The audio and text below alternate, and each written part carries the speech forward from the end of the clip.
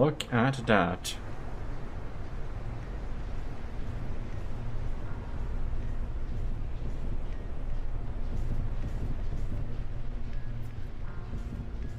No. I think we're going to get the same results, but we're gonna chill here for a bit, of course. So far, so good. Ah. And it's just ominously sailing down against the enemy. Is this not gonna activate? No? Wonder what happened with that bomb. The aspirant helicopter does remind me a little bit of a comet. Well, it's moving like this in a cloud of smoke, I mean. Anyways, we are surviving 3 minutes, no problem at all. This is a 5 out of 5 as well, which means we're going to check out Shotgun's design instead and see how it survives. Here we have Shotgun's dart, which does look a lot like a twin guard design. More so than a AOG design due to the emphasis on yellow and white instead of gold, black, white and brown.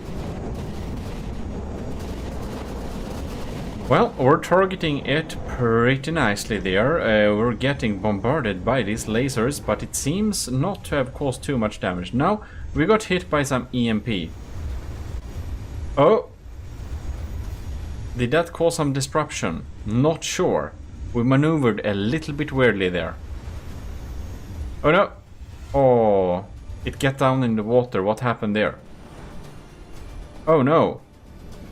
It seems that the EMP possibly disabled something. Is it no? It's hard to say. Or do we just have some severe maneuverability problems affecting our survivability score? Will it get up or will it stay here? It looks like it will stay here. It doesn't have a chance.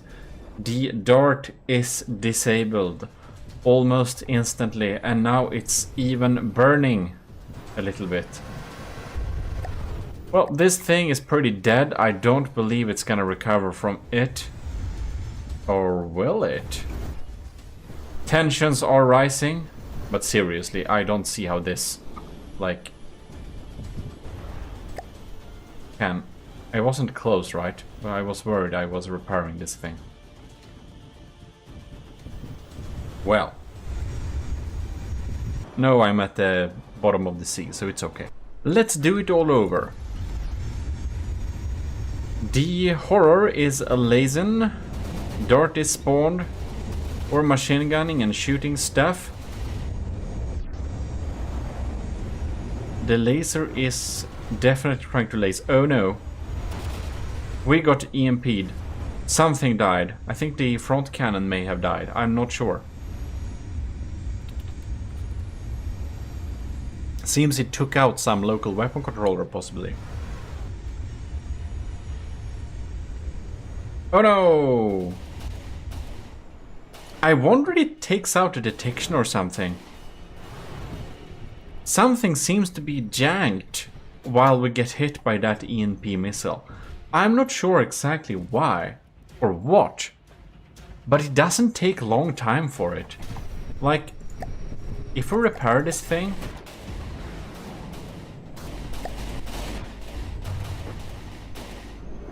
I don't know. Does it even get out of...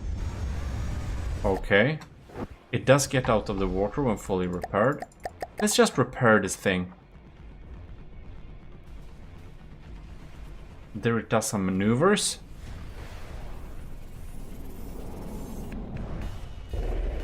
And missiles are... Oh, they missed, kinda.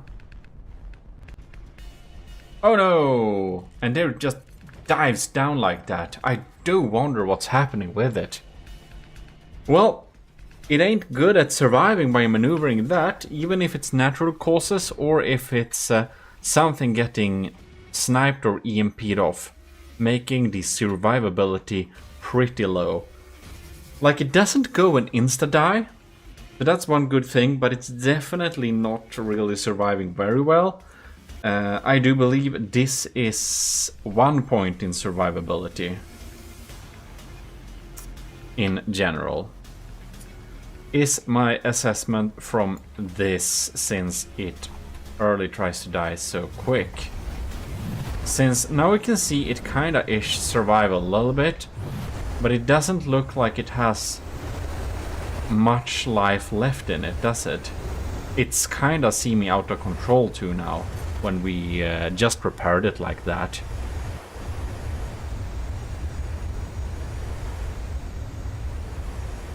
I'll just look at it a tiny little bit here and see what it... Oh no, it's kinda very wasted. It's kinda very wasted. So that's indeed your very tactical GMODism desperately trying to pick out a good bomber. Do you have a super cool suggestion for what the next season of AOG trials will be? Post them in the comments and I'll think of it, because I have some ideas too, but I want to hear some ideas from you too. In any case, if you haven't subscribed yet, you should totally do that. And with that said, I'll say thanks a lot for watching. Do subscribe to the channel and join it too if you want to get some early videos access and stuff like that. In any case, this is your host, GMODISM. Eric, your Lord High Admiral, and we are very much signing out sneakily like this.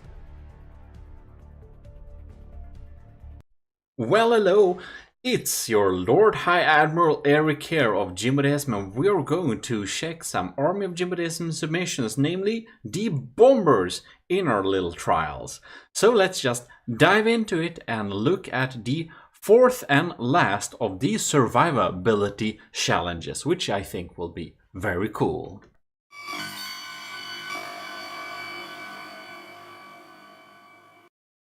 Alright, so here we are. And we are going to continue with the Scuvimations Army of GMODism B1 3-wall. So the first two submissions will be Scuvimations. So that's gonna be pretty cool. Just gonna make sure that I didn't spawn in the share. Good. Then we can start in with spawning in the Horror, which is the ship we're testing it against. It's technically a ship, but it's a mecha thing. So, very nice. The laser is lasing there. We are having a pretty fat and slow design here. So we're gonna get hit by probably anything the Horror throws at us, but we're pretty thick and strong as well, so I don't really think we will be having too much trouble with these lasers. The only thing that could cause some issues if we have some EMP susceptibility, and those EMP missiles will kind of mess it up for us. Who knows? In any case, I want to say, oh, bam, that's a good hit. But we're looking at the survivability, of course. I just want to say huge thanks to the commissioned officers in the Army of GMODism who are supporting the channel every month. Admiral Scubarox, Commodore Owen, and our lieutenants Anto, Cravey, Parvag Reed, and Vincent Veritas. Also, big thanks to our cadets. If you're a cadet, you can have a lot of benefits too for $1 a month. So we have a bunch of cadets. I think like 5. So that's super cool. In any case, you can also join the Army of GMODism by self-assigning Matro's 3rd class if you want to be a regular enlisted in the Army of GMODism. Very nice. So we are surviving this laser pretty good so far. I do think we are going to reach the 3-minute mark without much damage for the 3-wall actually, but we'll see, we'll see. Results have surprised me before as well. One thing that you also should be very aware of is that you can join the channel down below. If you want to join the channel, you get early access to the videos when I release them, which is pretty nice too. Yes, let's see here. Okay, I almost thought we got EMP dead or whatever, but it seems that the firepower of the 3-wall just takes out the Horror so fast we kinda don't have to worry to get shot much at all. You know what we're gonna do? We're going to do this all over again. Just to check if it was just lucky or if this is the standard performance the 3-well will deliver against the horror. Yeah, we just have so thick armor here, so I think Scuvimation's done a pretty good job. And I will be surprised if this doesn't end up with a 5 out of 5 in survivability. Now we got some misses there, we got EMP.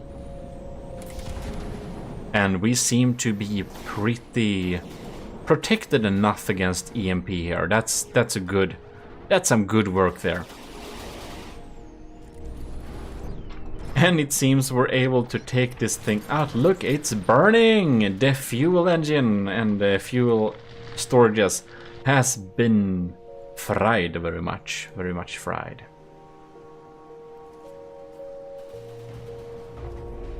Alright.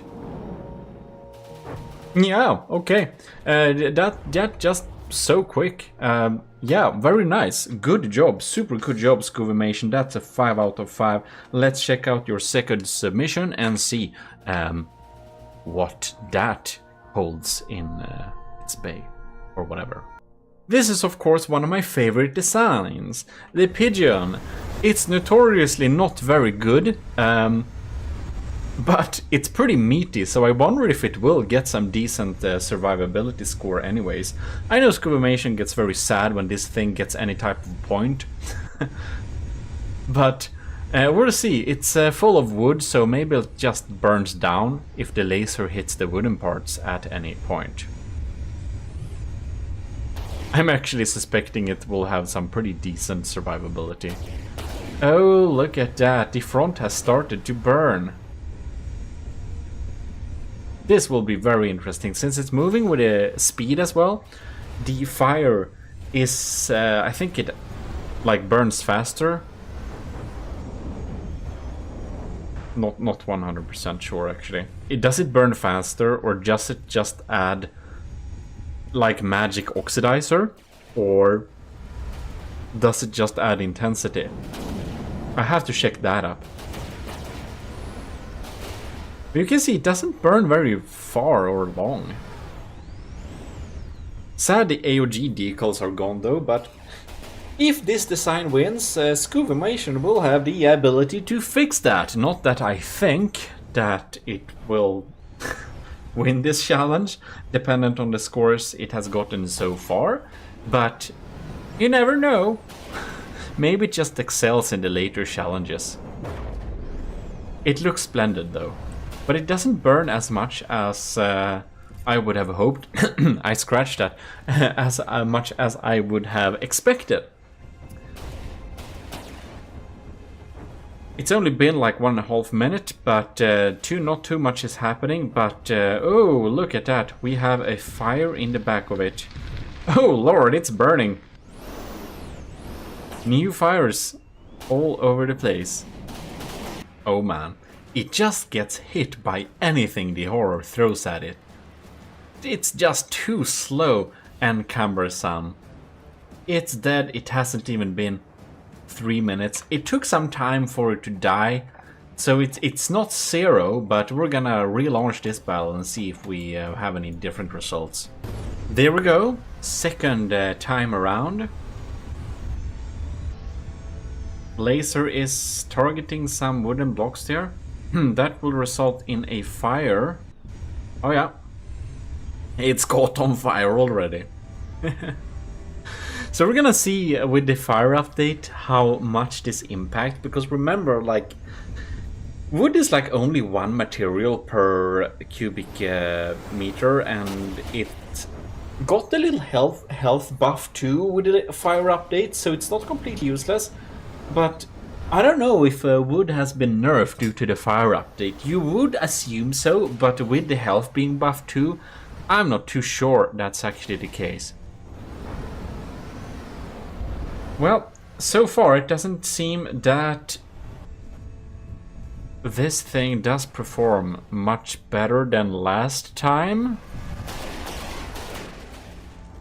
It's in case it's able to take out the horror before it deals too much damage. That can happen too.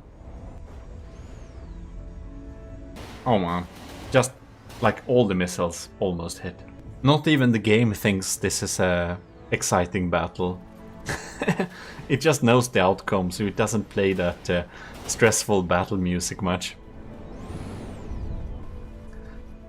Well, it can clearly take a pretty big beating due to it have like a full layer of metal beneath it. But it can take a lot, and that fire is burning and it's too slow, all the missiles are hitting. So while it takes some time to grind it down, it's basically just going to die. It's dead in the sky. Dead in the sky, not dead in the water. Did you hear me there? I'm so intelligent. This is 1 point. Because it takes some time to kill it, but it's basically, yeah. I'm kind of surprised though that those anti-missile guns actually shoot down a substantial amount of those incoming quick missiles. I think that's pretty cool. Well.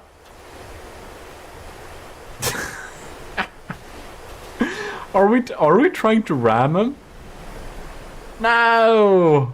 Well, that would have been a fun thing. Well, fun it was, but 1 point it also was. Now we're gonna look at Americans playing. So we are going to spawn in the horror here and see how Americans AOG bomber is faring in this little challenge. Man, I do think this will be pretty weak against lasers, but I'm not sure. Since it has a lot of rubber and wing parts, the laser should ignite this thing, and I would suspect this thing is just gonna burn down. We're gonna see though, maybe it just evades so quickly it will never get hit. That's possible too. Sneakily firing some missiles there. Those lasers doesn't hit very much, do they? And at this distance they don't seem to be able to destroy a block, so there is no way it actually causes a fire. That is quite a thing. I wouldn't have expected it. It seems to be surviving pretty well, actually.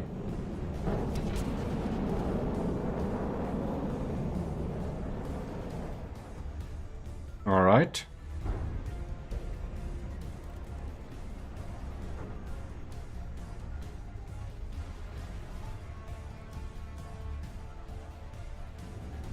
I'm just waiting for the laser to hit, and it doesn't happen.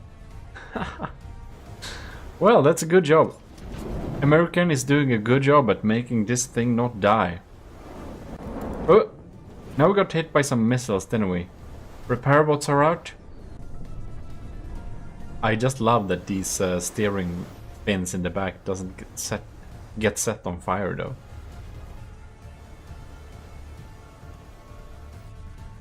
Oh, are the diff guns finally gonna get its... No.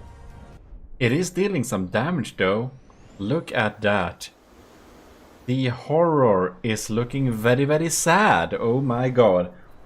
That's a good point. Let's see if that was just luck or if this is the performance we can expect from American's AOG bomber. Here we go again. Laser is popping in there. We are destroying blocks here. But it doesn't set things on fire. It seems to have a plick panels all over the place. Oh, we got hit by some EMP. Is it protected against EMP? Wow, that's nice. It's a pretty compact and small design. Getting hit by an EMP missile for a compact, light, fast design is usually dead in the water and not dead in the sky. It's not funny, GMODism. Your humor is lame. Anyways, the diff guns seem to have some troubles actually firing this time around. I wonder if the EMP possibly damaged the local weapon controller controlling the diff guns. That's possible too.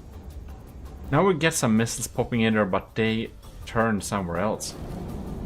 But I am a little bit surprised that we haven't seen... Oh! We haven't seen a fire on it yet. But now we can see a fire has been started here in the rubber, which is very flammable, but it actually put out itself, so that is kind of surprising actually.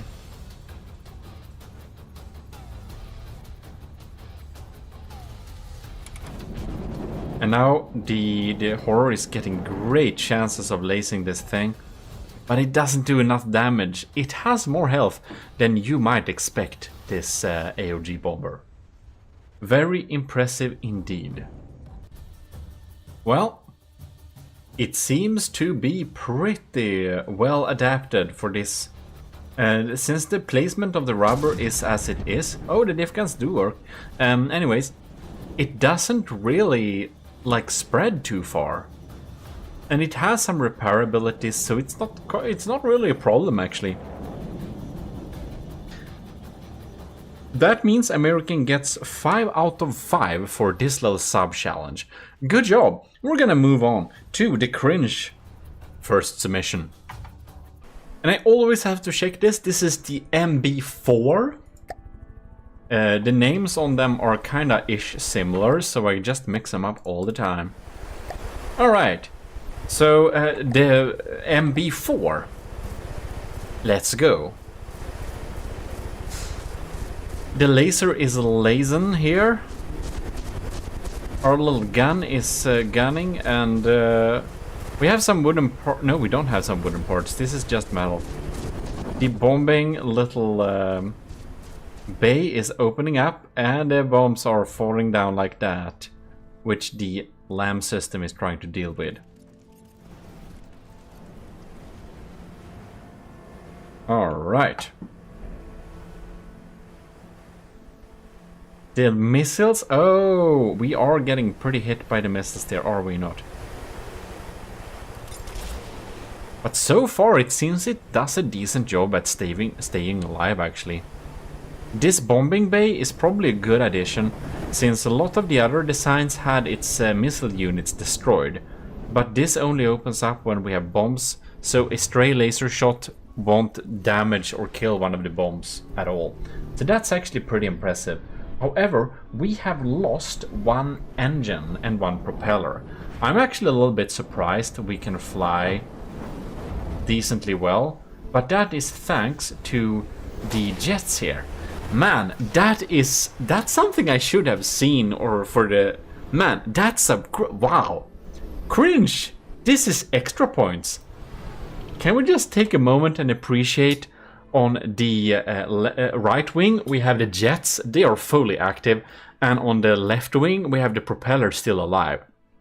This means that it can provide, like, even thrust, even if one of the propellers has been taken. I wonder if this is actually calculated and thought out to be the case, because this is genius. You can see it still has air superiority and maneuver in the sky. That is pretty cool. Yeah, this little bombing flap lucka in English is anyways protecting the missiles, and we have a little backup system being able to use just jets here to even it out. That's absolutely fantastic, and it was even able to take it out and survive 3 minutes. So, cringes... MB4 definitely gets 5 out of 5 in case it does the same thing the next time we check it, which is now. Spawn one, a new one. Let's see what we're doing this time around.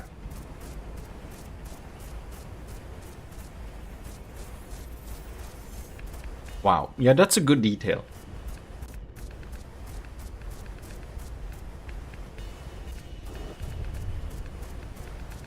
Got hit by some EMP, but seems we are decently safe against EMP. So that's nice. Alright.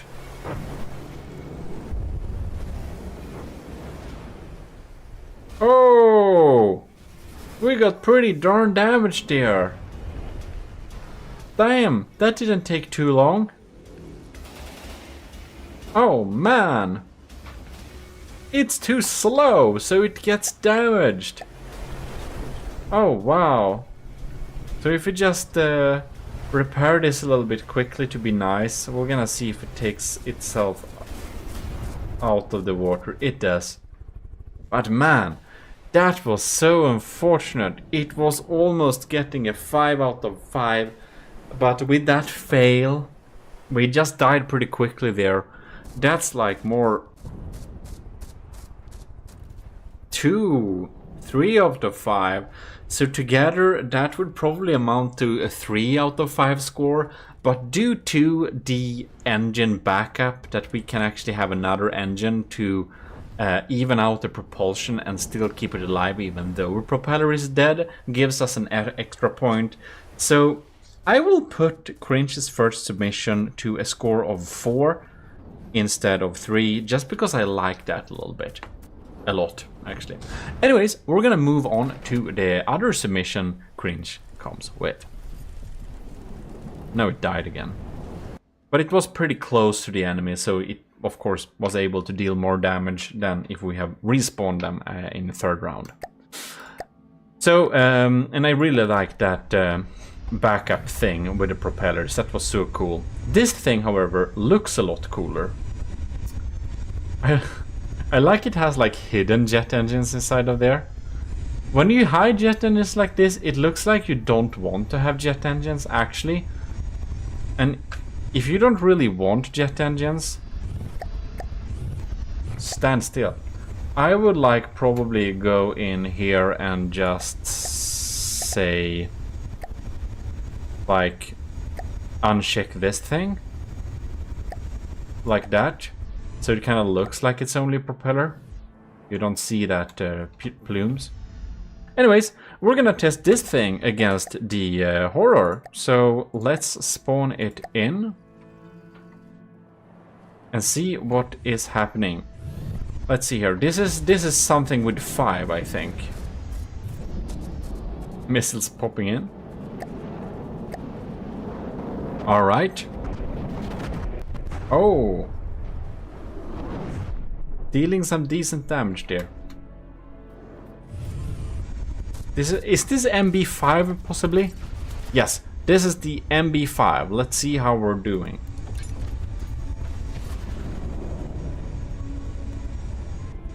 Oh, it seems to deal a lot of damage to the horror, so we're disabling that way. Man, that's some efficient firepower. What happened? Well, I guess we'll have to check if this is just luck, because now the MB5 is performing a 5 out of 5 the first round here. Disabling the enemy as quick as that, but it could have been luck too, so let's just check this out again. Alright, second round incoming here. We're keeping a pretty high speed and pretty far distance, so the laser doesn't cause too much trouble. That was a good evasion of the missiles too. Cringe has gotten a pretty cool shaping on this design. I really like this one.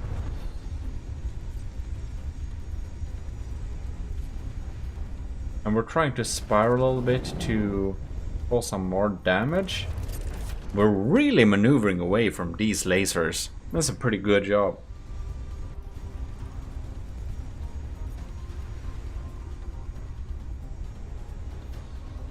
And no. Lasers are popping in again. And now I don't know where they're aiming. I don't know what's happening. Wonder if this thing is loaded with some EMP and we just sniped the detection or whatever, because this is just... yeah, the laser just doesn't work right now. Now we have maneuvered to space though. I'm wondering what's happening. And now the laser does hit. This is weird. I'm almost suspecting that our control surfaces are damaged or something. I think we'll need to look at this a third time, because now we're just basically out of control.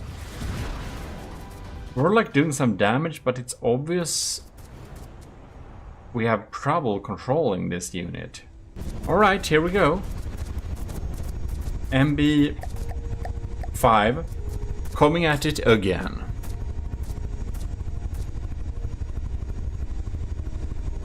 No. We got EMP'd a little bit there. Seems like one thumb thing got taken out.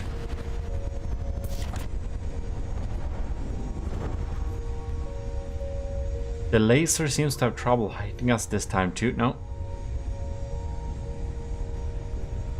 Somewhat. And we are maneuvering a little higher again, but seems like we're surviving pretty well so far. I don't know if it's damaged or something, but it's just circling around up here, like never getting hit. We've been here for like a minute. Well, we're scoring pretty high in survivability, I'll give it that. So, yeah. We aren't getting hit by those lasers very often at all.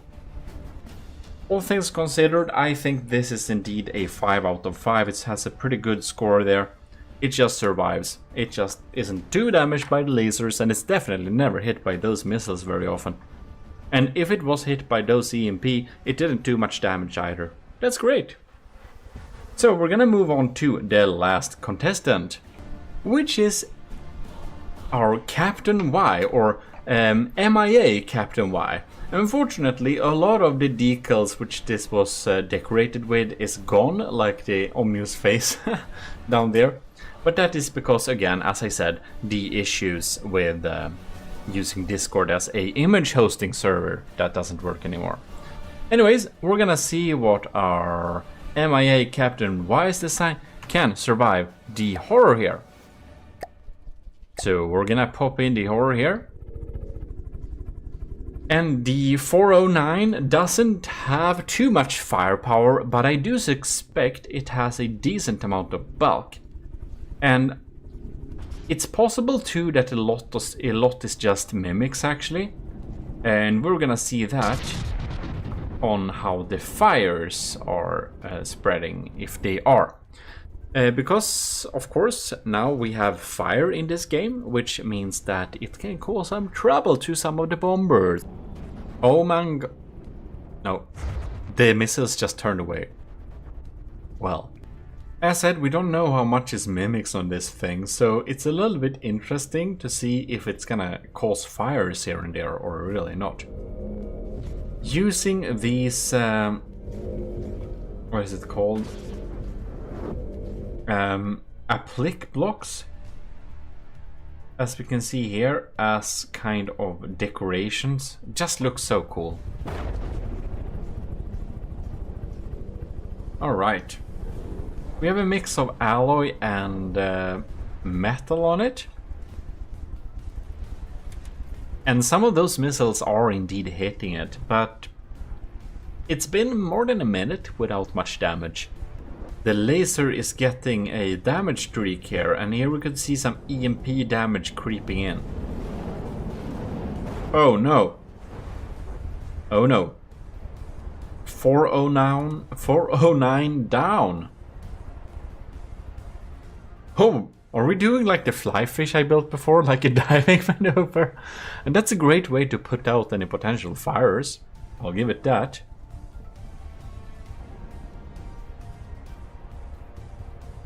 Indeed, okay. Finally, it tries to deal some damage too. But it's slowly getting, slowly but surely eaten up by this laser. I'm gonna see if it causes functional issues, because I feel like these diving into the water is a new behavior. And we are ascending, and oh yes, normal plane behavior. I'll be very scared if an airliner I'm board tried to do something like that. Also probably very dead if it tries to do something like that. Planes are not supposed to dive, except the fly fish. That's supposed to dive. Which is already in the second chapter. Neat. Well, it's been 3 minutes and it has done a okay job at ish staying alive, except kinda now. It's kinda dead. This ain't too good. So it kinda doesn't survive 3 minutes. Right, so we're gonna rerun this battle and see if we get any different results. Look at that. Fire. Alright, let's test this again. And I'll need to restart the timer. There we go.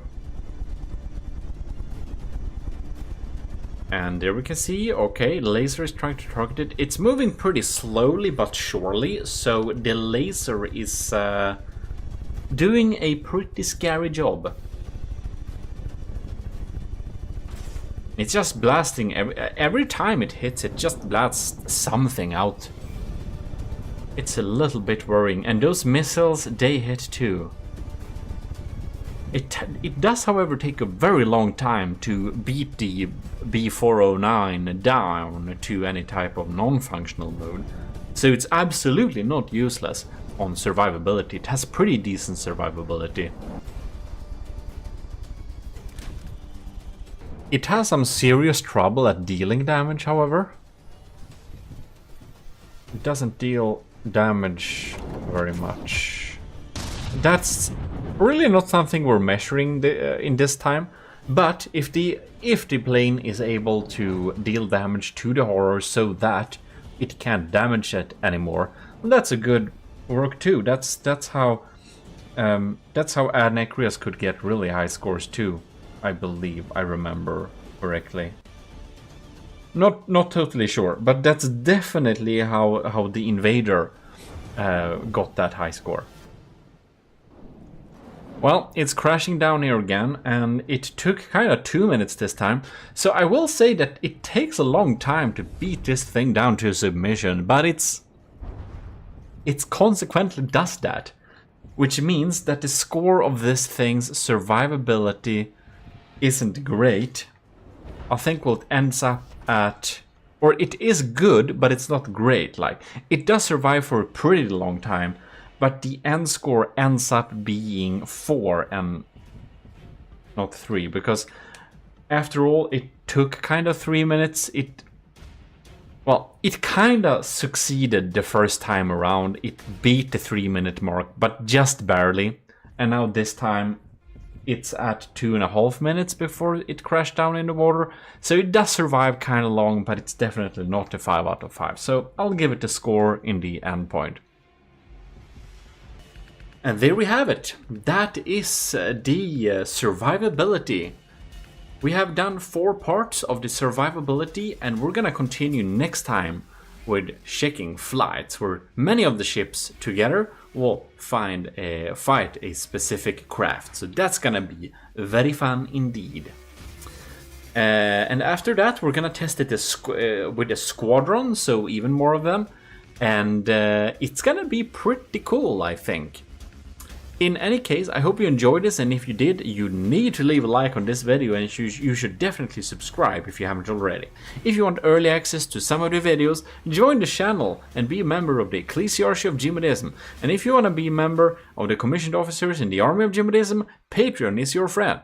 Otherwise, just self-assign Matros 3rd class in the Discord, and you are enlisted in the Army of GMODISM as a regular soldier and can participate in the this thing's Season 2. AOG Trials Season 2. This is Season 1, which has been drawn out a little bit in time, but whatever. We're back, which is good. This is your Lord High Admiral Eric, and we are very much signing out. GMODISM. Ladies and gentlemen, we are very welcome back to From the Depth. Here we are at the beautiful office. We're gonna take a safe sip from this ammo. Anyways, today we're gonna continue the fight between your bombers and the Deepwater Guard crossbones. As you already know the rules, this is the last final challenge that will be deciding if your craft will be the winner or not the winner. And we have a very interesting way to deal with the list. It doesn't make sense, but I guess it kind of works. It's not the usual order, which makes it a little bit more fun and less predictable. So let's dive into the game. And if that wasn't very obvious, if you want to support the channel, you can actually buy these bottles. Anyways, what we're going to get into now is Scoovymansion's 3-wall. This beautiful craft, which is built to be good and should not be confused with the Scoovymansion's pigeon, which is not made to be good. Anyways, it has a cost of 31,000, which make it so we can have 3 of them in combat to face the crossbones. Alright, and there we have it. A crossbones has been spawned 3,500 meters away. Which I do remember was the thing we had in the previous videos, yes. There was only one video of a flight left. And if you're wondering what the hell is a flight? Well, a flight is a unit of aircrafts, which is less than a squadron. So this game might have you believe that the squadron is like 4 planes or something. That's too few. It's too few to be a squadron. If it's only like a couple 2-6 planes or something like that, it is called a flight. So I did my Wikipedia research before deciding what to call this last challenge, and I did seriously consider to having a squadron facing a even more expensive and big craft, but that would be a bit too many planes in the air. Oh man, poor thing. That would lag some bits too. Okay, here we have the, oh no. So those crams aren't having a really big health. And oh no, of course they're doing better than the pigeon. But it's quite unfortunate that the crossbones AA is pretty reasonably good to take out those crams. And the crams that is fired from the crossbones, they are timed fused. They are accurate enough to do some damage to our poor contestants. Well, this will be kind of interesting to see what's gonna happen there. Alright, so none of them has went down yet. That's good to know. But the crossbones is still at 93%, so it doesn't really look too good, does it? Fun fact, I actually got the pigeon now in my folder. We might make a AOG craft out of the shape of it, but make it a tiny little bit better.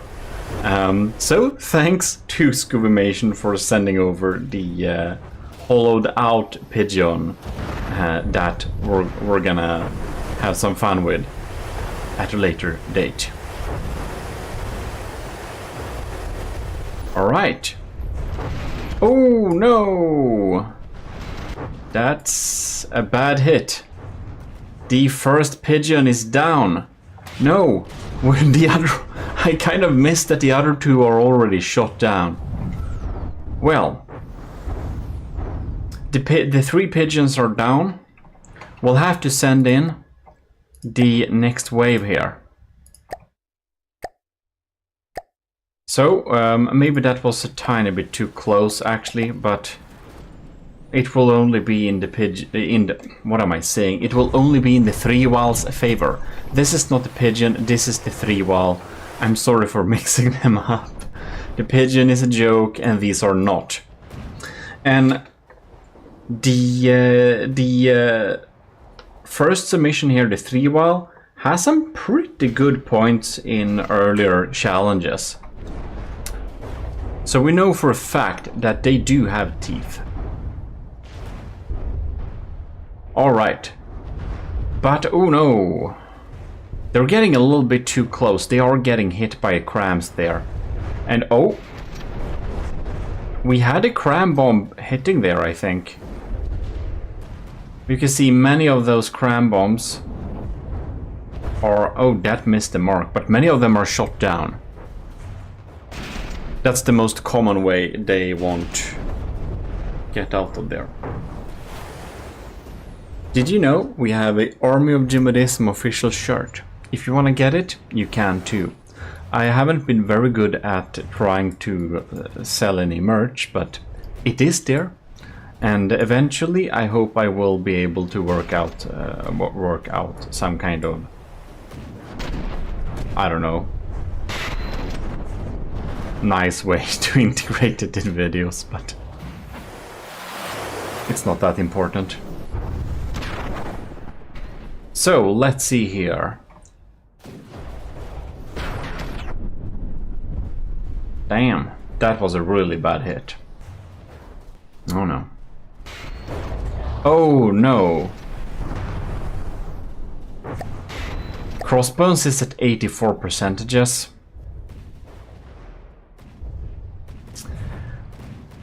Looks like the 3-wall isn't doing very well actually.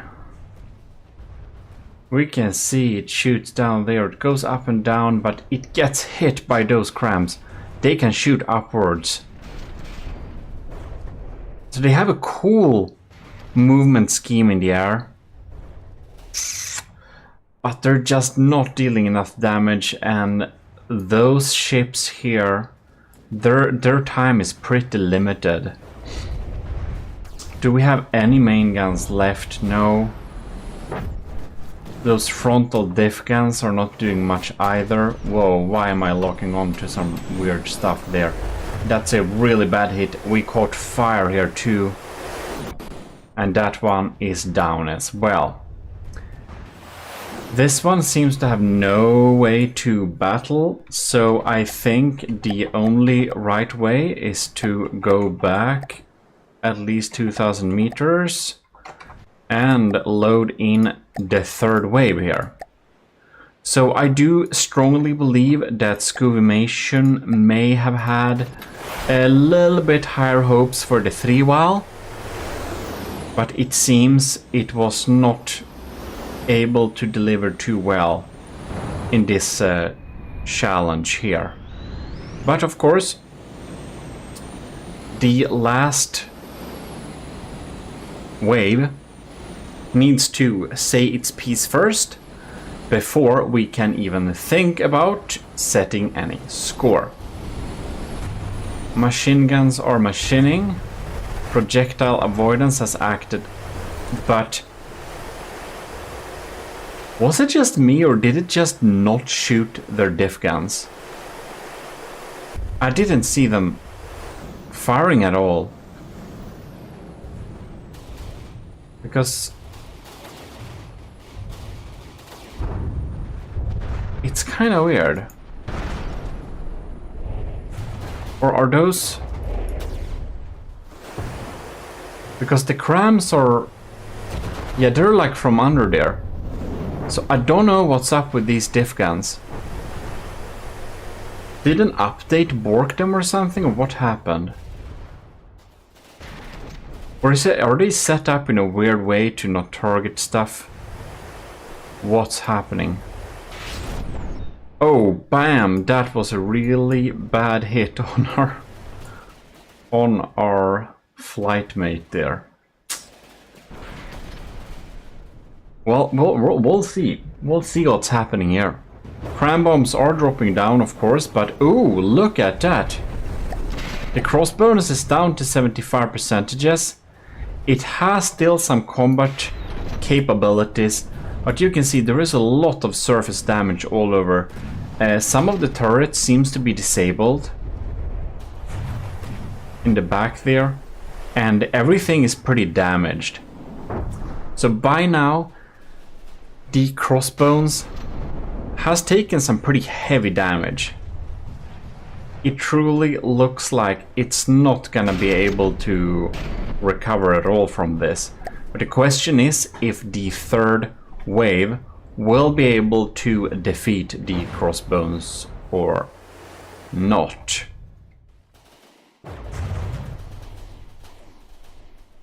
It looks like it's gonna be a real tight challenge here. It all depends on how the crossbones crams hit, basically. Because if they are shot down, if the 3 walls are shot down here, well, there ain't gonna be a 4th wave, and we'll have to look at the health points of the crossbones and make a decision from there. Oh. But indeed, those front guns, those diff guns, I wonder what's up with them.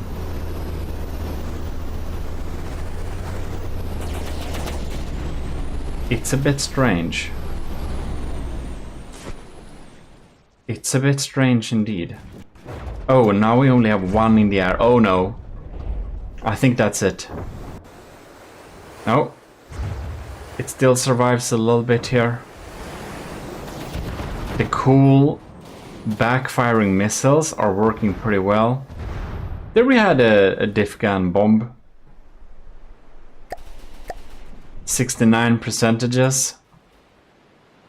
Alright. Where will the 3 wall do next here? Comes in for another round here. We got 2 diving missiles. Those diving missiles, they are nicely designed and they do some serious damage. We got the cram bomb popping down there too. But now the crossbones has a response, and the last 3 wall is pretty dead in the water. Well, there we have it. Right. So that wasn't exactly amazing, but it did do some pretty good damage against the crossbones. It almost kind of took it out. Like the Ovos design, the phosphorus bomber, it was, however, it lacked the survivability. The white phosphorus bomber had amazing survivability, even though they did not manage to take on the crossbones a lot either. I mean,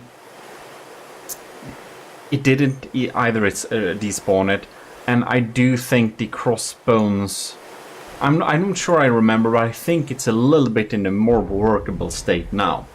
So of course, that would set us, I guess a 4 is pretty good score here. It did some severe damage, but it took 3 waves to get that severe damage, and all of the designs got shot down from the air, was not able to dodge those, and now they're just sitting back there. So it will be a 4. Next out, we have Sean Reed's 4th submission. So here we have them, and they will of course face the same crossbones, which we're gonna spawn. All right. So we're gonna make sure. All right.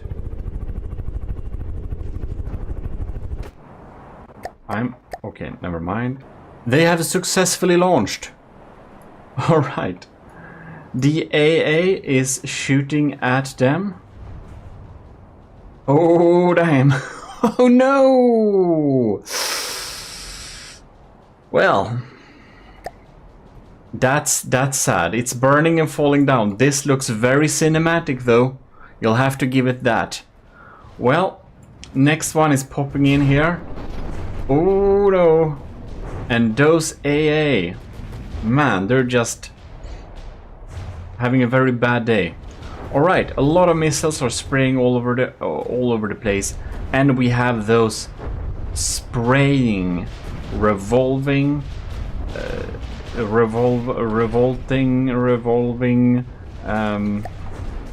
shrapnel guns, you know, the simple weapon. Spammy shots. Oh, there we have many on. Oh, there we got the singular shot. And those can really cut off barrels. Pretty hardcore. So, they're not a joke.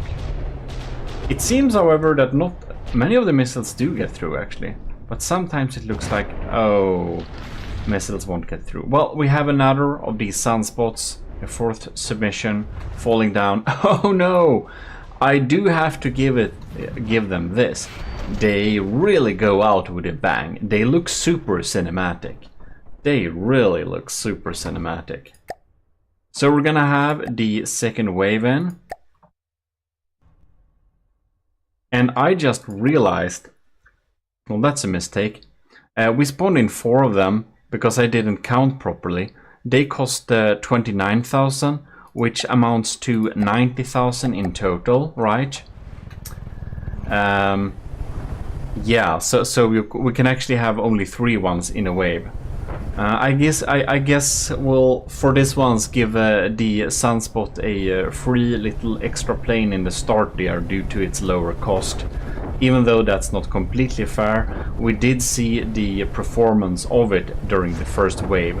So I do not think that it matters very much. It really looks like it's gonna get not too good scores. We're gonna see though, we have a 3rd wave to spawn in whenever it's time for that. So we're gonna see what's happening. I did just check that I didn't have repair tentacles on and that I was sitting in this craft, because that would have been super unfair though. It's doing a dive. Oh.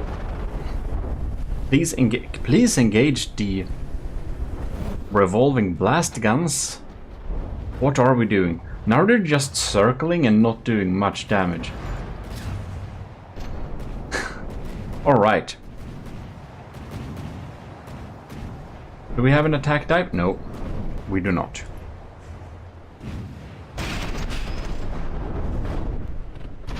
Oh no. Not there either. Alright. We'll have a swarm incoming there. Oh no. Somebody got hit. I love that you're using like cram cannons against airplanes, and it's really fun. I actually made a anti-air cram cannon that is an airburst cram.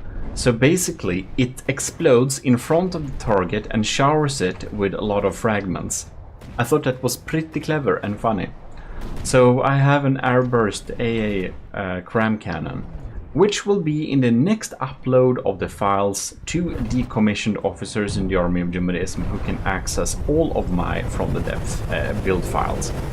I do share a lot of them publicly though, and not prefabs and turrets of course, because we can't do that. But I share many of the vehicles, like all vehicles that are built for commissioned officers, which is my patrons if you're new here. They are uploaded publicly and can be downloaded on Steam Workshop. So you can just search for GMODIST on Steam Workshop. You'll find me, click my name, and you have the full library of uploaded vehicles. And even though I don't share the prefabs and turrets publicly, many of the crafts use the prefabs and turrets. So if you download the crafts, you can easily get them there. But if you have $1 a month or more to spare extra every month, well, then you could also support me and simplify your life. Anyways, the 3rd wave is doing some serious damage to the crossbones, but we're having some cinematic birds falling out of the sky. Well, it's time for the 3rd wave.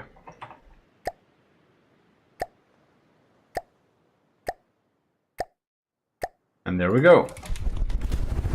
We're gonna follow this one. When it does it combat dives. Missiles away. Ooh! Blast gun got a few fires, but it dives away too quickly. It should have fired a couple of rounds more. It would have been doing so much more damage. Like, if this goes close and just smash those revolving blast guns into the face of the crossbones, you will clip some cram barrels there. And if you clip those cram barrels, you're gonna make your life a lot more simpler, I'll tell you that, my sunspots. Well, we're gonna see what happens here then. And we have a lot of superficial damage to the crossbones, but to be honest, the crossbones seems to be in a pretty dandy shape. You can see the frontal turrets are shilling here, but I don't think they're inactive. I just think there is nobody at that location right now. No, exactly. They work absolutely fine. Together with all of the other cram cannons, most of the AA guns are completely functional too. So, I mean, it does do damage to the crossbones.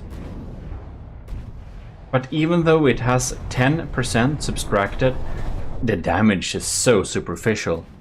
It's actually doing really well. It's doing really well. It's like absolutely no problem here. Alright. This boy is gonna go down any second, right? Look at that. Oh. I kind of forget that the Sunspot actually has shields. I haven't seen a frag being deflected yet though. The angle is pretty sharp, of course, but it's pretty cool. It does have shields. Oh! Nope. Now I locked onto the wrong thing. Damn. If you want to know how to do some turret control and do those cinematic whatever lock onto stuff and move about and make the camera move faster so you don't have to wait while you're looking around, I have an instant tutorial about camera control. I even have an instant tutorial about cool photographies. There are some tweaks you can do with bloom settings that makes everything looks great. Now I don't have it activated now because I was just building before this recording and forgot to turn it on, but it looks pretty nice if you're into that, poor thing. But anyways, if you want to watch that, check my instant tutorial about that. It's in the instant tutorial playlist. And if you know how to do that, there is probably something you need to learn, and that's also in the instant tutorial playlist. Just saying. Alright, so we got some explosions all around here. Oh, that's a pretty neat hit with the blast guns. Look at that. It may be dying, it may be falling out of the sky, but it went out with a pretty hardcore bang there. Look at that. That's some pretty good damage just when dying, so that's pretty lucky, I must say. But even if that's the case, that was so cool. So the crossbones is at the 77%, which is nice, but well, oh bam, and there it got completely destroyed there. Now we did accidentally give it an extra plane in the start, so we're not gonna be too kind, of course. It's 77%. That's a good bit worse than the previous Challenger with the Squimation there, which means that this will... It did damage, but 3 waves didn't take it out, even if it got an extra one. Well, that makes the Sean Reed's 4th submission get a score of 3 out of 10. Next out we have the Daggery. The crossbones it spawned, the Daggery is also built by Sean Reed. So this is Sean Reed's first submission. Alright, the Daggeries have dived up, went into combat. They have a cost of 31,000 materials, which makes 3 Daggeries for a flight. Fragments are flying all over the place. The Daggery, what are we doing? What are we doing? We're just moving somewhere else here. Alright. We're going in for an outer combat dive. Might have been smart. Dodging those AA guns is probably a good idea. Right, so there we have an APS shot.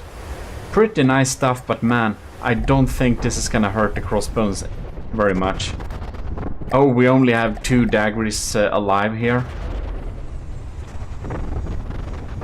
We're gonna have to do a lot of damage to be able to compete with this. Bombs are falling down there, but man, those sieves actually shoot down the bombs falling down from the sky. Not a good sign at all. Crossbones still at 100%. The dagger is struggling to not get hit by the flak.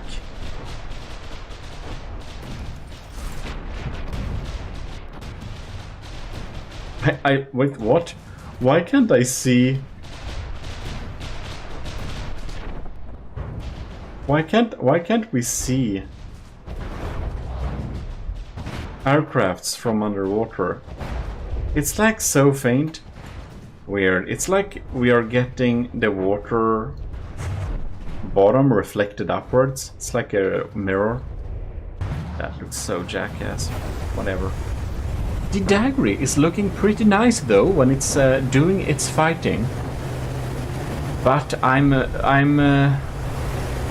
thinking this is gonna perform a lot worse than the Sunspot actually, because it doesn't have the ability to deal that damage. It is more evasive, but I think we'll need a pretty good amount of flights of the dagger to be able to deal with something like the crossbones. And this is of course because the civs is shooting down the bombs there. It needed to either dive closer to deliver those bombs, or using some thrusters or something to make the bombs deliver to the target faster. Something like that. Was that a tiny bomb? No? Was it just some trash? Funnily enough, the crossbones has went down 1%, and the daggers are kind of keeping out of sight somehow. Oh. Well, it doesn't anymore. That one is not in the best health condition. I'm feeling we are almost maneuvering a little bit too far away here. Well, we got targeted by the AA system. Now something happened. The bombs are being dropped. Question is if the AA system will be able to react on them. And they were not. Oh yes, and here we go. Oh damn! No, it didn't take it out. That was a perfect hit to shoot down those pesky AA guns. Unfortunately, it failed doing that. Well, we only have we have 2 daggers in the sky actually. Where is the other one? I think it's semi-dead probably. Is it up there? No. It's probably just sitting over there. Well, I do think it's time to spawn in the second wave.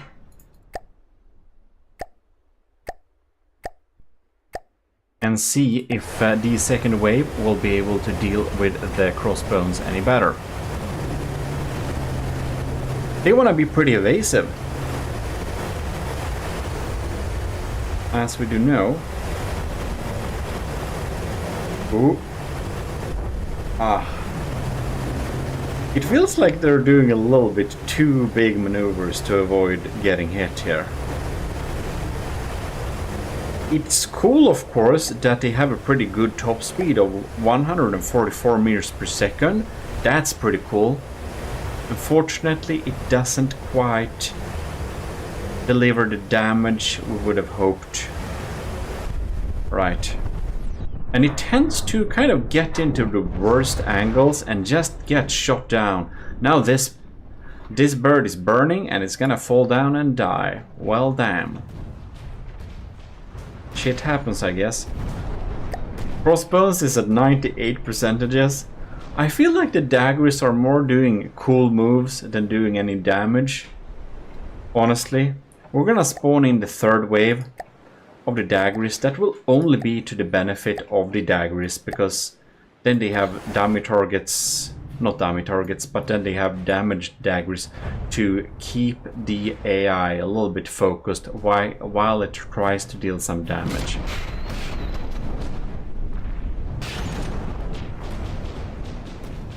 Alright. And they spread out in a really interesting manner though. It's like you spawn in a couple of them, but now you just don't see any of them. think it's pretty cool though that the crossbones is being able to do damage at so many directions at once. There we got a really good hit with the bombs there. Indeed. I feel that if the fire update had been out before the submission deadline for the trials, I think a lot of people would have submitted incendiary bombs and stuff like that. And that would have been perfect against something like the crossbows. And the crossbones is pretty, oh no, pretty limited on what it does, so that would probably not have been the best idea. Some of the daggers had just went out of control there.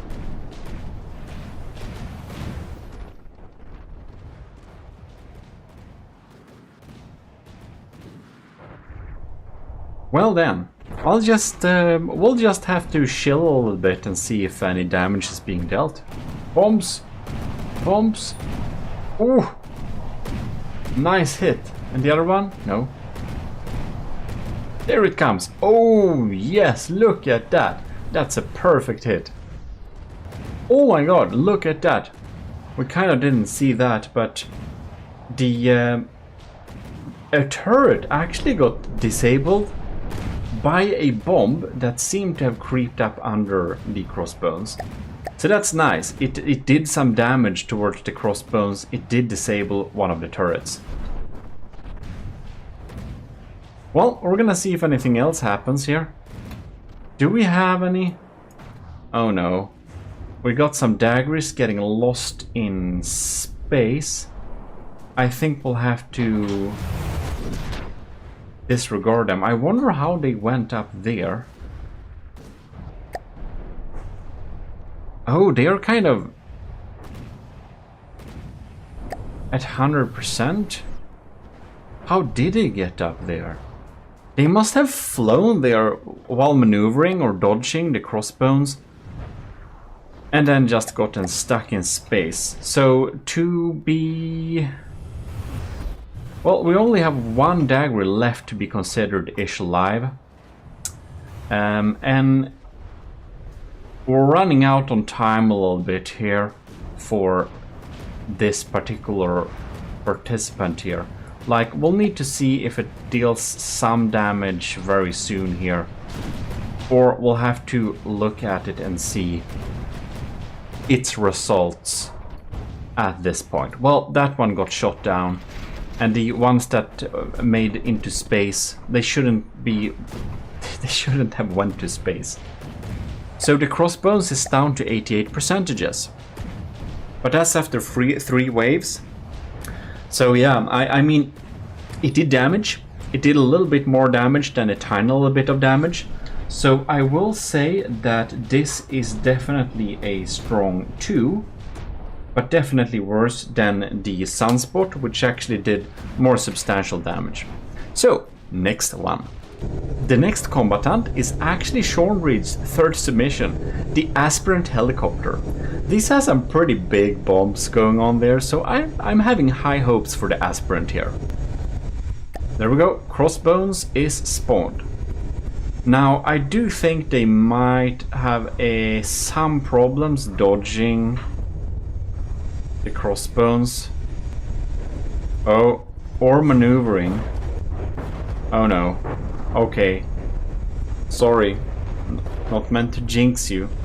I no longer have high hopes for the Aspirant. Alright. Combat mode has been activated. These diving up and down is probably the only thing that may keep this alive, but we might have too much flak damage in the air, so we might have some trouble here. Alright. Ooh, bam! Alright, that's what we're talking about. The Aspirant Helicopter definitely has better chances of dealing damage here. It's really unfortunate for the Aspirant Helicopter. It has a cost of 27,000, but of course 27,000, if you're gonna fit into 100k of materials, you're still gonna end up with 3. If it was 25,000, well then it would have been We didn't tell about this limit, of course, beforehand, so nobody could have guessed. But making it just a little cheaper than the max amount is frankly not a good idea for this particular challenge. Either if you make it a lot cheaper, like some participant did, then you'll get an extra craft here. Now, for the sunspot, that was only a mistake, but I mean, in general rules, those that were cheaper could have, well, like one extra. Like, I think the white phosphorus bomber was under that mark, right? It was 22,000, that's under 25, so then we can fit 4. Okay, we lost a bit of recording there, but we're fighting on well here with the aspirant helicopters. They're still at like 100%, almost all of them. They are just not getting hit by these crams. They're diving up and down. I think they have a pretty good chance of taking on the crossbones. It feels like this might take a little bit of time, but it's getting there slowly and surely. Yes, that's pretty nice, actually. Ooh, you can see they just have enough health. They have enough health to get through here, and they do deal damage. Man, if these were incendiary... Oh, the tower is gone now. Okay, that's some good moves. Ooh. Or crossbones. It's not a good crossbone day today. 89%. And the aspirant that got damaged even got repaired itself. So that's definitely good times.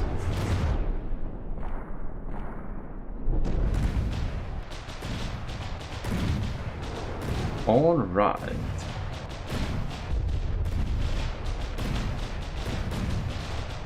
Look, we actually have a dead aspirant here. It just fell down. Poor thing. Now it's getting targeted too. Well, anyways, that can happen. But the other aspirants... Oh no, we have another dead one. Right, so they are now falling down, but the crossbones is down to 86%. So that is some decent results. But it seems that it's not gonna get... take on the crossbones here on the first round. Ooh, but it did a pretty good job. That has to be said. Isn't it pretty funny to watch this thing though? It just bobs up and down like this. Like a very nice sine wave. Well, it's time to send in the second wave here. Because the battle has stagnated.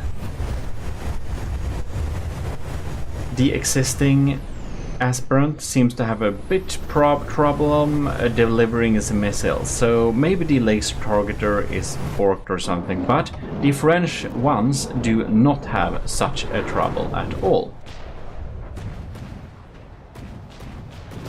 And they are popping in here pretty nicely, and most of the missiles hit very well, and we're getting some damage done. Oof. So scary with those flags here, isn't it?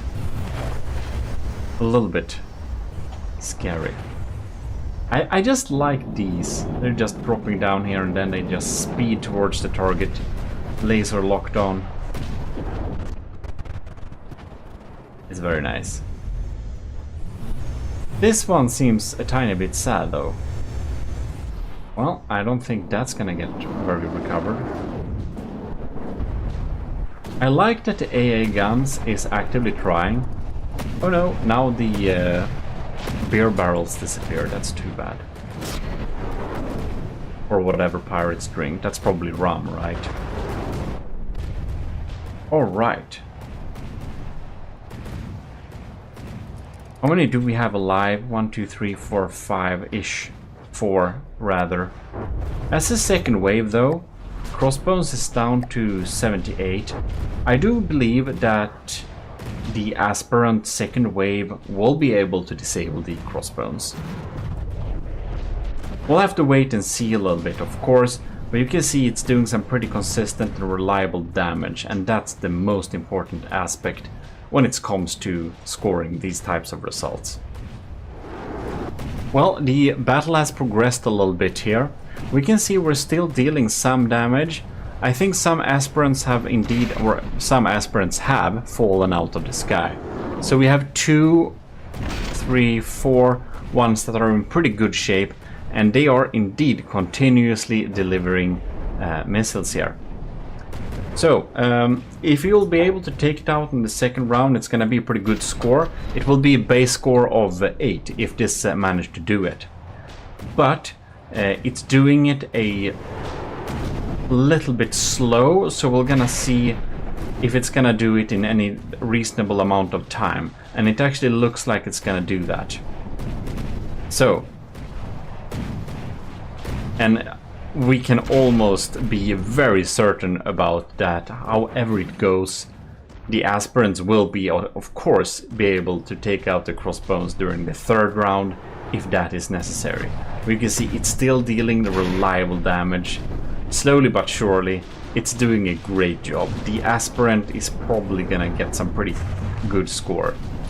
Not a 10 out of 10, of course, because to do that you're required to take it out during the first round. But that's really hard to do. And it might be so that you'd have to use a combination of weapons to be able to do that. Yeah, probably so. Maybe diff guns like Kovraks you see in the first flight video. That's a way to do it. I think if you went in close, dropping some heavy bombs plus revolving blast guns, I think that could have do it too. And of course, I wonder if not charge lasers would have been able to do the job, because they start fires now too. All right. Lots of blocks are falling off here, and they are just getting in there. That's super nice. All of the aspirants are still in the air. They are of course repairing themselves when they are getting a little bit damaged. So we can be pretty sure that it's gonna go pretty well here. Look at this terrifying thing. They just go slowly towards the target. And the funny thing is that these are... Why do these missiles survive a lot? Well, because these are thumper heads. So when they are just moving in slowly like this, they are like doing no damage. But when moving fast, they're doing a lot of damage. And thump is a pretty good strat to use against something like the crossbones, actually. Look at that. It's beautiful to see. Blocks falling off like this. There we have it. The crossbones is actually despawning. That's a good job. That's definitely a good job. Very good. So Sean Reed's... let's see here, which one in the order is this? This is Sean Reed's third submission. That's definitely a good 8 points. Very nice. Next out, we have Netramira's AOG Hummingbird, which is absolutely super cool, fantastic little design. We have, we're not controlling any of the weapons, we're not doing anything weird. We are now gonna spawn the crossbones at the required distance, and we're gonna see what's happening here. We'll just have to love this flying little movement, won't we? And they are acting pretty sneakily here to avoid those AA guns. Oh, are we moving in a smart way to not get shot by the AA guns? Can that be true? The ornithopters, these are called the hummingbird, but they are an ornithopter if you don't know what that is. Then you should read Dune. That's some good audiobooks. Anyways, oh no! Something happened with our AI. I don't think our diving move should look like this. Oh damn, that's really bad. I had such high hopes, and it's really dead. Mayday, mayday. Oh no. Oh no. That is... sacre bleu. In anyways, we need to spawn in the third wave. We can't have that. They didn't even reach the target to be able to deal damage. That's very unfortunate. I had high hopes for the hummingbird here, and it just doesn't deliver. Well, we're gonna see what's happening here. Cram shells incoming. Looking like we are having some pretty... Ooh, look, tandem repair. Oh no, tandem collide. Anyways, will the diff guns be able to fire? No. If it doesn't, we have very poor chances of dealing damage before we're getting shot down. Right, so we're not gonna have a top score. We're not gonna take out the crossbones during the first shot. Now we are having... Will we be able to do any damage? Or are we gonna have a 0 point? We are not gonna have a 0 point. That... There we had some rods. Falling down, doing some damage. 3% has been deducted from the crossbones. That is something. Poor thing, look at this. Oh! Oh! That's some savage damage. The spinning wheel, an auxiliary turret, and some other junk is completely destroyed. If it would have hit the AI, I would have been so surprised. That would mean it would land a pretty decent score after all. I don't think that's gonna happen though. That's too much to hope for. What are we doing? Like, what are... Look, it's just chilling up there. Shoot! The darn diff bombs. No, it just won't. Well, in any case, there we had some other diff rods getting shot. Ports are falling, that's nice.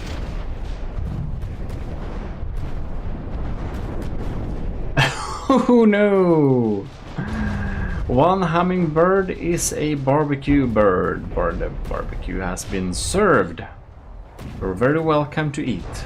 There is lots to have.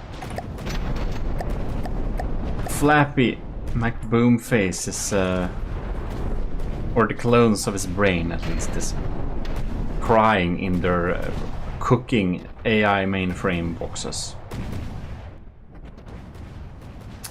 Right, so do we have any combatant that's actually fighting here?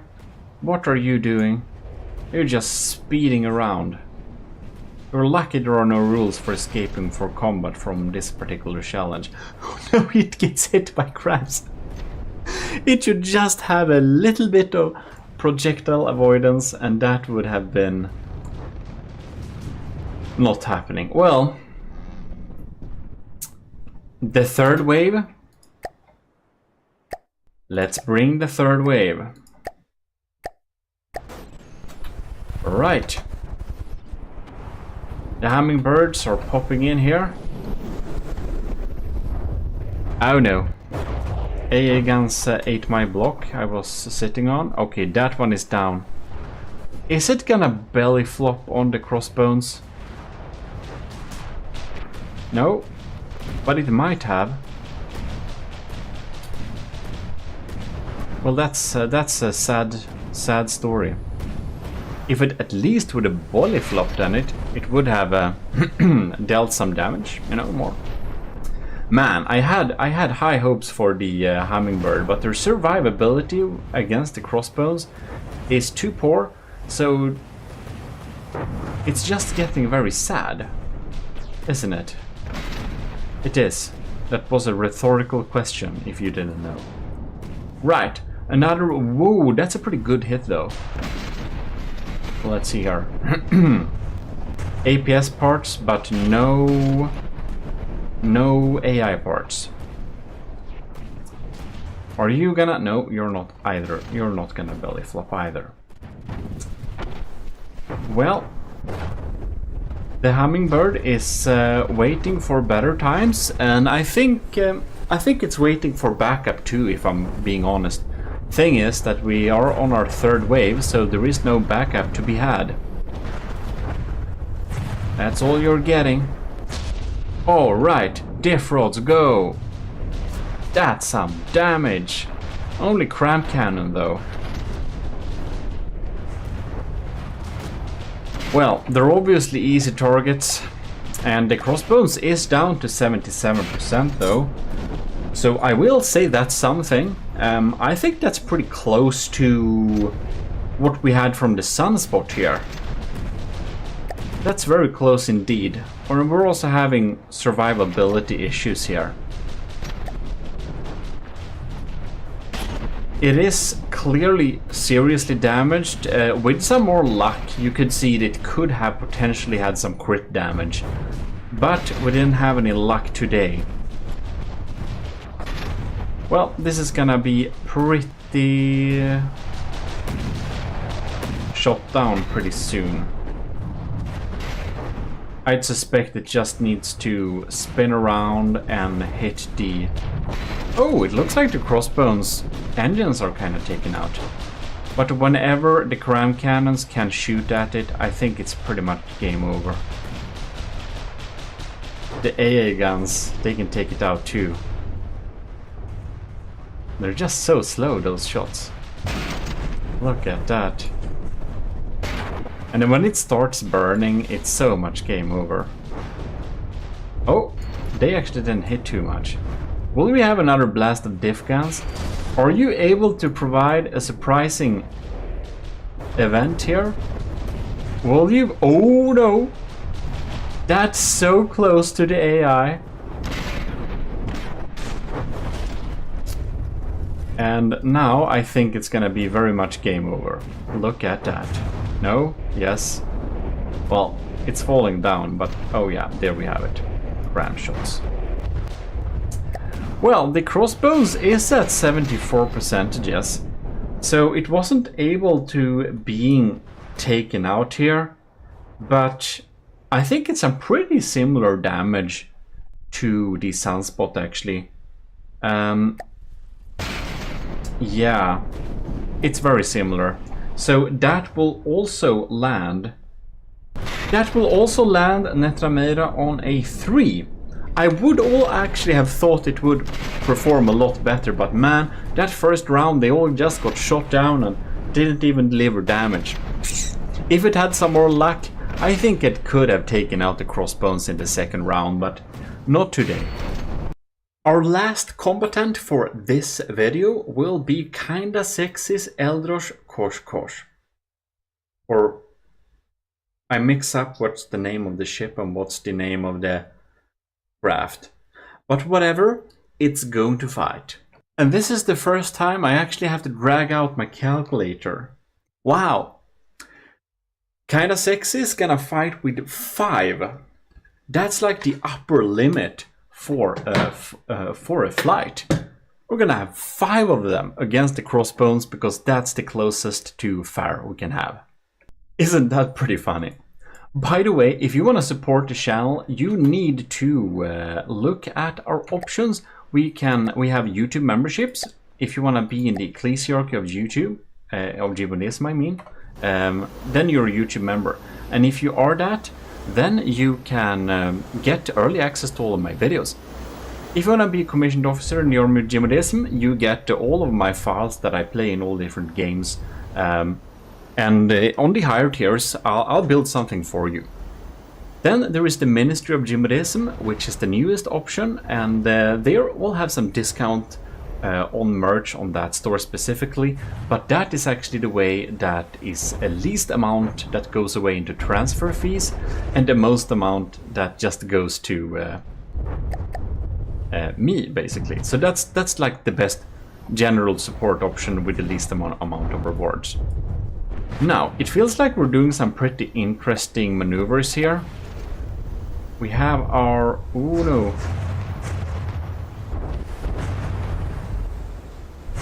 Weird. It's like they're not really working right here.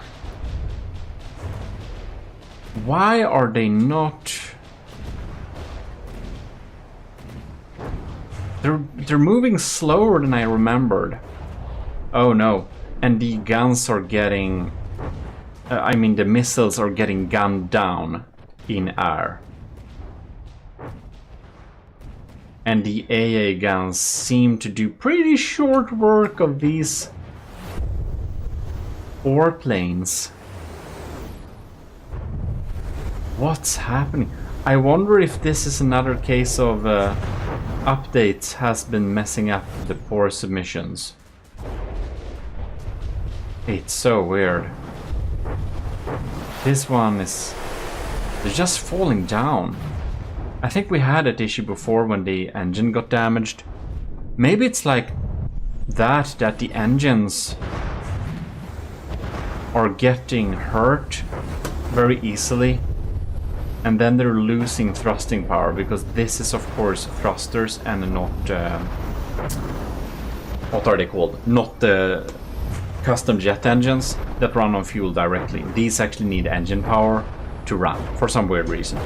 That's from the depth logic for you. Okay, nothing is happening here. The two remaining in sky, they're basically doing no damage.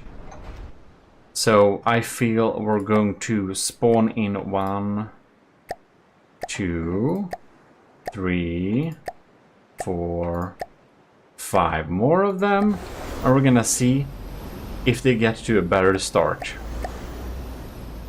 I kind of forget, these look so darn quick, but their top speed is actually 5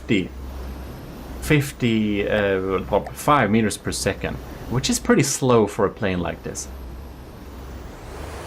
Alright, and now they're doing their weird maneuvers. Man, they looked nice when they went towards the crossbones information, but, well, not anymore it seems. So this is the second wave, the crossbones is at 99%. Oh, there we actually had the first round of missiles coming in here. So maybe the AA system has been damaged a bit. Bam, that's a brutal hit.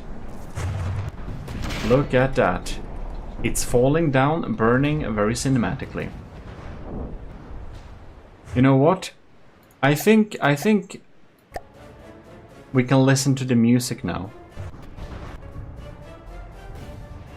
The crossbones music. If we had that entire 4 parts of the trials, I would have been turning crazy. But for a couple of times each time, I can definitely listen to it. Anyways, now the missiles are actually falling down and hitting here.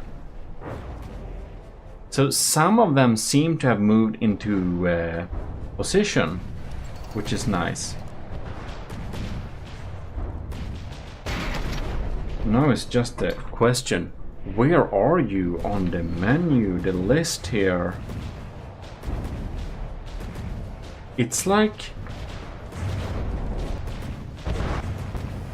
this is weird. Why? Oh, never mind. Oh, there you are. There you are. I find you. Good. So I'll know where to place the scores. Ah, that's some very weak damage. I think these missiles, if I remember correctly, are just purely explosive, and they're tiny. They do so little damage. We can see many of them are kind of damaged. We have 1, 2, 3, maybe 4 in a combatable position. Locking on above like this.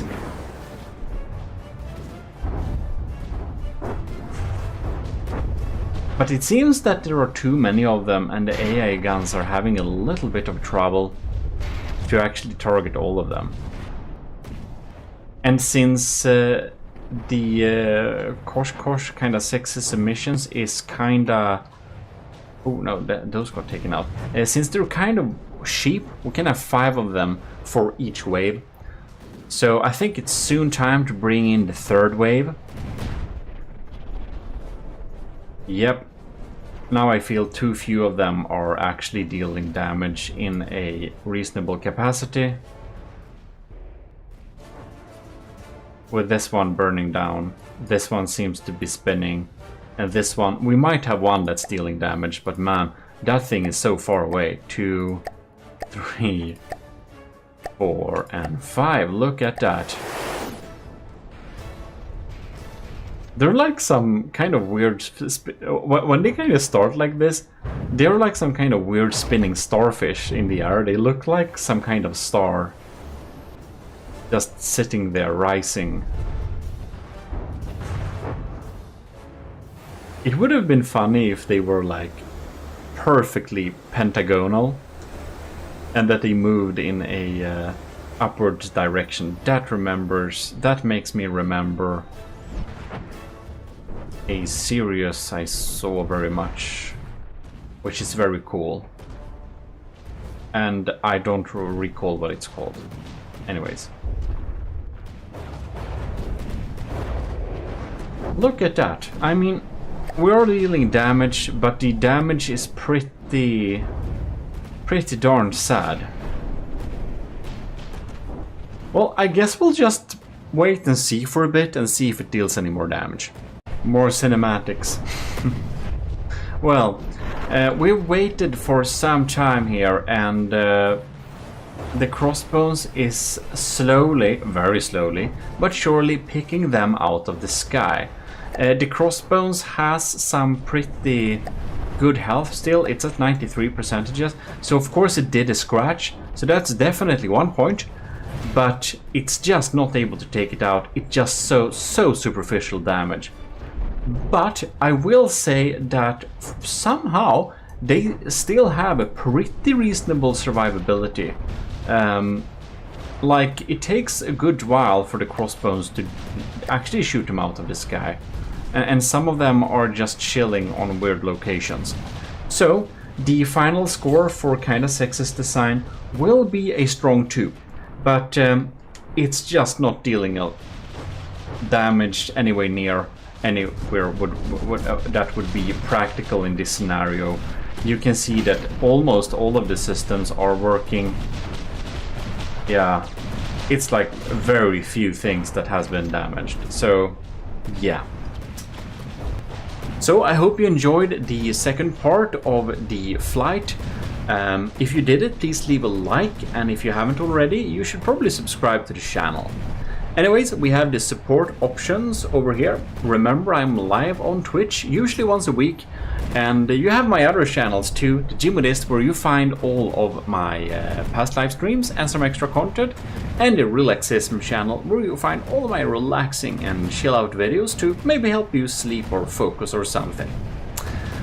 In any case, huge thanks to Admiral Scooby Rocks, Commodore Owen, Lieutenant Antor, Cravey, Parpagreed, Vincent Veritas, and all our cadets. This is your host, GMODIST. We're signing out. Or Eric of GMODIST is more correct.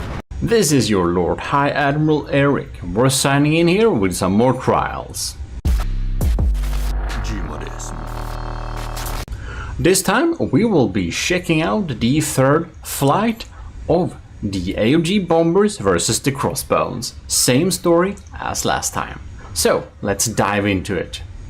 So here we have the Storihana made by Adnecrias. This thing is a little bit too expensive, so actually there should only be 2 of them spawned in per wave. However, we already deducted a massive amount of points for the too costly thing. So the first wave, we will allow it to spawn in with 3 of these, and the following refill waves will only be 2 for each. So that way it will be somewhat fair, I'd say. Right. So the crossbows has been spawned in. And they are long range firing up there. Let's see here, the AA guns are targeting another design. It's a little bit sad that all of the bombers are kind of not having their decals, since the decals had Discord links before. But for those that have a chance of ending up in the fleet, they can, of course, they will be expected to update the design with the new decals, I should say. In any case, this thing has gotten shot at. That's a bit unfortunate. Alright, so we're doing the AC-130 tactics. Just providing some good old long distance firepower. I kinda... Yeah, it has some missiles too. I do think these are not gonna reach though, are they? The crossbows anti-air guns would be quite likely to be able to shoot them down before they reach. Yes, indeed. They will. Looks like the crossbows has taken minimal damage so far. But ooh, this turret actually got EMP'd. If it successfully EMPs all turrets, they have a reasonable chance of actually disabling the crossbows, which would be quite interesting. Well, let's see here. There is only one of the crafts that are even flying. No, none of them are actually flying. Well, that is gonna be a lot of luck. So we're having a refill wave here.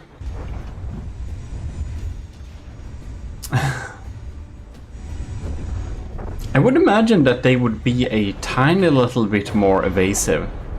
What is pretty cool about this design though is the asymmetrical design. I like asymmetrical designs. Alright. See if the missiles come in this time. No, they are not. So that's the bummer here. The missiles usually get shot down. The two new ones are not very hurt though. But I wonder, let's see here. The cannon that shoots in there, it's pretty accurate, but it doesn't really target a very sensitive area. I think the crossbones is just too big and meaty target for the Story Hannah to be able to deal with. I saw a missile popping in there though, but we didn't get a turret hit this time. We need some extremely lucky hits for them to actually disable anything here.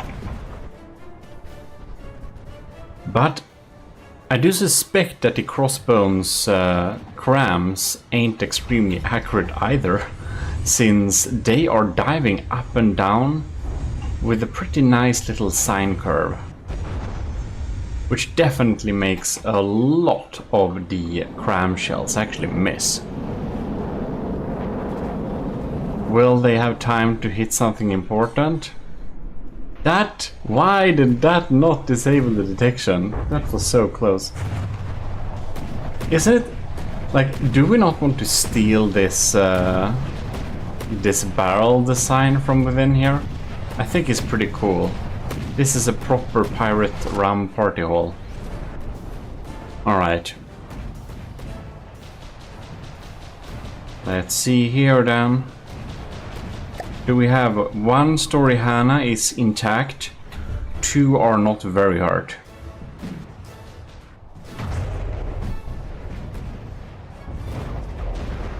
I'm almost thinking that spawning in the third wave will actually help the Story Hannah a lot. Well, damn.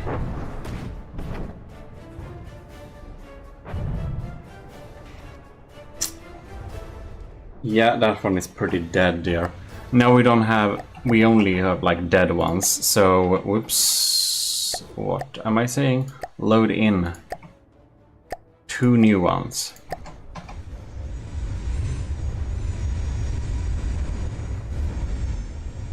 We shall see how that goes.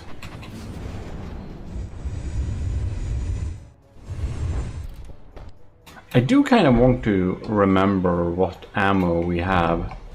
That's an armor-piercing high explosive round. That was pretty well aimed. Well, it overpenetrated, but that was just a little bit above the AI compartment.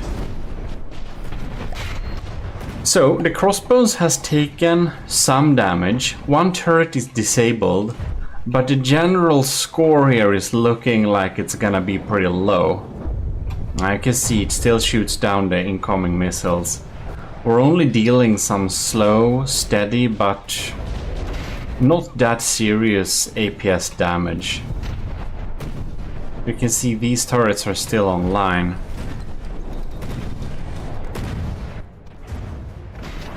Ooh. Are we gonna have a collision? No, we're not.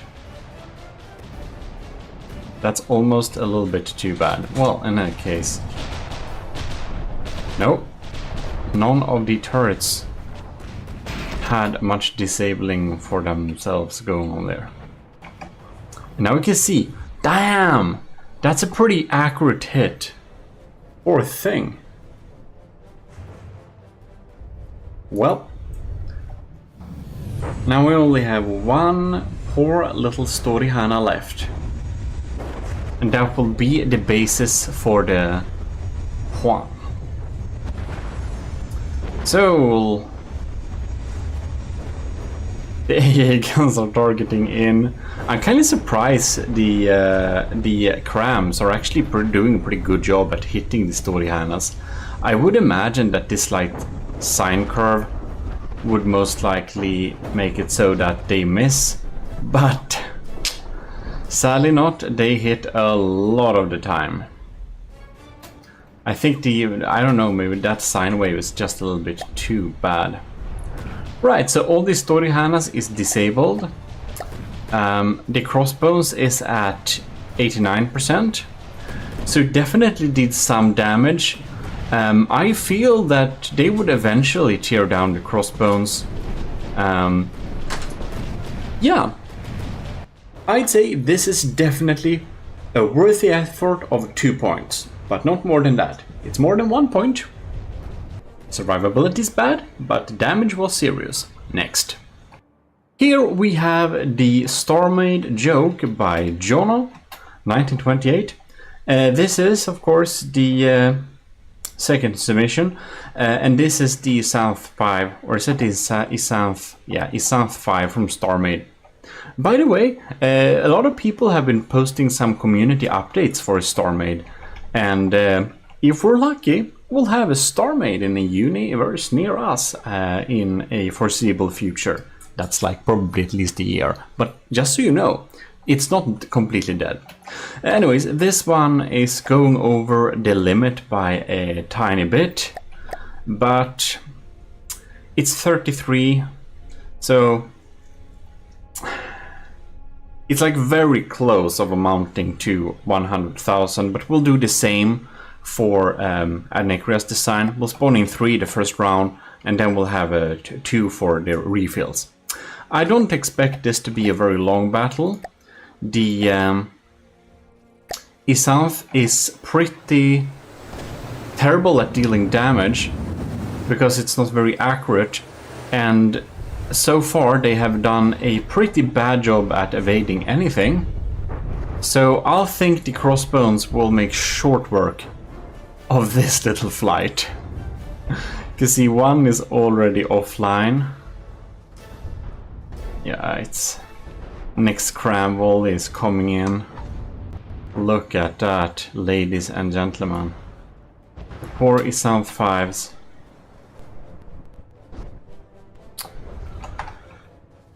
To give it a tiny bit of chance of dealing any damage, we'll spawn in the second wave already. I think it's probably good if the crossbones has many target to target at the same time, because otherwise it's just going to barbecue them so darn fast, which might be the case anyways. I'm actually having so low hopes for these South 5 of needing any damage. So I'm actually thinking like this. The South 5 is kind of a joke submission anyway, so I know Jono won't be sad. We're spawning in the third wave already. And we're gonna see if it is able to deal any damage. But it is cool that we have the 7.5 now in from the depth. Jono, you should probably update that thing a little bit so it's a little bit better and throw it up on the workshop, because it would be 5 to have like StarMade Isanth 5 but in from the depth. So when people are searching for StarMade Isanth 5, they'll find the from the depth workshop entry. Yeah. Anyways. Oh, we're actually having a few of them that are somewhat untouched. The AA guns are doing some damage here. Look, when they get damaged, they get less see-throughable, which is fun. 94%. All turrets online and functioning. Yeah. So the Crossbones is having a all-front war and probably winning it very soon. I'm actually pretty surprised it bounced back from that. That must have been a fatal one. Yeah, this one is pretty offline now. Well, we're having another one falling down there. And... oh, no. That one was falling. Ooh! Is that a fatal hit? Who knows? It actually seems to be a pretty bad hit. Look at that poor thing. I think it lost all its engine power. Yeah, that's one. That one is pretty dead. Well, there we have it.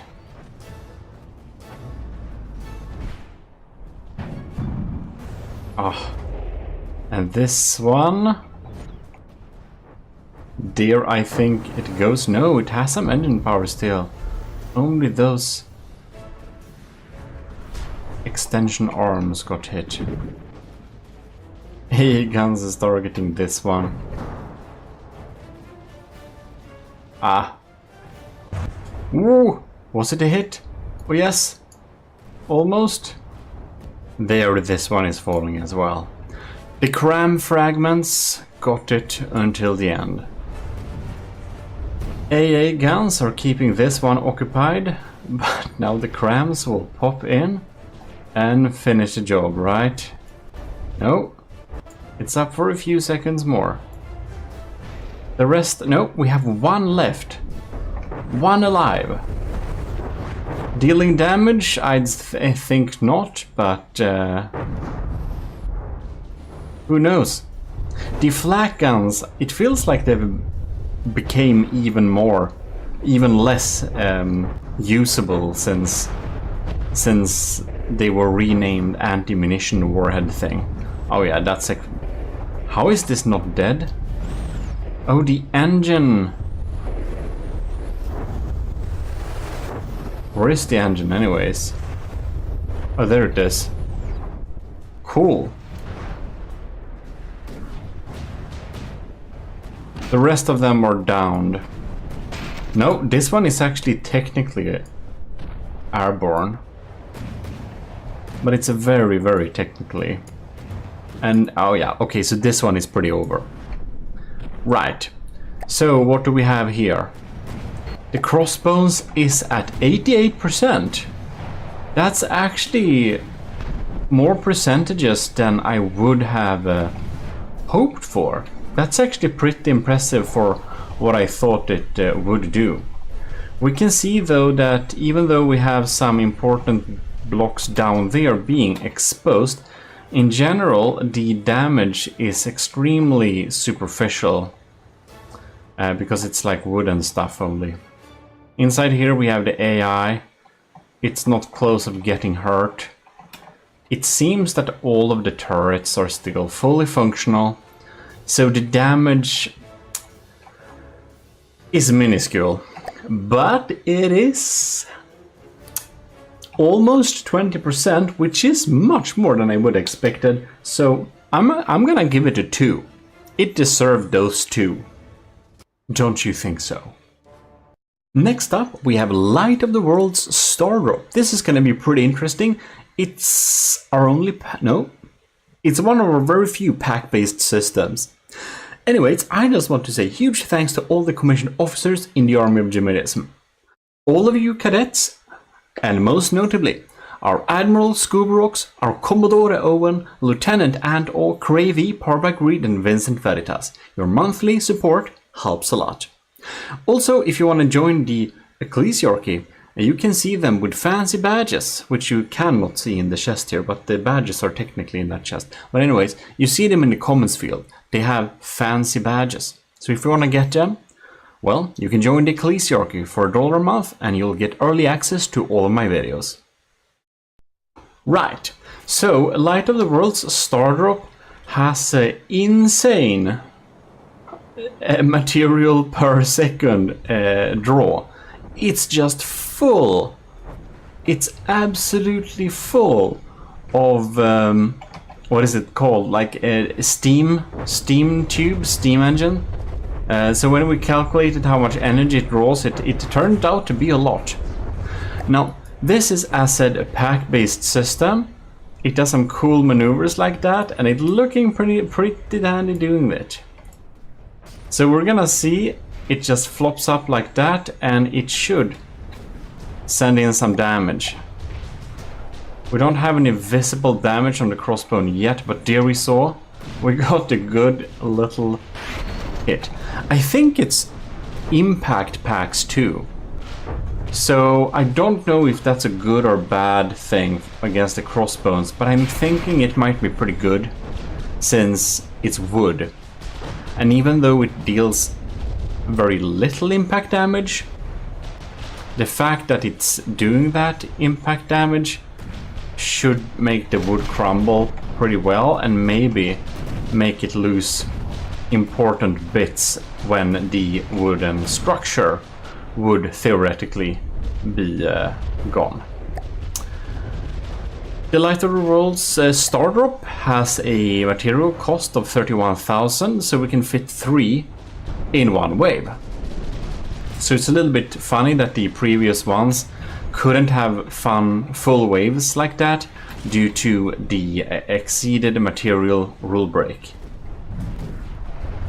Like, it looks like it deals a lot of damage, but it's only down by 3%. So I think the damage it does do is pretty superficial. Obviously its impact. So I think the thing that could make it do like good damage is if it's hitting the right spots and making the like structure crumble, right? So we're having a very exposed superstructure here. I like that little wooden bench, that's nice.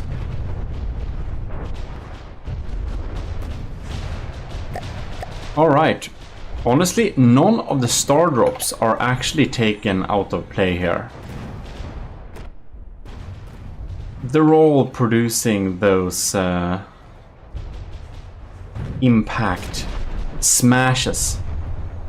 Gonna see if it's gonna smash. Nope. It's doing weird maneuvers now. It's kind of hard to guess when they're gonna deal damage and where they're gonna hit, because it's like impact. So when they hit, it's just snap like that, and the damage is dealt. Saw that. So that wasn't a particularly good, not a particularly good smack. You can see this superstructure could be just crumbled down here, and when that happens, well, then stuff can really happen. So the crime cannons are just shooting on random spots, it seems. The star drops are pretty evasive. I'm actually surprised any of them have been damaged yet. Look at that. So we're only seeing wood. For a target as large as this thing, I feel that a Pierce pack would probably have much better crit potential. This feels like we're doing a pretty slow grind, to be honest. Ooh. I didn't see you getting hit. Well, one star drop is down. And the AA guns are doing their best to target, but the star drops are pretty evasive. This one is wing clipped though, so it's doing a pretty bad job of contributing to the battle. Yeah, I think it's time to spawn in the second wave. That one is down anytime. Okay, second wave launch. Or, if we're gonna be correct, second flight launch. For the glory of the GMODISM Empire. Okay, let's go. It's kinda... Are they not using the missile? But why? But why? Well, the damage party is online here. Now the crossbones is rotating in smaller circles suddenly.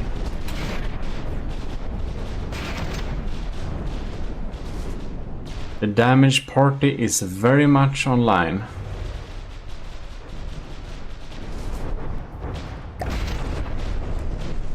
Well, crossbone is down to 90%. It is a bit grindy, but the star drops are pretty good at being evasive here. Ooh, there it goes! The superstructure, as we thought it would. Right, so now when it has grinded down a lot of the outer shell, it's gonna get down to the lower levels, and here we probably can see some real damage going on. Maybe if it would, you know, smash away the AI, it could be a pretty cool move. Right. Nope. I'm kind of expecting them to do that little pack smash belly flop thing from time to time. I saw some EMP damage, so I do believe the missile were fired. I just missed their impacts and stuff before. Well.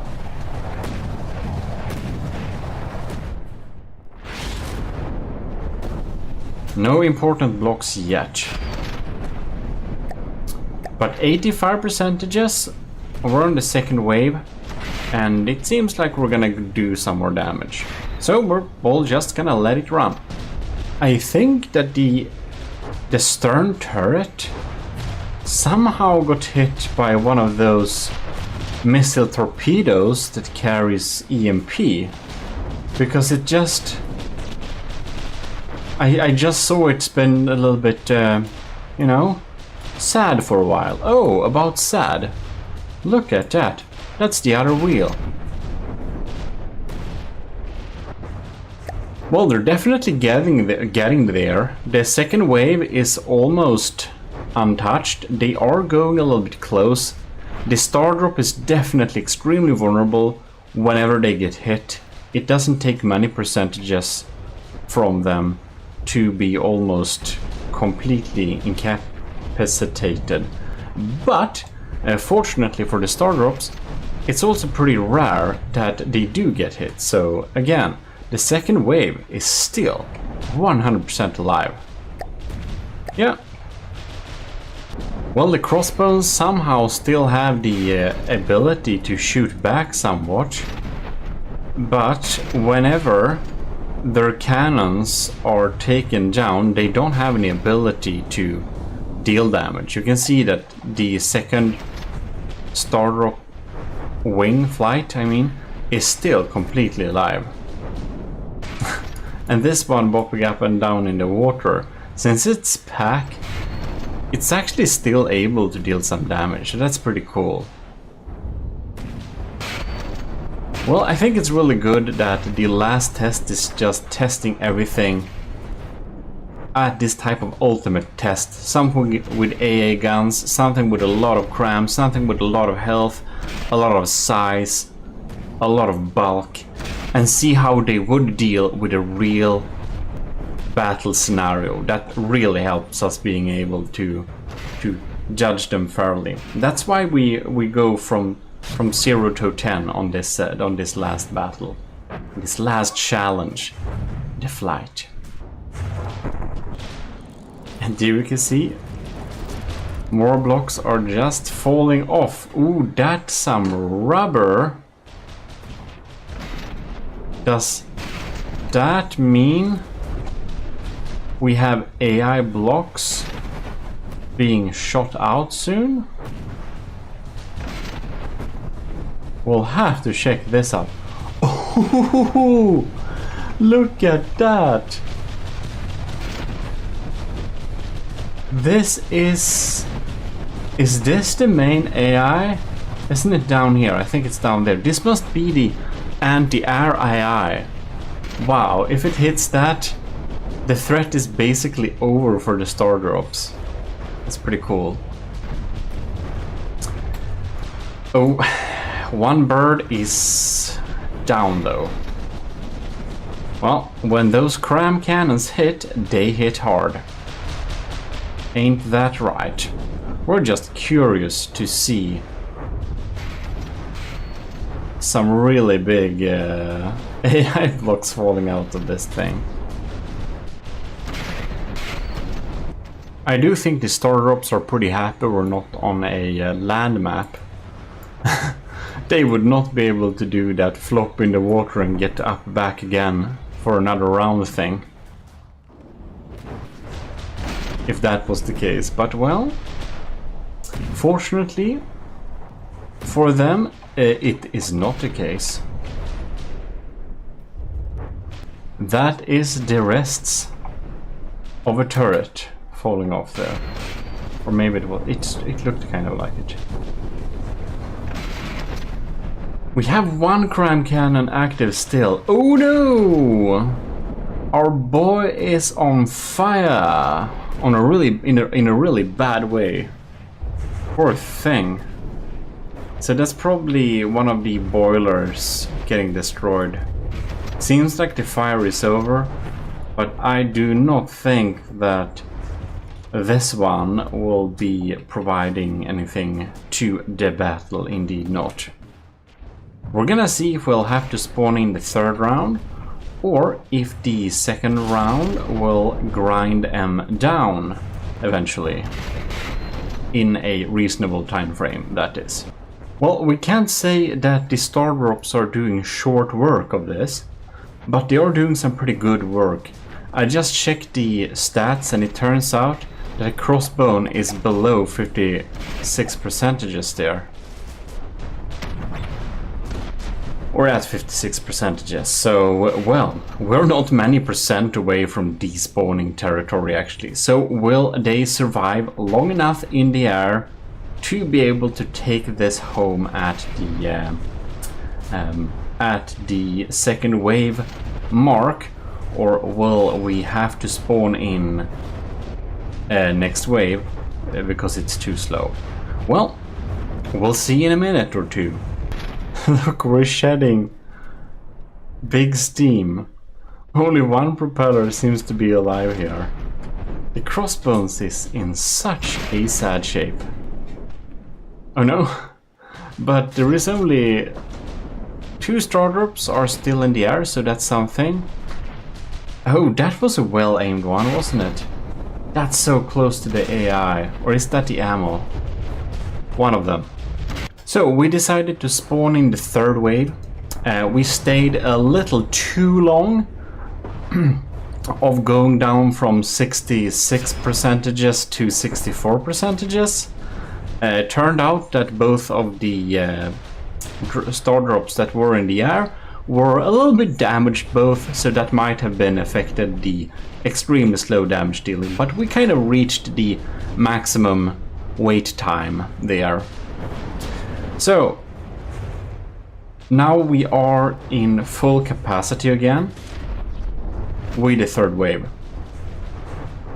And I can't imagine that we'll get any other result then. It will look already down to 60% now. Then that they will be able to take out the crossbones.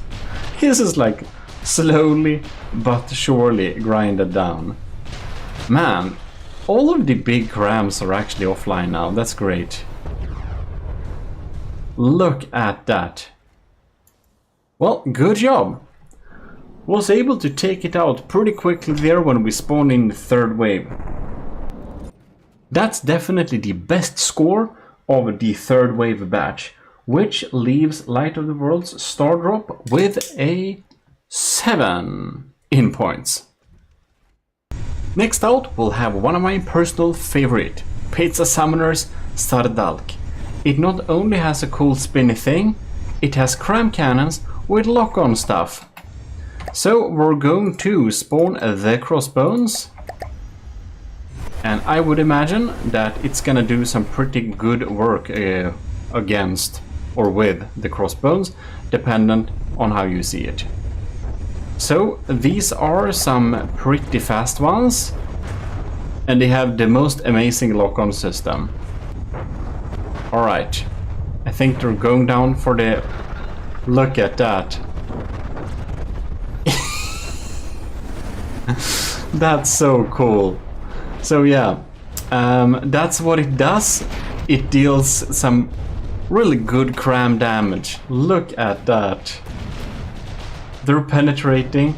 You don't see the damage from the surface, but this is the opposite to the previous contestant, Light of the World Star Drop, which did impact surface damage. This is penetrative cram. And the really cool thing with the Pizza Summoner's design here is not only the very good decoration, it is that the cram cannons, both of them actually have different lock-on places. Let's see if it's gonna lock on yet. No. This one is a little bit damaged. Oh darn. Whoa. Whoa, okay. I think we experienced a game bug. What the hell happened there? Holy crap, that's like machine gun crams. That was the weirdest game bug I've ever seen. Unfortunately, we'll have to respawn this. This is just insane. I've never seen machine gun crams before. Will it do it? I'm just so curious. Will it do it again? But yeah, we can't have these results. Look at that. That's only 2. Okay, maybe it just was a fluke, or Pizza Summoner has post-submission hacked from the depth and made some super advanced code. Who knows? Right, so we had to restart this run, right? The Sardalks are diving in here. We'll just have to see if we experience this bug again. That's absolutely crazy. Machine gun crams, never seen the like of it. And there you can see the cool thing is that they divide up and you know, shoot at different places. Now they were so close to each other. I don't know if they are avoiding getting collision with each other or not. I don't think I spawned them that close to each other, but you know, that can happen too. You'll have to set up in the AI to be able to make them not make them shoot at each other accidentally using failsafes, and also not colliding with each other. Just using do not collide with your friends option with the right settings. Oh darn. Damn, that got pretty hurt there. The crossbones is down by 8%. They have dealt Some pretty good damage, we must say.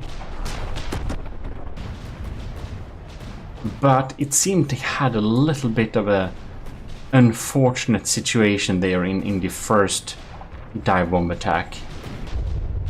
Right, we're coming in for another one. Oh, that one missed. That's a pretty good hit. Alright. No cram cannons are offline yet. All of the Sardalks do have taken some pretty good damage there. One Sardalk is actually offline now. Is this one? No, not falling. We're gonna see when how they come in for this second round, if it's time to spawn in a second wave, or if they are fully combat capable. Right, they're diving in. That's a pretty good hit. Second gun didn't fire. Now we got shot there too. That was a pretty good hit though. Yeah, we have big steam popping out of here. You can see the crossbones don't have much power now. That's definitely some good work. Whew, these Sardalks are suffering a bit though.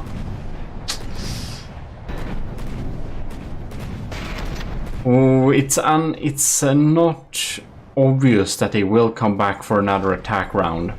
I think only one of them might be not damaged enough to be able to do it. I think it's this one. Alright. Should be locking on. There we did. Oh! That's a pretty bad hit there. Our boy is on fire. Not in a good way. Alright. The crossbones. We're at 88%, so the first wave did some good damage. You can see that the remaining Sardalks are pretty damaged. This one seems to have no cram cannon as left, so I definitely think it's time for spawning in the second round here. And with a cost of 31,000, almost 32, we can of course spawn in 3 of them. And I think, whoops, we must be inside of it.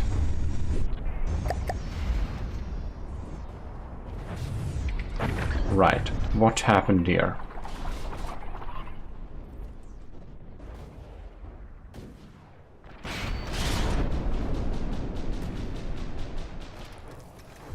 You know what?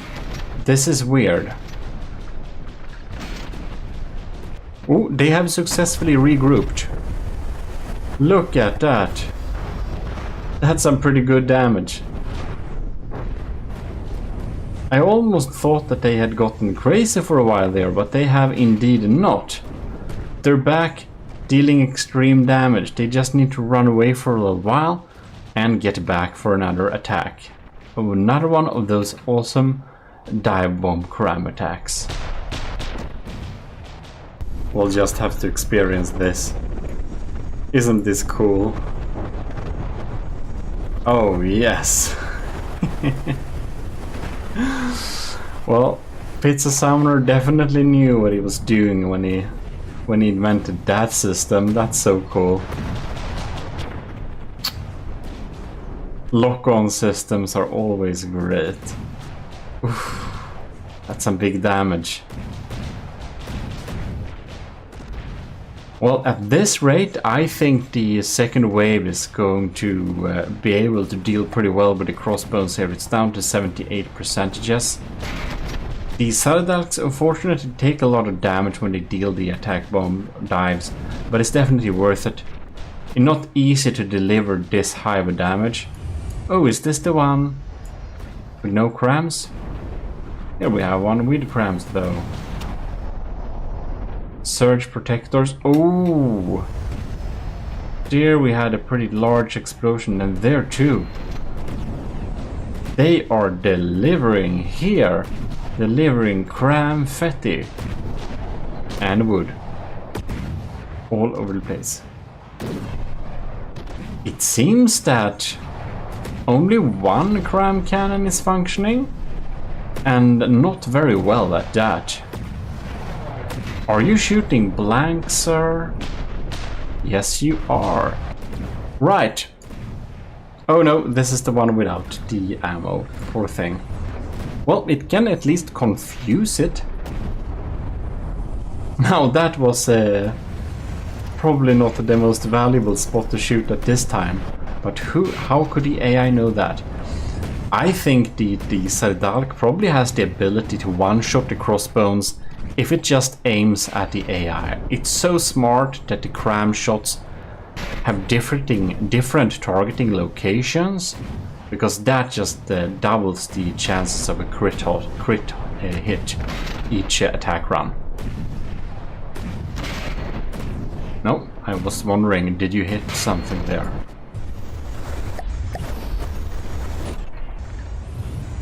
Alright. You're the one without the guns, right? Yes, you are. Alright. That's some pretty good hits, I think. More cram system, more wood fetty. I'm just waiting for that AI shot here. There we have it. I think the AI might actually... I think it was destroyed there. Huh. That's a blank. Wow. I actually think we did it there. We have to monitor it a little bit, of course. But honestly, I think they've already disabled it. Like, we can of course kill it like that, but no. That side of the AI, okay, it's not over yet. It is over now. Look at that, it's very over. Very good job. That's the second round. That's the second run. We did some pretty good damage there.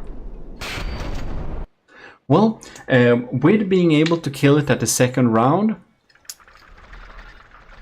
we're having a pretty good score here, of course. It took a little bit of time. We had some tiny problems with the survivability, but we took him out on the second round, and we did it pretty epically, actually. So that's definitely an 8. Scratch that, I think we actually did it a lot more effectively than the other ones that got the 8. This is a 9. I think this is the second most well executed takedown of the crossbones so far, so that's deserving of a 9. Almost highest score, which is the upper limit for taking out the crossbones on the second round. But I truly feel it has the ability to take it out on the first round if it has some luck, which adds a lot to a design. Critability must be pretty valued highly, because if you have critability, especially with like deeply penetrating crams, you can take on a lot of targets, and you know, with the impact pack you will not get a lucky hit and kill the crossbones, but with a pen depth cram you have the ability. Next out we have Russia's Butterfly Wasp. With 22,000, almost 23,000 materials, we get a wave of 4. I do believe that this design has a lot of some pretty like larger missiles. I think it actually has some pretty good chance of dealing some pretty good damage, if indeed it's able to hit them, the missiles. Because it does have some ability with aiming and shooting at smaller targets. And that is because the missiles had a little bit of a lock-on issues earlier sometimes. But I think that's probably not the case in this area. I think the crossbones is just impossible to miss. But will the missiles go through the defensive systems, I wonder? And there we can see the example when the laser is not able to focus for too long. None of them have been hit so far. They're pretty fast and agile. Rush's butterfly wasp, right? That's what it's called, right? Butterfly wasp, yeah. They're very fast and maneuverable. I do hope that the lasers are set up to aim at teams' lasers, because otherwise we'll have some issues with them losing contact. If they can aim at a teammate's missile laser, then they have just so much higher chances of actually hitting. Oh no! We got full fatality rate here. Oh darn! That one is basically dead, so yeah, okay. We already need to throw in the second flight here, which is a little bit surprising to me. I thought that they would continue to evade those crams and basically grind it down, but that was not the case at all. Oh no. And a lot of the missiles are actually shot down by the crossbones AA. Ah, look at that. So near, but wasted damage potential due to that missile laser not being able to focus at the right place just long enough. We can see there is actually a surprisingly low amount of missiles that reach the crossbones here. That does surprise me. I would suspect that they would do a lot better. But it seems that they indeed do not have very high chances of taking out the crossbones with the third wave. Right. So, well, I guess we're gonna see if it does it or not, but it doesn't look like it's too much to hope for. Like, look at those poor things just falling out of the sky. Whenever they're targeted, it seems to be pretty much game over. Now we have a nice little lock-on here. If only the missiles will continue to... Yeah, I kind of forgot about this little missile laser fail here. I'd suppose they do not actually aim at the teammates' lasers. Maybe they do, but it's just not enough then. The crossbones is large enough that a lot of the missiles can hit anyways, even if it kinda doesn't have an updated position of where the crossbones are. They can just, if they just go forwards.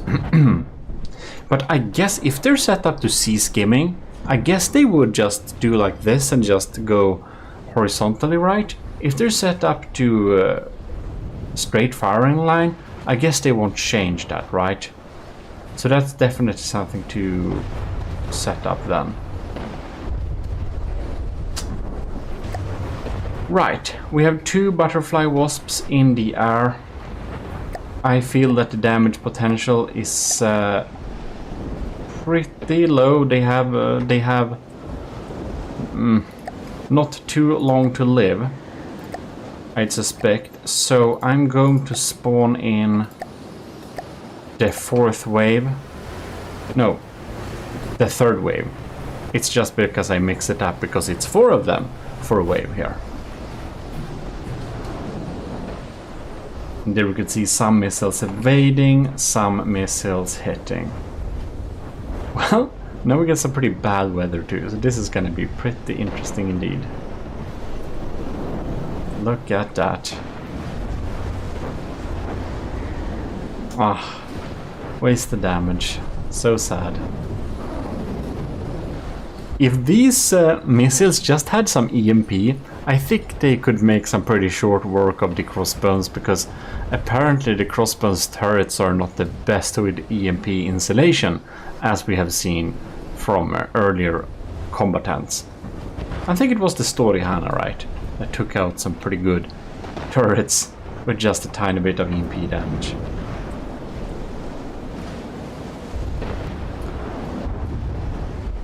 Well, we're slowly getting there, I guess, but this feels like a long one. I just checked the stats here. We honestly only have 2 butterfly wasps alive. Alright, so there... and now there was only 1. Well then. Waste the damage again? So, that's so sad. If they just had been radar guide or something. It's actually easier to just set up the laser to just, you know... have an extra laser, make them always face the enemy, but... that is not the case, and that has been an issue in earlier videos as well. So it's not like I should be surprised or anything. It's just that there is a lot of submissions, easy to forget, you know.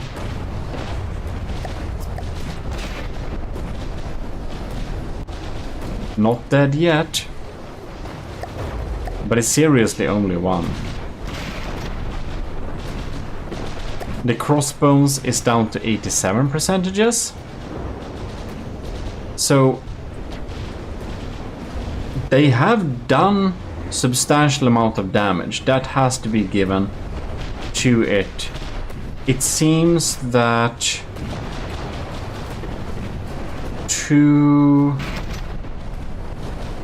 some of the turrets are seriously hurt. Not sure if the bow battery is EMP offline or like the LVC has been hurt or not. But they're not trying to aim very much, at least. Generally, the crossbone is not at the worst conditions, that have to be said. Definitely is not. No, and those missiles didn't even get through much, did they? Oh, and there we go. Well, crossbones is at 86%, so that's almost 20% again. That is some substantial damage, but we're not close to disabling it, so this is definitely 2 points. Right, so last out, we're going to have the last little submission for the third flights videos. And this is the absolutely beautiful BY-409 bomber by our MIA Captain Y. So this one looks pretty amazing. It's definitely the best looking design. I think it's one of the best looking designs. It's in the top of the QCB. Let me check here. Yep, it is the best looking design together with Pizza Summoner's A Saradalk. Unfortunately, like the Saradalk, it has suffered a little bit from the Discord links getting disappeared like that. But, oh no, they're absolutely a joy to sit in, and they have some really smart stuff of being efficient and nice like that. They have a low cost of just under 20,000 materials, which means that this is encroaching the upper limit of how large a flight can be. I think that was 6 units and this is 5. So let's get in the crossbone and see if they can do anything against the crossbones. Crossbones have been sighted. We got some diff guns, we got some different mix of things there. Now, it may look very good, but it does have some issues, of course. This and here we got the little sonar buoy harpoon thing there. All right.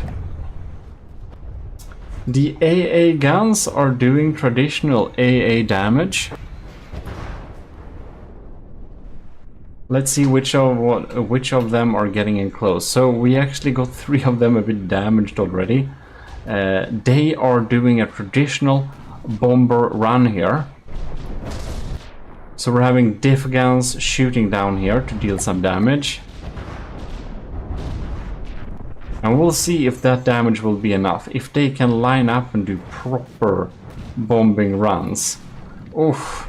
We got one B409 down. Oh no. We got another one falling down. Poor B409. But they are looking absolutely splendid doing it. That's true. Alright. It seems they are having some issues getting in to do the bombing dives. And not a good ability to avoid those crams. So, it's looking very cinematic right now, but I guess not in a good way. Oh no. Look at that. The engines are down. Oh, very, very cinematic. But not good for the glory of the AOG. Well, it's looking like some serious second round territory here. I don't know if we have any combat ready one. This has only one propeller. This one just got shot at. But it's doing a bombing run, okay. Now it's missing engine blocks. God damn it, shoot those diff guns. No, it... Alright. It's definitely second round. So... Second flight. 1, 2, 3, 4, and 5. We're gonna sit inside of this thing and see what happens. And it's like slow motion all over the place. These has just so many mimics on them. I mean decos. They look absolutely splendid. And now we're running away. Well, we're not gonna look at that one then. Oh no. This one is doing the belly flop move. This one is pretty targeted, poor thing. Look at that. The crossbones is only down to 98%. Well, they're just not getting in there to deal damage. That's quite unfortunate indeed.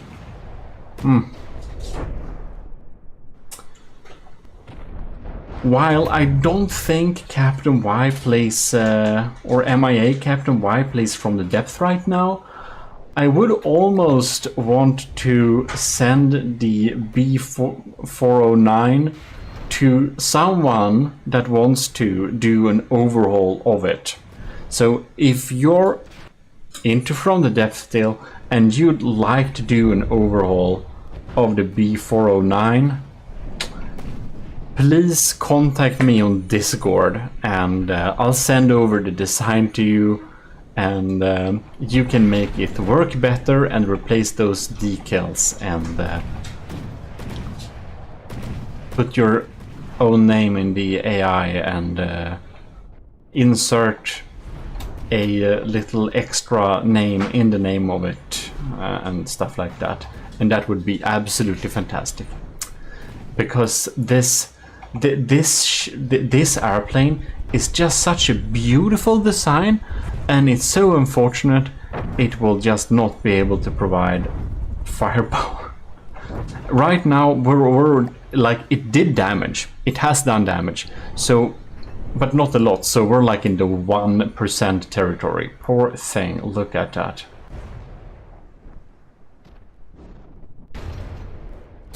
Well, do we have enough of them in the air that can actually do something? I think it's third round territory actually. And I spawned them in this cool semicircle pattern to give them some kind of tactical advantage. Because if they will be ever able to do any type of damage, I think this is their chance if they'll get some of this... Oh, well, I guess screw tactics were running away. Man, we're having a lot of wings in the air, and the FPS will suffer. The game speed is running. Oh, it's running at 100%? I kind of don't really believe that. It's going down to slow motion so often.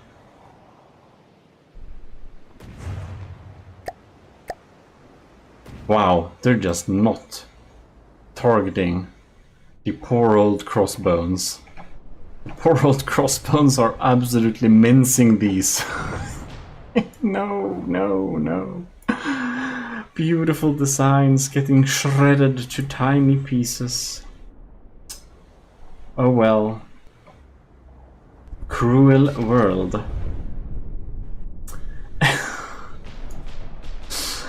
Ooh, look at that. We had some fuel in the wings.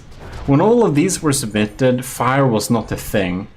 And now you can see fuel engines in the wings, which a lot of my planes have too. Wow, they're just making the entire wings burn down. Is it just me, or it seems that none of them have been able to get in there and deal any damage against the crossbows? One of them did it in the first run, but now they seem to never be able to really line up for a proper attack run. They're like changing their mind when they're getting close, repairing each other a little bit instead, and well, mates, let's just call it a day. Yeah, good times. So yeah, this one seems to be suspiciously disabled though. How would that have happened? Maybe the diff rods do have a bit of an EMP. Now this is golden bomb run, right? And it doesn't fire. Why? We'll need an AOG engineer, maybe it's you, to look at this. If anyone wants to, it's not like I'm... Because I know this will be a finicky project due to all of those mimics. Yeah, this will be a finicky project, and updating my own designs have been a finicky project so far as well. Especially the Gimlo, oh my god, that battle series. It was pretty funny with Kevin Try's Gimlo Mark II. A lot of people got confused and thought that my upgrade was out, but no, it's very tricky. Ooh, it dealt damage. That's not a lot of damage. Well, 97%, nothing has really happened. We absolutely do not have much crit ability. Not at all. I think we will be joking with ourselves if we assume that this will do any type of crit damage anytime soon. 3%, maybe one turret is disabled, that's something, but it's not enough damage to be more than 1 point. But it is damage, so it's definitely a point. But I hope you have enjoyed this little episode, and if you have, do not forget that shop.gmodism.com exists if you want to get some nice merch. Anyways, I'll see you next time. Join the Ecclesiarchy if you... There we have it. If you want to get the videos a little bit early, do join the commissioned officers in the Army of GMODISM right here. If you want to get some perks and be able to download all of my files and templates in a very easy way and not have to save them yourselves via things I uploaded to the workshop. Also, we have our Discord community down here.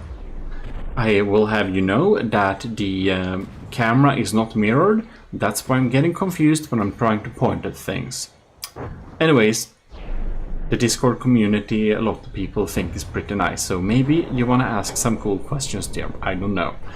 With enough rambling, I will close this episode off, and I will also have you know that the last and fourth episode will be the last of the battles, and then we'll have to calculate the points and decide who is the winners. So, I'll see you next time. This is your host, GMODIST. We're signing out. Eric of GMODIST. Or Admiral, that's right. Okay, that's enough. Enlisted, commissioned officers, and anyone else who are watching this video, you're very welcome to the last section where we will try the flights against the crossbones. Before we begin, I will just say a huge thanks to all the commissioned officers in the army of GMODIST from Lieutenant and above, which is Admiral Scubrox, Commodore Owen, we have Lieutenants Ando, Cravey, Parba Greed, and Vincent Veritas. Thanks a lot for supporting the channel every month.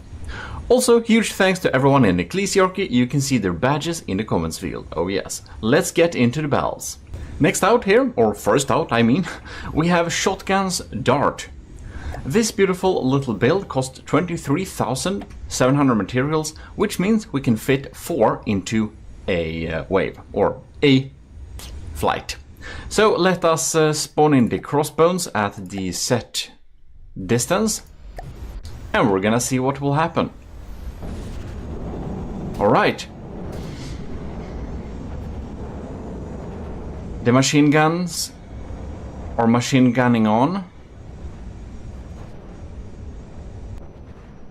We're closing it. Okay, the first dart has gone in there.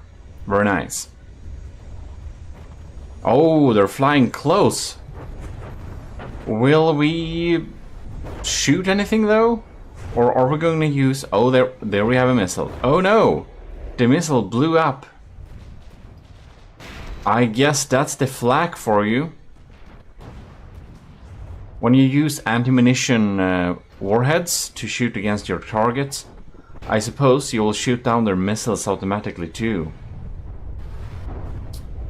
Look at that. Oh no! Oh no! Is it just me, or are the missiles launched from the darts just exploding mid-air? No, now we got a couple of them, but they have no health whatsoever. Look at that.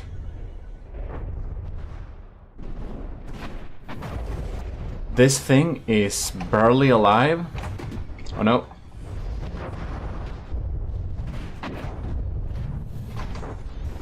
Thank you. Alright. 2 more missiles launched. And they just won't reach the target. The crossbones is at 100%.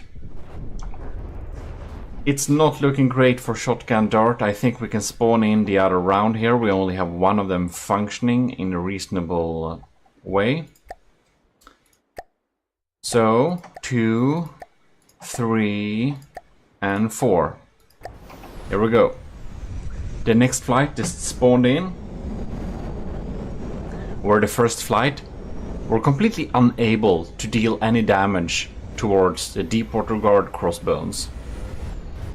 Right, here we have a big missile swarm coming in there, and it seems that only one of them did reach the crossbones, dealing minuscule damage. Well, when your missile has low health, this is what can happen. Alright. I think it seems very likely we'll have to spawn in the third flight. The crossbones has taken some damage. That's good. That means, you know, 1 point at least. Oof. The AI guns of the crossbones are doing a pretty good job at shooting these down.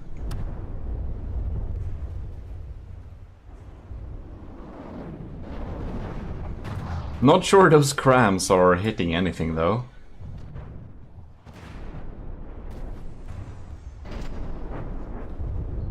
They are just going dangerously close, aren't they?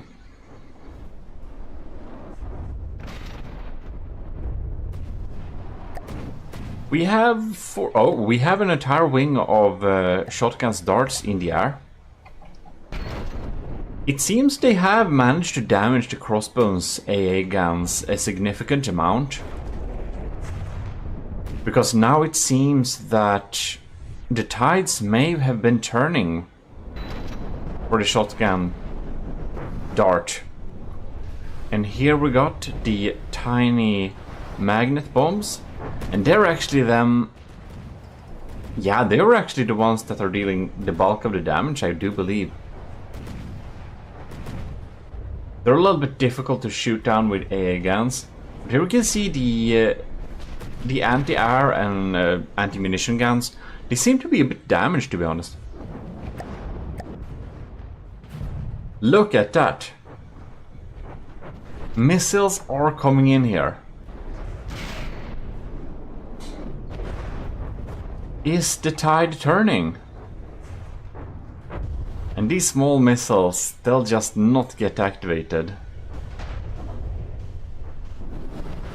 Oh, they're... removing some small blocks of the hull on the outside there. We still have... I don't know, 1,000... It seems that one... Oh, we have... Okay, that one is down, 3,000 meters. 1,000 meters. They're going pretty far away at times. And then they come back. Don't know why they're going so far away, though.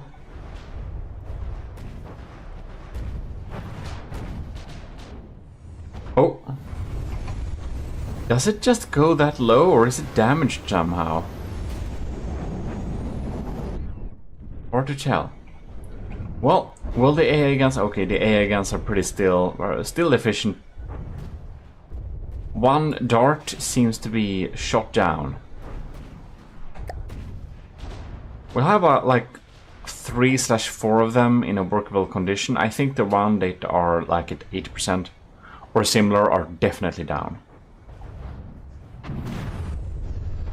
Huh. It's good they have shields.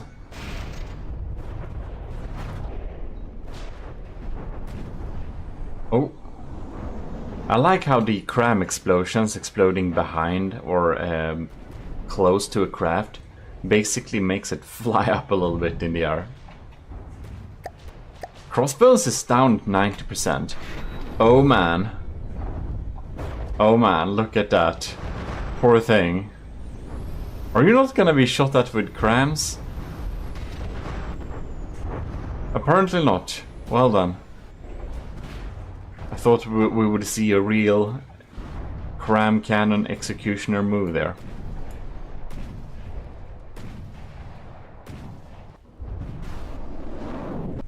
Nice dive there. Missiles coming in and hitting. When you shoot the missiles towards the target when you're pretty close to them, the missiles or anti-missile cannons can't really shoot them down. Civs will not be able to react when the bomber just shoots them at a very close distance. Which is cool. We have one missile getting in there. Oh, it's actually reaching the target. There we go. 87%. Oh! That's brutal. I was almost thinking the fire would spread to the crossbows, though. Oh, damn. Is it gonna crash into this one, too? No, it just misses it, it seems. Oh, well. Will the cram side cannons not fire? Oh, it died anyways. Okay, we have like one dart in the air. We'll have to send in the third wave. 2, 3, and 4. Let's go. Third and final wave of shotguns dart. Loads of missiles are incoming there. I think they have a decent chance of beating it though. Look, if I tilt back like this, you can see my shirt. I think I need a camera that's a little bit more wide angle, don't you? Well, the crossbows is fighting pretty valiantly. Even though it has sustained some damage, you can see that the darts can't really relax yet. Ooh, when it flies close like that, and the cram cannons almost get it, that's like scary. Look at that. They'll just drop these bombs in front of it. I think it's pretty cool. Those magnet bombs are pretty cool. Well, the third wave's damage is progressing. Some of the... Oh, I think this one just got shot down. Man, that must have been a cram hit. Right, we have 2 darts that are unscathed so far. We're gonna see what scoring we'll end up with. It seems it may not be able to take it out on the 3rd round or the 3rd. Oh damn! Oh damn! Cinematic falling down and burning. Poor thing. Well, it looks like the darts will probably not be able to take out the crossbones. Like getting a little bit stuck in the water too. We'll see though. This one is out. This one is not out, but it's kind of dipping into the water all of the time. Oh, we're having a pretty bad time. Let's wait for the crams to come in. Oh. Well, they're real fast. 130 meters per second. I'm kind of surprised the crossbones guns can hit them at all. And here we have the next magnet activated. Oh, we don't have that. Oh no, never mind. We have all the propellers left.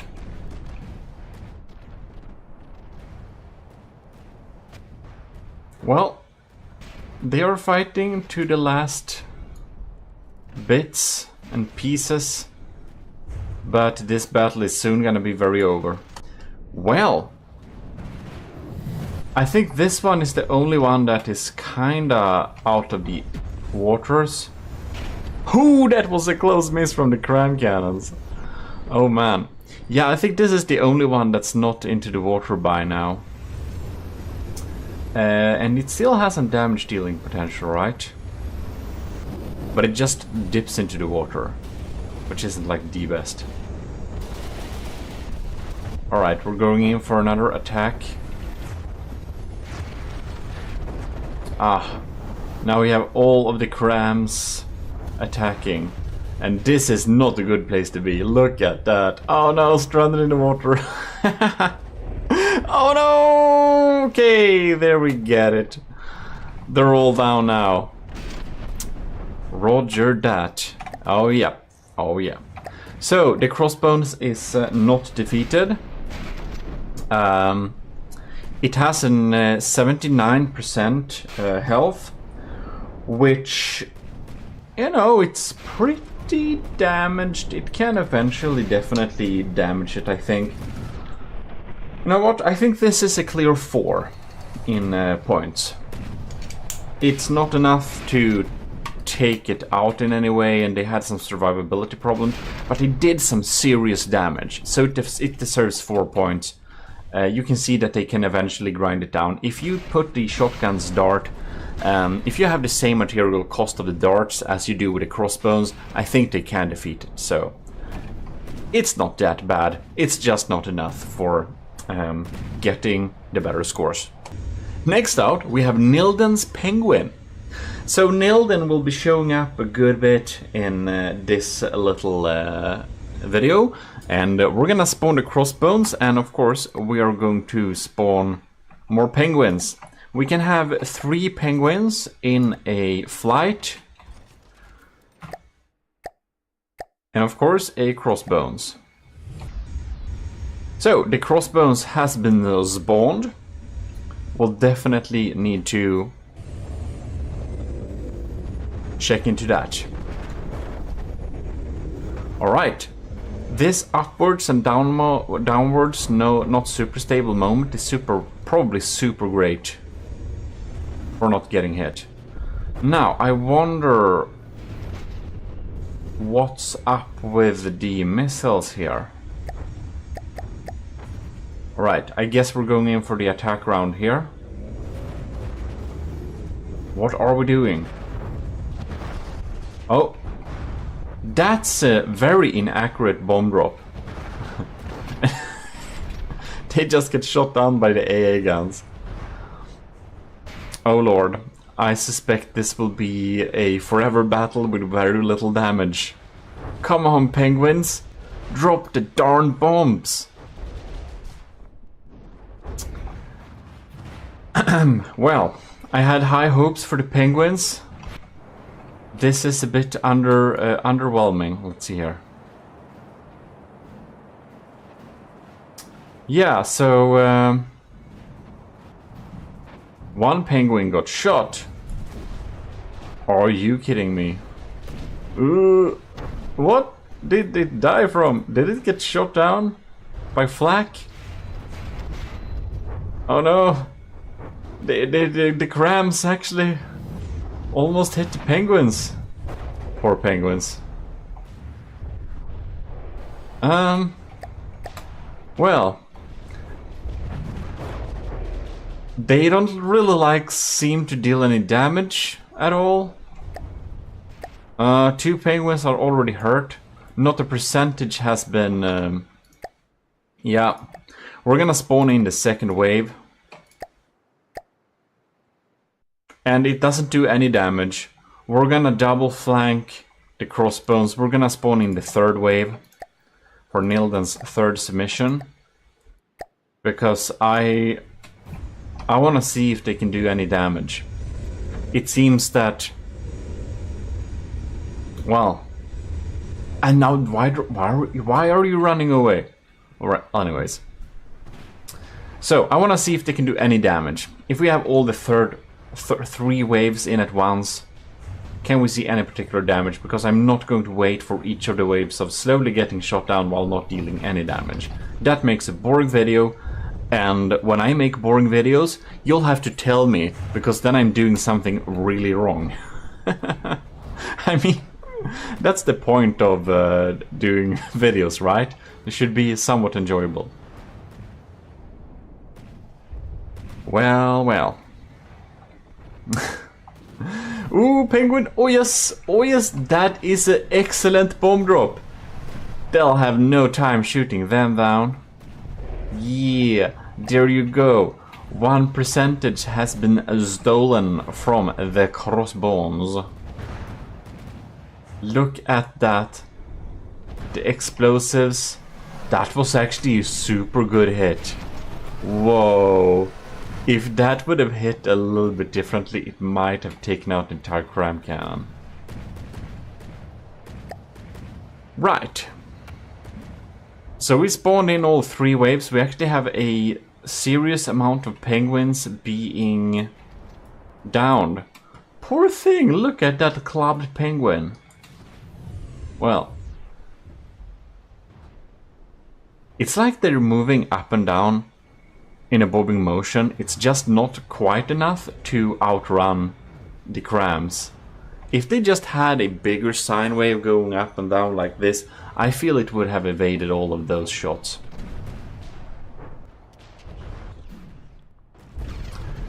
Alright, so 2%. Some of them are still dropping bomb, but the AA guns are so undamaged that most of them can actually take out. Oh, I wanna see this. No, are you set up to not collide? Oh. Sad. No! Oh, they're attaching to the wrong...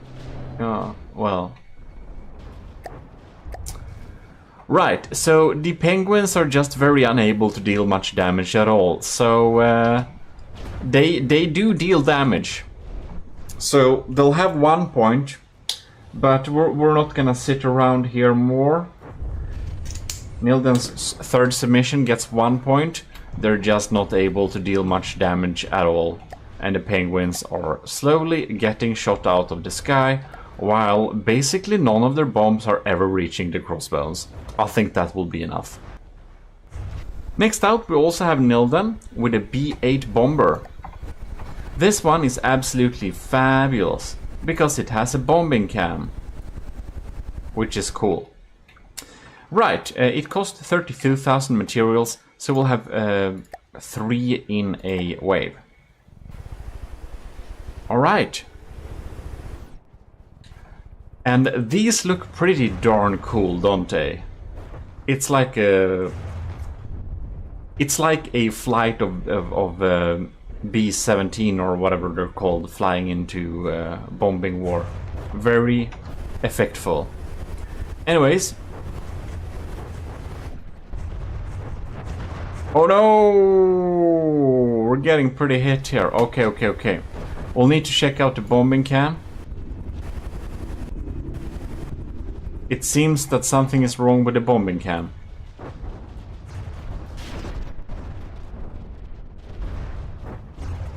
Or maybe not. It's not doing... Nilden's first submission here isn't doing very well, is it?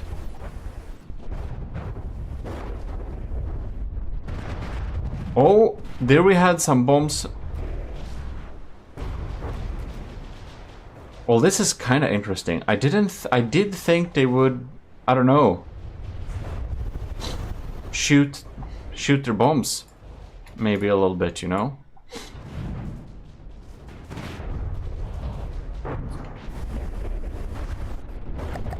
Well,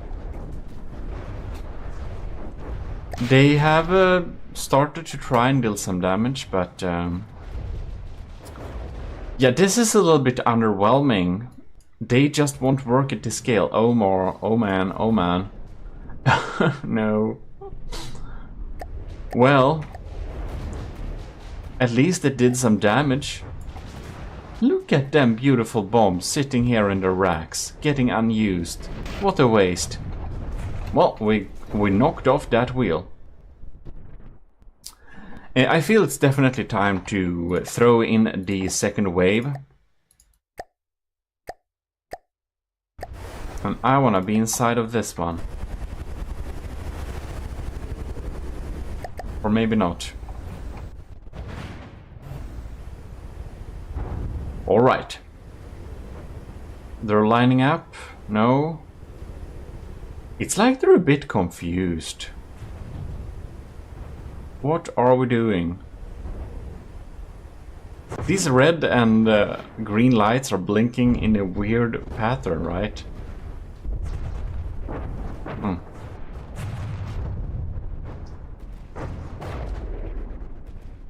Well, I don't know why, but the bombs are not shooting very often.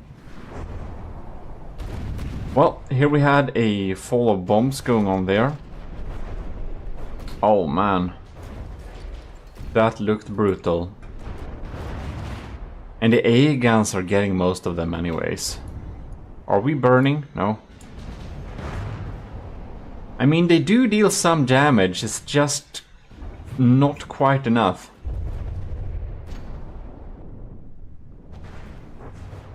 Alright. Oh damn. That's burning. That's super cinematic. But man, not good for the Nilden's first mission, the B8 bomber here. Oh well. Shit happens, I guess. It looks like we have a strong case of spawning in the third wave. Now, we do have some ability to maybe see something on... Like, we have to look one time at the bombing cam, right? Look at that, that was pretty cool. Ah. This is kind of nice, even though it looks like you're watching a YouTube video of 144p. Sorry about that. But I'm pretty glad the from the depth video screens are not high res, because you don't know how much lag they cause. They cause so much lag. Don't use video screens on your battleships if you're gonna have battles with them. They just cause too much lag. Not worth it. Well, they seem to be complaining a little bit we spawned them too close, so we're gonna go down to 3,000 meters here, which is the proper spawning distance anyways. Alright.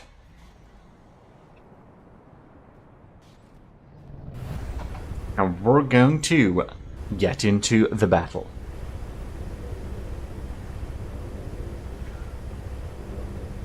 Let's see what's happening here then.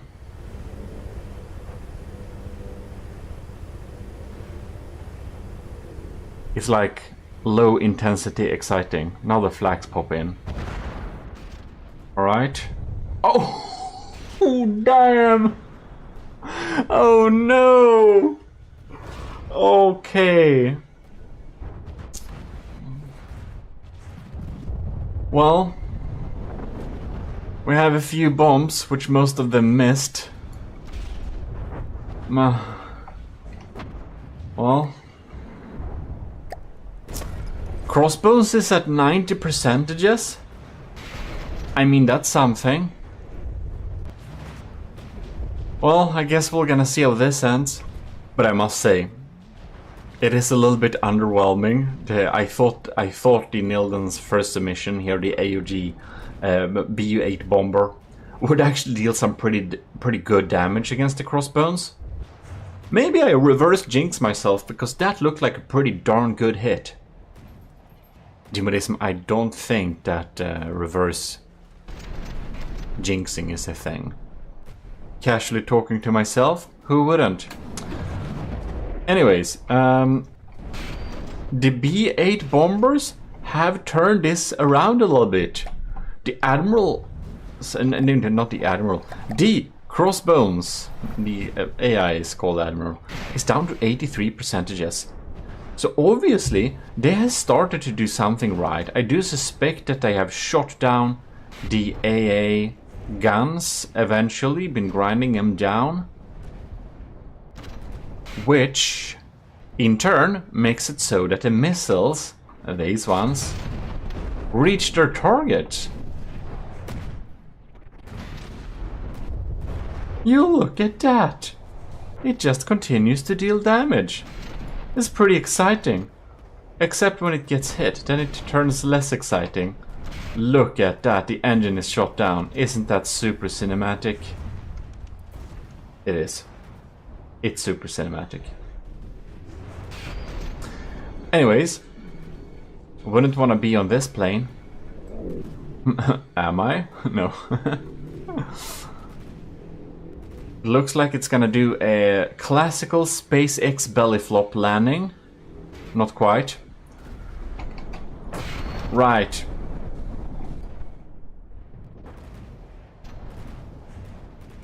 Oh. Wing clipped again. Poor thing.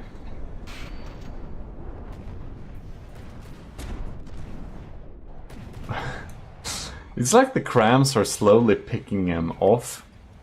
We have like no B-8 bomber undamaged.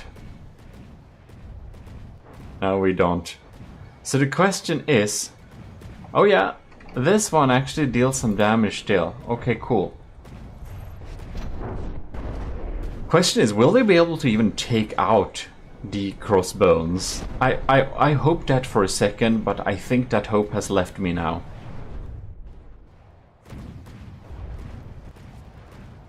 Well, look at that. Not half bad. When they come from top down like this too, they're dealing some serious damage.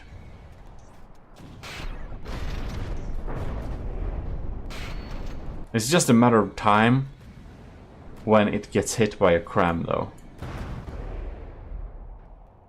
But circling above the crossbones like this, it seems to be a pretty decent tactic. Well, Almost thought they would crash for a moment there. When it changes trajectory like that all the time, it's not very often that the crams seem to hit. Right, so we have like 4 Nilden bombers that are technically having a pretty high score. But one of them seems to be circling around here. I don't know what it's doing. Is it coming in, maybe? Well, I guess we'll see. This must be pretty unnerving.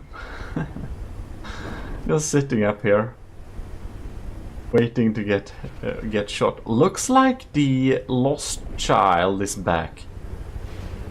So now we have 3 B8 bombers chilling around here. It's so smart that the crossbones has area detonation on those crams. Probably makes all the difference. Well, it looks like the boys are moving in and we're unloading. Oh yeah, next one. Perfect. Oh no! Oh no. Well, that happens. Oh man, they're so down. The crossbows is down at 69%. That's pretty decent. Is 69 the funny number, as Borderwise says? Anyways, they're continuing to deal damage. I feel this battle has a bit slowed down a tiny bit, but I mean, we're gonna wait and see if they will be able to actually take down the crossbones. Are you shooting blanks, sir? You sure seem to be.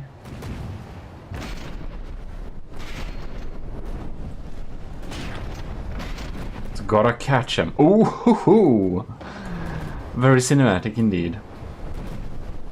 Like having wings you can shoot off adds to the cinematicness, don't you think? It's just raining missiles here. I think that one of the things that really made the crossbones be less good now is that I think its inaccuracy increased a lot when detection and stuff got shot down. So I think that's a huge contributing factor. Man, there is just so many turrets gone here. Look at that, it's so like hollowed out. It's like nothing left. It's just a couple of cram cannons now. 62%. That is pretty good indeed. And they're still being able to shoot down some more missiles and slowly grind down some damage.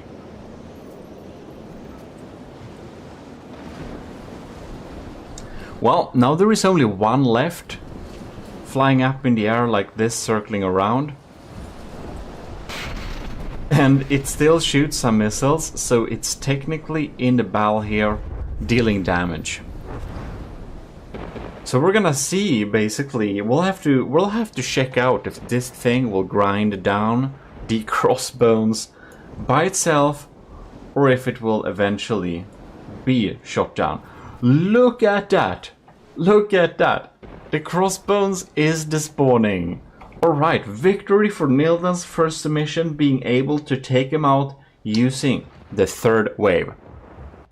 That's super nice. Taking him out using the 3rd wave, that's really good. It took some time. I think it will be 6 points, which is the mill score for taking him out the 3rd round. Good job. Next out, we're actually having Nilden's 2nd submission, which is the Invader. The very, well, I suppose, flying sorcerer looking design. I do suspect this battle will not be too long.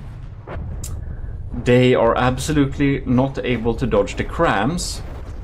Thus, if the crams aim at the right spot, I think they'll die pretty quickly. But we of course have no idea, and we're gonna check out what happens.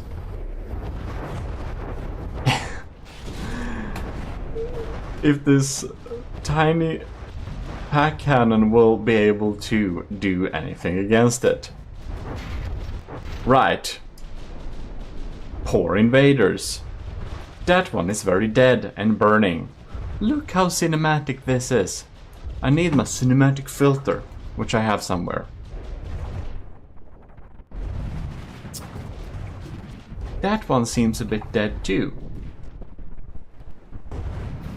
Are we gonna have a... No, it didn't crash on it. Well, that's sad. Right, so I think that might have been the shortest so far. We're gonna spawn in the second wave.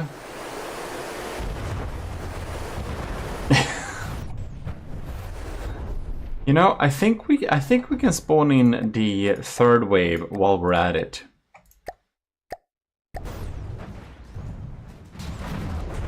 See if any damage will be dealt. It's like tiny explosive pack. I'm kind of surprised the crossbones has suffered 1% damage though.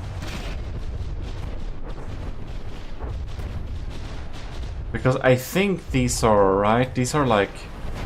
Or maybe it was impact. No, that's explosive, right? Isn't it? Oh man, they're just getting shot down so fast.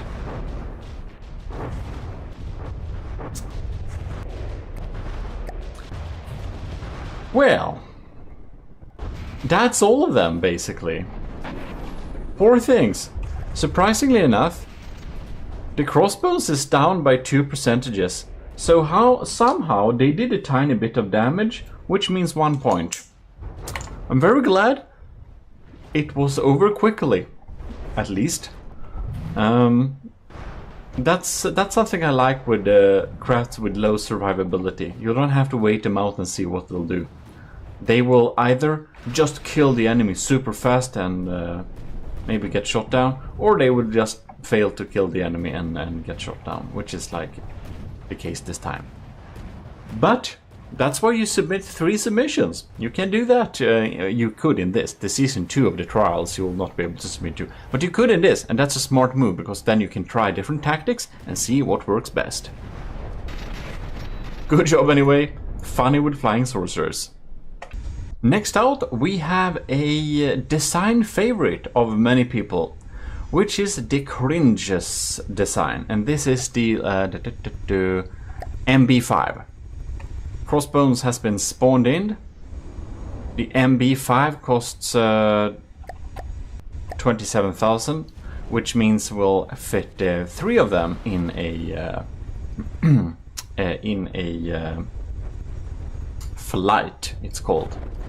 Now I'm losing the language. That happens. Right, we got some laser lock-ons there. The visibility is bad in the weather today. Ooh, dodging cram shells. Are we having an projectile avoidance setup here? That's nice. Maybe we're just lucky, but it's nice either way. Okay, never mind. I jinxed it. I'm sorry.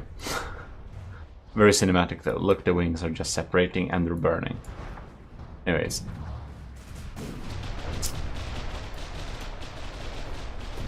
Do we have... We only have 1 in the air, do we?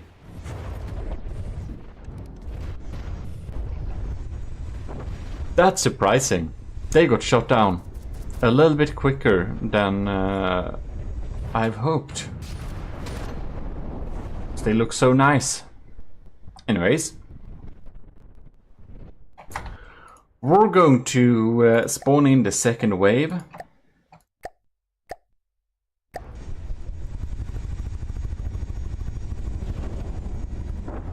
I'm gonna see if the missiles reach through the AAs. Okay, seems the lock-on fails a little bit there. Well, they are overwhelming it pretty nicely.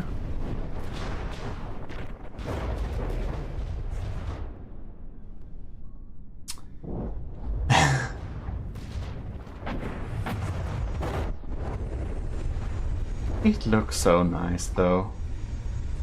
Oh no. Oh damn.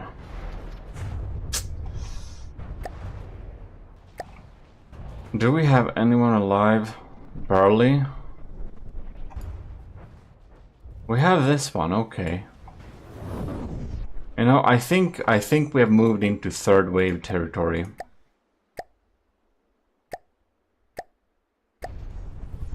We're going to warp inside this thing, making sure we don't control anything. Just so we can have the first, you know, pilot's experience. No, okay. We're failing to lock on. Okay, we're locked on. That's pretty nice though. Ooh, we dodged that cram. Absolutely beautiful. You know, that's not half bad. We did do very superficial damage though. So I suspect that the score here will be pretty small, yes. We're like swarming the crossbones with just tiny missiles all over the place. Unfortunately, the cram cannons has this pesky tendency to hit us also. Which is causing a lot of bad times. Reverse propeller planes are so cool. Completely not locked on there. There should be some settings that is like don't fire unless locked on for the laser ones. That would really be something that would be needed. Right.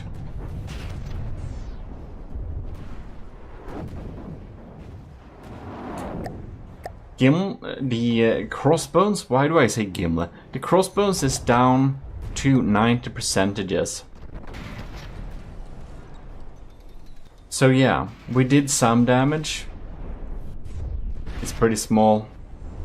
We're gonna see where it ends up. They are like providing damage still. So they are doing something, but it's just all over the place. Overall, the crossbones is in a pretty good shape, to be honest. Pretty good shape indeed.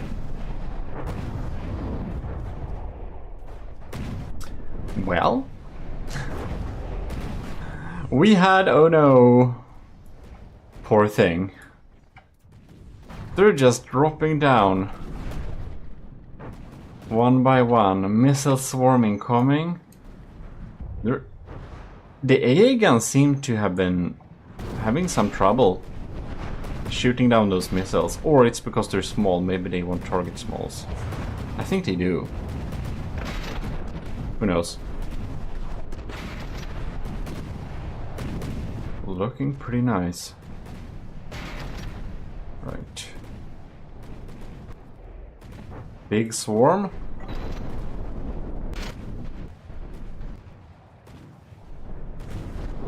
Here you go. Are they turning it around?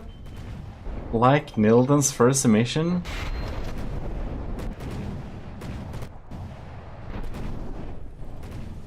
Who knows? Well, we're gonna see about it. The Cringe has a second submission, however, so we'll check that out too in a moment. But we're gonna see where this leads, if when they got shot down or what happens. Honestly, since the MB5s have gotten some damage, they're actually moving less predictably and actually getting shot down a lot less often, it seems like, which is very ironic. Man, this looks so dangerous. It feels like they'll collide with each other like any second. Oh man. They're just... oh no, no! It's just gonna collide. Oh, look at that. That's so... oh. They might have untangled, have they? They're both like damaged, they spin around like this, and they've just been so close of hitting each other so many times. The funny thing is that one of them, from time to time, actually deals some damage. But it's really from time to time, and thanks to that unpredictable movement it has right now, I think it can sit there and do that until it loses materials. I think this one has lost control. Yes. So we're gonna judge the score at about this point, because our boys over there are pretty damaged. 82 percentages, you know, that's decent. So I mean, it's at least 2 points. It technically is still doing some damage though. So, well, I think it deserves 3 points. You know, the crossbones isn't very taken out or anything like that. Look at that, that's a brutal collision. It's severely damaged though, but I don't see them having a good likability of taking out the crossbones. So I will judge that 3 points are fair here. I'm just gonna check, that's the second submission. Now I almost put the points on the wrong one.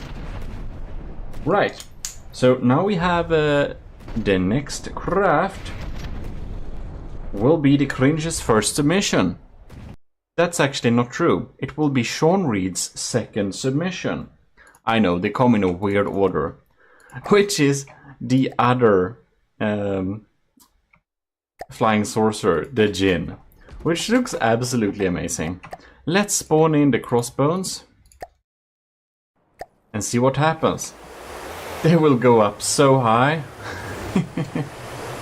I think they have a decent chance not dying actually. I really think they do. Scary cramps. I actually think they have a decent chance of winning this. And I think they can take it down. Because they will hover just above. I suspect that the most scary thing for the Djinns are if they collide with each other. Oh, somebody's getting targeted here. Maybe I'm wrong. No.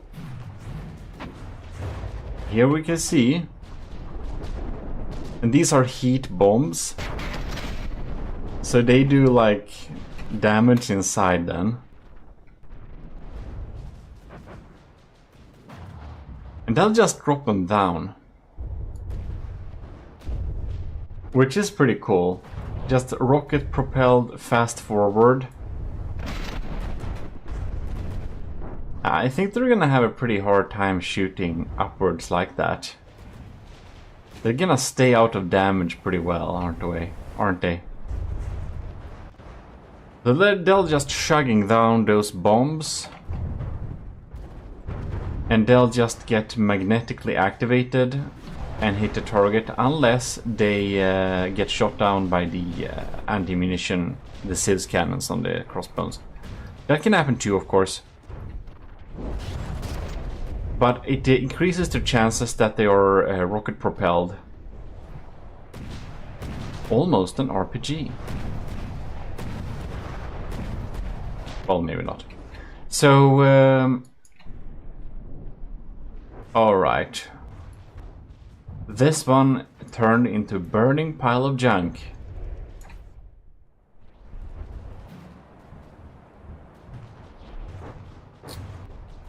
Yeah, I think we're gonna spawn in the second wave here. Sean Reed's second submission. Let's go. I'm not controlling anything, am I? Good.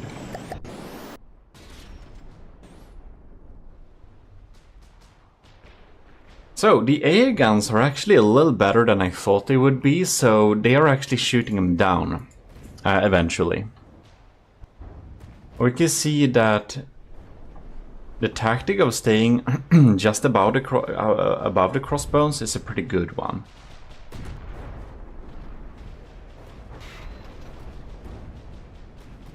Oh, damn.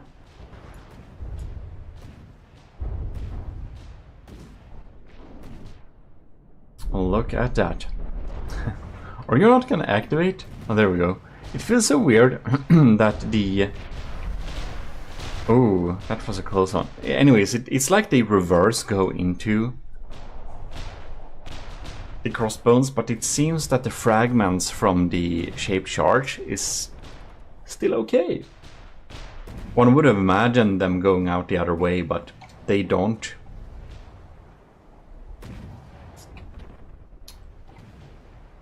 Well, the crossbones is at lost 3% percentages of health, but I must say the survivability of the gins is not quite what I would have thought. Can see many of them are in varying states of decay, and they're dealing damage so slow here. I think we're gonna spawn in the third wave.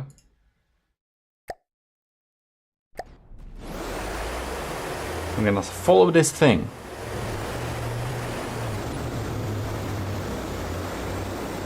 Alright.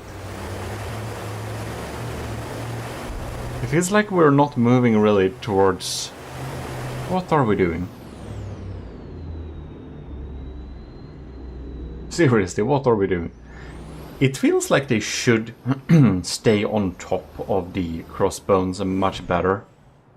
They have some trouble with keeping up the speed and maneuverability. Now we're just chilling here. Wouldn't it be a good idea to fire those missiles? It's like they fire too rarely.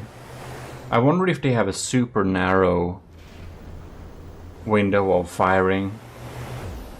I don't really remember from the previous test because this trials has drawn out a little bit on time. At least I'm not a quitter, that's one good thing. We are finishing it. Or I don't know, maybe it's not good. Maybe I should just focus on new projects instead, like anyone else. When they are down here in the water, they have so low chance of being shot down. Man, I think this magnetism is a little bit too far away.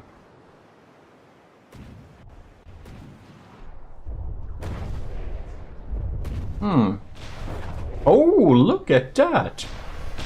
This cram cannon is actually completely shot down here. I kinda missed that. Ooh! We're dealing some damage.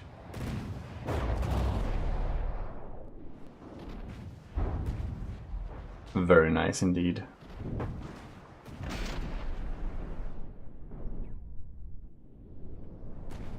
Alright. The damage when it comes from below is actually super effective. It actually might be able to take down the crossbones if it hits extremely lucky. That's absolutely crazy. We have a couple of them just hovering around here.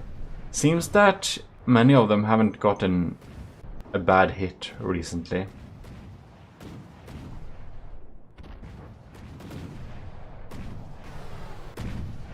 Well, slowly but surely, the crossbones is getting grinded down from below. This is taking ages, so I'm gonna read up the cadets of the Army of GMODIST supporting us every month also. Corey Dunn, Austin Wells, Sophia, T. Miles, Modi Ansuz, Gameboy 78, Shark 93, Kovrax, Martin McBacon, and Matthew Stachovsky. I hope I didn't butcher all the usernames there. Anyways, thanks a lot for supporting the channel as a cadet every month. If you want to get a cadet, you can get access to all of my blueprints and all that stuff. And that's continuously updated maybe every second month. So, great. If you want to have some turrets and prefabs and vehicles in a neatly sorted order. If you just want to check out my vehicles, you can just go to Steam Workshop. You can find many of them there. Yeah, you can actually get my turrets too, if you just copy them from any of my vehicles. But if you want an easy access, I guess, and of course, if you have $1 a month you can spare on useless internet entertainment like me, go ahead. You'll have something that's probably worth it very much. Anyways, did you see that? They actually grinded down the crossbones. That's crazy. Slowly but surely, they did it. When they came in from afar, they got shot down very easily, but when we spawned in a larger group of them, they were able to not getting shot down by keeping at the optimal position. That's awesome. Well, good job, Sean Reed.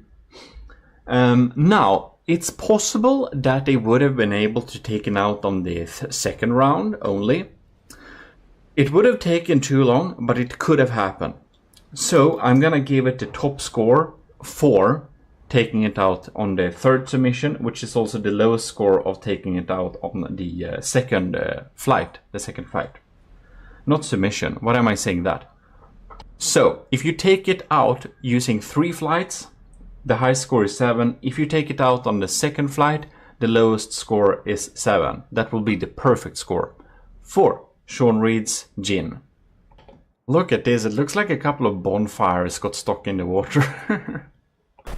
Lastly, out of the flights episodes, we have the cringes. First submission, right? This is the MB4. Another good looker, as you can see here, it has some beautiful interiors. I'm gonna make sure I don't control anything to mess up the score. Yeah, and there we have that. Isn't that looking quite splendid? We're gonna spawn in the crossbones. We are approaching, slowly but surely, shooting our tiny guns, which fire... Oh, right.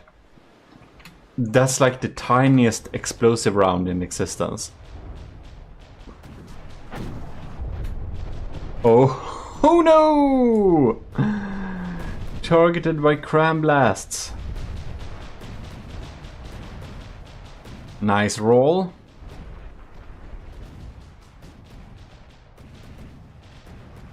Right. Alright, we're going for a bomb run. No, something went wrong. Okay, the cringe. You can go in for another bomb round here. They are empty, the base are empty. Must have missed when they fired. Ooh, it looks like second wave territory. Already. Yeah, definitely. Second wave is spawned in here. There we go. I wonder if I'm still in one of them. No?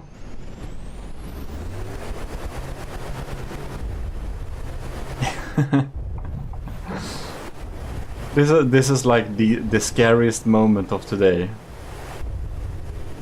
No, I think we lost our engine power here. Well, Rambot is falling down too. Anyways.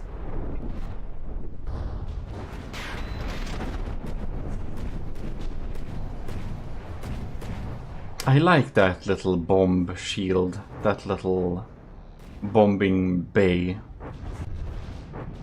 Fridge-like opening. Very nice.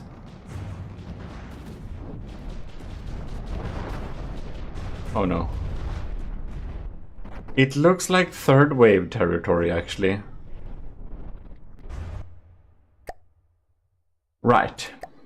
I did think this would perhaps fare a little bit better, but it seems not. Alright, come on now.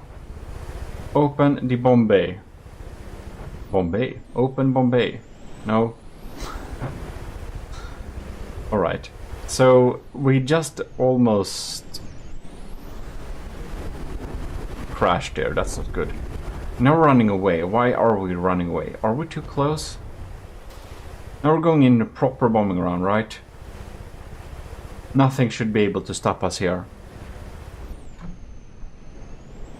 Oh yeah, oh yeah. Bomb bay has been opened. And here we have the bombs are dropped. Nice. Do they not have magnets on them? Oh darn, I don't think they do they? Or yeah, they probably have. They're just a little bit slow. Well darn. That's that. The crossbones is at 97%. It has taken damage, so that's 1 point. But man, this is like, this is 1 point no more. Look at these poor waves. All 3 flights in the water like this. Very sad. Because they look so nice. While you may technically calculate the result yourself now by watching all of the episodes and writing it down yourself, I'm going to do it here with my scoring board. That will take a little bit of time calculating it. We're up in an hour, so we're gonna have the results in the next video, which will be concluding the well, this. It will conclude this, the season 1 of the trials. So thanks a lot every one of you who participated in the trials. Turn back next week, we're having the results for you. If you haven't seen the other episodes, there are so many of them. It's like 30 episodes almost of the trials. You should definitely watch all of them. If you want to subscribe to my GMODISM channel, you'll find videos like this. You have the Relaxism channel and the silver and the GMODIST at the bronze. On the a couple of weeks ago, I actually released a relaxing from the depth video on the relaxation channel. Maybe you should check that out. On the GMODIST, you find all of my live stream VODs and some extra videos. About live streams, there we have it. Twitch, only on Twitch, so follow me there too. This is your host, GMODISM. Eric of GMODISM, your Lord High Admiral, and I'm signing out.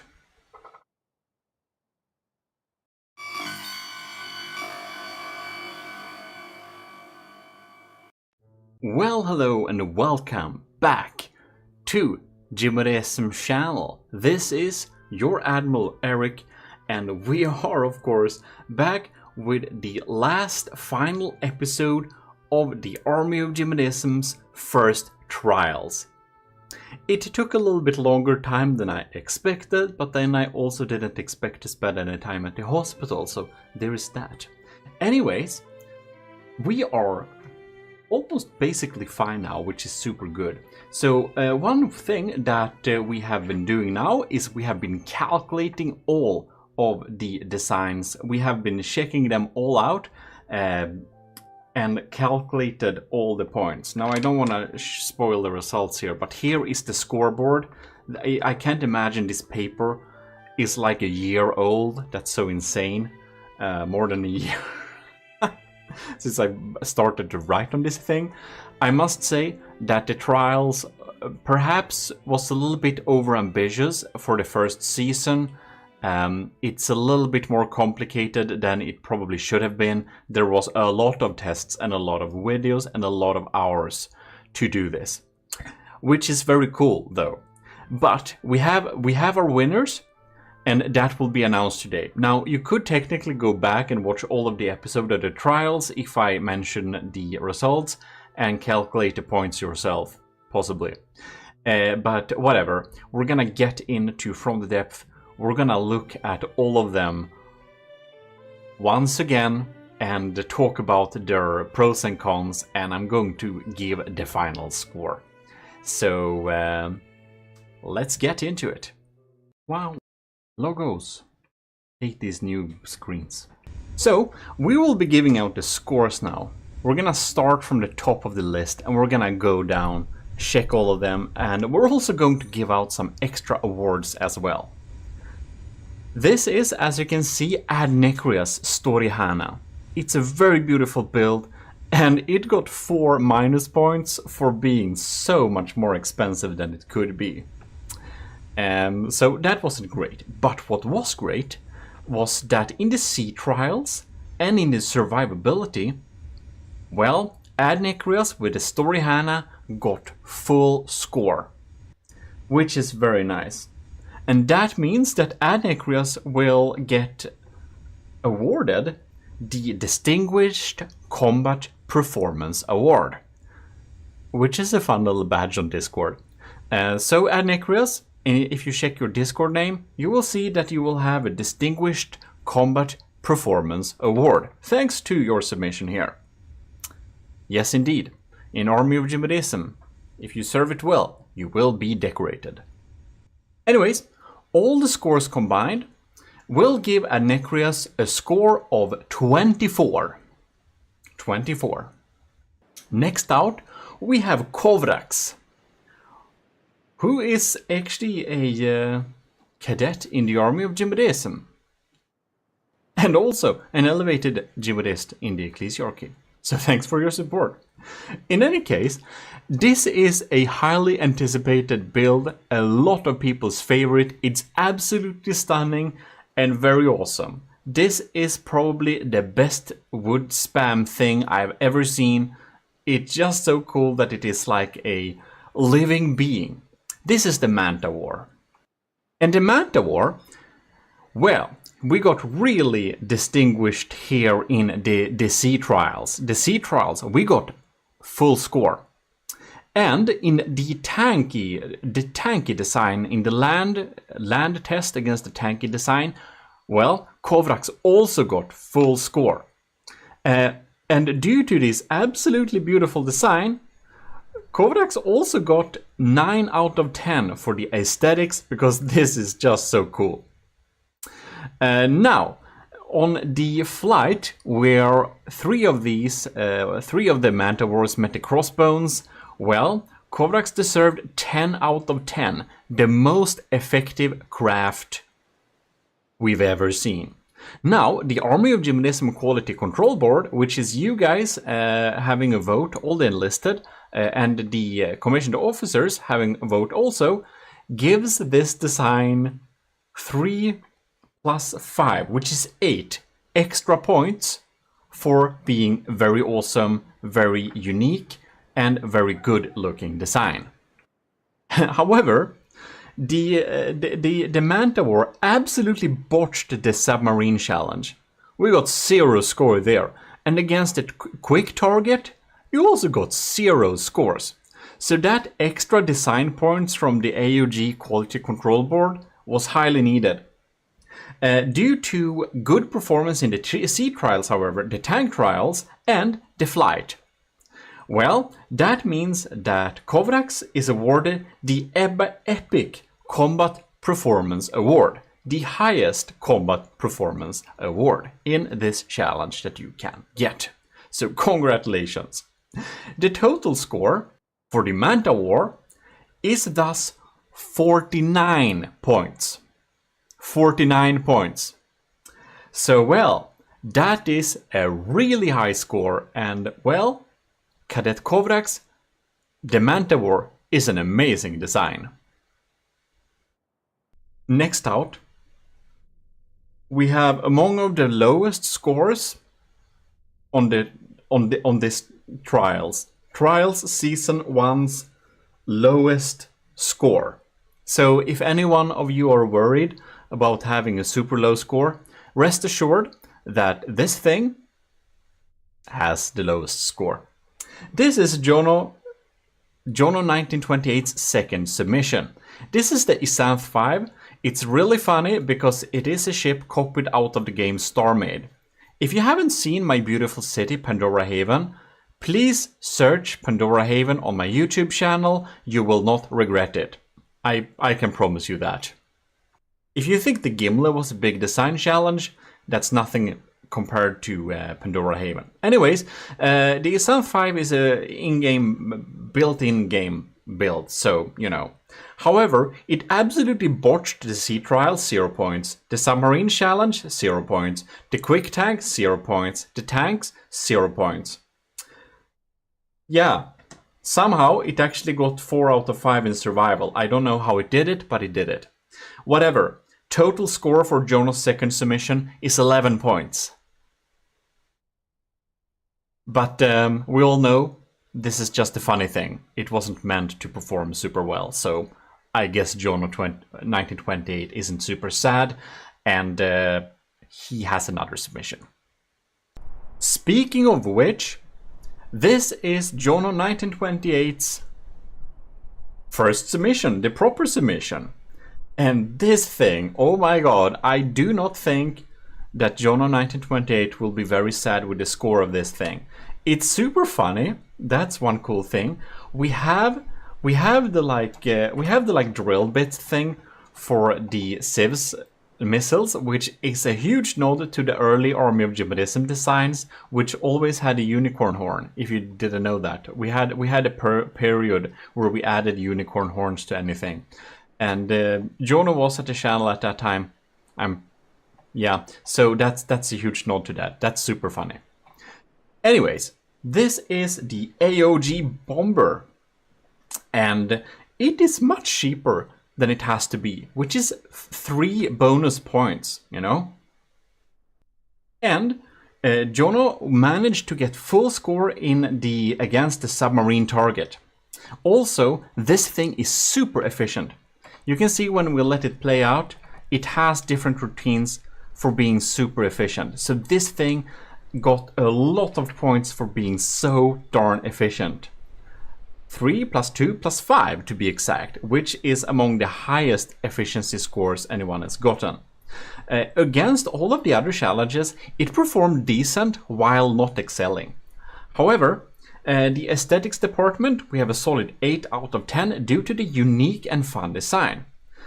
Also, the Army of GMODISM's Quality Control Board decided to give this 3 points in total extra. Now, this means that the total score of Jono 1928's first submission, actually this is the first submission, the previous one was the second, I know it's confusing. Anyways, the score is 49 points. Just as many points as Cadet Kovrak's got for the Manta War. 49 points. So congratulations, Jono 1928. This is a very nice design. And due to the top score in the submersible ship challenge, we are also awarding Jono 1928 the Good Combat Performance Award. Speaking about the ogres, as we say here in Sweden, Kovrax, I totally forgot to say this to you. The Quality Control Board absolutely loved this design, which means that you will be awarded with the Quality Control Board certification. Yes, that's another little award. Plus, due to your aesthetics being the top, in the absolute top, this thing, of course, also gets awarded with the Exquisite Design Award. I completely forgot those awards there, so that's why we just threw them in here. But indeed, huge thanks to Jono for your 2 submissions. 49 points is really good. This is a very beautiful build. The AOG bomber is very nice. Now we should be moving on. Here we have a pretty starfish looking design, if we will look at it from here. Anyways, this is of course kinda sexy Eldrosh Koshkosh, and this thing is a lot more cheap than it has to be too. So that means that we are 3 extra points for being a bit under. However, it absolutely botched the score in the quick land target and in the tank land target. So this thing didn't work very well at land, which means it is awarded 0 points for those 2 challenges. So that of course draws down the total score. The survivability too, it got among the lowest scores anyone got here too, so it got 1 point. So that means that the total score of this design, the Eldrosh Koshkoi kind of sexist design, is 18 points. So very nice. Thanks for the submission, but you not badge you too much about this. But both of you both know that if you just removed this block here, the performance would be a lot better. But nothing you can do after the deadline, but you probably learned a lot from that. So yeah, thanks for the submission.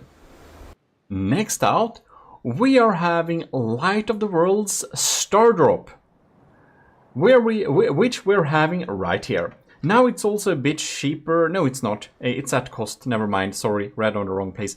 However, this thing got 5 negative points during the in one of the efficiency tests, because this thing uses so much materials per second. It just costs a lot to keep all of those steam engines alive, basically. And the funny thing is that it's not really listed like here. It's kind of difficult to see that. You'll have to go into it. Now let's see here. And you'll have to minimize it, and you'll have to add up all of these boilers, all of these generators. You have to add them together to know that. And we did. And that brought down the score quite a bit, unfortunately. But the design looks pretty cool. That is nice. But we also got a we got a full score for the survivability. This thing was really survivable.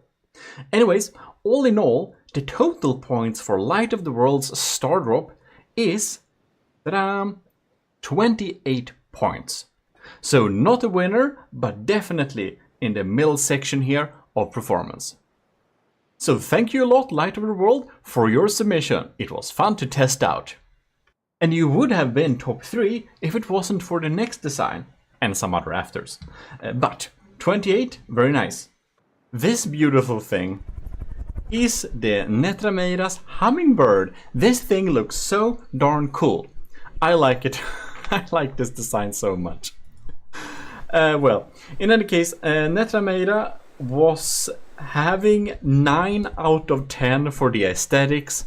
How could you not give this awesome aesthetic? It was just had some blocky angles. If that would fix, it would have been 10 out of 10, 100%. It also got full score at the survivability, so that was really nice. And it's been pretty in the middle here for most of the other challenges. It hasn't gotten a 0, which is really good. But for being so darn beautiful, Netrameira, you are awarded the exquisite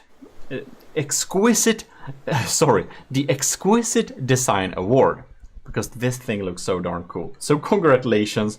Your total score, by the way, is 36 points. So, well, you did pretty well, I must say. Huge thanks for your submission, Netrameira. It was super fun to test this thing out, and there are far too few ornithopters in from the depth. Next out, we have Nilden's second submission, which unfortunately doesn't look very cool when it doesn't have the logos. Since Discord did the weird update, the shape you're seeing all the ships now isn't really up to standard. All of the winners will be asked to update their design a little bit, by the way, so that they can input the new decals and stuff like that. So that will be absolutely fun to see. If they haven't fled, then I guess I'll have to do it myself. But actually, for the winners, I will give them a few extra materials and I will let them do upgrades, changes, decorations a little bit. But still, of course, maintaining the main design. Yeah, because I want them to be looking as cool as they can when they are being put into the second chapter Frontier Fleet, or if they will be put in another fleet, also, who knows. Any case, this is Nilden's second submission. I should not ramble anymore. It absolutely botched the sea trials. It was 0 points there. Otherwise, it has been pretty mediocre in score, except for the flights, where it's gotten 1 point. However, it was very survivable due to its very survivability sneaky tactics. There it got a full score. the total score for Nilden's second submission is 18 points. Congratulations, it was real fun to test this thing out. Fun idea, but it's no winner of the first season of the Army of GMODISM trials, unfortunately. Well, unfortunately for you. Fortunate for those with higher scores, and especially those that end up as winners. Anyways, we'll move on to your third submission instead, Nilden, which is the beautiful penguin. By the way, everyone that's participating here is either a commissioned officer or enlisted in the Army of GMODISM, which is completely free. If you want to enlist in the Army of GMODISM, just plonk down to the Discord, self-assign Matros 3rd class, and you join from the bottom there. Or if you're a commissioned officer, you'll get automatically put into the Army of GMODISM. You have access to everything then. If you become a commissioned officer, you don't need to self-enlist anything, basically. But anyways, anyone that is participating in Army of GMODISM trials is, of course, enlisted or in most cases enlisted. And I think since we didn't have very many trials yet, basically everyone on this list is a Matros 3rd class, except like one, I think. Anyways, and of course, if we exclude the cadets and other commissioned officers, yes. So to proceed, this is Nilden's third submission. It absolutely aced the submersible challenge. It got 5 points there. It's also super survivable. It is, however, super not very good at efficiency. At one of the places there, it got -4, but it got pretty high on other aspects of efficiency. Anyways, on the tank trial, it got 0 score. But due to it getting full combat performance against the submarine, Nilden, you are awarded the Good Combat Performance Award. Maybe. Anyways, the final score is 28. Congratulations. Very mid-range. I absolutely love this penguin design though. It's so funny. Here we have Nilden's first submission, and by far the best of them. This is the B8 bomber. Yes, it is. And this thing has a onboard bomb camera. It has like a kill cam. That's so cool. Anyways, this design, I think it looks so cool. I like it a lot. Unfortunately, Nilden, you absolutely botched the against the submarine challenge, so you got to 0 there. The efficiency is pretty good, but for the quick land target, you got 5 score, full score. And against the tank, you also got full score. You also had max survivability, 5 out of 5. Very nice. That means, since you aced 2 of the combat challenges, you are awarded not Good Combat Performance Award, but Distinguished Combat Performance Award. So scratch that last badge you get. You'll get a Distinguished Combat Performance Award instead, because, well, your first submission was much better. And the total score is 37 points. So that is so far the second highest. Will you be getting a second place? Who knows? You do know you have a Distinguished Combat Performance Award anyway, so you can be sure about that. The kill cam is awesome. Thanks for your submissions, it was so fun trying them out. Next out, we have Pizza Summoner. This is the Sardalk. It's an absolutely awesome and super cool design cram bomber. That is definitely one of the most cool looking designs of all of them. And I'll tell you, indeed. For the submersible challenge, you got 5 out of 5. For the tank challenge, 5 out of 5. Aesthetics, 10 out of 10. This thing looks amazing, especially when we'll get those badges and decals back. But it still looks very amazing. This, you know, we talked about this in the aesthetics video, of course. It looks super cool. It even have a lock on screen when you sit inside of it and target stuff. It's absolutely amazing. It has 5 out of 5 for survivability. For the flight, you performed 9 out of 10, which is pretty maxed out. It's the second best performance in that challenge of all of them. The Army of GMODISM Quality Control Board also decided to give you an extra point, and altogether you'll have 42. 43. 42 is not the answer today, ladies and gentlemen. The answer is 43. 43 points for the Sardalk. It's absolutely amazing. That places you on the second place right now. And due to the top score in aesthetics, you are of course awarded with the Exquisite Design Award. And due to the epic combat performance, you are of course awarded the Epic Combat Performance Award. So no matter if you'll get up at the winning spot, you'll have those awards. You can see them on your Discord name then. Congratulations, and huge thanks for the submission. It was really fun checking this thing out. It's very cool. Next out, we are having Russia's Butterfly Wasp. This thing absolutely aced the submersible challenge. It got 5 out of 5. It also aced no, it didn't. Never mind. It got mediocre aesthetics. Sorry, I read 5 out of 5 as max. It's of course up to 10 for that challenge. Anyways, the survivability, however, was pretty darn bad. You only got 1 point there. So unfortunately, it has pretty mid-range performance. It's packed with missile and pretty efficient. But we have some low scores at some places, which gives you altogether a pretty mediocre score of 29, which is of course decent. You know, one of you in the comments field actually told me this, which I totally agree about. If you're able to make a bomber that can target a target, fly around without crashing, and do damage, you're pretty good at From the Depth. So I'll agree with that. This is of course a good bomber. All of the bombers that are submitted to this challenge is of course good.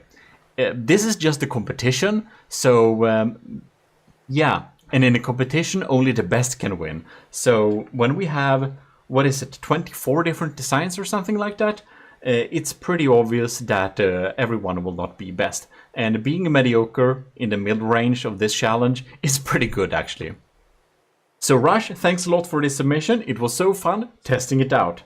We'll now be moving on to Sean Reed's 4 submissions. Now this is Sean Reed's first submission.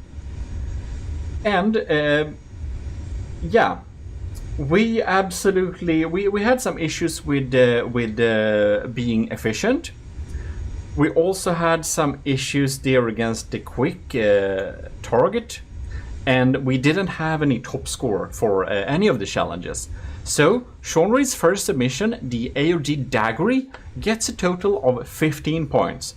Not the lowest points, but it's not winning anytime today. So we're gonna move on to your next submission. And here we have the Sunspot, the 4th submission. It got a little extra point for being a little bit cheaper than the requiredness. It's not very efficient, however. But it got the full score in the survivability challenge, and I absolutely love watching this thing fight, because the revolving blast guns and the missiles just diving in from a biplane like this, it's pretty darn cool. Anyways, altogether you get 21 points. Congratulations. We're gonna move on to your next design, Sean Reed's second submission. This is also getting some extra points for better performance, and it has some pretty mid-range scores all across the board, which is pretty darn good. You know, Jonah had some pretty nice scores there and got up to a pretty high score there. So this is also having a pretty mid-range performance all across the board. As if you watch this series, you'll know that. But it aced the survival, and it did a pretty good job against the flight, against the DVG crossbones. Anyways, the total score is 30, which is pretty nice indeed. So, yeah, let's move on.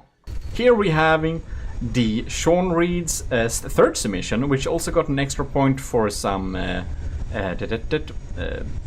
being cheaper. We completely botched the submarine challenge, however, so it's 0 points there. It is a bit more efficient, and it aced the survivability challenge, and against the flight, it got 8 out of 10. So against the DVG crossbones, this thing was pretty darn good, actually. One of the best, actually. Altogether, you get 23 points. But due to your top score there, you will be awarded the Good Combat Performance Award due to this submission. So thanks a lot, Sean Reed, for sending in so many designs. That was super awesome to see, and well, thanks a lot for that. And we'll be moving on now to Shotgun's design. And here we have the Shotgun Dart. It's a little bit funny because it actually doesn't use the AUG color scheme, which I've been constantly reminding everyone of so many times that I'm sure you're very tired of me. But that's previous episodes, not this one. I get to say it one time every episode. Anyways, so the Shotgun's Dart here, it has 2 extra points for being much cheaper than it has to be. In the against the tank challenge, it completely aced it. It got 5 out of 5. For the survivability, it unfortunately only got 1 point, so that draws down the total score a lot, of course.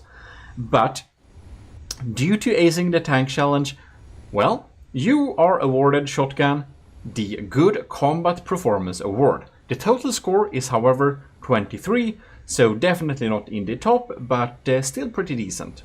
So thanks a lot for submitting this design. It was fun to try out. Oh, and next up we have Scoovymation. Scoovymation has 2 submissions. This is the first one, and this is the 3-val with the 3 spikes on... GMODIST, what are you doing? Nobody saw that. This is the 3-val. It has a really funny and unique design. So, Scoovymation, you absolutely aced the challenge against the quick target. All across the board, you got pretty good scores, and you also aced the survivability. For the flight, you got 4 out of 10. All in all, it's pretty mid-range results here. But due to acing one of those challenges, you are absolutely awarded the Good Combat Performance Award. Your total score is 31. So that's pretty good.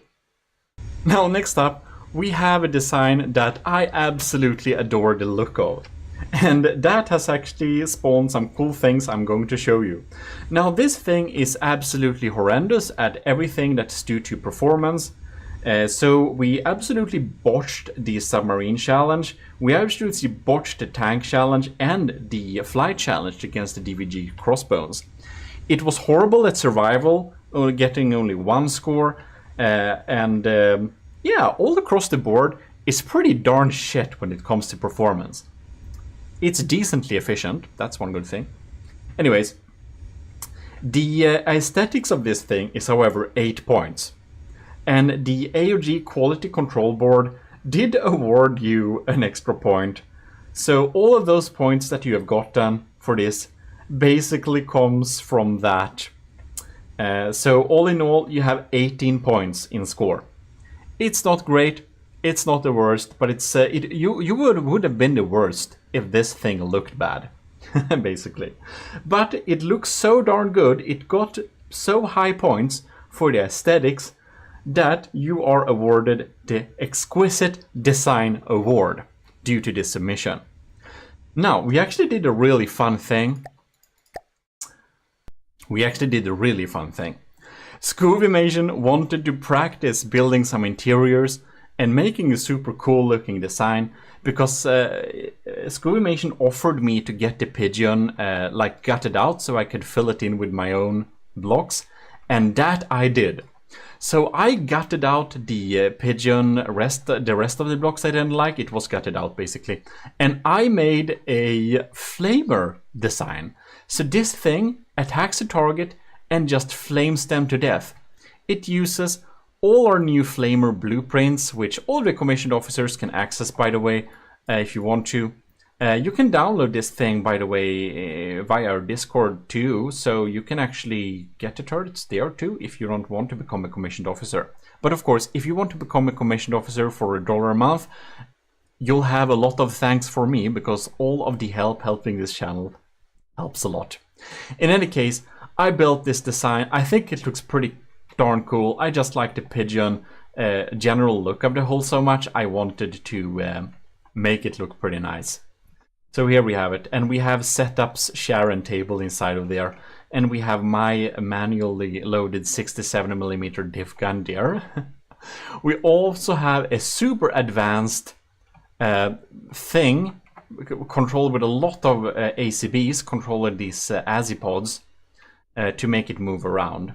We have an extra little gun here, and of course it's mainly here for the flamers, and it has some revolving blast guns to back it up. I think it looks pretty darn cool. Well, anyways, the funny thing is that Scoovymation wanted to make a new updated version of the pigeon as well, which Scoovymation did before I completed my updated version. So here we have Scoovymation's pigeon updated, and both of these airships are in the Army of GMODISM second chapter Frontier Fleet, because it's just too funny. And I must say that if we just pause the game here, don't you think that the headlights absolutely should enlighten the AOG logo? Isn't that just completely appropriate? Anyways, Scoovymation made this a utility design. I added some repair tentacles to it as well, because for being a utility design, it of course needs to do some utility jobs, I thought. So this is now a utility design. It has a very cool turret designed by Scoovymation here that's kind of remote controlled, and it has so cool interiors. So Scoovymation really wanted to practice doing interiors, and well, they did. Look at that, it looks so cool. And we have like people hanging around here and standing around, and this one is my absolute favorite. Let's see here. Here we have it. Look at it. It's like a smartphone user.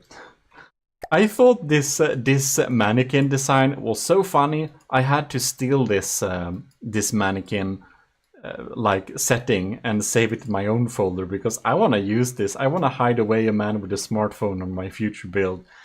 That's so funny. So thanks a lot to Scoovymation, who just for fun also gutted out the pigeon and built a new version of it. It's so cool.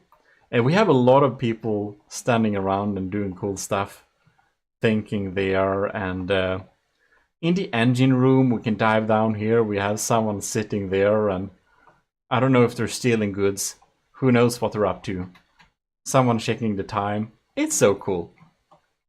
Also, I got some interiors for my little update here too. I wanted the steam engine exposed, and I did that and had some vents out too. We have a medium steam engine here.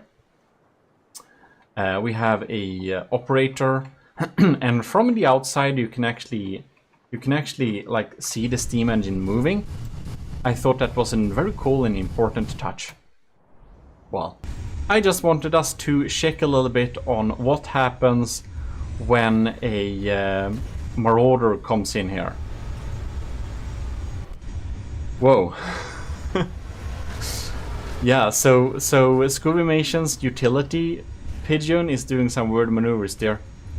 And I wonder, like, I did some different saves on the flamer attack pigeon, and sometimes it does some weird commands. But anyways, you can see it here, coming in here and doing some absolute barbecuing, following up by some revolving blast guns. Look at that thing. It's absolutely brutal. Very nice against wooden targets. Well, any case. But of course, these are some extra builds for fun, which we just did through the AOG channel on the Discord. So anyone can join that. But Scuvimation, of course, for the pigeon, for the original pigeon, you are awarded the Exquisite Design Award, and I feel that's extra deserving since you made, well, not this one, that I made the updated version for the fleet that just looks so cool too. So basically, you'll see this design when we are defeating the Nether, as well as my Flamer version. So Scuvimation, thanks a lot for submitting those awesome designs. We're moving on now with American's AOG Bomber. It absolutely aced the sea trials. It aced the submarine challenge. It aced the quick tank challenge, and it has maxed out survivability score. It didn't have a very good performance against the flight for some reason though, but due to those epic scores in the department of the previous challenges, American is awarded the Epic Combat Performance Award. Your total score is 34. That puts you in the upper bracket, but not in the top 3. But in any case, huge thanks for submitting this design. It was fun to test it out, and it has some pretty darn good performance. So thanks a lot. We're gonna move on though. We're gonna move on with the Cringe first submission. It absolutely botched the submarine challenge, and it also botched the tank challenge. However, yeah, it pretty much botched the flights challenge too against the DVG crossbones. However, you got 2 extra points from the AOG Quality Control Board, and it has some okay results on some other challenges. So yeah, the total score is however 24, which is pretty okay. But we're gonna move on to your other submission. We have a similar plane from The Cringe, which is the second submission, of course. And this thing is definitely a personal design favorite of mine. It's so cool. It's so cool. It could absolutely have some aesthetical updates for some shapes, but the general design and shape of this thing is pretty darn epic. Anyways, it got an extra point for being cheaper than it has to be. It absolutely aced the quick target challenge, and it has a 8 out of 10 score for aesthetics. This thing looks really amazing, according to me at least. It aced the survivability challenge as well, and the Quality Control Board gave you among the highest scores it gave anyone. So, The Cringe, you are awarded Good Combat Performance Award. You are also awarded Exquisite Design Award, and you're awarded the Quality Control Board Certified Design Award thing. Your total score is 38. Yeah, that is among the highest ones. That is indeed so far. That puts us at second highest, isn't it? No, third highest, right? Very nice, very nice. And congratulations to all of those awards. You definitely deserve it. The Cringe, this looks super cool. 38 points and all those awards. I hope you enjoyed those extra Discord roles. In any case, super cool design. It was very fun to test out both of your designs, and I like your building style. It's very nice. Anyways, moving on to Captain Y.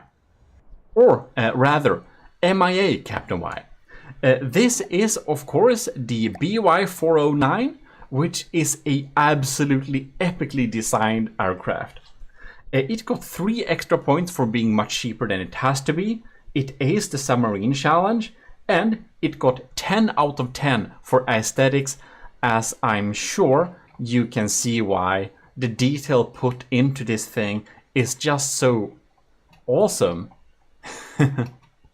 And yeah, it has some pretty decent performance there too. It looks super nice. So huge thanks to our Missing in Action Captain Y for submitting this design. Your score is 40 points. Yes, you heard me, 40 points. So I'm sorry, The Cringe. That chance you had of getting that placement just went away because well, the quality control board also gave Captain Y some extra points, and yeah, it deserves all the design points it can get. It looks so nice. Anyways, Captain Y is thus awarded with the Exquisite Design Award and the Good Combat Performance Award. So huge thanks for submitting this design, if you're indeed still lurking on the channel somewhere. So, let's move on. Wait, that's all of them. Oh no, I forgot one. Yep, I forgot one. This is Ovo. This is Ovo's White Phosphorus Bomber. As you can see here, it got a pretty sleek looking design here. So this was definitely a favorite for the quality control board. It got 2 extra points for being cheaper. It did pretty good score all across the board, but it especially aced the efficiency scores. Also, we have 9 out of 10 for aesthetics, which is definitely the second highest score for aesthetics here. For survivability, it got 5 out of 5. For the flight, it got 6 out of 10, and it was so impossible to kill the thing. It's super survivable. Pretty decent score there. And the quality control board also gave it 6 extra points for being so cool looking. And in almost all of the challenges, it has decent points, except in the sea trials, where it actually only got 1 point. But otherwise, it has a pretty decent score. And, ladies and gentlemen, I did not forget Ovo. The complete score of Ovo's design is 51. Congratulations, Ovo. You are the winner. This thing has 51 points. So even though you are not getting a good combat performance award at all, actually, you did so good all across the board for all of the challenges. You managed to get decent points on all of the challenges, and sometimes that's what it takes to win. You also made the efficient design, and you made it cheaper than most other people. So that's really good. Also, the quality control board pretty much liked this craft very much. And that means that you are awarded the Quality Control Board Certified badge. You're also awarded the Exquisite Design Award due to this thing looking so darn cool. And you might ask me, will we only have one winner? Of course we will not. We will have 3 winners. We're going to have the top 3 one. Or we're going to have the top 3 scores, which actually lands us at 4 winners. Which I think is pretty good amount considering how many submissions we had. So yeah, huge congratulations to Ovo with the White Phosphorus Bomber. You absolutely deserved your first place here. So nice. And unfortunately, all of the designs, of course, the decals are gone from all of them, which means that you can see the White Phosphorus Bomber really lacks the AUG logos right now. We really feel that. But that will of course be added very shortly. In any case, the first place of course goes to Ovo for the White Phosphorus Bomber, and you also get the Quality Control Board and the Extinguished Design Award. So super congratulations to you. It's so fun to see this thing. Now the second place is actually shared, and it goes to Kovrax, to the Mantawar, to Cadet Kovrax. This thing looks absolutely stunning, as we know, and Kovrax is also awarded the Quality Control Board Certified, as well as the Exquisite Design, as well as the Epic Combat Performance Award. I think this design is made Cadet Kovrax one of the most decorated members in the army of GMODISM. Congratulations, it's super cool. And it shares its second place with Jono 1928's first submission, the AOG Bomber. Also awarded Good Combat Performance Award and Extinguished Design, with also 49 points like Kovrax. Now it's really fun that Jono didn't really ace a lot of the challenges here, but it got some pretty good scores all across the board. Whereas Kovrax absolutely aced a lot of the challenges, but got 0 scores at others. So that's super fun to see 2 completely different tactics, ending up getting the same score. As a third place, we will of course have Pizza Summoner. So huge congratulations to your third place. You're also awarded the Epic Combat Performance Award, the Exquisite Design Award, and you'll end up with 43 points.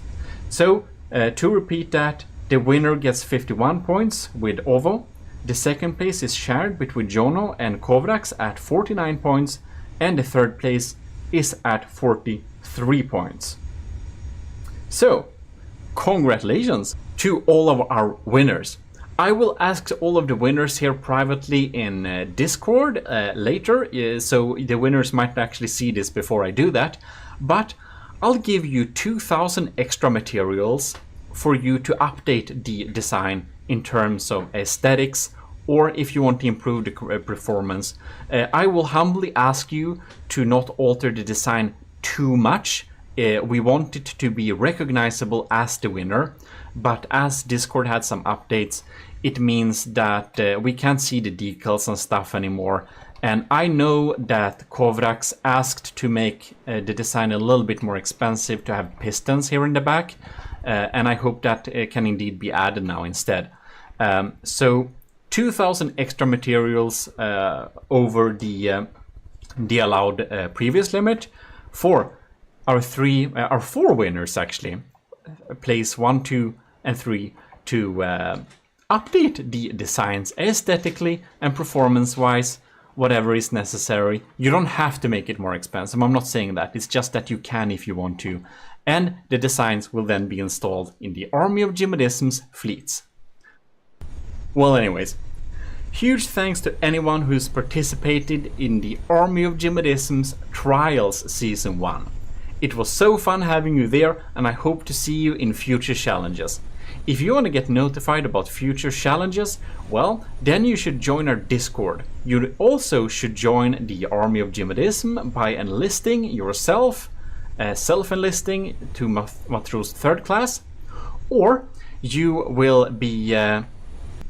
if you join the commissioned officers, you have access to that too. Now, as we have our winners here, of course, Jono is going to be promoted 1 level for being on the 2nd place. Ovo is going to be promoted 2 levels for being the winner. So you're not the Matros 3rd class anymore. That should put you to a Matros 1st class, actually. And Pizza Summoner is at the 3rd place, also awarded 1 step for 1 step up of the ladder in the enlisted officers. Now Kovrax is a cadet, so when it comes to the commissioned officers in the Army of GMODISM, I'm sorry, but I can't promote you because that means a tier above on the Patreon. So for the commissioned officers, it's you can voluntarily promote yourself or demote yourself whenever you want. It's crazy, I know. Anyways, huge thanks to anyone who watched this entire series. I greatly appreciate that you've been hanging in with us for this pretty long series. It was really fun to do though, so thanks a lot for joining. This is your host, your Admiral Eric, and I'm signing out. Join the Discord so you can get access to our future challenges, because this is your Admiral and I'm signing out. In our Discord we have a pretty popular From the Depth channel where you can get a lot of help too. In any case, we should get started. This is supposed to be the first video you ever watched, so we're going to take it very slowly to make your first boat here. So we don't need to care about these settings or anything like that. You will just want to click Designer mode. Now, Designer mode has some different starting platforms. This is my starting platform, which anyone can download also if you want it. But what you basically want to do when you're getting to Designer like this is you click Escape and you just destroy all vehicles. So you get a clean slate. Then you can click Escape again, you can move around and you have your character here. And you may be noticing that you're falling down. So if you click Tab, you can be inside your character. If you click Tab again, you can move outside it. If you don't want to fall with your character falling down like this, click E and then click E again, and you are having a free cam that's unbound to your character. To build the vehicle, look somewhere in the water/air and click the B key.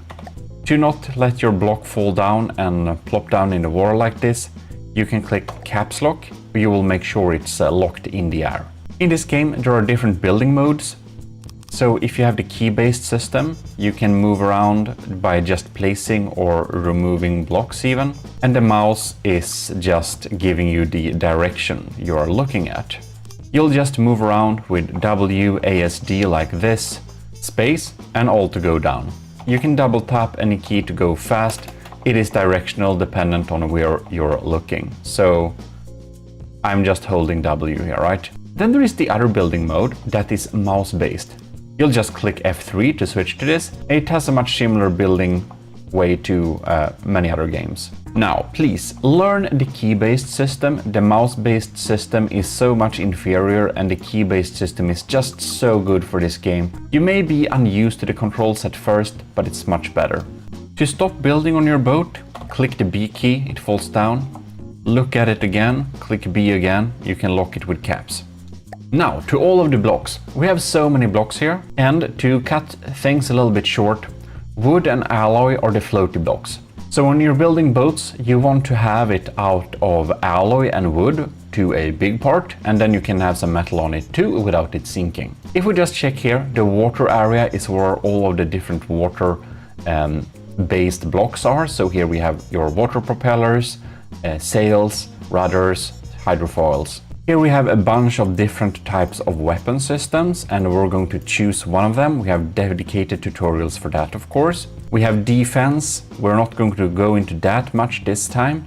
It's not that important here. Sub-objects we will return to a little bit. And down here we have new blueprints. So if you don't want to build a hull for your first ship, you can just take any pre-made hull. You see this little arrow here? It needs to face forwards towards the front text, otherwise you'll have trouble. And you'll just plonk this down here. You can actually remove that portion. So now this is your boat. But I want to build my own hull here, so I'm gonna start on a new little project. We're gonna do things very simply here. So we will select a wooden beam like this. We're gonna remove this 1 meter block. It's generally better to use larger blocks, as large as you can, because they have a health point bonus. Now this is the front of the ship, important as said. Watch towards the front and click the N key. Then you will have a mirror. This mirror plane will of course shorten down building time a lot. Now we're going to make a little medium boat here. Like that, and you can see we left some spaces here. Place the block straight like this, watch downwards and click F. This area is now filled. Wood is floaty as said, it has buoyancy. Metal is not, but metal is much better at protecting us. So we will have a line of metal around this boat to protect us from incoming fire. And when you're selecting blocks here, you want to move them around and do different directions. You select a block like this, and then you will hold the tab. You get all these circles, and they will tell you how to turn the block dependent on how you're looking. So that's correct. So we can do like that, do like that. And here you can see we need to join these corners here. So we need to use another slope here. And now you can see we can't place this block in the air, but if we click backspace, we suddenly can. Now you can see if this is being hit by anything, it would just fall off.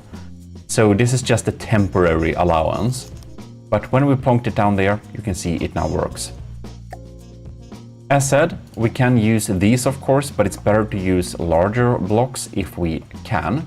So we're switching to the beam slope here, turning it around like this, and trying to make a smooth shape of this ship. From the depth is subject to the laws of hydrodynamics. From the depth they are kind of weak, but they still do work. So make sure that your builds are pointy and sharp if you want them to be fast. Now you should probably check if your boat even floats. And we have a lot of wood and not that much metal, so we have no trouble floating at all. If you have trouble floating, you can always use an air pump. Just place it in there and it will suddenly be very floaty. However, beware that the air pumps, especially on larger ships, does cause a lot of lag, so for larger ships they are never used, or should be used. If you want to be more floaty in a less laggy way, what you can do is just adding some alloy instead. Alloy and wood, as said, are the floaty blocks. You can see Block's armor class, it's 40 and it's 47 here, and that is because it's boosted by the blocks behind of it. So it's usually a good idea to have 2 layers. Having more than 2 layers won't give you additional bonuses though, but that is a general recommendation. If you're confused about words, please watch my dictionary video that goes through all of the useful words that you'll need to know in From the Depth. Now, you may be pretty happy with the shape of your boat and you may not want to lose it. Click the escape button and save vehicle. You can name it whatever you want and save new vehicle as vehicle. Then you can load it from here whenever you need it. If you need to save it again, you'll just save and save over. In From the Depth, there are some different things we need to understand. We need something called engine power and we need something called materials. So if we go into resources, we have material storage, and that is what is material. That's what we need to care about right now. So they have different shapes and forms, they are all the same. Just choose whatever container you like to look at. Now we have 16,000 materials and you can fill them up pressing the Q button in designer mode. Now we need some type of engine power, otherwise we can't move around. To have that, we will select the fuel engines.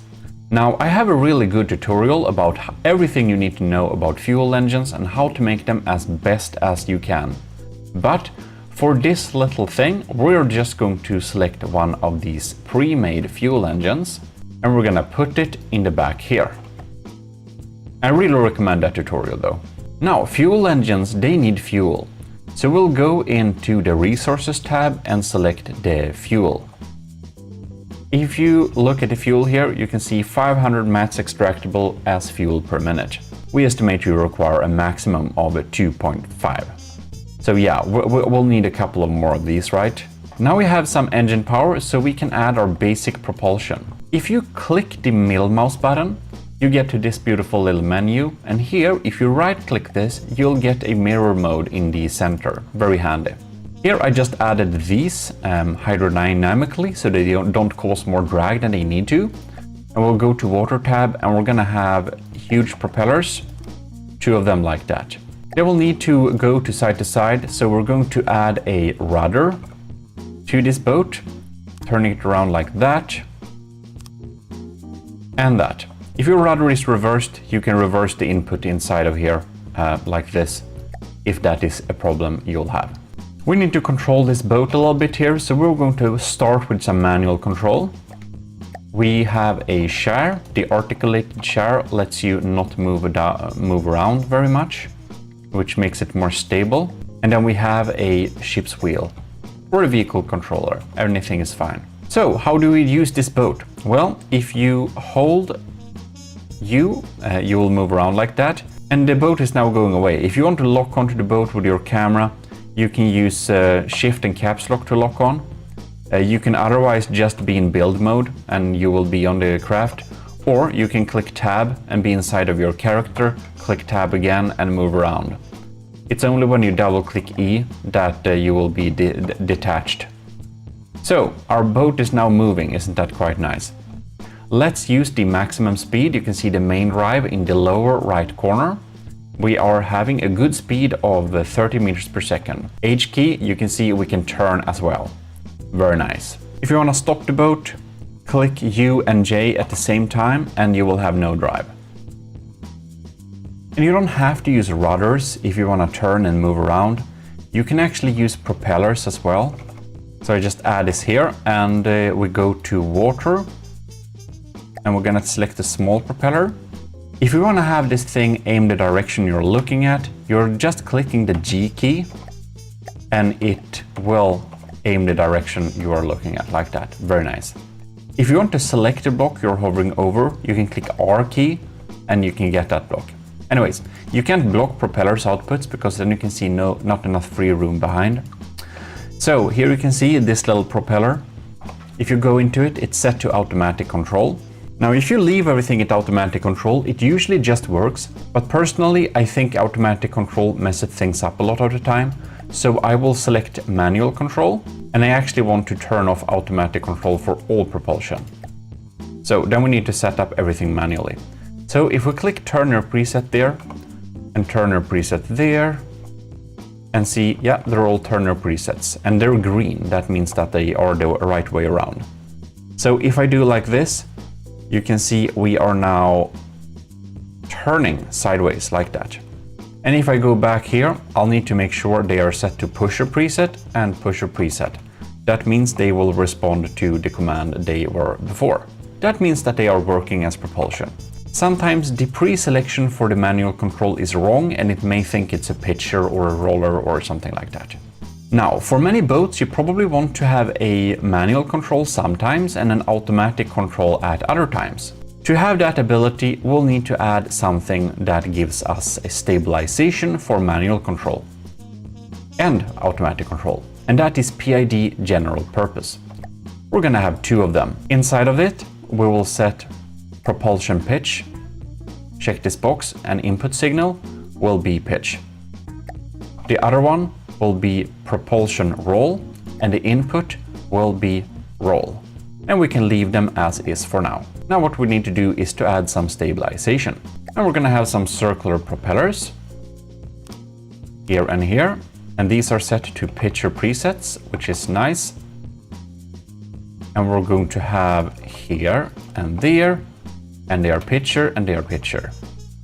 Then we're going to go to around the middle of the boat where we expect the center of mass to be later. Now the center of mass is a little bit to the right, but it's not going to be after some time. And now we need to check roller preset and roller preset. And the same on this side, roller preset and roller preset. Right, so when we put this boat down into the water, they will already start working and make sure that we are stable and nice. So what you can do is basically go around here, and the propellers will actually try and keep the boat level. If the effect of the stabilization is a little bit too weak, you can go in here and you can increase the gain to something more appropriate. Test around with different values and see what works the best. Then you should have a stabilized control, so you can go left and right and move about with your boat and still being pretty stable. Now this is done easily with the AI as well. Problem is when you do it with the AI only, when the AI is not controlling the ship, it's also not going to stabilize it. That's the problem. That's why we need to add these. About that, it's time to add the AI. And the AI we can find on the AI tab, and we're going to select a little preset here. So we're just gonna select the medium little preset, place it down here. Now this is a wireless transmitter to other block. This is the main frame, and here we have aim point selection cards and AI routine cards. Now it's not set up yet, so we can move around and add some cool stuff here. And here on the aim point selection card, you can see we have some different values. This ship is going to target the thing with the most firepower as for now.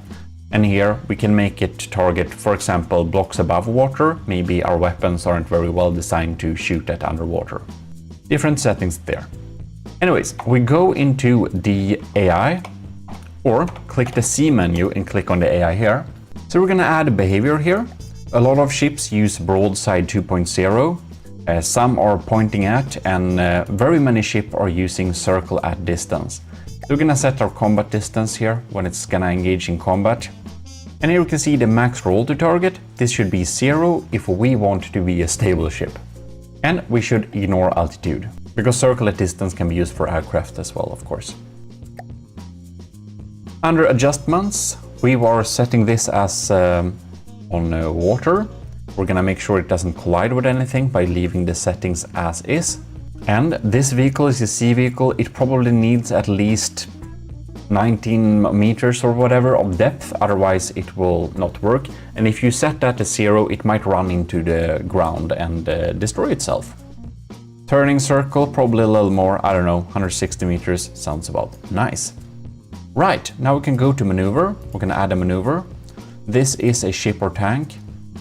Under here, we should use pitch controls and set the idle pitch angle to 0. And if we want to change the AI PIDs, we can do it here, but the general PIDs we already added are actually overriding these values, but they kind of look the same in the setup. And you can name the AI. This is, for example, Montrose 3rd Class your name, because maybe you are joining the army of GMODISM by self-assigning that role in the Discord. Well, then you can. Here we have it. Now, when we are not controlling this ship, we can see that the AI has already taken over control. We can then take over the ship and use it whenever we want to, and the AI is going to take over as soon as we let go of our controls. Even if we have an AI, our AI is basically incapable of doing much because it can't detect the enemy. So, to detect the enemy, we are going to add some type of detection systems. We're just gonna do a little simple tower where we're gonna have some AI connectors, and these are just connective pieces. Under that, we're gonna have a wireless receiver. This will be connected up automatically to this thing, the wireless transmitter. So we can have a piece of AI up here as well. Now, there are so different type of detection components you can use, but the most important thing you definitely want is the laser rangefinder and a 360-degree camera. That's the most important one. To get some extra accuracy, it can be a good idea to have a camera or tele gimbal tracker. Then we're gonna do this little weird thing here where we actually build up like this, and on top of it we can add a radar. And you might think, doesn't the radar, we're gonna have the 360 radar, doesn't the radar block the view of the camera? No, because the camera is looking in this direction exactly and this direction exactly. Yeah, and even if this is here, it's not actually blocking any of the view. I know, it's weird, it's just how it works.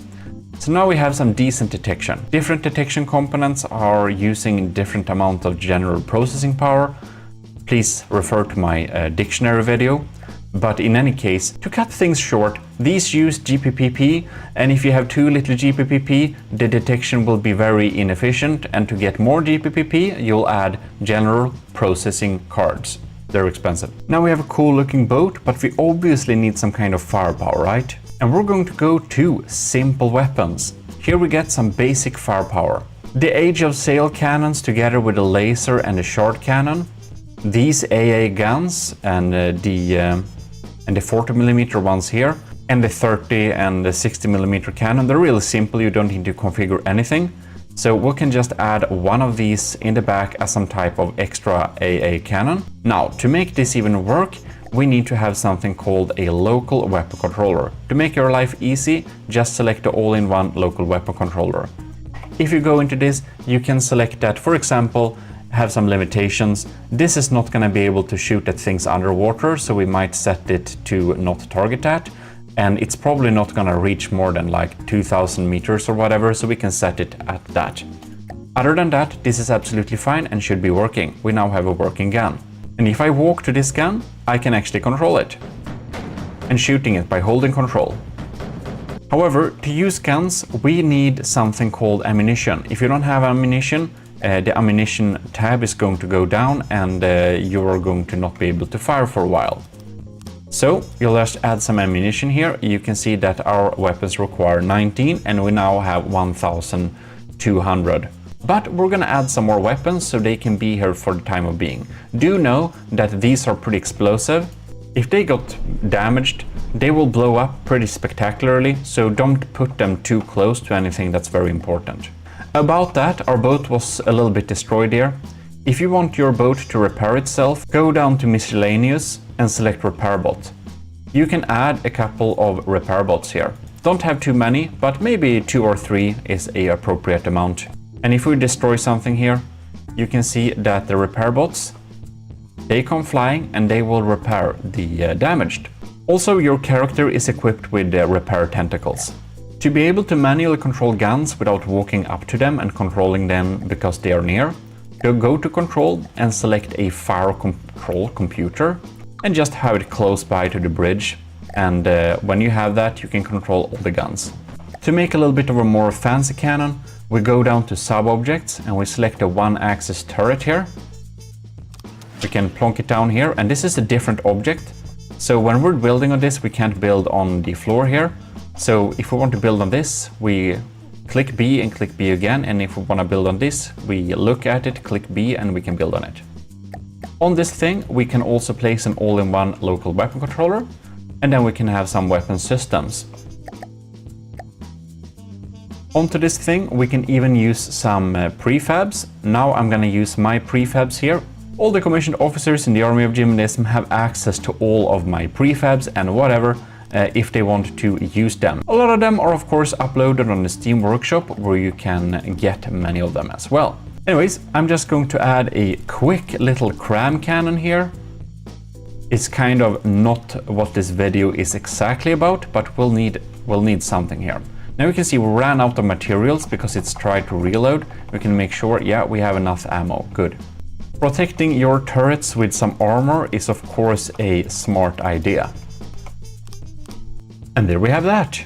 We're gonna add some missiles to complement. So we have a fly swatter interceptor array. We can use this little prefab, and this is going to add some interceptor missiles, which is going to target incoming missiles and cram shells and hopefully shoot them down. We're also going to add some extra cluster VLS missiles, because why not? Right, so I think we have a pretty solid setup here. This boat has everything it needs to have, which means we of course need to finish up this armor a little bit. And we can fill here and fill there. Protect them here. Add some nice wind protecting glass, very important. So you may see that we have been a little bit careful at covering up this, and that is because you can go down here. This is a D11 turret. This is kind of the pattern where the turret will be blocked or not, where the alloy represents the turret and the metal represents the hull of the ship. So we'll need to leave that space to not make it collide. Basically like this and like that. That's as tight as we can do it. We of course need to add the glorious flag of the Army of GMODIST, which is flag post. I have some other videos showing you how to get your own flags in from the depth. Here we go, very nice. You can also select the color here, and when you're building, you can even build with your fleet colors. This is what I usually do, but if you want to, you can also color this afterwards. So for example, I can paint it like this. If you want to test your ship, you can click the X menu, and it's a tradition that we always test everything against the Marauder. And the missiles are getting there. This is so funny. And there, isn't that quite beautiful? All right, look at that. Oh, that was totally over-penetrating. Well, enjoy your first ship. Your ship should be absolutely functional. And if you're not happy with what the AI is doing, you can always take over the control yourself. Ram! Army of GMODIST, Invictus.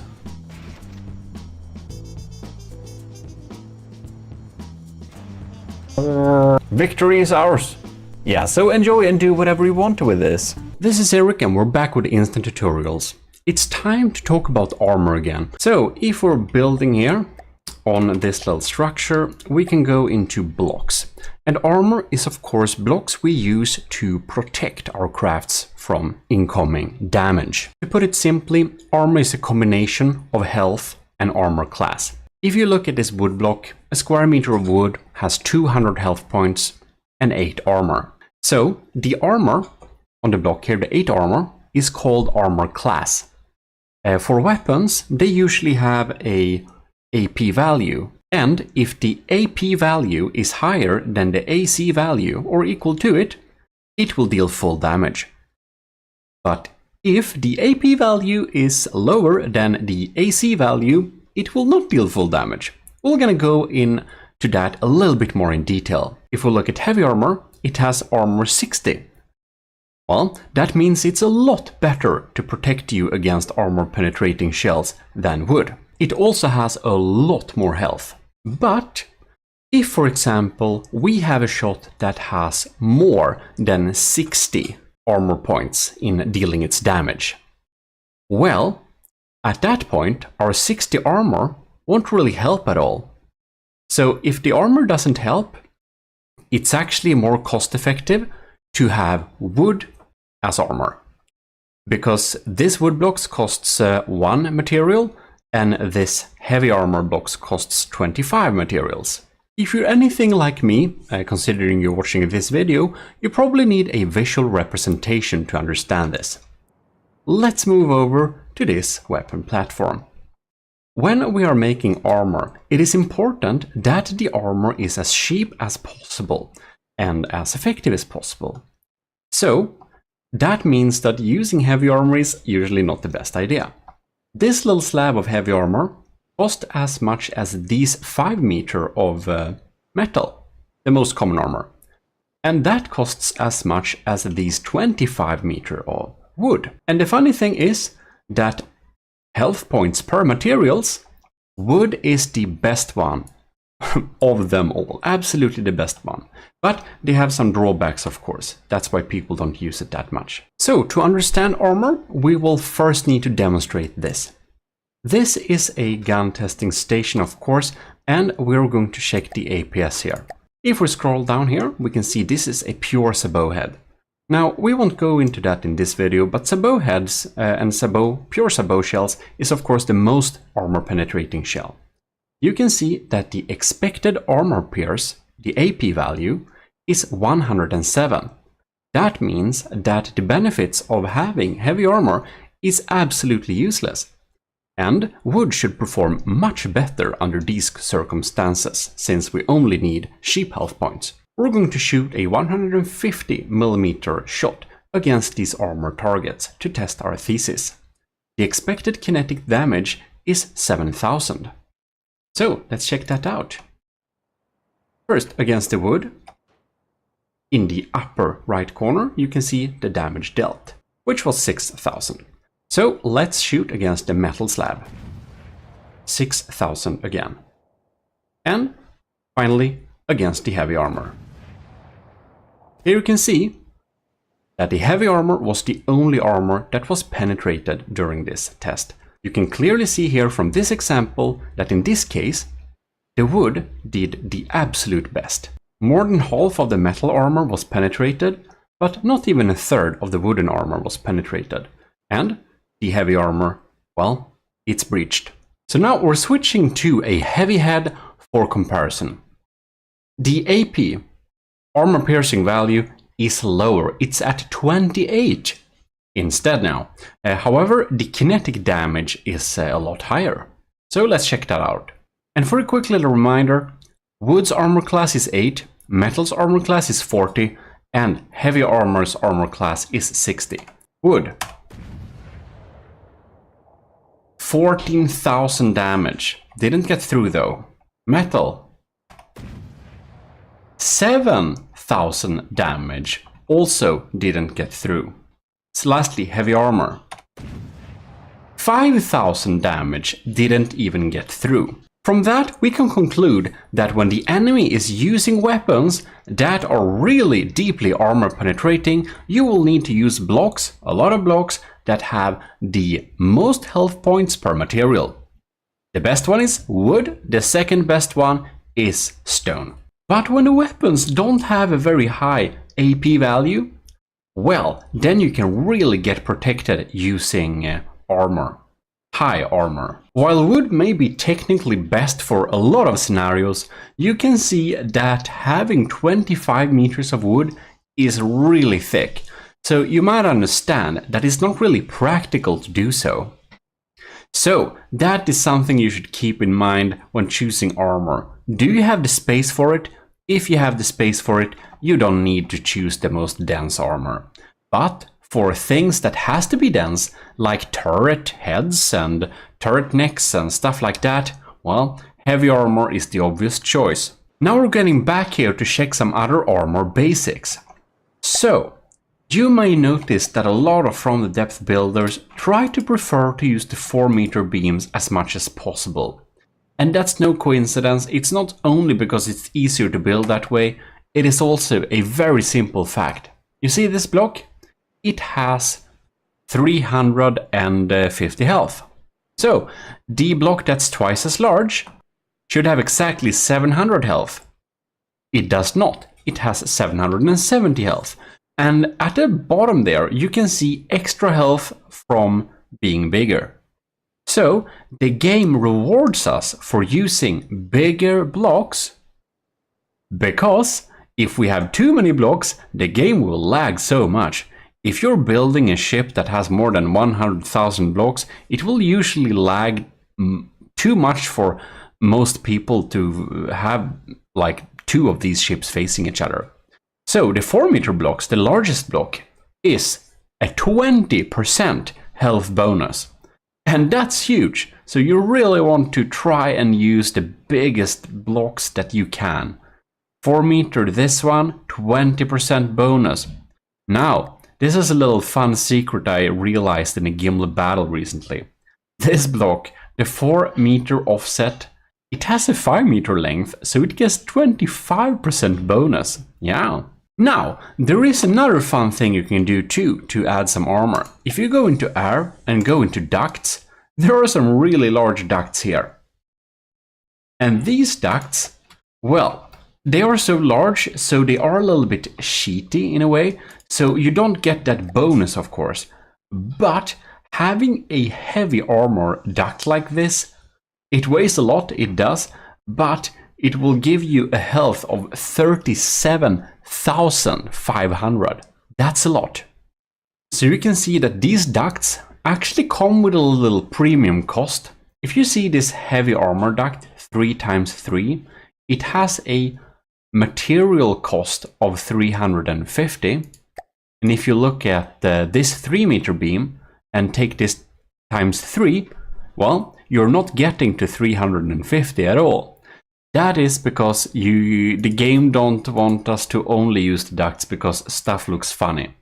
However, if you need to create a sheet that is protecting something from incoming damage, like if you have a front-sider and, for example, you're facing an army of GMODIST vessel equipped with the Arcoballista Invictus, as you probably have seen in the game of the battles, well, then it can be a good idea to have a sheet of super high health ducts like this, and that will protect you from being penetrated by the most heavy APS penetrators. Let's go through some armor basics. So, if you go into your Z menu, as in zebra, you will see the Health and AC tool. Drag this down to your toolbar. If you choose this tool, you will get some stats when you're looking at different blocks. You will see their armor class, as we went through before, and their health. Armor is essentially whatever protects your system blocks. They are mostly found in the blocks menu. Lead is one of the worst blocks for armor, of course. It's very heavy as heavy armor. It's pretty cheap, but it doesn't give you enough health points and armor for that cost. In that case, stone is better. Wood is, as previously mentioned, the most amount of health points for your materials, and in some sense the best kinetic defense armor. However, since your structure becomes very big if you want to use it, stone is usually a better choice for this, because it is as heavy as metal. As you can see here, at least at this update of the game, it might change. As always, check your numbers yourself. But it has a much higher armor class than wood. Now, armor class doesn't only matter when we're talking about kinetic. No, we have some other stats to keep in mind too. When we're dealing with explosions, when we're receiving explosive damage, having armor is really good. And then, when someone is using fragmentation damage against you, like for example crams with frag pellets. Each of these frag pellets, as of now at least, have only 4 in AP value. That means that even wood provides some defense against fragmentations, and of course, stone a lot more. So both when we're talking kinetics and when we're talking explosions, well, armor class matters. Like armor class, we have something that was added with the fire update. We have fire resistance. Wood's fire resistance is 10. I think the default flamer's value is 20, so it's way above that resistance. However, stone's fire resistance is 50. So that gives some pretty good protection. Stone is the best block to protect against fire, for example. Alloy also has 50 fire resistance, which is nice, but it also has a 25% flammability. That means when a fire destroys this block, it will add fuel to the fire. Metal has a lower fire resistance, but no flammability, which makes it a good protection against fire as well. Heavy armor has a very high fire resistance, but it also has a big flammability. That means that because they are so dense, they can contribute a little bit to the fire, but they're pretty resistant too. Rubber is the most flammable block at 100% flammability. Wood is close behind at 80. So that's also a stat to keep in mind when we're choosing the armor. Armor that is below water will of course be much better protected against fire. Moving on, we have alloy, which has an armor class of 35.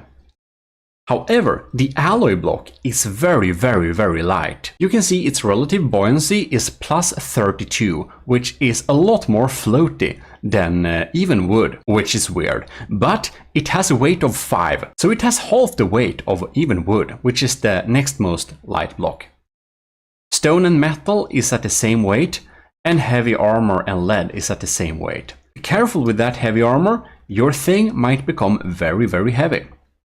Metal, the most useful armor block altogether, has 40 armor class, which is a good bit more than alloy, but they have the same cost. So using metal, if you can take the weight, is always better. Heavy armor has an armor class of 60, which is of course amazing, but the cost makes it so that you should use it very carefully. The only block that has some decent armor class that's not super expensive is the applique panels. Applique panels are pretty volatile, they only have 125 health. That is about half the health of a wood block. However, they have 50 in armor class, which means that they provide a decent defense against fragmentation, heat fragmentations, hash fragmentations, and explosions in some sense too. Applique panels is pretty shallow too, so it can be a great thing to add to things that need to have a lower profile, like aircraft or whatnot. Metal and alloy plate should be more seen as decorations. Of course, they provide some bit of protection, just like applique panels, due to them having a decent armor class. But they have so little health that people usually say that they will fly off when you sneeze on them. Now we come to a little interesting aspect. Most armor blocks can be stacked. You can see here that the armor class of this is now 48. But you know from before that the metal block's armor class is actually 40. It adds armor because it's structurally sound. Adds armor to other structural blocks, it says. So if we add another one, it's not changed. Only 1 meter behind it boosts the armor in front of it. That means that we can take a really strong block and back wood with. So if we look at heavy armor backed wood, we have an armor class of 20, which is of course a lot more than wood, since wood usually only has 8. So if you want to have pretty strong wood, well, you can back it up with heavy armor and you have some pretty sturdy wood there. Honorable mention is of course reinforced wood. It's basically a weird mix between wood and metal, but honestly it's really terrible in every sense, and it's only if you can't have the space of having 1 layer of metal under 1 layer of wood that you would use reinforced decking. Reinforced decking is of course a nice decoration block that's a little bit more sturdy than wood. Now, alloy plates, applique panels and era don't really add to the armor behind it. So they can be added as an extra layer of course, but they won't boost anything. Era armor is explosive reactor armor. If you shoot this, it explodes, but it can instantly delete heat and HESH shells, which otherwise can be very scary. Now we need to talk a little bit about angle.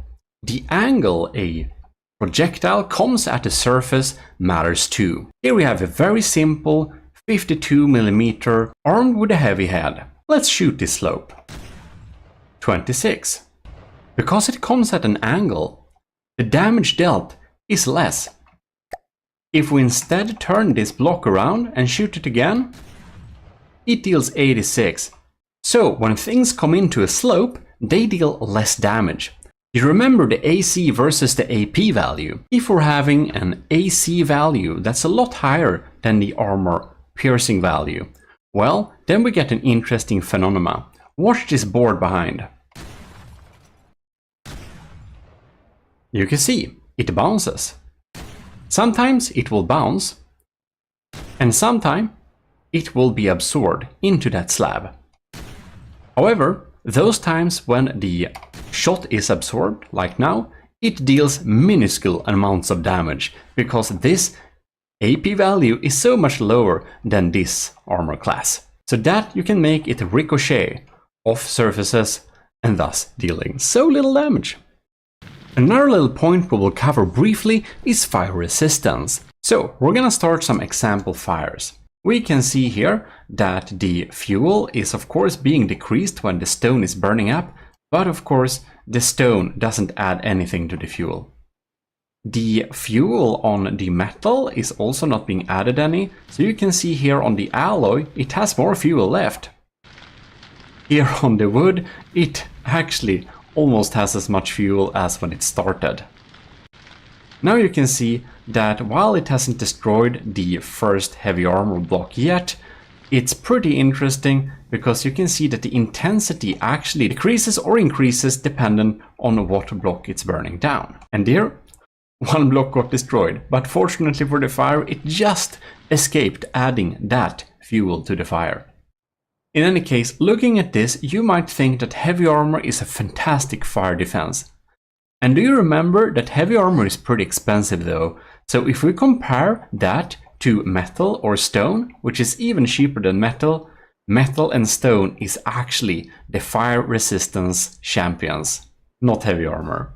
Now, what's the most effective defense against fire? Well, that's an air gap. Fire won't jump distances in the air for some reason. I don't know, it's just how it works. Now what we need to cover is a little bit about EMP defense. So when we look at different blocks, we can see that this local weapon controller, for example, has an EMP susceptibility of 100. Here we have a surge protector. They can be placed down to absorb surges from EMPs. This has also a 100% EMP susceptibility, and that basically means it can be hurt by EMP. Example of these are AIs, weapon controllers, laser systems, and many others. EMP is really scary because it tries to deal the most amount of damage it can deal with the path of least resistance. Some bit different blocks lead EMP surges a lot better than others. Like wood and stone are decent insulators, and metal is a very bad insulator. It just leads them away. As well as heavy armor, it just leads them very easily. Rubber is the only block that provides proper EMP insulation. So rubber, you need to insulate important parts. Here we have a couple of weapon controllers, and here we have a couple of insulated weapon controllers. If we put an EMP surge here, you can see it goes and attacks this block, which now has been damaged to about 50% of its original health. An EMP can be a little bit weird to understand. If we have a smaller jolt, like 17,000 EMP damage, you can see it goes to destroy these blocks on the side.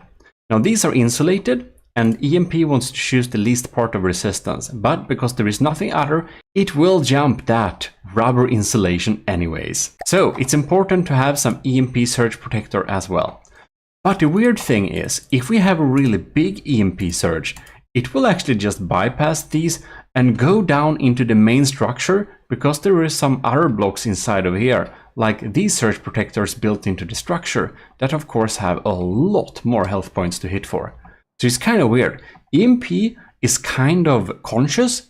The smaller charges try to go for smaller targets, and the big charges try to go for the biggest targets. That's something to keep in mind. When you're building your system, you always want to have surge protectors on some strategic places. Like if we just have a tiny little surge protector here, so if you have a pretty big EMP blast here, and we send it going, it will actually go for this tiny little surge protector. And the funny thing is, when EMP has gone away, it can't go back. So you'll need to think on how you can isolate it in a point and make it absorb at that spot. We have some tutorials that go through EMP more carefully though. Now let's look at some practical armoring examples if we were making this little boat here. So most boat hulls are built out of metal or alloy. This one is built out of metal. Only when you need a really fast thing, you can of course having alloy as well on the outside instead. But generally, metal is very awesome. So for the outer layer of your armor, you usually want 2 layers. You can have 2 layers of metal if you want to have a sturdy construction that can take a lot of beating. If you, however, are looking to get a little bit of a better weight and more floatiness, you can instead back it up with alloy, like this. Then we get a nice passive float. If you instead want to back up your armor, but you need to save some costs, you can always back it up with stone instead, and you get a little bit of a cheaper option. Now, if you need to protect yourself against most different types of damage, you have your plasma, you have your HESH, you have your heat, and other type of shape charges. Well, you need to have an air gap. And for plasma, and also fire, you need a proper air gap, not like a fake air gap. Some people like to have some spall catchers, they're called. So when heat is coming in, you want them to catch that spall, and thus you can have beam slopes is the most and best used thing for this. But if you want to protect yourself against plasma too, you'll need to leave this space in between. So we have a free space. The best spall catcher there is actually the beam slope of heavy armor. It is a little bit expensive of course, but this thing can take HESH and heat beatings all day. And the best thing to back it up with is of course a full block of heavy armor. Now this is only for very heavy armor and is where you should have your heavy armor if you're not coating it on the front side. You can back it up with alloy too to get some structural stability, but still more of that health. Most people, however, do some spall catchers using just regular metal beam slopes. They're fine for that. Another option, if you want to have a good bit of armor, but you can't really afford that heavy armor, well, you can have a layer of applique as a spall catcher instead. You can also add applique to the surface of your ship to make them detonate on the surface too. But for that application, it's actually better to have the ERA.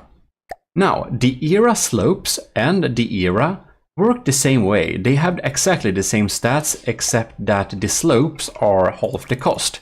So it's actually more efficient to only use slopes than the full blocks. They don't provide anything extra. If you want to protect yourself against armor-piercing fragmentation, you can add ERA backwards on the inside of the hull like this.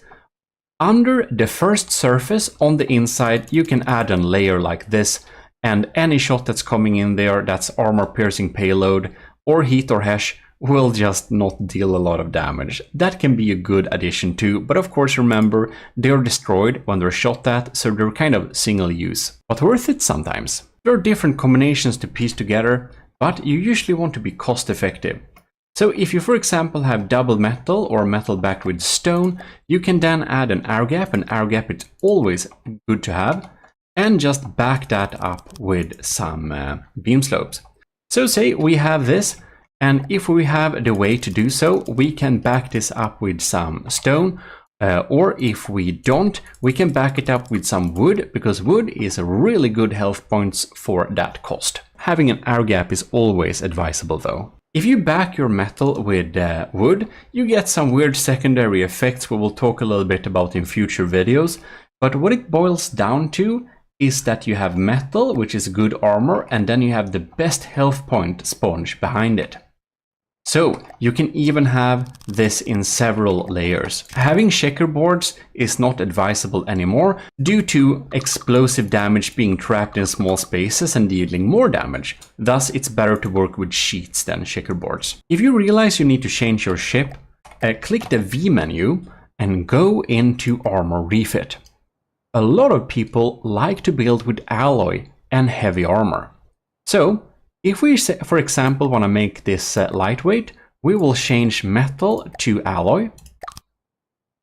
And if we want to make it super lightweight, we can actually change stone to wood.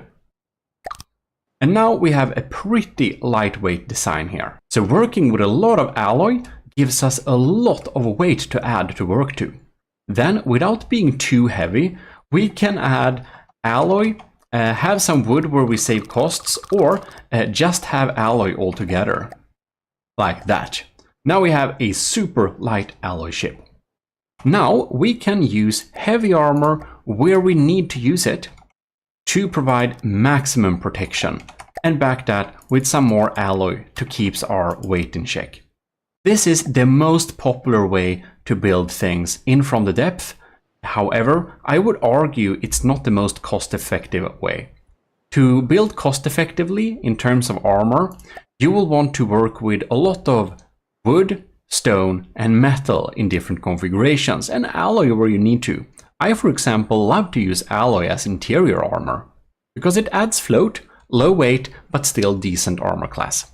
If you, however, love to build things as fast as possible, I would definitely try to use as much alloy as possible, and then use heavy armor or metal only where you need to use it. Because then you can get away with the smallest footprints, the least drags, the sleekest shapes, and thus the fastest speed. I believe that will be everything for this little episode here. From the Depth Instant Tutorial. This is Eric, and this is your one-stop shop for fuel engines.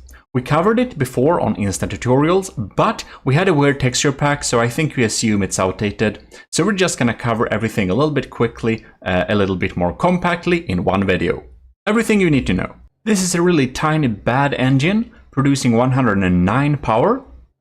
Engines, they basically burn materials, they use materials and make power. As you can see in the lower right corner of the screen, you have the power metric. Now, to be able to use materials, they'll need fuel tanks. The fuel tanks, they are basically converting materials to fuel as we go. So the more engines you have, the more fuel tanks you have. Only having this tank will basically make 100 fuel per minute. Each tank adds 50 fuel extractable per minute, and a vehicle has 50 by default.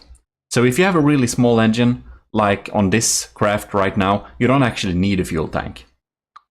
You can see it works fine with a material box here. The handy thing about fuel tanks is they will tell you how many materials are extractable as fuel per minute. And under that, you'll see an estimate of how many fuel tanks you are estimated to require. If you have 2 little fuel tanks for your vehicle, you will see the fuel access bar down in the lower right corner go down to 0. One thing that's good to know is that when a fuel tank is destroyed, it will create a fire.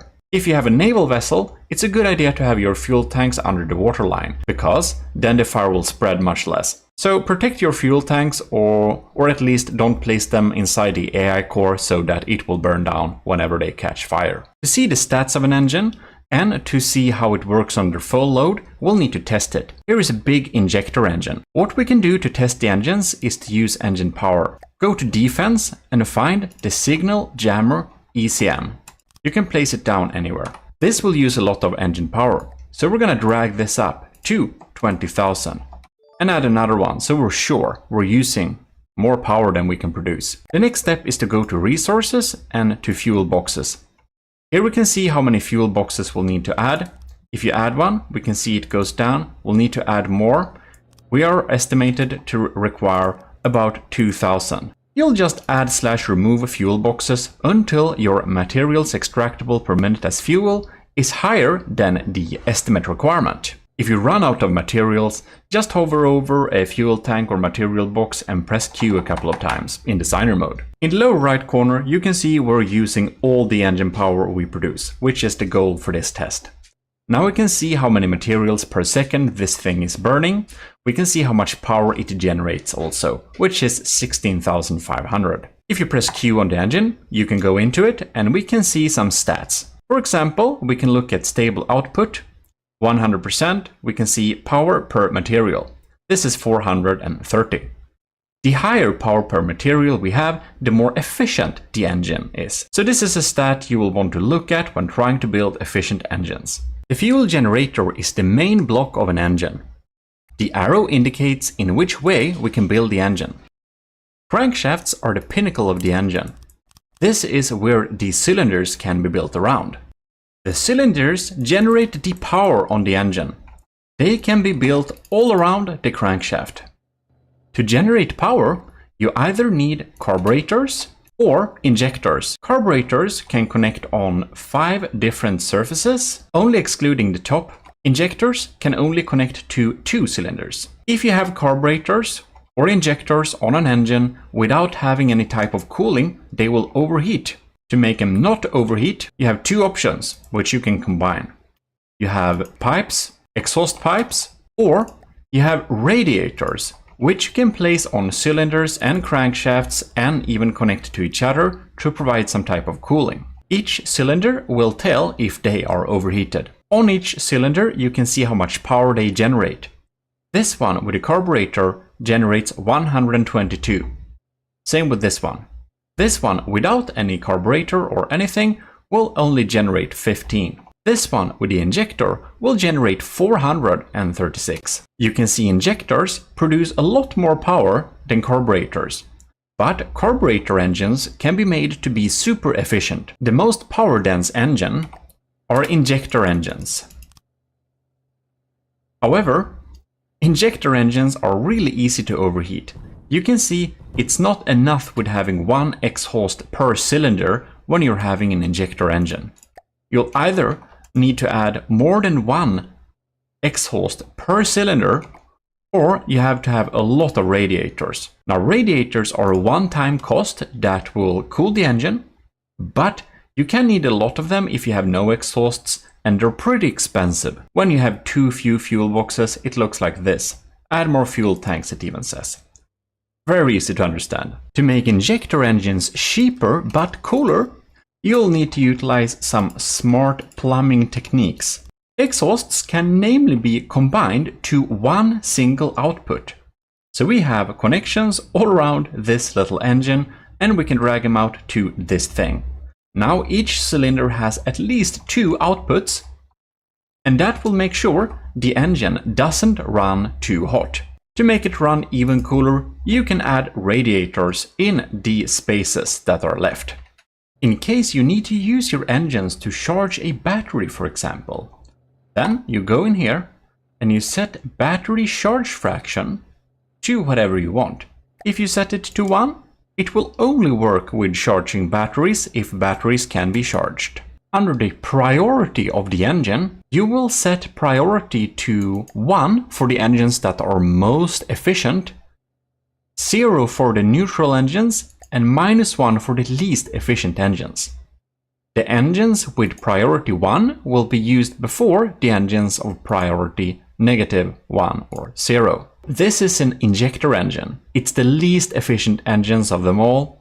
It will be set to -1 so that this engine is only used if it really has to be used. This is useful when you're having several engines. If you're only having 1 engine on your craft, this doesn't matter. Now we're instead going to move on to a lower power but higher efficiency engine, a carburetor engine.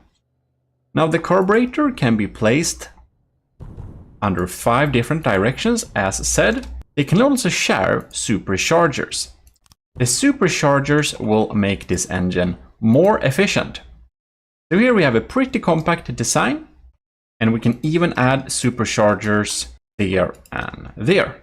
But it needs, of course, more cooling. So we'll set up some nice exhaust plumbing.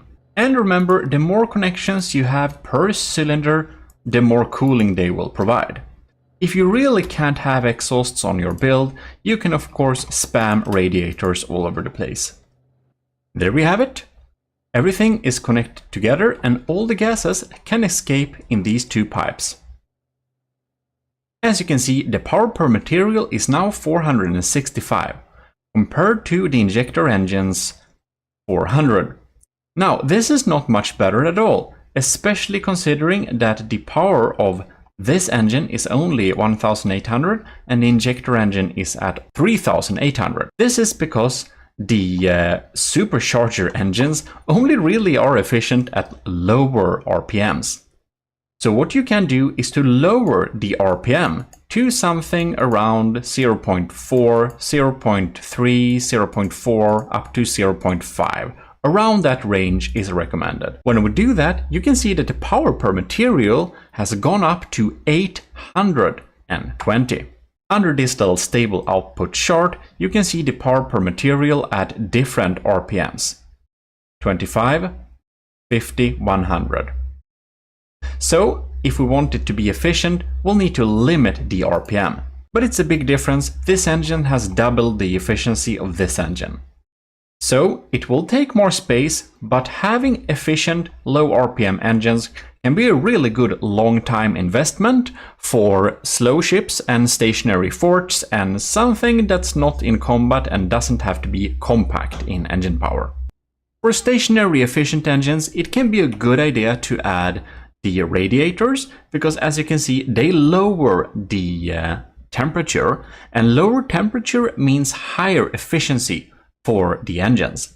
So all the engines will actually be more efficient having a couple of radiators, but the radiators of course have a high price tag, so use them in moderation. Power per material goes up. If we remove it, power per material goes down. If you're making some pretty exotic engines, there is an adapter, and the adapter can be used if you want to have cylinders on a little bit of extended or moved away configurations like this. Well, but there is another option of course, and that is having several engines. Then you don't need to limit the RPM. Make sure your inefficient engine is set to priority -1 and set the efficient engine to priority +1. Now you just need to make sure that the efficient engine is large enough. Then let's say that our standby cost for this vehicle is 1500 or just chilling about.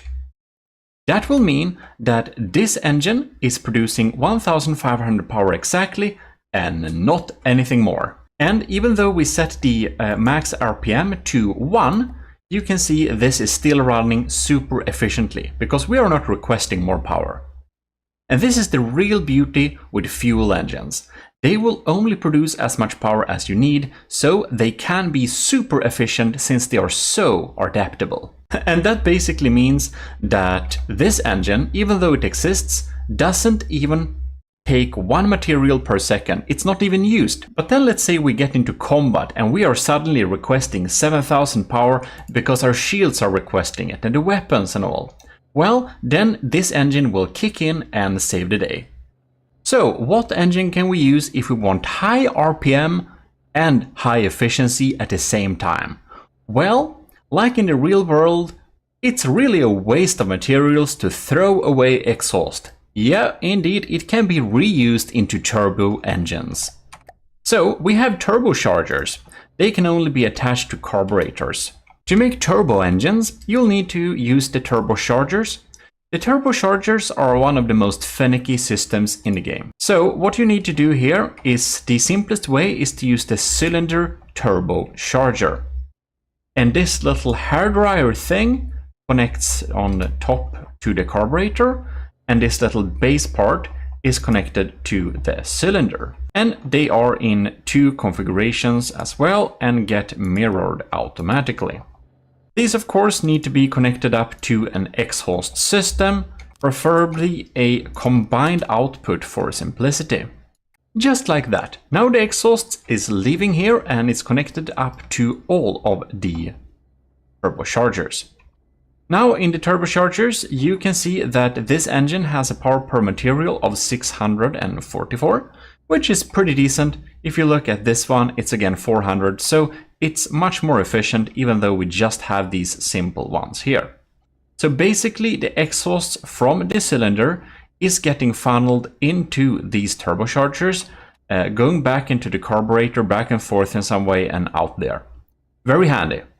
However, do keep in mind that if you add exhausts to an engine with this setup and not having them all connected up to turbochargers, you will kind of make the power per material efficiency lower.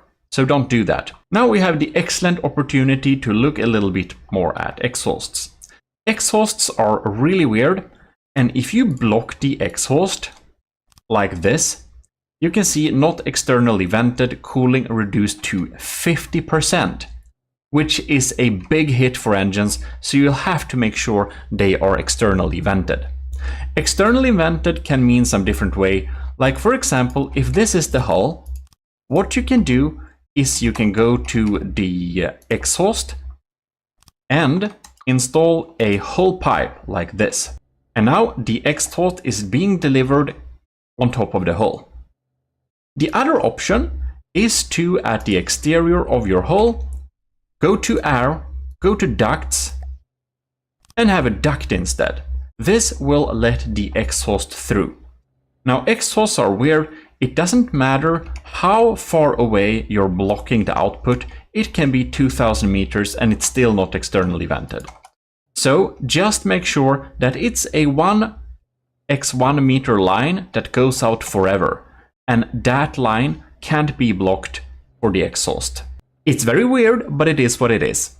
Now the cylinder turbochargers are a little bit easier to work with. You can of course have max 4 per cylinder if you really cram them in there. And if you have more, you will have more efficiency. Then there is the other option of the carbureted turbochargers. This is one of the more complex things in the game, but they're pretty cool so you can use them. And they work kind of the same way, except you can't connect them up directly to the cylinder. They will have to be in a configuration like this. So one of the sides are connected up to the carburetor, and the other side will decide one will be an input and one would be an output. I'm just moving some stuff around here. You can see the hairdryer part going there. So now we have 2 of them per carburetor here. And the more you can fit in, the more efficient it will be. Now, what we'll need to do here is to have exhausts from the engines. And we're sealing them like that. We have exhaust all around the cylinder just to make it as cool as possible. And then you can see we have the exhaust popping in here.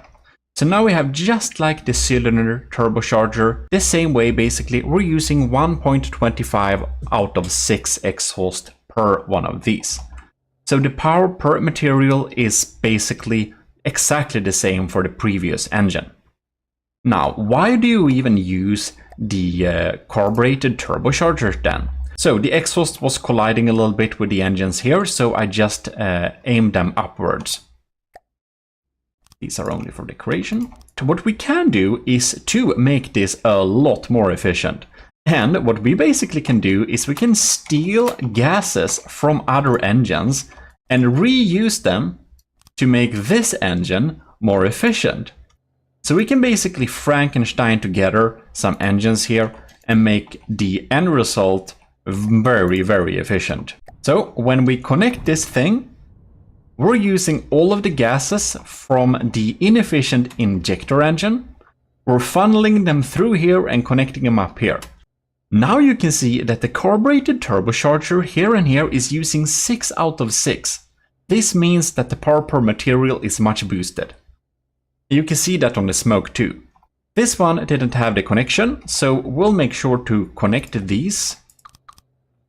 And now, these ones are also getting 6 out of 6 exhausts pressure, which makes the power per material for this engine 811, which is even better than the current configuration of the efficient engine. So there you go, that's why you may want to use the carbureted turbocharger, even though it can be a hassle to set up. If you want to take that to its extreme, here is my Centauri trash bin. This basically has an input on the green and an output on the red. This is basically a max efficiency recycling. I connected up 4 of these on each of the carburetors to make sure they recycle a lot of that power and give us a well-deserved power bonus. Well, that's pretty nice, I'd say. From the depths, instant tutorial. This is Instant Tutorials, and today we're going to do a new general tutorial about APS. APS and advanced cannons are the exact same things, if you didn't know that. It is called APS because previously it was also called Advanced Projectile System. When starting to work with advanced cannons, the task may seem daunting, but it actually isn't that complex. Many of the components you see right here in front of you are actually completely useless, and I'm only gonna show you what you need to learn to be able to build with these things. For example, the ammo controller parts down here are built in, so you don't have to use this. I like to use them so that I can save a particular shell when I save a turret, for example. But if you're making a turret and setting up a shell, well, you can just set it up inside of the APS settings. The ammo controller and modules are actually not needed anymore. As for the other pieces, we have the advanced firing piece. The advanced firing piece is of course the main firing chamber. That's what fires the shot. That's what loads in the shell and fires it. This is the most important block for an APS cannon and is the block that is required for all APS cannons. Then we have mantlets. Mantlets are optional, but usually good to have so that you can have your barrel aiming at different directions. Then we have barrels, and the barrels can be attached directly to a firing piece, but it's good to connect them via a mantle for said reason. Gauge increasers are used to make the caliber of the gun to be able to be larger. Cooling units, they make the gun cooler, and not cooler in a way that's super cool, but cooler in a way that it doesn't overheat. If it's not cool enough, it won't fire. The cooling units, however, come in straight pipe, weird shapes, who cares? The only one you need to use is the Gauge Cooler 5-way. It has no drawbacks of using only that one. The other cooling, you don't care about them, it's completely unnecessary. If you're using 6-way connectors, you probably made something wrong, you don't need them. You can use gauge increasers or cooling units to connect things instead. 6-way connectors are mostly useless. Recoil absorbers help you to make your gun accurate when firing a lot of shots, because the recoil makes it less accurate. And if you have these, this won't happen. Autoloaders is a very important block for the APS cannons. On the autoloaders, you can add ammo clips, and the ammo clips on the autoloaders, they will make them reload faster, basically increasing your firing speed. The more autoloaders you have, the faster the gun will shoot. However, autoloaders are pretty expensive, so you can instead put magazines, ammo clips on top of the autoloaders, and that will make the autoloader reload faster. Instead of having a lot of autoloaders, you can decrease the amount by having an ammo clip. The ammo clips doesn't care about how long they are, they only care about how many connections you have per autoloader, and the max you can have is, well, 4. The ammo input feeders, they are put on the ammo clips or the autoloaders to be able to make the gun input ammo to it faster and reload faster. The fall of shot predictor is a pretty useless block. For this tutorial, you don't need to care about it. The laser targeter is really good for some very specific use cases, but it's outside this tutorial. You can also make railguns and rail-assisted cannons. We'll go into that briefly too. To make an ammo, you can just click Q on the ammo controller. You can add a new shell or edit the current shell. And here you can change whatever you want this shell to be about. You can switch out some different parts, and the different parts have different properties. You can then click to assign to all intakes, and that will change the shell. If you're having some shells in the magazine, you can hold Q, click designer mode, click refill and APS shells. And they are now reloaded to the new type of shell. We're gonna design a very simple APS turret to go through the basics. We're gonna have a 1-axis turret. On that we need a local weapon controller. We can select the all-in-one type and add it behind the turret block. EMP insulation can be used if we have the space. Click Q on this thing and you can see we have some different stats. It's completely useless to shoot at targets you can't shoot at, so this cannon are not able to shoot at things underwater, so I will set it up. The range of this cannon is also probably gonna be below 3000 meters or something like that, depending on how we set it up, so you can limit it to whatever range it effectively works at. If you have multiple mainframes, make sure that you select whatever mainframe it's going to listen to. So the built-in ammo and the ammo controller, it's basically the same thing, the only thing is that this one can be seen. And the annoying thing with this thing is that it also can be destroyed. However, I will just show you this because we can actually see them. So we're going to create a little shell here. The top of the shell is actually the bottom of the shell, and the bottom here on the list is actually the top or the head of the shell. So for this we're gonna scroll down to nose. Different types of shells have different types of damage types. Now we're just going to have a regular kinetic shell for this one. So we're gonna have a heavy head. Down here we're gonna have some solid warhead bodies. That's basically how to make a proper lead slug.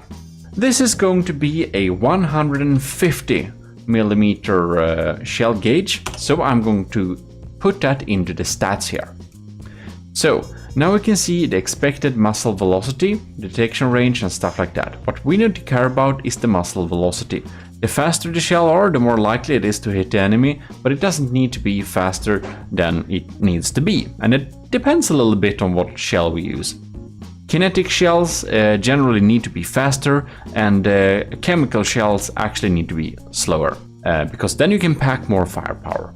If you want to know all about the different words I use and you feel confused, please check my previous dictionary video where I go through all of the common phrases. So, inputting our stats here, we have some important things to look at here. This is a kinetic shell. We are looking at expected kinetic damage. Here we can see 3800. And if we, for example, add another gunpowder casing, you can see that the expected kinetic damage goes up. If I add another one, you can see it goes down. So it is about finding the sweet spot here for the best amount of kinetic damage and also the AP value we want for the shell. If we have a chemical shell, for example, and we don't have a penetrating head, well, the kinetic value here isn't very important at all. If we have a combined shell, it might be important, of course, because that's going to limit your penetration capability. If we have a payload on this shell, for example, we have a high explosive warhead body on this thing, it's going to penetrate a bit into the target and then it's going to detonate. For APS shells, you do not need fuses. Then we have some optional parts we can use if we want to. A base bleeder will increase the damage, but also increase the inaccuracy. The visible tracer increases accuracy of shots when fired in a series. Gravitational ram is weird and usually not used by very many players, and cavitation base can make you shoot at things underwater. For example, the Arcoballista Invictus is using the super cavitation base to be able to shoot at things underwater. Now, we're not going to have any of that, and we're going to rely on our gunpowder thing. If you have some issues with your shell not really fitting into the outloader, you can decrease the propellant amount here, and that might make it fit. You can see that for this particular shell we have developed, we are requiring a 2 meter outloader. Clip length required says to you how big of an outloader you have to fit this shell. And if you play around with these different values, you can see that you can change around some stuff here. This is the ammo we have selected for this gun. Also, we shall look at barrel length for full propellant burn. We need to have at least 5.4 meters, or otherwise we just have too much gunpowder in this cannon. The muzzle velocity will be 850 meters per second for this shell. And if you don't set this little millimeter value here, you will get the wrong stats for your shell. This 150 millimeter stat here doesn't actually matter at all. We actually will need to set that up in the APS canon. This is just for calculation ease, nothing more than that. And when setting up the shell, you can see that this is what the shell looks like right now. And if you haven't seen my dictionary video yet, well, this is technically a SAPHE shell. Semi-armor penetrating, high explosive, isn't that fun? So, as we already decided what shell we will have, we can start building on our turret here. We already know that we'll need to have outloaders that are exactly 2 meters or larger. Having larger outloaders than you need is of course completely wasteful and unnecessary. You don't need to do that. So we're building this turret from the bottom up. We are adding 3 outloaders in line here, and they can be attached simply. So we're gonna have some ammo clips here, and you may notice that there are clear ammo clips like this, and there are solid ammo clips like this. These solid ammo clips are just to make the game lag a little bit less.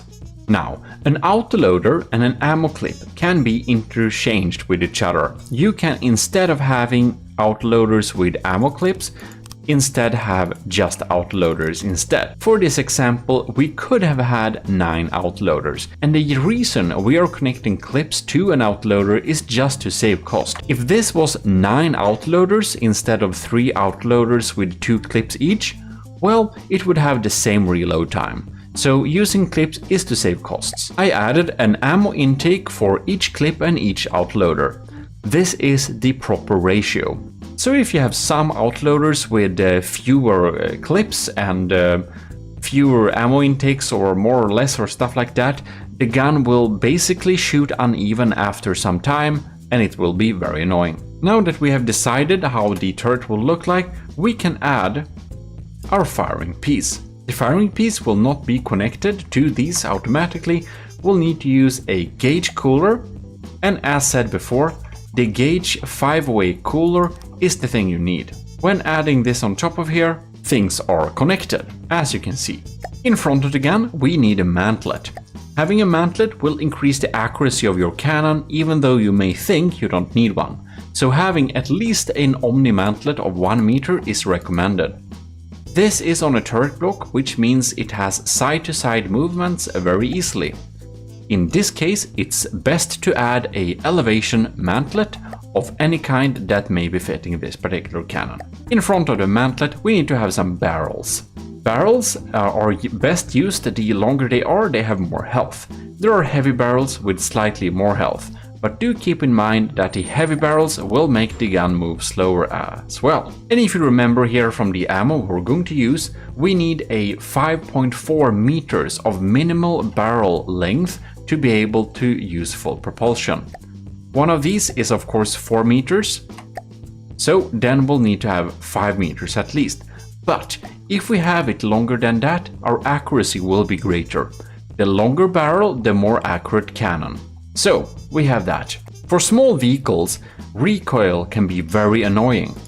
And if you want to mitigate recoil, you can add any of the muzzle brakes in front of your cannon. Muzzle brakes will make sure that the vehicle isn't being pushed back at all by the shot that it fired. But if you don't need it, don't use it because it adds inaccuracy. As well as the bore activator, it doesn't stack. A bore activator will give you a little bit of a cooling bonus. It's usually a good idea to have for most cannons, and they can be put in front of the cannon too, so that's nice. You may notice that this cannon has a gauge of 60 millimeters. We're going to go into the APS and we're going to set the desired gauge. You can see it doesn't have what we want. We have already decided we're going to do a 150 millimeter gun, so we're gonna write in that. However, as you're seeing here, we don't have that yet. What we need to add is something called gauge increasers. Having a gauge increaser brings it up to 120 millimeters. We will need another one to bring it up to 150 millimeters. Now it will actually be larger than this, the capacity, but we've already set the gauge in the APS piece, so it will only go to 150, even though we are adding more. Now, we will need to go and set up our cannon. So we go into one of the intakes, and you can see ammo controllers on the main construct. We already built the shell and it is on the main construct, so we're going to use that. We can of course add a etherical shell inside of the structure that even can't be destroyed. The annoying part with this type of shell is that this thing can actually be shot off.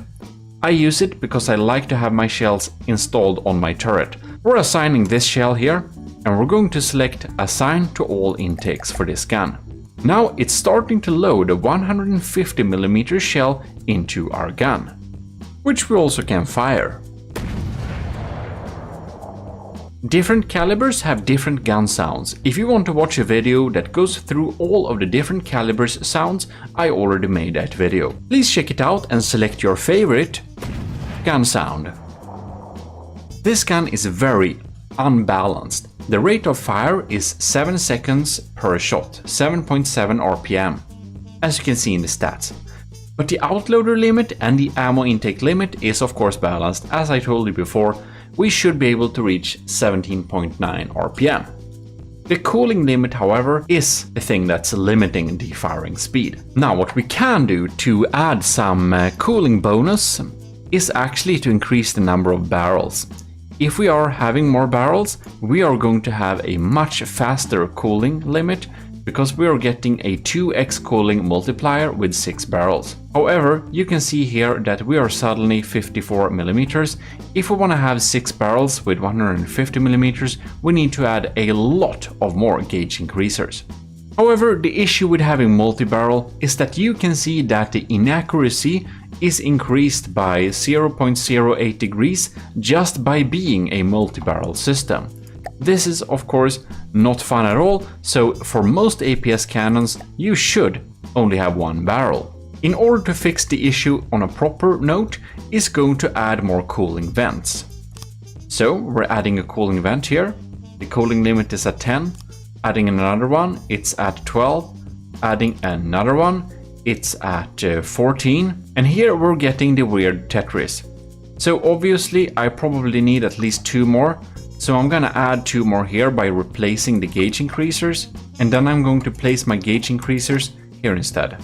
Now the cooling limit is at 19 RPM, which means that the rate of fire is secured at 17.9. The really funny thing we can do here is give a tiny boost to the RPM, and that is, if we want to, we can add a ammo intake directly onto the APS firing piece. And if you're only having a cannon that has ammo intakes on the APS firing piece, that is called a diff gun. So we're going to assign this here, and now you can see that the RPM is 18.9. To make pure diff guns, I have other tutorials for that too. Now, we have some issues left on this system. You can see here that we have some inaccuracy here. 0.24. And we got some from recoil. That is not good at all. And the more we fire, the more inaccuracy we get from recoil. On recoil down there, you can see we have 598 per second. But the absorption is only 110. To fix that, we'll need to add some recoil absorbers, can be attached to cooling vents for example. And if we add that, we need to make sure that the absorption rate is higher than the recoil. We don't need to add more than that of course, but it just needs to be just above. And 590 is of course a little bit too little, so it has to be 710 per second to counter the 598 per second that the recoil is generating if this system is firing constantly. So just make sure that the absorption rate is higher than the recoil rate. Then your cannon will be able to fire in full force all along with no problems. Now we have a pretty functional cannon.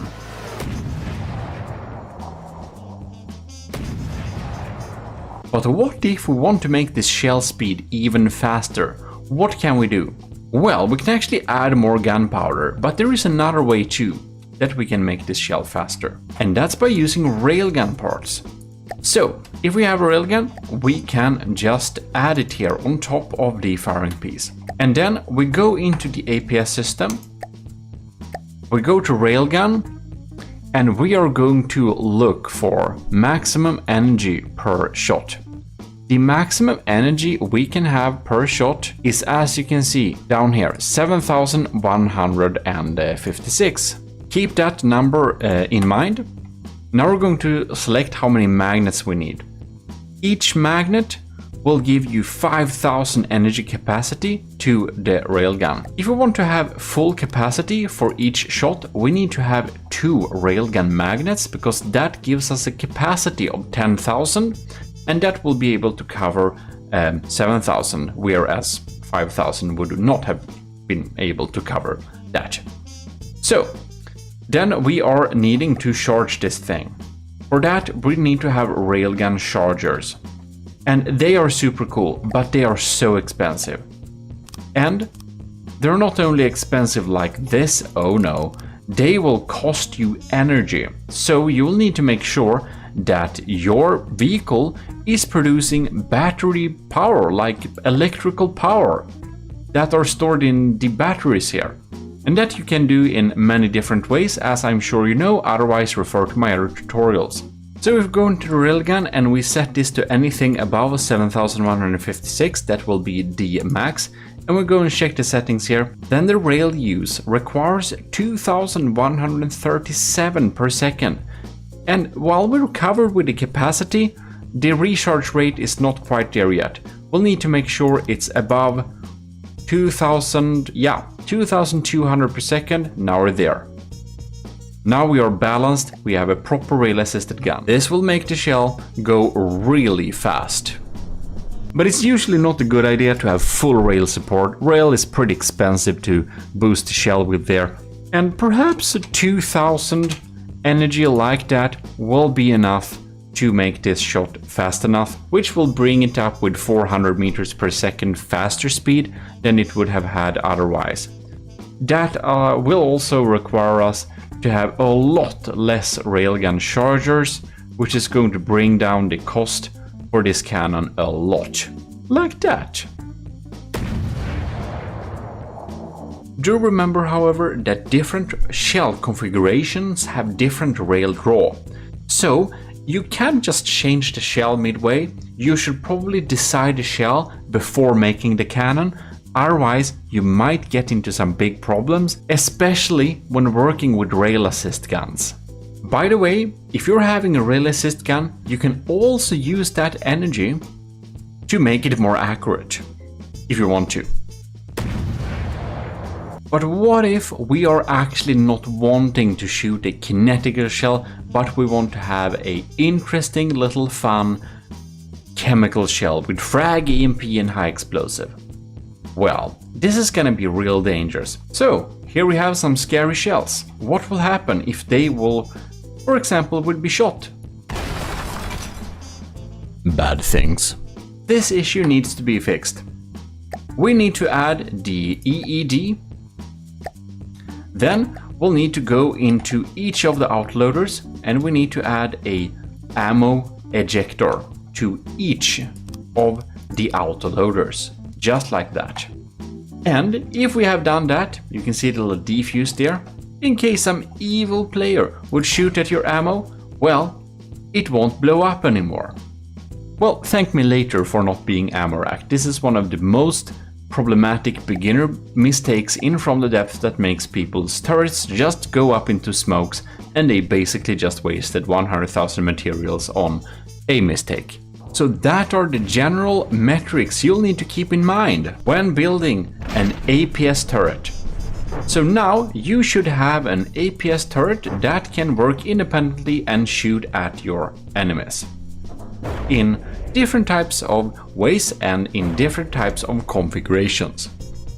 Stay tuned for our future tutorials, of course. We will be going through how to make some specific APS cannons like sandblasters, probably diff guns, munition defense guns again, some more civs cannons and all that jazz. We have some previous tutorials as well, and you can probably check them out as well if you want to see what that is about. And with that, I will say thanks a lot for you to watch this video. Leave a like and of course subscribe to the channel to catch more videos. If you want to get all my videos with early access, the Ecclesiarchy is down there for you. And if you want to get some very cool perks, the Commissioned Officers is maybe something you want to become in the army of GMODism. See you next time, and you must check out the Real Accessism and the GMODIST channel as well. This is your host Eric of GMODism signing out. GMODism. Well, hello, it's your host Eric of GMODism here, tuning in to this little video in my disposable robot suit. As you may or may not have noticed, there is a lot of weapons in From the Depth, and well, today I'm gonna show you the small task of making every single one of them weapon systems. So brace yourself for a long tutorial, but if you follow me through this tutorial, you'll be able to make any of the weapons in the game and should get you Kickstarter as a beginner. Or something like that. It's, you know, with my 2,000 plus hours in the game, I know some tricks. So anyways, we're gonna begin with some real simple stuff. This is the Simple Weapons tab. Now, simple weapons are kind of boring and you won't be using them that much, but I'm just gonna show you a little bit quickly how to set them up if you're really new to this game. So check my other videos if you want to know about AI and detection. Assuming you have good AI and detection, we just need to add a local weapon controller. Now, it's a little bit more expensive, but generally everyone is only using the all-in-one local weapon controller basically, and so should you. So place one of these down and make sure it is connected up to whatever channel the AI is set up to. It's gonna be channel 1 unless you change something. It has a built-in failsafe. You can tweak these settings, but you don't really need to. In the local weapon controller, the only thing you need to set up here really is so that it doesn't shoot at stuff it can't shoot at. Like for example, most cannons will not be able to shoot at underwater targets, so let's say we can probably decrease this to -5 in altitude so we don't even target things underwater. If your cannon or a weapon system doesn't shoot very far, it might be a good idea to set the maximum range bracket to 4,000 or how far your weapon reaches. This is basically trial and error, so you can set that up when you are testing it. So the only thing you need to do when you have your all-in-one local weapon controller is basically go to the simple weapons and you see all these turret variants. Select, you know, any of the turret variants, plonk them on top, and they will target and shoot at incoming crafts. Fortunately, they will reach one block further, so you can place them one block up like this, and then you can have like some type of floor material, so if you have it on the deck, you'll have it just like this. And when you spawn an enemy, you should see it is shooting at the enemy and just generally working. All of these simple weapons are very simple, except these 4 guns below here. If you choose any of them, you will click Q on them and you will notice we have some type of APS selection. And then you basically have to set up your own shell. More about that in the APS section. It's basically a compact APS gun, but much more boring than a real APS gun. And now, what if you are an Age of Sail person? There is this super cool little trick that I'll just have to teach you. So, when you have the local weapon controller, this is really stupid, but there is no way to tell which is front and back and left and right. So what you basically do is you press the G key, as in GMODism, in the direction you want to place it, and then you plonk it down. You go into it with the Q menu and you switch 2 cells in each direction to 4 cells left and right. And then you hold Control and click C to copy, and then you can apply this again. Now it will actually control all of these 4 cannons, which means we can add 1, 2, 3, 4, add one of these, paste, Control V, paste the settings here. You can see they control these 4 weapons, 1, 2, 3, 4, And of course, 1, 2, 3, 4, and we can add a last one over here and paste. Can of course be smart to cover them up a little bit to make it, well, less prone to destructions, but this is basically how you can add up several levels of Age of Sail cannons like this. Pretty neat! When it comes to the melee weapons, they're a little bit more simple. Like the ram, for example, it just works with, well, velocity basically, and force. So you'll just come into your enemies as fast as you can with a as heavy vehicle you can basically have, and it's going to deal damage proportionally to, well, the amount of newtons you're coming in with. Then we have drills. We also have drills under the Steam menu here, so you can build the drills yourselves there. But under simple weapons we have drills. They kind of work the same. We have a drill unit, we got some extensions, and we got some drill bits, and yeah, what they basically do is deal damage dependent on your engine. On the drill you also need a couple of power input and it will start spinning up. And you don't then need to have a high speed in order to deal damage, you'll just need to come close to them and you just use your engine power to deal damage instead. Something along these lines. The more powerful engine and drill you have, the faster you will be able to drill through your enemies and deal a lot of damage. From the Depths is a crazy game, and tactical nukes happen to be a simple weapon. The easiest and most common way to use tactical nukes is, well, I don't know why, but they explode on contact, yeah? Somewhat like this. Have a longer stick and you'll not get hurt. Simple but effective. Alright, so we should make some of the other weapons now, and when you build weapons you can naturally go in and build like fixed weapon into your crafts that are like not on turrets. But if we're gonna be realistic, like 95% of all people's weapons are on turrets, except missiles.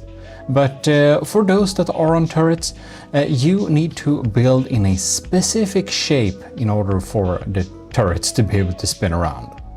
And when you go to sub-objects, you have some pre-made templates. They look like this.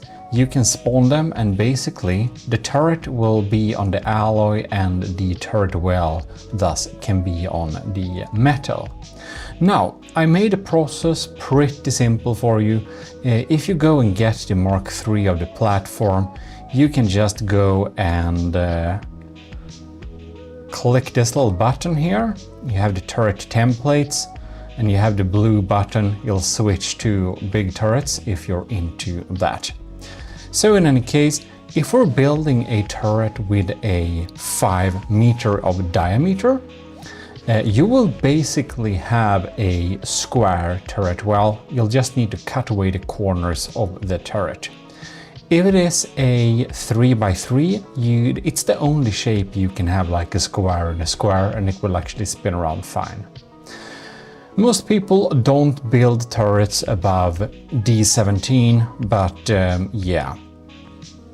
So basically, the turret here are designed to be on the white here. The red ones are open space and the green one. If you want to have a turret, well, that's how it works. So we are going to build a little turret, and since we are gonna go and make a pretty small little system, we're gonna build a D5 turret right there. Now, I do know how to build this by heart, but what you basically do is you go to sub-object and then you have 1, 3 and 5 axis turret, so you can select one which is appropriate for the size. So in the game there is something called EMP that can hurt stuff. So when you're building on this, what you basically need to do, if you're building here, you can see we can place a block here and here. And this is a little bit confusing because you may think you can build on the turret like this. You can't.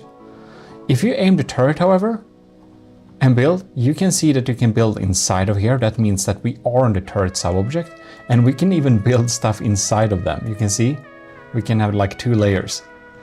And obviously these will collide, so we're gonna remove these two on the platform, aim on the turret, start building again. Now we are actually building on the turret. So we need a all-in-one local weapon controller, and of course EMP is a thing in From the Depth, so it's a little bit for another tutorial. I already made that, but basically you can surround it with rubber like this and you'll make sure you won't die.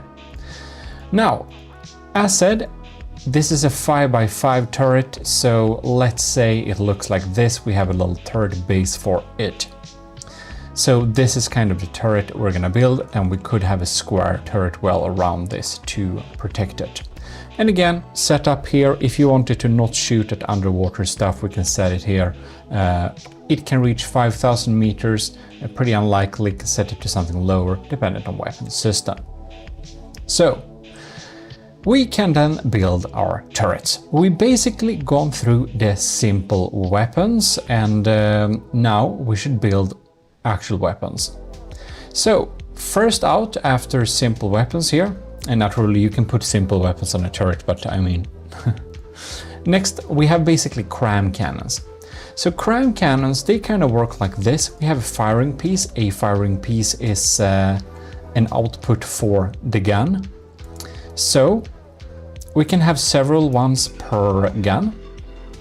But we have some considerations to think about when we do that.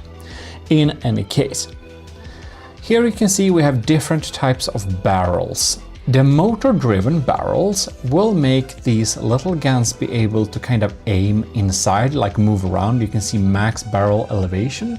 We have a little stat there, and azimuth. So basically, these works as a kind of mantlet. If we go in and aim here, you can see that they are like aiming inside of these. And this is great to only have like motor-driven barrels for systems that are, well, let's say you're building fixed guns. You need a lot of motor-driven barrels. If you're building on a turret, however, you should add a couple of elevation barrels. And the weird thing is you can't only have elevation barrels, because then the barrel rotation speed, you can see 6 degrees per second, and here we have 50 degrees per second. So you kind of need a mix of both pivot barrels, that is motor-driven barrels. I don't know why they are called two different things depending on where you look, but that's From the Depth for you. So you basically need to mix these pivot barrels or motor-driven barrels, with elevation barrels. And you don't need like a lot of them, but you can basically see the max elevation you can reach, how many you need to add to that. So 65 degrees is a lot. The longer it is, the less elevation-y it will be. There is something called heavy barrel. They have a higher health, but I also make it move a lot slower. Good to know.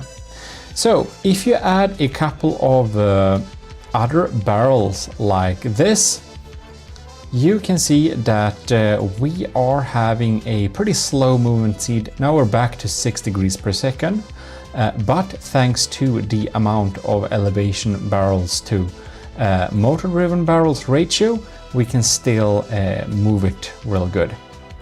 Anyways, we don't need that many barrels. 10 degrees per second should be quite enough. Cram cannons don't actually need barrels at all in order for the shell speed to be 300 meters per second. Whatever you do, cram shells will always launch at 300 meters per second, except if you go into the cram firing piece, clicking Q, setting it to something lower, but there is no reason to do that. Alright, so here we have your cram cannons, and the cram cannons are very far away from the local weapon controller, but that doesn't matter because it is being automatically controlled because we have a all-in-one local weapon controller controlling this turret axis. So because it is controlling this turret axis, it also means it will basically control all the guns that are present onto this turret. If these were fixed guns, however, we would have to have local weapon controllers beside the firing pieces, just like we did with the Age of Sail guns. In any case, Now we basically went through the barrels. You can suppress some recoil and you can suppress the flash. And this is only if you want to make a bomber, you can use the bomb shoots, but otherwise you don't need to know any more of that. Cram cannons have a gauge of 1000 meters per default. That is the smallest they can be. If you connect up gauge increasers to the system somehow, you can increase the gauge a little bit. So now you can see we added some there. And now we have 2 cannons of 1200 millimeter. Now, if we add one here, they will get really confused and sad. So if you're gonna build tight like this, you'll need to make sure that you'll have a gauge increaser that can't like connect to the other side. So here you can see we have a missing connection there. So then we can add it to this and we can do like this. So you can basically puzzle together like this. So if we have this, as you can see, we'll have a higher gauge than this. Yeah, that's what you can do. When we are talking about cram cannons, the interface screen and the predictor, they are pretty... That's really not something you'll need to use. It's just some simple tools for predicting where the shot will go if you aim it manually is the predictor. And the interface screen is if you're too lazy to go to the firing piece, you can have that as a shortcut. All of these are just gauge increasers of different shapes and sizes. The laser targeter has a very specific use scenario. We can spawn one here to just showcase that. And you'll need fusing boxes for most cram cannons. So we could, for example, make this a hollow point fuse. It will basically explode on contact. This fuse, we can set it to timed fuse.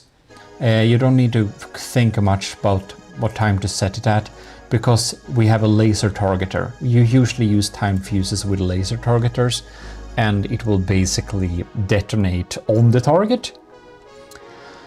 All right, so there are all sorts of fancy ways to build cram cannons, but the basic thing is that we have this little piece. It is a type of packer. It has 3 connections. One here, one here, one here. If you fill them in with as many packers as possible, it will be able to reload. You can see having 3 packers like this gives us a reload speed of basically, what is that? Is that like 3 minutes almost? Yeah, that's abysmal. If you instead of these pellets add payload compactors, you basically make the shell be able to be even larger. So now you can see we have a reload time of 526 seconds. That's insane. Now, to be able to provide a good reload time, you really need to pack it with pellets. The easiest way to build a cram cannon is just to take a 6-way connector like this, build a little tube thing down here, just have packers, and like have as many packers as you can fit. There are different pellets which decide the type of damage you'll deal. High explosive pellets, frag pellets, EMP pellets, incendiary pellets, and hardener pellets, which is basically is the armor piercing shell. So if we select high explosive ones here, we can add them like this, and suddenly we have a cannon which actually shoots one time every half minute. The thing is, the power of the cannon isn't decided by the amount of pellets, it's decided by the amount of connections from a packer to a pellet. Okay, from the depth is a strange game, bear with me, it's a little bit advanced. So what you basically do then is that you build snakes like this and add more packers to connect to the pellets, and suddenly we have a much stronger cannon, even though we didn't add much cost. So the packers cost 25 materials and each pellet box costs 180, so it's pretty non-economical to not use all the connections you can. Now, you may have heard the term 3D Tetris being thrown around a lot, and what that basically is that think that you have a packer, and then you have a pellet, and then you're thinking, how can I make this have 6 or 5 connections?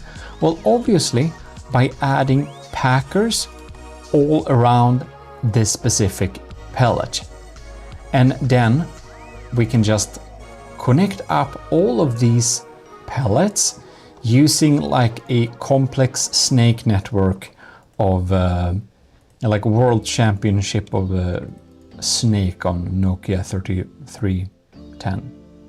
Yeah, whatever. That's basically how you can do that advanced. Now, I have a lot of prefabs which is available for the commissioned officers to use. So, like for example, we usually pre-build Tetris. So we could like have a square like this, and this is 5x5. So you can see like the complex little network piecing it together.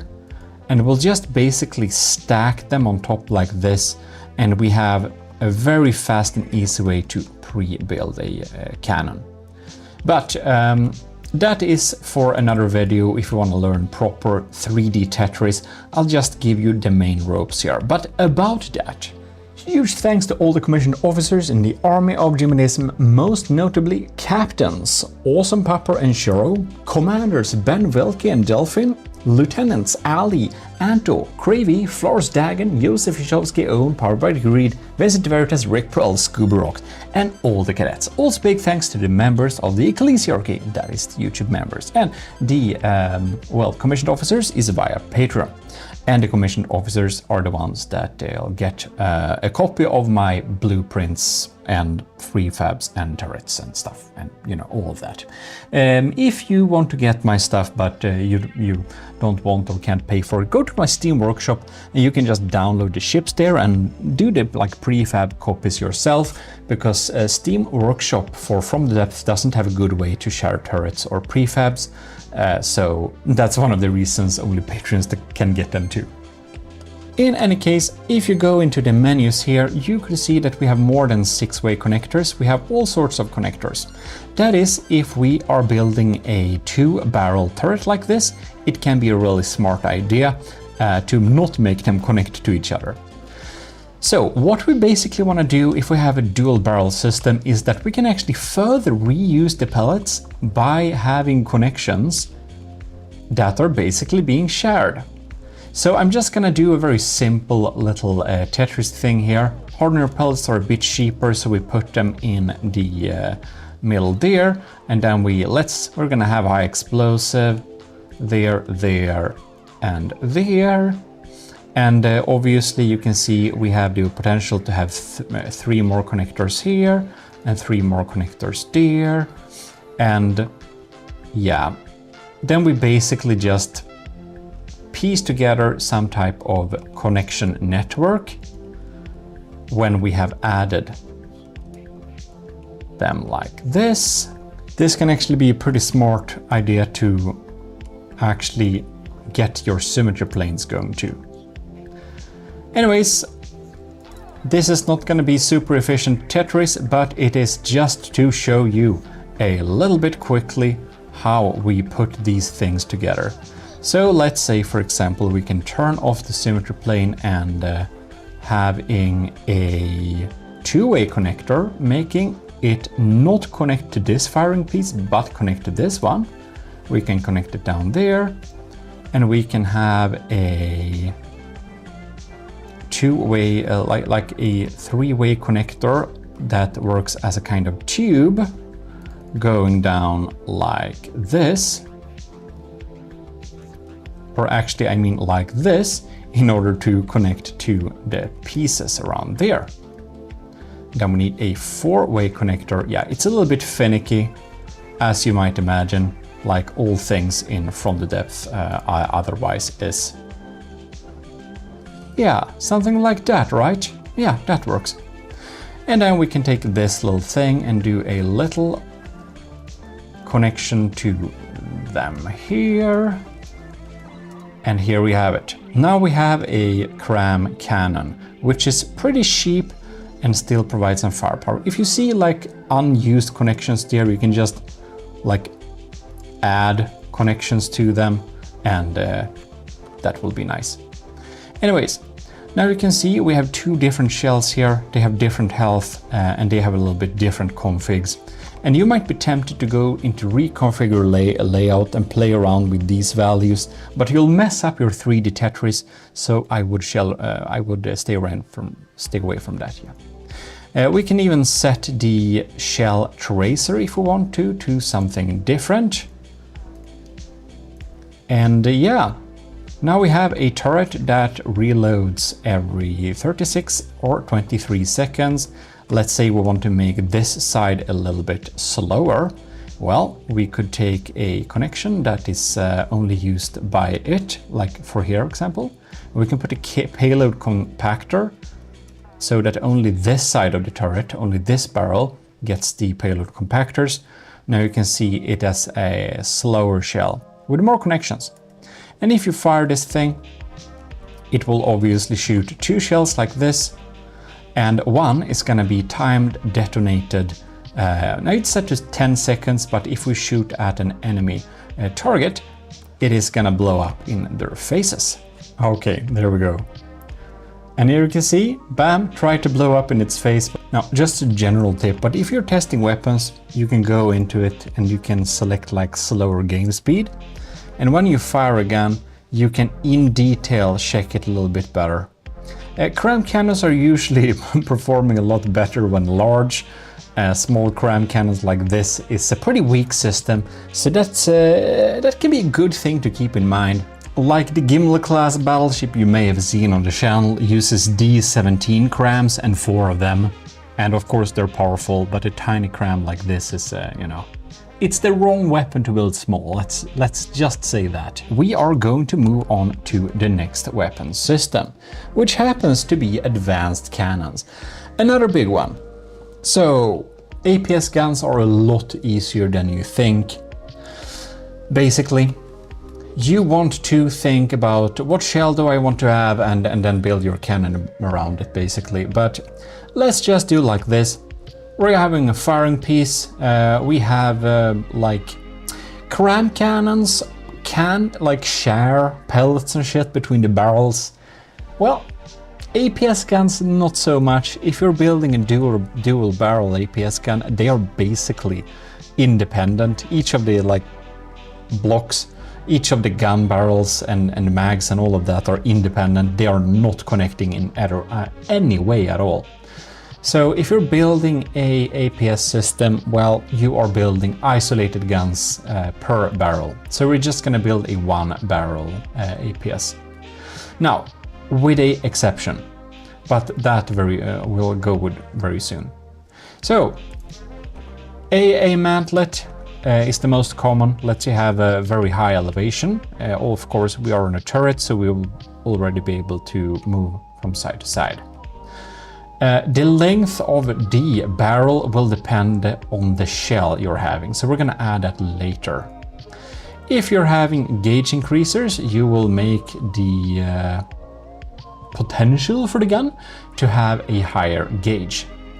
The coolers, so here we have the gauge increaser, only one gauge increaser exists, and then we have coolers of different shapes. Now, you can use 6-way connectors, but usually you don't have a need for them. You mostly have a need for just cooling units and gauge increasers. Gauge increasers and cooling units connect to shit the same way 6-way connector does, but they also have a function. So for efficient systems, you rarely need to use the 6-way connector, just saying that. Now, also, gauge increasers and coolers need to be connected directly behind the APS firing piece. When it comes to 6-way connectors, you can't put the 6-way connector between them. You can just put them like last in line. So, and you can of course not have them right behind the firing piece. So they're like super annoying, that's what I'm trying to say. Anyways, just like the cram cannon, you can put a laser targeter on this system, just the same way, And when you have fuses on the shells, you can make them detonate in the face of the enemy. Just the same. Just the same. At a time fuse have this and you have the same effect, so we won't go through it 2 times. Alright, fall of shot predictor, yeah, that's the thing you'll just add on top of it, and when you aim you kind of get a little like guess on how the bullet trajectory should go. Now it just goes down into the construct because we haven't assigned a shell. There is a type of gun called diff gun. That is when we have a firing piece and you put ammo intake feeders directly on top of it, just like this, and you can basically assign a shell to it, and obviously you're gonna have a gun, it's gonna work, and it's gonna shoot like very, very, very, very slowly. Rate of fire for this gun is about a shot once every 1.5 minutes or something. Yeah, of course, that won't do it. If we have 2 of them. So what we need to do is we need to do autoloaders. Belt-fed autoloaders are for your machine guns. They can only be 1 meter long. For the other ones, we have 8 to 1 meter autoloaders. You basically want to have as small of an autoloader as you can have. You want to make your shells fill the autoloader. So basically select the size of an autoloader that fits your system the best, dependent on what you're trying to design. So you may not know that, but you can basically shoot a tiny 18mm shell, like a tiny shell, from an 8-meter autoloader. Just that you have an 8-meter autoloader won't make the shells any more powerful. It will just be a lot of wasted space and wasted materials, because an 8-meter autoloader is a lot more expensive than a 2-meter one, for example. Anyways, let's say we have a 3-meter autoloader system like this, or actually not. Let's have a 2-meter autoloader system like this.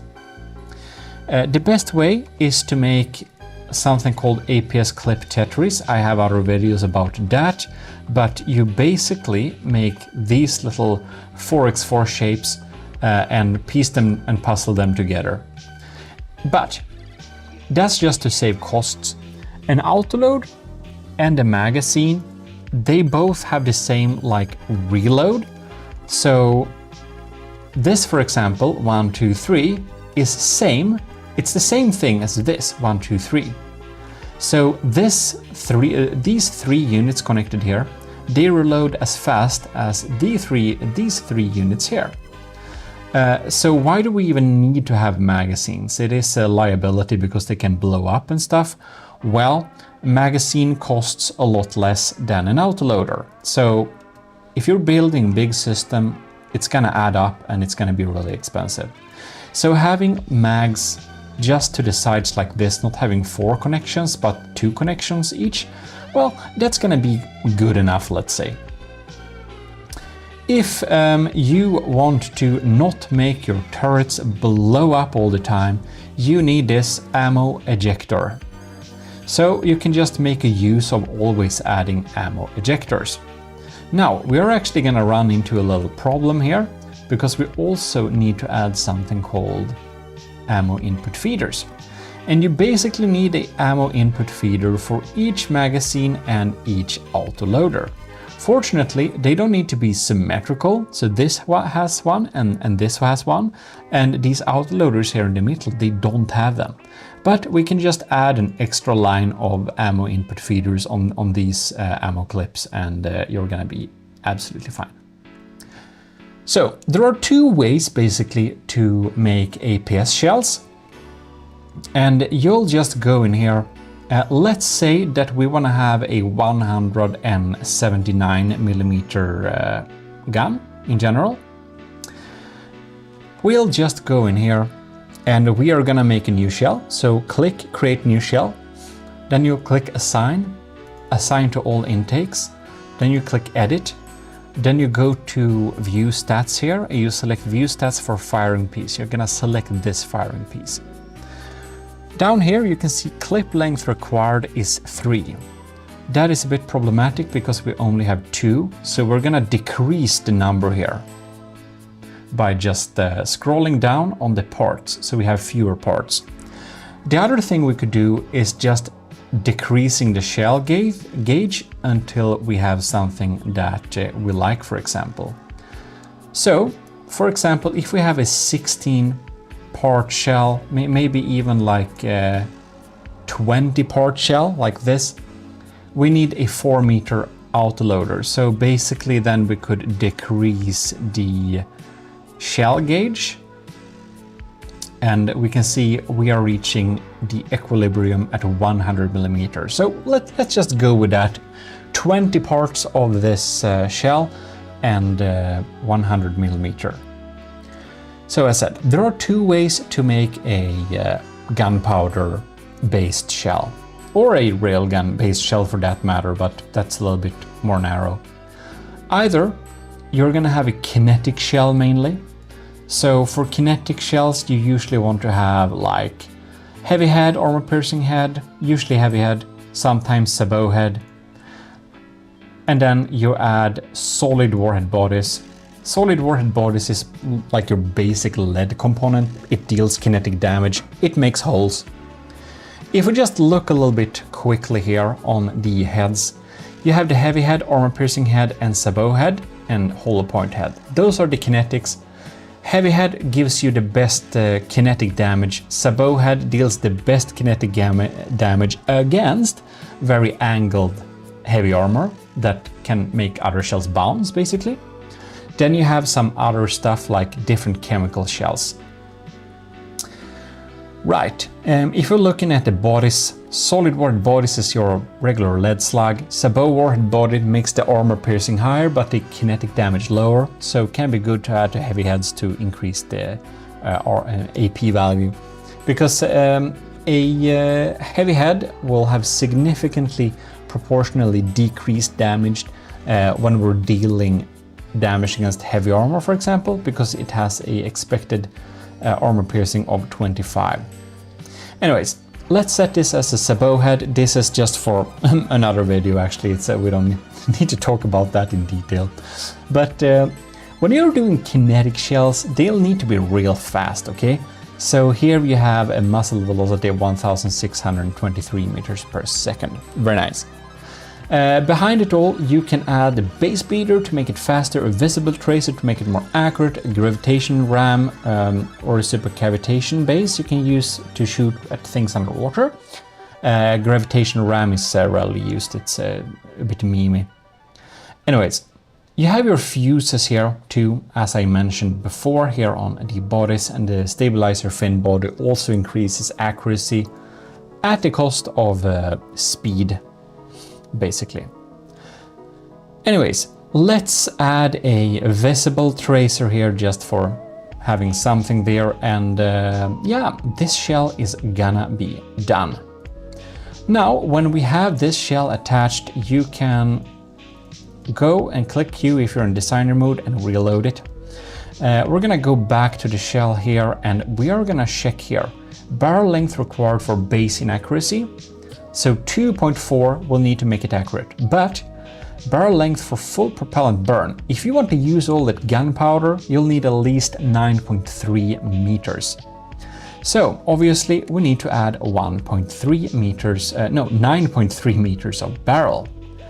So 4, 8, 9, and then we can have a bore evacuator to have some free cooling effect. Only use muzzle brakes if you or if your vehicle are having trouble dealing with a recoil. Otherwise, it just makes the shells more inaccurate.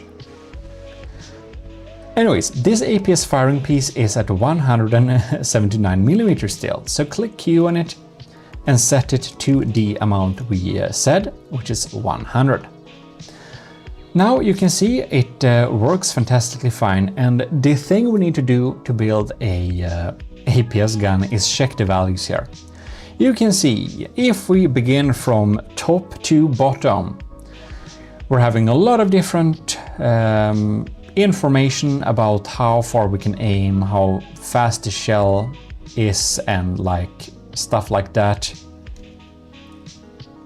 Oh yeah, And when we are designing this little shell here, you can of course like change the shell gauge here, but that doesn't change the shell gauge for the firing piece. So we're just changing it there for understanding what we're doing. Anyways, if you look down a little bit here on the menu, you can see that the recoil is 2000 with 819 per second. And the absorption is a lot lower and a lot lower per second. This will make us incredibly inaccurate due to the recoil. So add a couple of recoil absorbers, basically so many that your absorption is gonna be better, like both the first number and the second number absorption per second. Now we don't need that much for this system, so we can have just 2 of them and we have enough absorption. Now, if you look down a little bit more here, you see we have 29 RPM, autoloader limit 42, ammo intake limit 42. That is because we added enough ammo intakes, as you remember from earlier. The cooling limit is 29 RPM. That's sad. Fortunately, we're having a pretty small gauge here, so we can actually go into the APS and select that we want 2 barrels. And if we want to have 2 barrels, we're getting a multi-barrel cooling multiplier, which now suddenly makes our cooling limit to, well, almost enough. But our gauge is now only 89, so that's a problem. So what you basically do here, add enough barrels for your cooling limit to exceed the autoloader and ammo intake limit a little bit. Or you can of course also just add more cooling units, but this is the cheap way, add more barrels, it's the cheap way to do it. So to add more coolers, you can just have one here and you can just add more coolers like this. What you also can do now, because we're on 80mm, we want to have a higher gauge, so we can have more gauge increasers. Just add a couple of more gauge increasers until we reach the preset value 100mm. Very nice. Now we have a cooling limit, an autoloader limit, and all of that jazz. We have a fully functional kinetic APS cannon. So if we will just repair this little thing here, you can see here, we can fire our gun. It's slowly but surely firing with our 3 little barrels here. Isn't that quite beautiful? And it will just continue to fire away until it's going through here. Very beautiful. Now, what we can do also for a system like this. Now we have a set up kinetic type of system. What if we wanted to have a chemical type of system?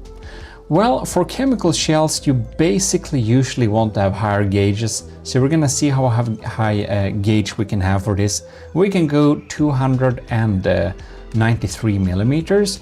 So let's go into this little designer here and set this value. Now we can see how large of a clip we require. Now we should just decrease the amount of parts until we reach the 2 meter, or actually until we reach the 3 meter, because now we're going to be pretty smart here. Previously, we didn't have the emergency ejection defuses. So basically, what would have happened if we would have gotten shot here? Like if this got shot, it would like to eject shells to the side here, and that could potentially hurt like your system or like your ship. But these are just kinetic shells, they're not dealing a lot of damage, so it's kind of okay that they're just ejected like this. It's not optimal, but it's okay. But when you're dealing with chemical shells, oh my, the situation is entirely different. So let us just set up that in how we should not set it up first. So for a chemical shell, frag, high explosive, sabot, whatever, you know, EMP, that's your chemicals.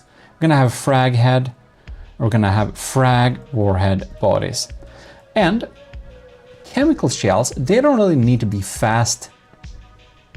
If they are fast, they have the potential to deal less damage.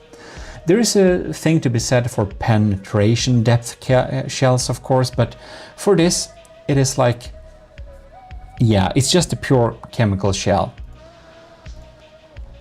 If we would reload this here, I just realized our shell didn't fit. So we're gonna have a gunpowder casing, 400 meters per second. Okay, that's gonna be fine. Now we are fitting. And there we are. Now these deal a lot of damage. They are actually gonna be really, really scary. They can make the entire turret blow up. If we didn't have these at all, they would blow up the entire turret. Like this. It's like, it's no joke. It's no joke. So, to mitigate that little issue, you go into the frag shell. You can add like 1 or 2 parts more than you actually have space for. And you're gonna go in here and select EED, Emergency Ejection Defuse. And then we can see here, what do we have? Can we fit now? We can't really fit now. So set the emergency ejection defuse here, have the gunpowder here, and adjust the gunpowder so that we exactly fit inside of this. Very nice, like this. So here we have it, 500 meters per second. We have a frag shell and an emergency ejection defuse. That is absolutely fantastic. Now we're gonna refill the APS shells, and when we shoot them, look like that, nothing is happening. And that's because the EED is present, and the emergency ejection defuse makes the shell like not scary when it's being ejected, and the game kind of saves processing time by not even rendering the shell being ejected, because it doesn't deal any damage anyways. So that's basically how that works. And if we have this little system, we can see that we have a cooling limit. That's not quite enough, since we did have the barrel is like only 1 now. So now we need to add a couple of cooling vents until we reach the number. Alright, for this little thing, you can see if we shoot it, we're dealing a lot more damage, of course. But it's not penetrating really, it's just exploding on the surface using fragmentation. Yeah, you can set the fragmentation angle and stuff inside the menu, it's pretty neat. If you are not having any way of adding more like gunpowder or whatever, you can't have a larger autoloader. So if you want to make this go faster, you actually need to have a larger autoloader so you can have more gunpowder. There is another way to do it. So let us change the head to a faster head. Frag heads, high explosive heads, heavy heads, they have 1.45 speed modifier, but armor piercing ones have 1.6. Sabots as well, but they are not good to mix with chemicals. So now we have an armor piercing frag shell. This is a pretty common type of setup.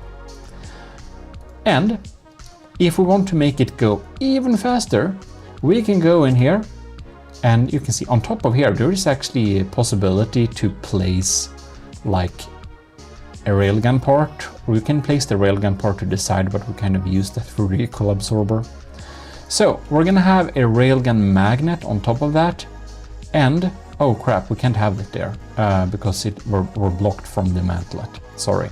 Anyways, we put the railgun magnet to the side here, and we're having some of these railgun magnets. Each of them can add 5,000 energy, so to be quite honest, we only need 1. Then we're gonna have railgun chargers. These are super expensive, but they will charge your railguns. So, having 4 of them like this, you may wonder how much is it gonna boost the shell. Well, you actually need to set that up. So inside of here you can see maximum energy per shot. Well, you can drag it up to, what is the max amount? it's like 23,000. That will use battery energy from your vehicle, so it's gonna be super like expensive on your system, because railgun it's a lot of battery power, and of course you need infrastructure to generate that battery power. So it's not like they're not going faster for free, let's say that. Anyways, to decide how much rail charge you should have, look at the rate of fire, 3.93 seconds per shot. Okay, then you go into the railgun and you kind of adjust this number until you have that 3.23 or whatever it was. Let's have it a little bit lower because I don't remember. Also, if you get out of battery power and whatever and you still want your gun to function, check this box, allow railgun to fire when partially charged. That really relies on you setting this up properly first, of course. Now, however, our shell goes 722 meters per second instead, because our rail power, now we have a rail assist gunpowder gun basically. Now it will go faster, and that's pretty good because we are now having a armor piercing frag shell. So it will basically penetrate and then explode. Now we have some scary stuff there that's pretty hard to shoot at, so we are being totally destroyed by these, well, until now. The era took us until now. Now we just penetrated through there and exploded inside the meaty parts, dealing a lot of damage. So, I think that's all you need to know about railguns, but one thing you should keep in look here. When we added these railgun parts, obviously the recoil increased. So, check at this. The recoil is now twice as high as our absorption, or we removed the thing. But it wouldn't have sufficed with what we had earlier. So, adding this little railgun addition makes us be necessary to add more recoil absorbers for it to not be really inaccurate. It's gonna be really inaccurate if you let the recoil like amount up. But I think that's all you need to know about the railguns here. Play around with it, see what you like. Chemical shells, as said, you want to have as many like chemical parts. So for example, like we could actually make this slower. We can have it just more frag modules like this. And yeah, here we can simulate how much the rail draw is and see how high the shell speed would be. Anyways, we could have just a one gunpowder casing like this, and you'll deal a lot more fragmentation damage, but of course a lot less armor penetration damage. Right, that's all you need to know about the APS cannons for now. I have more APS cannon tutorials if you want to know how to make them in more detail. Missile systems, they don't need to be on turrets, but they can be on turrets. If you don't want to make them on turrets, the best way is basically do like this. Plonk down a controller, like a missile controller. Then you have a couple of connectors, just like this. There are 1 million ways to make missiles, but this is the most common and most effective. So, here on the side or anywhere, put a staggered fire add-on. Then have a identify friend or foe, very important. Then you have small, medium, large and huge. Medium is a pretty good size, to be honest. Actually, we can do it like this. We're gonna have them separated. So we're gonna have a little array there. Then we're gonna have gantries. So we're gonna add gantries to like this high maybe, and we are going to use the prefab tool to do like that. Here on our little missile control area, we're gonna have a local weapon controller all in one, close to this one, making it being controlled. Then we are going to go to the missile wireless transmitter, and we're gonna add a transmitter here. and we're gonna add a receiver here. And now all of these are connected up, very handy. To make them have a little boost when being fired, we can add as many of these. Now we only add one per launcher, but if you add more, the launching speed will be even faster. As for the all-in-one local weapon controller, goes as usual, set it up to not shoot the things you can't shoot at.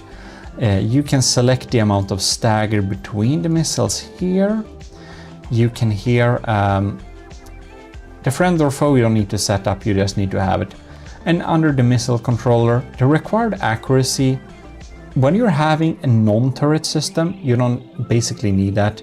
So this is like unchecked by default, but if you check this, you actually need to make it aim at the enemy to be able to fire. And that can be useful for aircraft, but now we're just making a regular vertical launch missile system. But if you're like directly aiming your missiles at your enemy, go in here, set the core to, and no, we are at that one. Go into the missile system, check required accuracy on hull, and set required accuracy before fire to like 22 or something. We're not gonna do that though.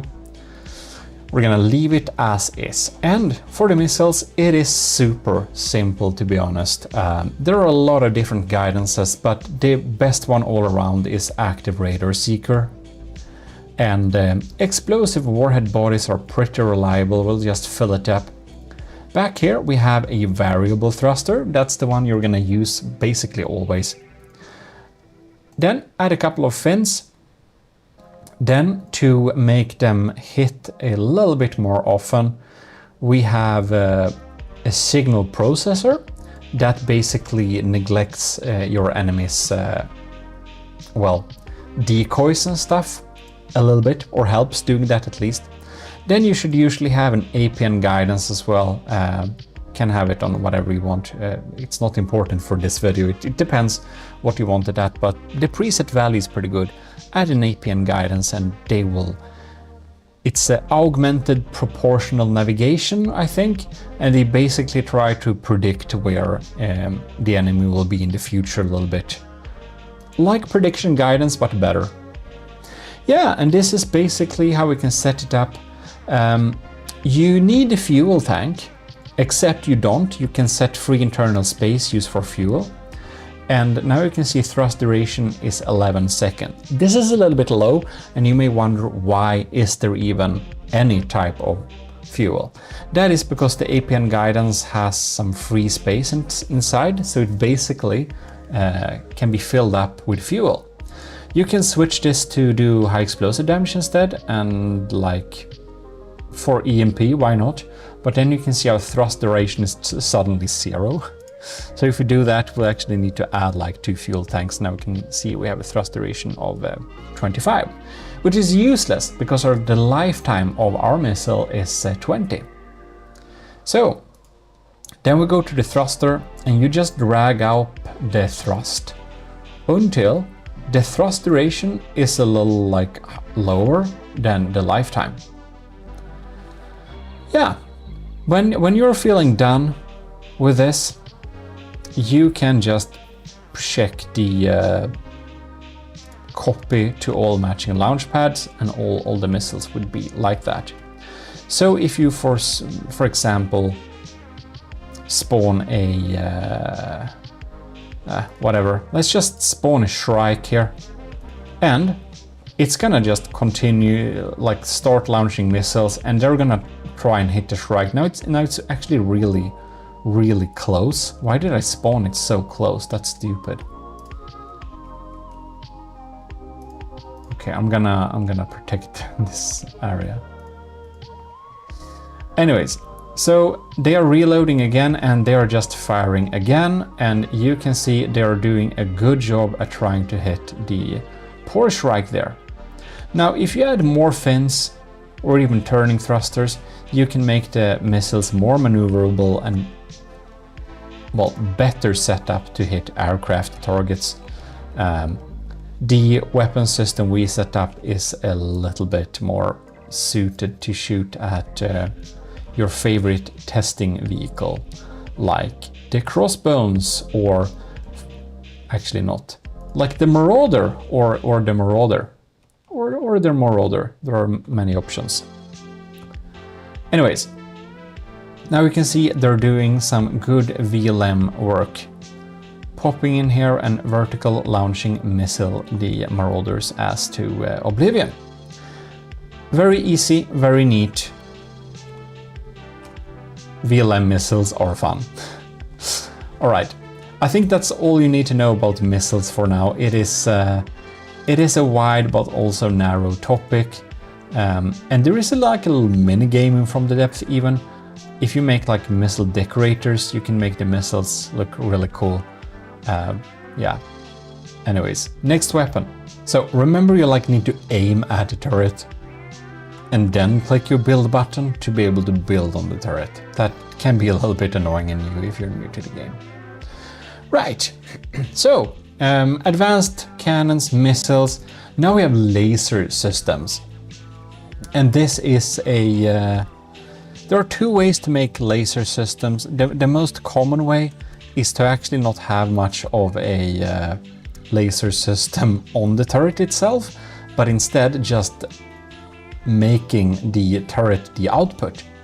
And to do that, you have a laser transceiver. You aim it down in the middle of the turret block. They don't need to connect, they just need to be aligned. And then adding a lot of laser connectors, you add a laser combiner, and you add armored laser optics and armored steering optics.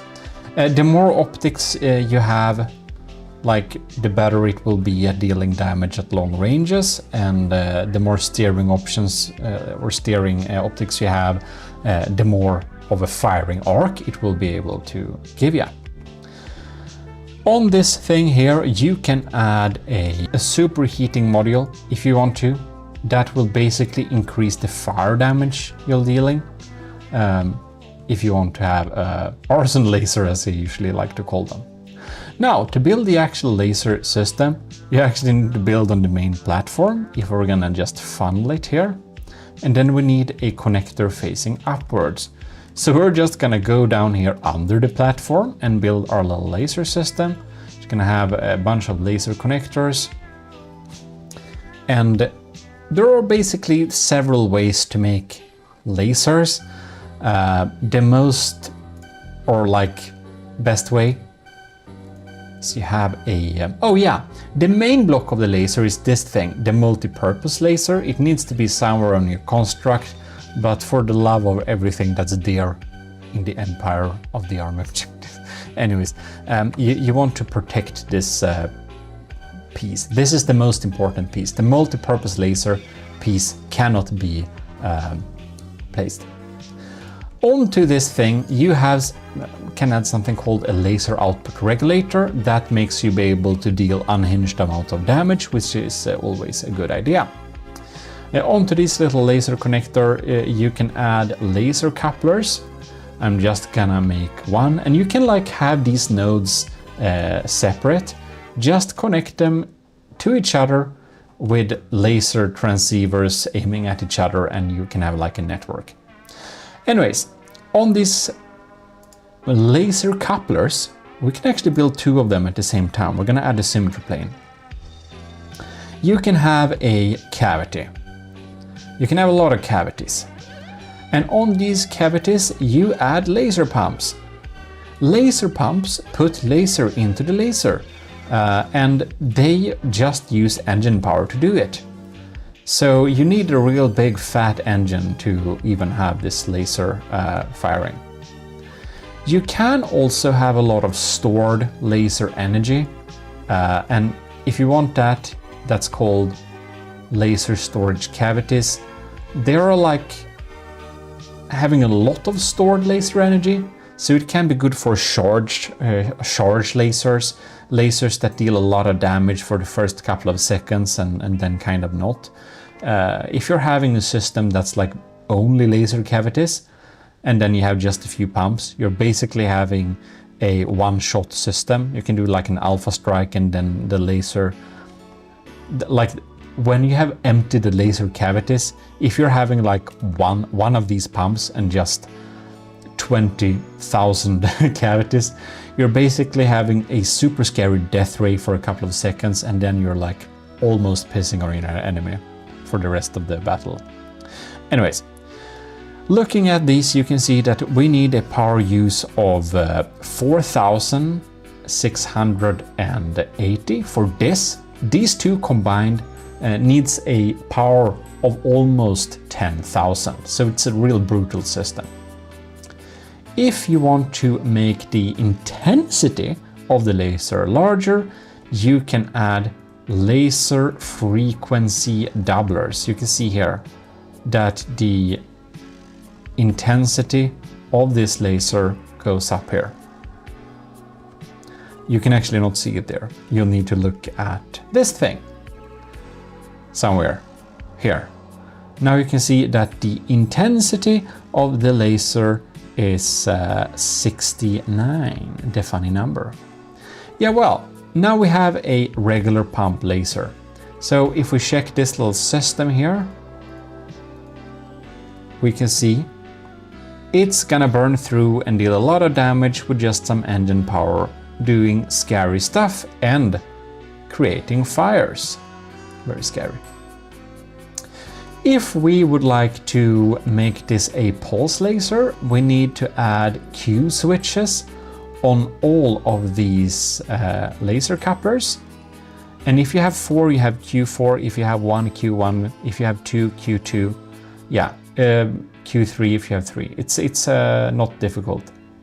So now we have a 2Q laser. Basically, continuous laser is always better, but some people like pulse lasers, so there you go. And naturally, cool lasers are red. Increase the beam size, make it red. It's not gonna be more scary, but at least it looks cool. That's how we do it in the army of GMODIST, at least. I think that's what you need to know about lasers, to be honest. There are like melee weapons for lasers too, where you can basically connect up a laser beam between 2 blocks and try to go and, I don't know, like cheese grate your enemies with it. It's weird, but most people just have continuous lasers. Yeah, that's what you need to know about the lasers. You can of course fit a laser system onto a turret if you want to as well. But the cool thing with lasers is that they are really, really redundant. You can make connections to more than 1 turret. You can have it on like 3 turrets, and suddenly the same big old laser system is gonna be reused for, yeah, like several of the guns, which is naturally a handy thing to do. Redundancy is what makes you not die in from the death, if you didn't know that. Particle cannons. Particle cannons, as the rest of these little things, is another, like, all of this is pretty like advanced stuff, so that I'm even trying to make it into one video is crazy as it is. But if we're gonna be a little bit realistic here, you have a shitload of lenses. Well, doesn't matter. They're basically all the same, except the pack lens. So the pack lens, don't care about it. It has very specific uses. It's weird stuff. Short range lenses is pretty shit at long ranges, but pretty good at short ones, obviously. It's like the laser short range laser combiner. I didn't mention that because it's so inaccurate, so bad and so spazzy, but it basically makes you deal like several times the damage, so that's the up point. Same with the short range pack lens, it has a damage bonus. Scatter lens, vertical lens, obviously for AA, compare that to the AA mantlet we used for the APS. The long range lenses, they're really, really big, so they're also really like easy target. Most people tend to use the scatter lens or the vertical lens. I think we are gonna have the scatter lens. So it's not very hard. You basically have your output tubes here, and then you like try to fill out this space with like a weird snake pattern. It's like you're playing Snake on your Nokia 3310 all over again. Welcome back to childhood. I'm old. But here you have it, very neat. Beautiful. You can fill it out and you deal a lot of damage. This is a super scary system. This basically makes Death Ray go into space because it's unhinged like this. And then you might think, well, I'll just connect it up like this because I'm really smart. Congratulations, your gun is unsafe and you like deal damage to yourself. What you need to do to be able to feed into this again is to add a particle input port. No, it needs to go at the specific space. Let's see here. Yeah, now I remembered. It needs to be added exactly. Unfortunately, here. You see? Because of course it needs to. And that makes us be able to, well, now we just need to find another way to make this little loop. Then we can connect up these two and do our weird Tetris. And the last block like this. And now we have a safe cannon. And if we have this little particle input port, the damage lost at high ranges is kind of decreased, which is neat. The other way to do it is like if we have this one here, let's say we're gonna make another output. We can like, now this is really like stupid, but basically we can have, instead of the input port, you can use the tube terminator to like stop the tube. So then you can have two tubes like this, and now you actually have two beams or two arms. So yeah, you like have separate arms, and yeah, generally I'll like to use this little input port, but whatever. Go to the scatter lens, and inside of here you can set up all types of stuff. You have damage types, you have piercing, which we can check this one too. Higher the recharge, the more damage. If you're overclocking the system, you're gonna deal a lot more damage, but to like several times the energy. So it is never worth it to overclock it if you're thinking about energy per damage. But you know, if you're tight on space, you can overclock it all you want. The more focus you have, the less damage you'll deal. So more focus means a really good accuracy, or like less spread. And if you have low focus, you have more damage and well, less accuracy, because it's a bit more random where the shot will land basically. So we can set this other one up to be impact, which is like hollow point, or you know, thump damage. You can have explosive shock as well, make it like totally unfocused and like really slow reload. So it's gonna be a small system, but it's gonna deal some damage. So if we try to, well, shoot this system, bam, we are shooting two separate beams, one from this and one from this. And you can see the pierce one pierced all the way through to there, so quite a good bit. And the explosive one did this little explosion on the surface. Yeah, so obviously if you want to shoot at things high up in the air, it can be a good idea to use the, or to add the AA lens. Let us spawn everyone's favorite target and see if we can even hit it, because of course we put it to pretty low accuracy.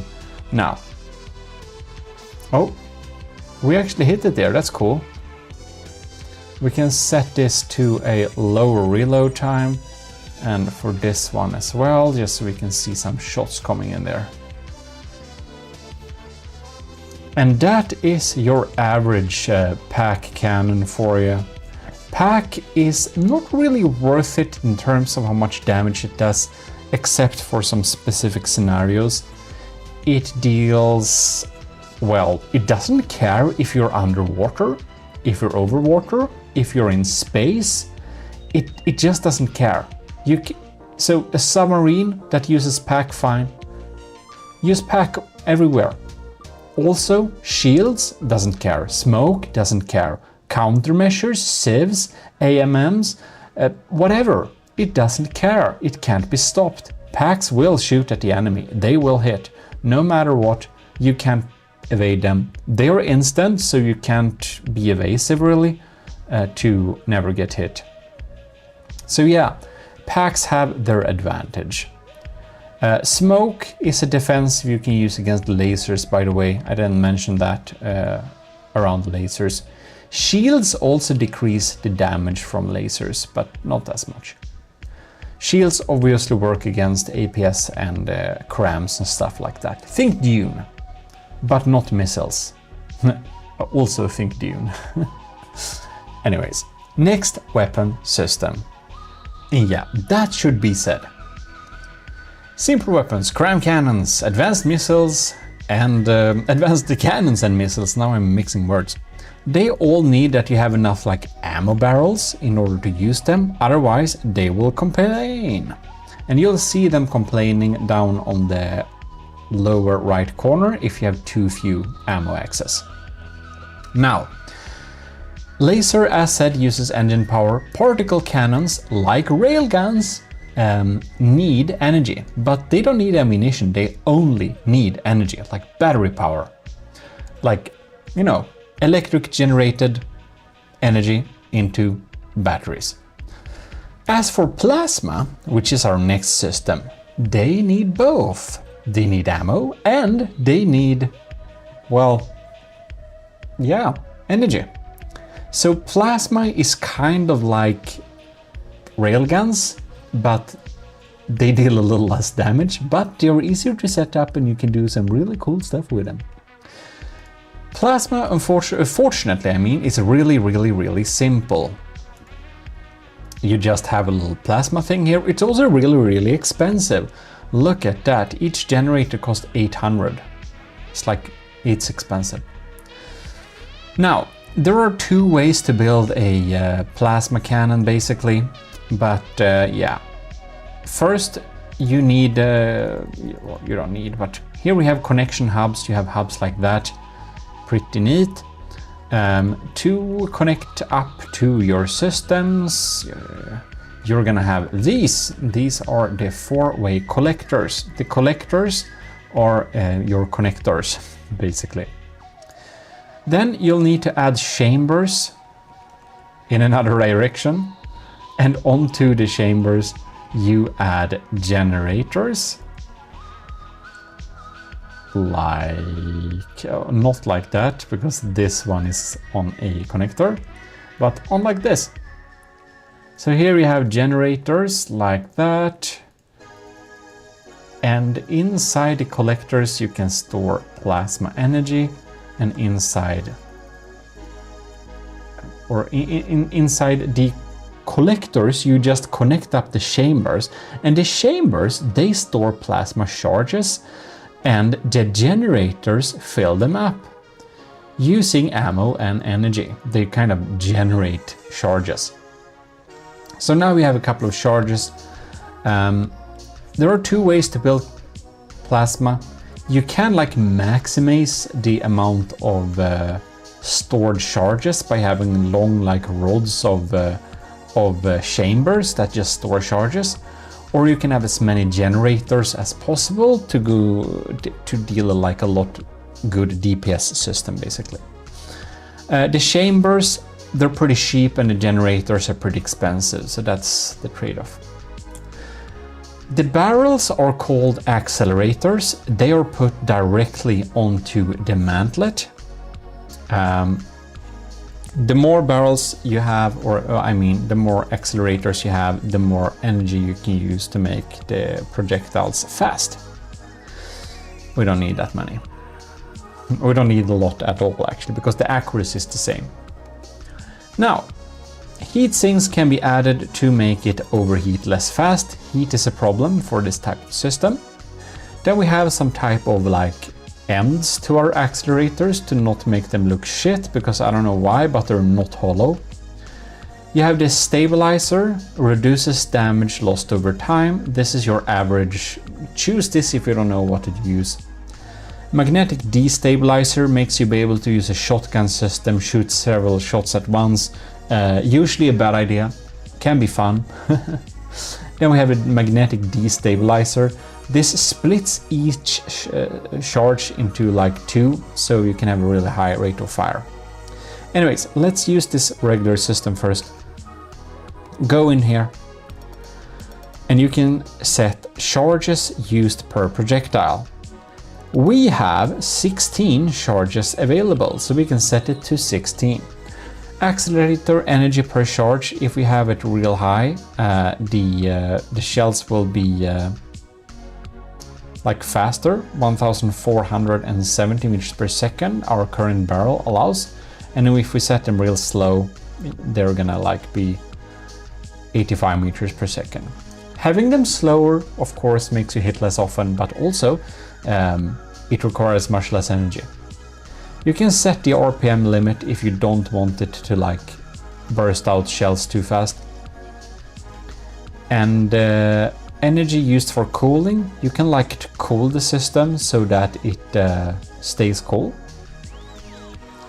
And you can also have a temperature limit. If your temperature is too high, you won't be able to shoot.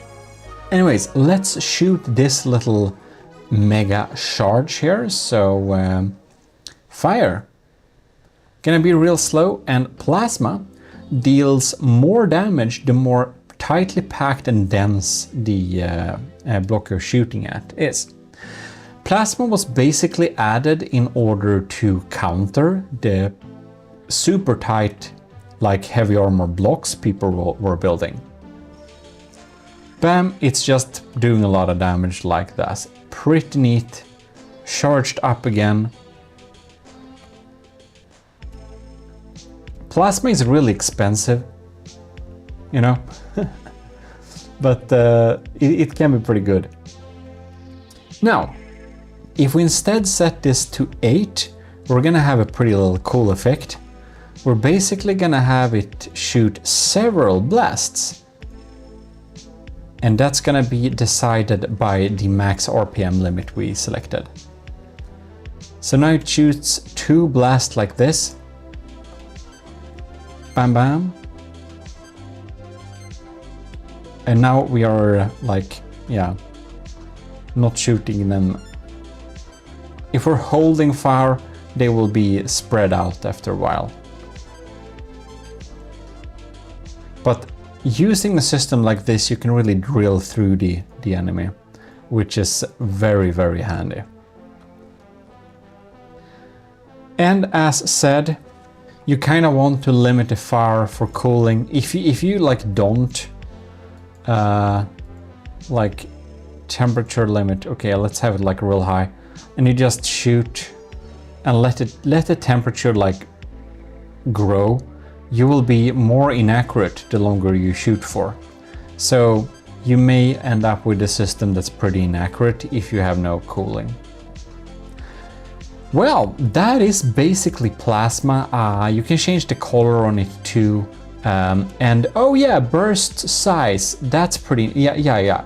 So like if you hold fire, so set this to like really high, and you have it in bursts of 2. So if you hold fire and you don't want the projectiles to spread out like that, if you want them to group and fire in little groups, you get that penetration effect even if you hold fire. Well, then you can set the burst size. If you want to make more of a machine gun system, naturally, you can use the magnetic destabilizer to split the charges, and you can basically make like continuous firing systems like this. They will deal like a lot less damage per shot, but you can just spam them like this. until you're out of charges and you'll need to wait for the next like salvo like this. But yeah, that's something you can do. Play around with plasma. It's fun. It's not the best system in any regard, but you can utilize this and make swarms of plasma and get through pretty complex and good armor. And if you ever have the unfortunate fate to meet a scary heavy armor frontsider, you may want to bring some plasma cannons. Next one we have flamers. Flamer is the most dense firepower of any weapon system in the game.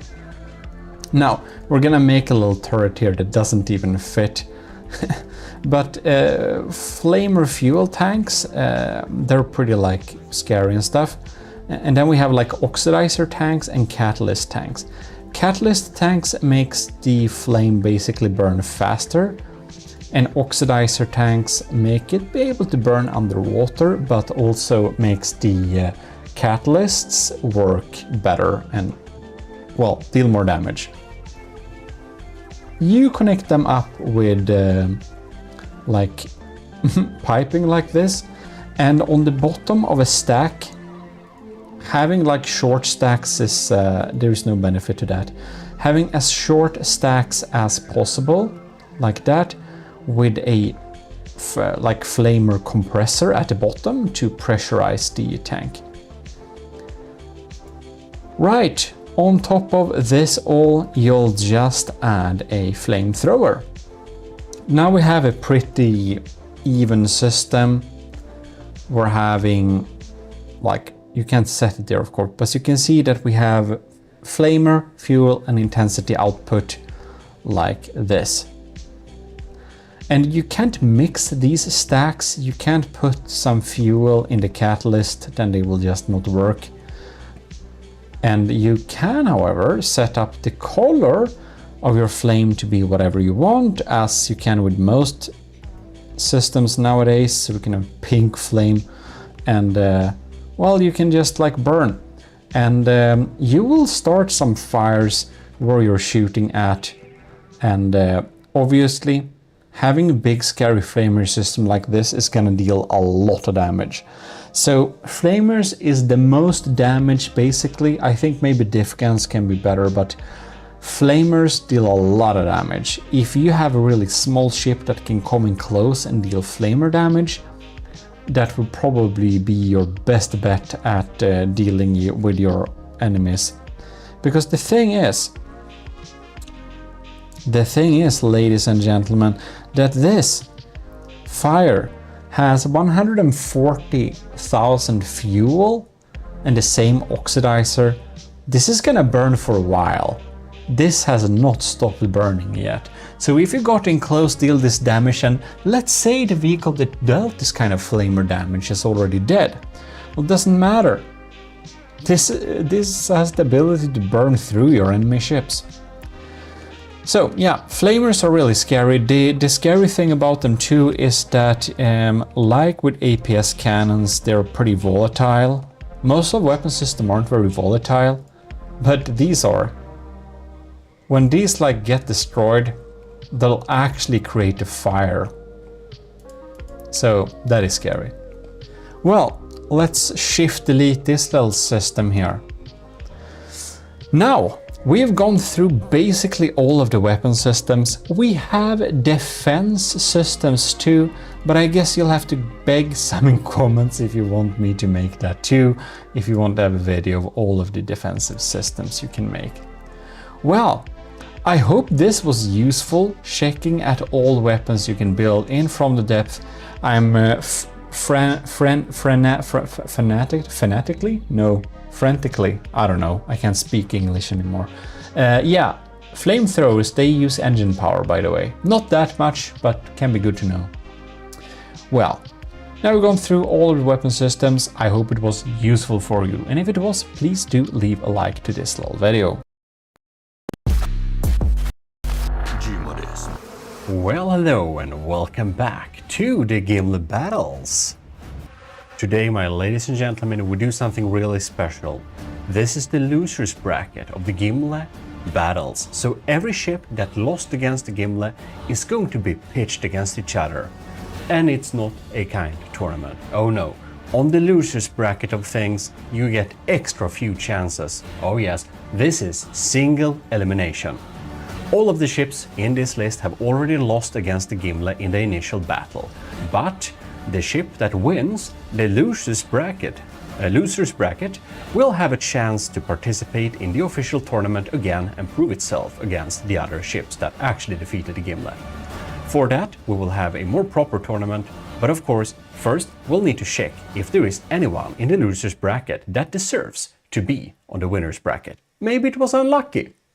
So, today we will start with some first blood Gimle losers bracket, and we're going to pitch the ships against each other for the first time, and the winner goes through and the loser will see no more. So we'll have to pray that you're lucky in this tournament, because you only get one chance. If you're unlucky, well, you're out. There is only gonna be one battle, and here we have the first of it. Drakenslang Hydrofoil War Canoe Mark II from Borderwise surprisingly lost against the Gimle. Now, I know it can win, but for our battles it did lose. Funny enough, the older version of the Hydrofoil War Canoe was actually a better design against the Gimle, and it turned out to exist in the winners bracket, actually. But the Mark II is in the losers bracket, and it's going to be pitched against... No, this is not the regular good old Gimle. This is the Gimle class after party version. So this little after party version has been fixed and upgraded a tiny bit by me, but mostly by our MIA Captain Y, who at that time fixed up this ship to be able to participate in a ship tournament, I think it was, from Sean Reed, if I don't misremember. And you can see here the after party version is very funny, because basically they are cleaning away, as you can see, obviously. So that's really funny. I wonder how this pirate got on board. Anyhow, we should start the battle. The Gimle after party version, surprisingly enough, even though it is upgraded, it did lose against the original Gimle. Maybe it was luck, we don't know. But now we'll see if, well, the after party version or the Hydrofoil War Canoe, the Drakenslang Mark II, will be able to win this.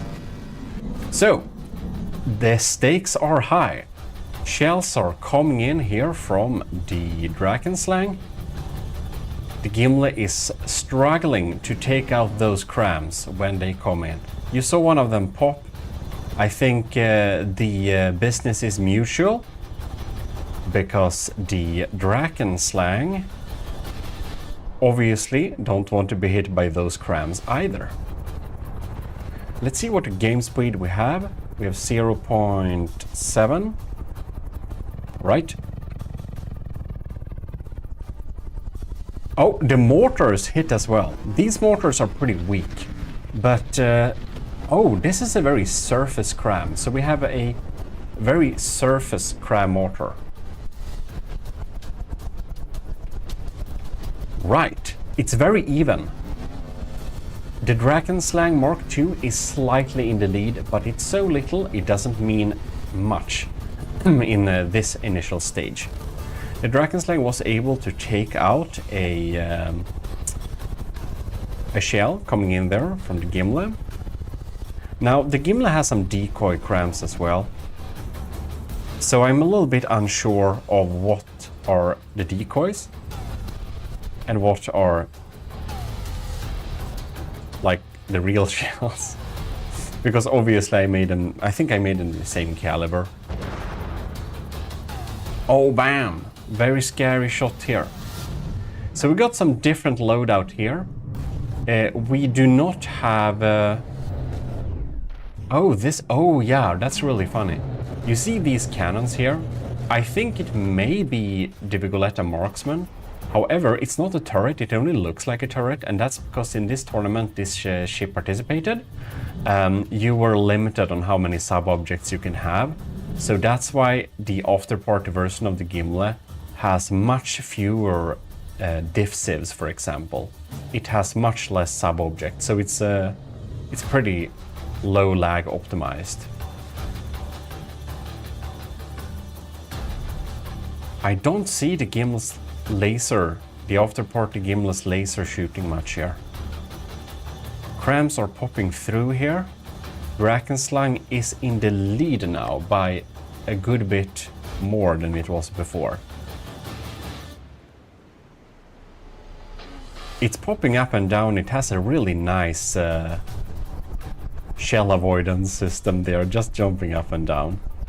And I'm not completely sure what the after-party's crams were now. We of course looked at that in the initial video, but if you happen to well, not have seen that, go watch that so that you can see how it looked like when the battle was online. Same with the after-party version. If you want a good walkthrough of the systems for the after-party version, that video of course already exists. Drakenslang down to 93%, but the Gimle after-party is at 90. Very interesting here. Here we got a little bit of a lag spike. I think we should go and investigate what's happening here. Looks like the after-party Gimle has some trouble turning here. A lot of the a lot of the Azibods are offline, are they not? Okay. We're losing. We have a very thin layer of block here on top. This is not looking too good for the Gimle. It looks a bit sad, I must say. Well.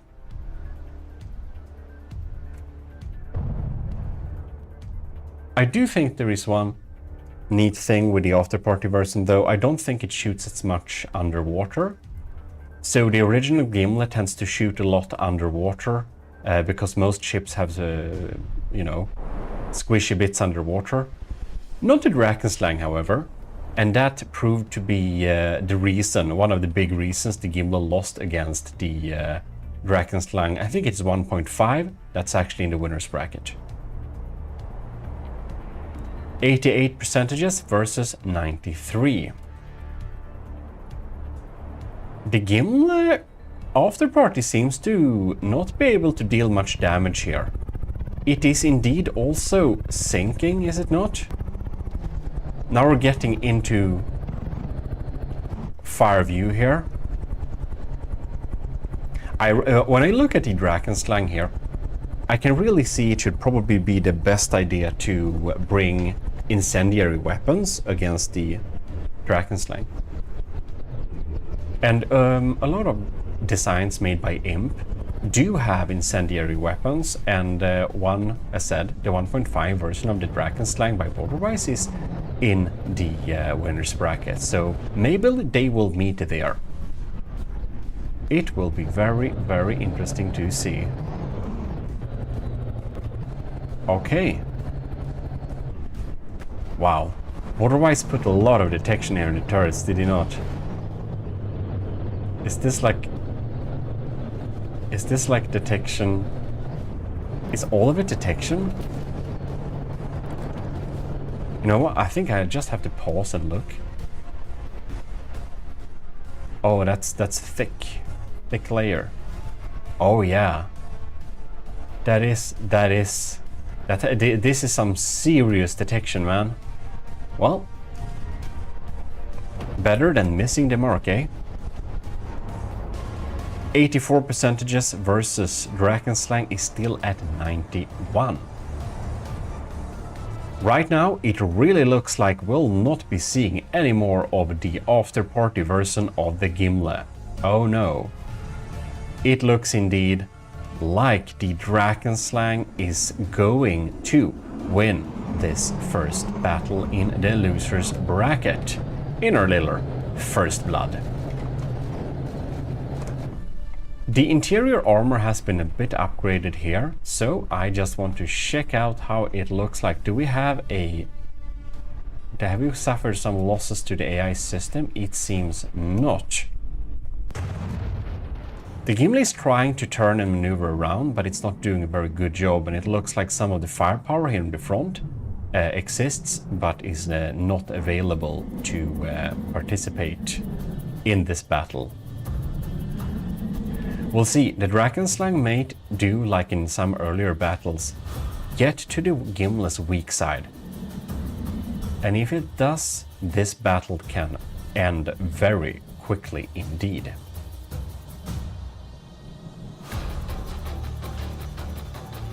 Looks seriously like the damage per second output from both vessels have significantly decreased. And the cram cannons are considering a high arc. Very interesting. When Drakenslang is able to hold this particular bearing to the Gimli has a really hard time to deal any damage or get back at it in any way. Yeah, it's looking great for the Drakenslang right now. 10% in the lead. Gimli not able to deal much damage here. You can see we have a cannon firing blanks. That means stuff is disconnected. And at 90%, while we're not having great firepower obviously, those APS cannons are able to deal some decent damage anyways. Oh! But of course, with big crams, anything can happen. So, battle is not over yet. Gimli has basically won battles at a 75% level too, so it can get lucky. I do suspect it will not be this lucky, of course, but we shall see indeed. Well, the stats are looking quite nice still for the Drakenslang. It's keeping this bearing to the aft of the Gimli, and this is of course great news, because the Gimli has not been able to get much damage back in a while. So the after party iteration of the Gimli is probably no more very soon. But we'll see what's happening in case the Drakenslang has a change of minds and move around and puts itself to another bearing. Perhaps the Gimli could deal some damage back instead. These front Arcoballista Invictus cannons are just waiting for something to shoot at. Indeed it is. This thing is somehow still alive. I think it hasn't reloaded. It is, you know, it's a diff. It's a diff damage dealing system. Oh man, that was a pretty good hit. Bam. Not the killer shot, but like could have been. Scary stuff that. Oh well. Oh, look at that. The Gimli got a fatal hit. The superstructure has now gone down. Oh my. How to command the Gimli now? This will be very difficult, I'd say. How is the AI compartment looking here? Maybe fine, but 64%, it is so dead. Yep. I'd be highly surprised if the results shift in any way by now. That would be just a crazy, insane, lucky strike shot. That would be too silly. Also, the time is running out for this battle. It's limited 15 minutes per battle, and we're up to 11 minutes. Oh, and the Gimli is despawning. Congratulations! Drakenslang will not be eliminated. The Gimle After Party version. Well, built by me and Captain Y, and I think a bit Sean Reed too. Well, it is indeed First Blood. Very symbolic, because this is indeed the loser's bracket for the Gimle battle, so it would be symbolic, isn't it? Very nice. Well, in any case, next battle. Next out, we have the Argente Gris by Blitz Bunny. Now in AOG colors. I can definitely see it doesn't look good in AOG colors. Anyways, this splendid colors though. Anyways, which will challenge Valantis Mark IV by Parzival, which we've seen pretty recently, because this ship got into the tournament a little bit late, due to me wanting to even out the brackets and it following the official rules and stuff like that. See that battle separately if you have not already. Alright, we have automatic cannon fire popping in here against the Argente Gris. What will Blitz Bunny do to counter this? Are we gonna fire some cram shells? Now, I've done so many battles, I do not quite remember exactly what weapon systems each of them have, but obviously this is cram cannons. Oh my! And the anti-munition system. Oh! The Argente Gris has the ability to overwhelm a lot of people's Civ's defenses, but the health of those shells are a little bit too small. So you can see here that the Valantis by Parzival, she is basically just shooting down all of that damage coming in there. Brutal and effective. That's why you have Civ's cannons. Look at it. Another volley is coming. Bam! No problem at all. Well, the APS damage is harder to take out. We can see some cannons have been damaged already. We also seem to have a couple of missiles popping in there. I do wonder what these missiles are doing here. I don't remember what damage type it is, of course. But next time they pop in, I'm going to do a tiny little analyzation. Okay, we have fins here. We got, looks like a simple explosive. I wonder if these perhaps are mainly to take out detection and be a big distraction too. I think they might be a distraction as well. Which might be smart, but it seems that Valantis doesn't want to target decoys very well. I think the Valantis cram systems are, or anti-cram systems are set up to be specifically that, and not shoot very much at incoming missiles. And the cool thing with using medium missiles is that a medium missile is 1000 millimeter.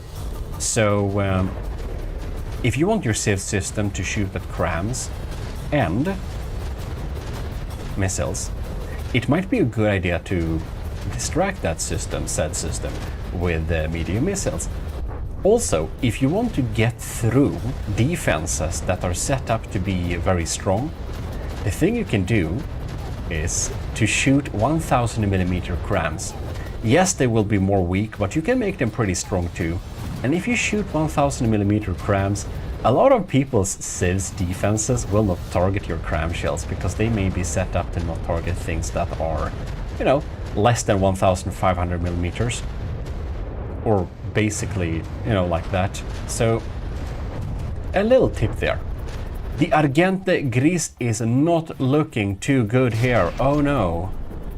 Down to 79%. These cram cannons,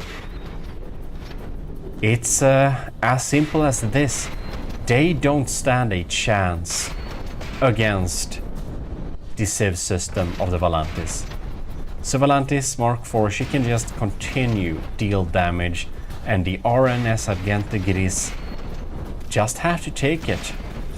No weapon systems to deal with this incoming fire either. So it is what it is. Well, we'll see if the battle changes in any way, shape or form, but it's very unlikely to see. Valantis, she's at 98%. That is a quite strong domination of this battle here. Well, Valantis, maybe we'll see Valantis pitched against the Gimle's winners in the future. Who knows?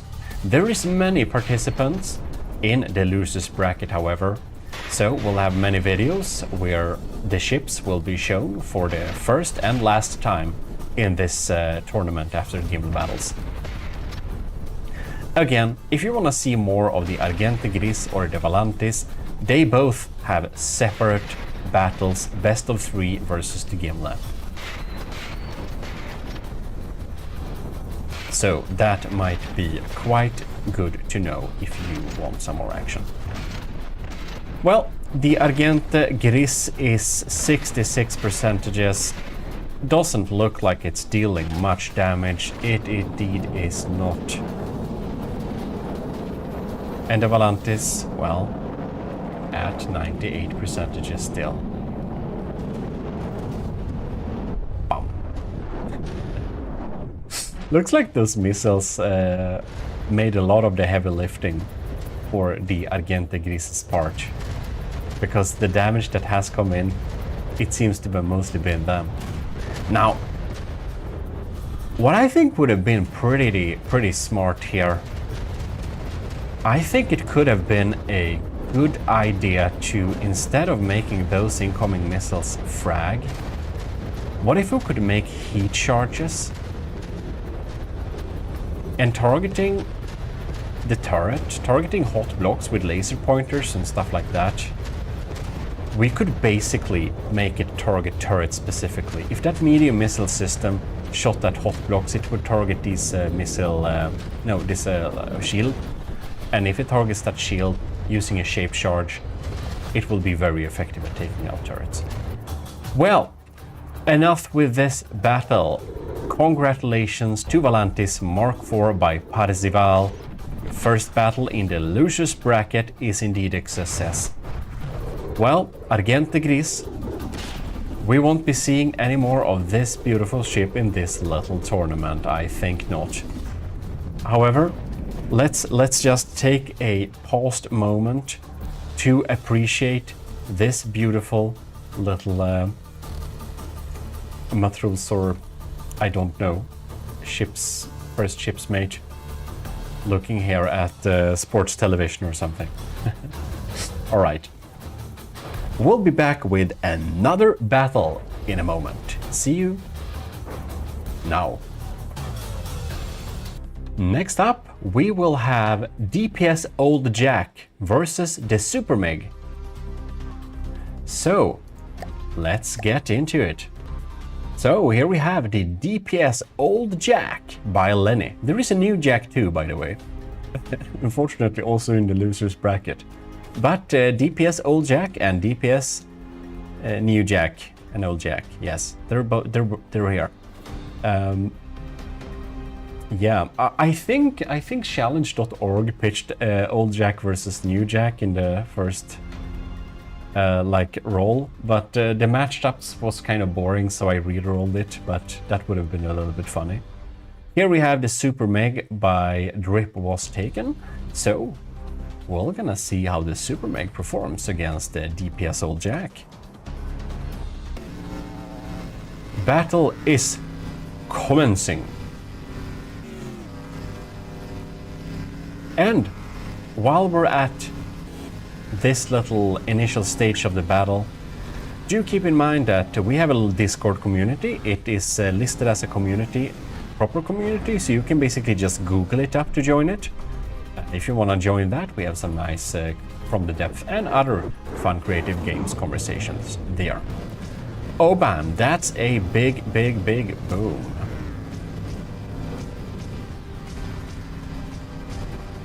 I'm so curious to see what shells we have here. Is this armor piercing?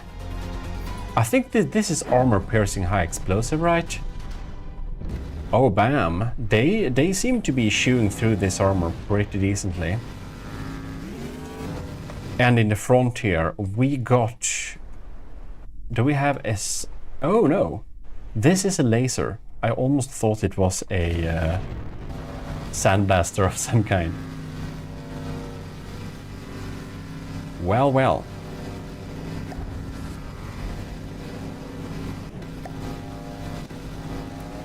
Blue lasers popping up there. We have laser and cram combo, a very classic combo. The Gimli uses that, of course, too.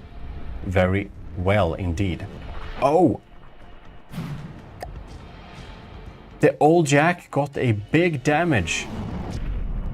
Poor thing, what happened? Where did we got hit? Oh my. The old Jack is a little bit old, as the name suggests, so I think it is also a little bit susceptible to fire, just like the Gimli is now, with fire mechanics. The Gimli construction of the Gimli began before the fire mechanic was a thing, so it's really old. All right. Oh, sorry.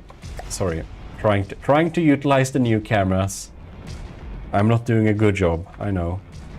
Anyways. I'm gonna have smooth free cam instead. What? Lenny's DPS old Jack is switching the table around. Super Meg by Drip was taken is down to 85%. Looks like some proper damage was applied here. Oh, bam! Look at this. Oh, yeah, I know what's happened. See, Lenny's DPS old Jack uses armor-piercing high explosive, and armor-piercing high explosive is great if you want to get rid of people who are trying to use the pesky way of building turrets, which is called Tournamnets. I'm a fierce opponent of turret neck, and I do thick neck turrets, no neck turrets. Just make the head larger. Yep, just make it larger, no turret necks, that's a weak point. Because the thing is, the explosive damage does weird things, so it kind of wants to move itself into weird spaces, right? So what basically can happen is that explosive damage is gonna be applied in this little tight space, and explosive damage in tight spaces somehow gets boosted damage as well. So probably that happened. Those AP HE shells got in there and made it a tough time for those turret nicks. Oh, bam! Look at this! We're burning straight through here. This laser is gonna keep fixed. Man, that's pretty cool. So the Super Meg looks like she wants to bisect poor old Jack. Alright. We don't have a lot of damage popping in here from the old Jack. This battle has really gotten a bit slow here. We're gonna see what happens here. Because obviously both the Super Meg and the old Jack are so damaged. This has been a proper battleship brawl, man. They really hurt each other real bad. So the damage being dealt is a little bit gimped now. Oh, bam, but that was a good hit on the superstructure. I hope old Jack got redundant detection, because if... okay, now we have a ship called Jack, so ships are usually she's, but if it's Jack, will we do an exception, or if is it still a she? Tell me, ship nerds, in the comment field. I think I know the answer, because I know that there was a ship called Bismarck and stuff like that, but I'm sure you know better. Anyways, the time limit for this battle is 15 minutes. Worst case scenario, it's gonna continue this until 15 minutes and we'll have a winner, basically. And that's the person with the best best health, mainly. So we have one cram cannon versus one APS cannon. And other than that, ooh, we have a laser detonated one there. About laser detonation, no, that's just some interceptors. Well, I can see on these interceptors they would have needed a reversed launch. I'll still need to do a follow-up on my interceptors video, if I haven't done that already, of course, by the upload of this video, but I suspect not. It's not on the highest priority on my list. I have many things to record. Well, 77 versus 64 percentages. Big ships being sad is maybe the title of this. No, it's First Blood, of course. Episode 1.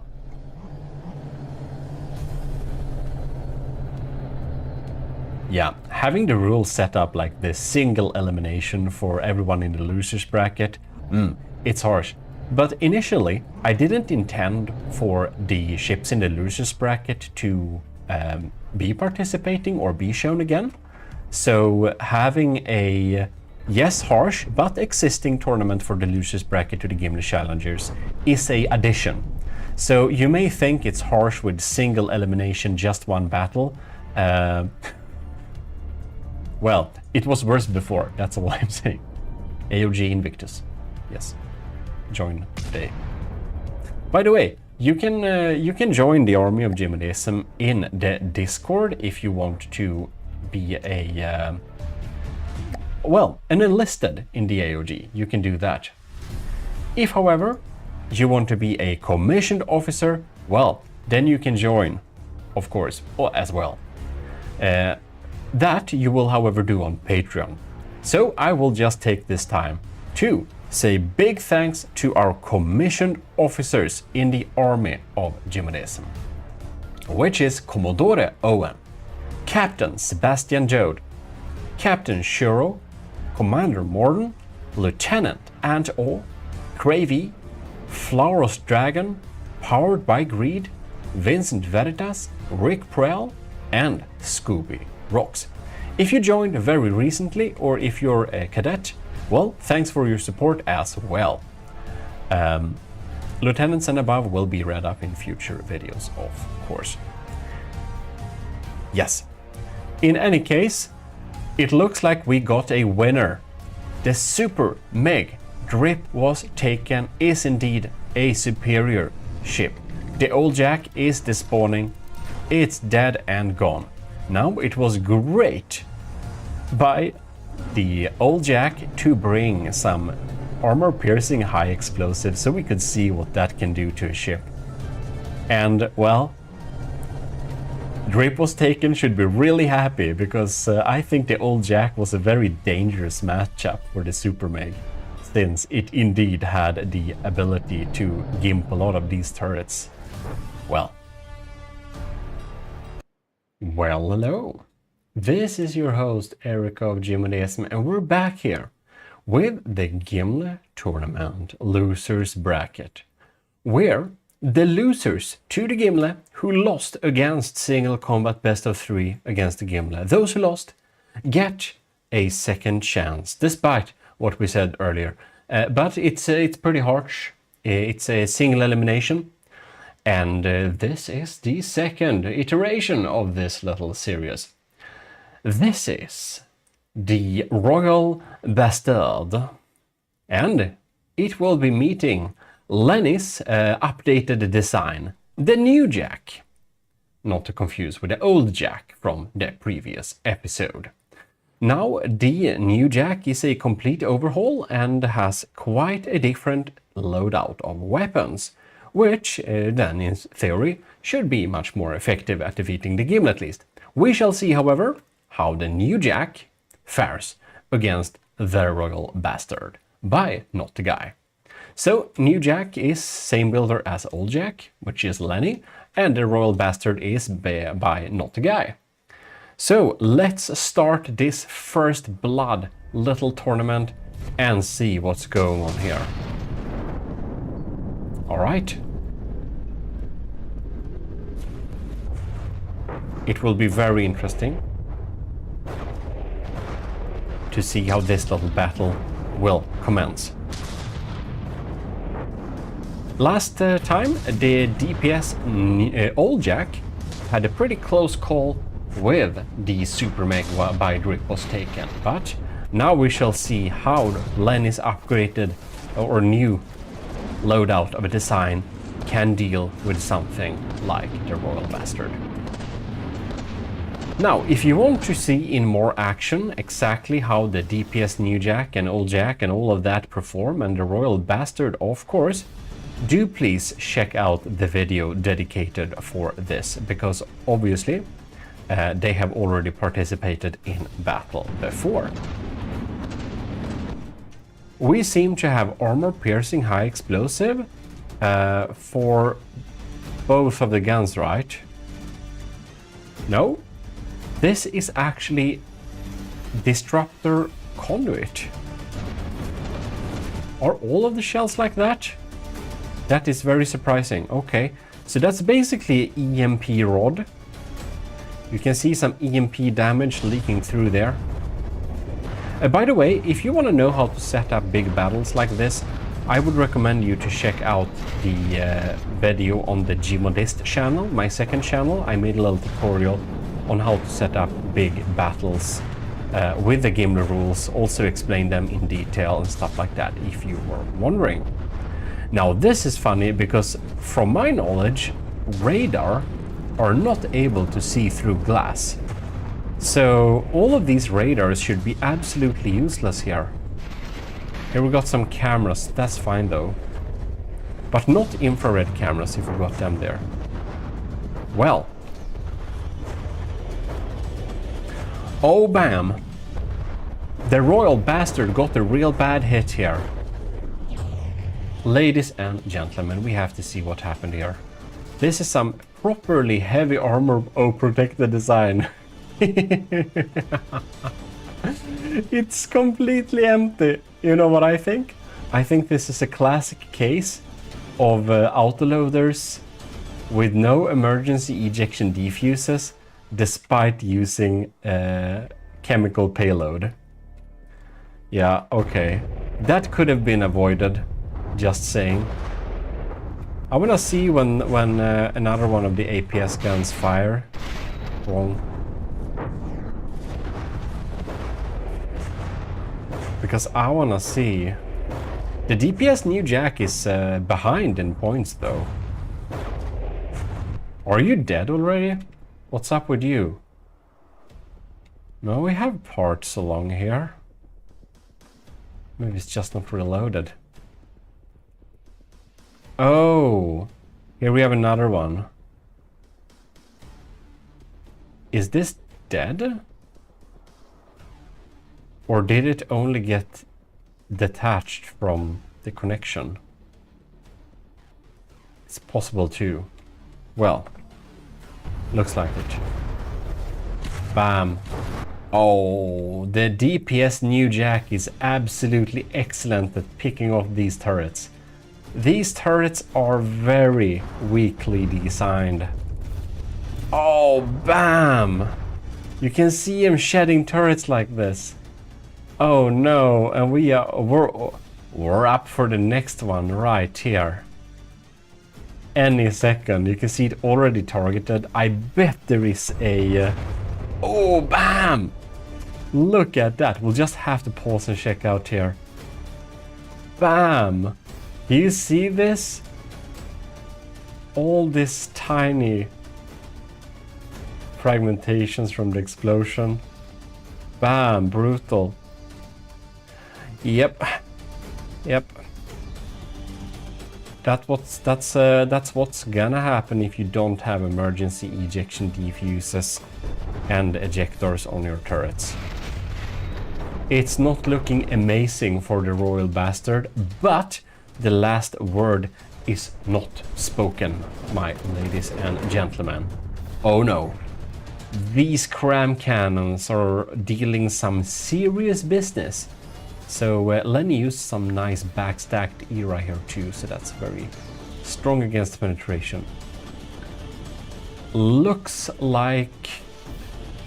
No, we have emergency ejection defuse... no, I don't know, we have ejectors at least. I think we have defuses too, if I remember correctly when looking at the shell. Alright. The new Jack is at 88%, yes, and the Royal Bastard is honestly... it has more health left. Well, not anymore. But cram cannons, they can hit hard. If they hit, of course. But you can see this is a seriously damaged turret, and it probably doesn't fire due to fail safes. Yeah, for some guns it's actually a good idea to not have fail safes, because if you do, you may gimp yourself if you have a lot of armor in front of yourself. Very interesting indeed. These interceptors should absolutely fire when it's... oh yeah, they do fire when we have cram cannon shots in combat. That's good. So as said, this is single elimination, which means that this battle is decisive. If luck is on your side, congratulations. If it's not, too bad. The winners brackets tournament will be a little bit more forgiving with double elimination, but for the losers bracket it's single elimination because, again, I didn't intend to have this before either, so the tournament was initially only to be for the winners bracket, but I wanted to give the best of the losers a second chance, so we will decide that by deciding it with the single combat. Right, so the new Jack is struggling to deal damage. Those APS cannons may have not been the most strongly designed designs in this world.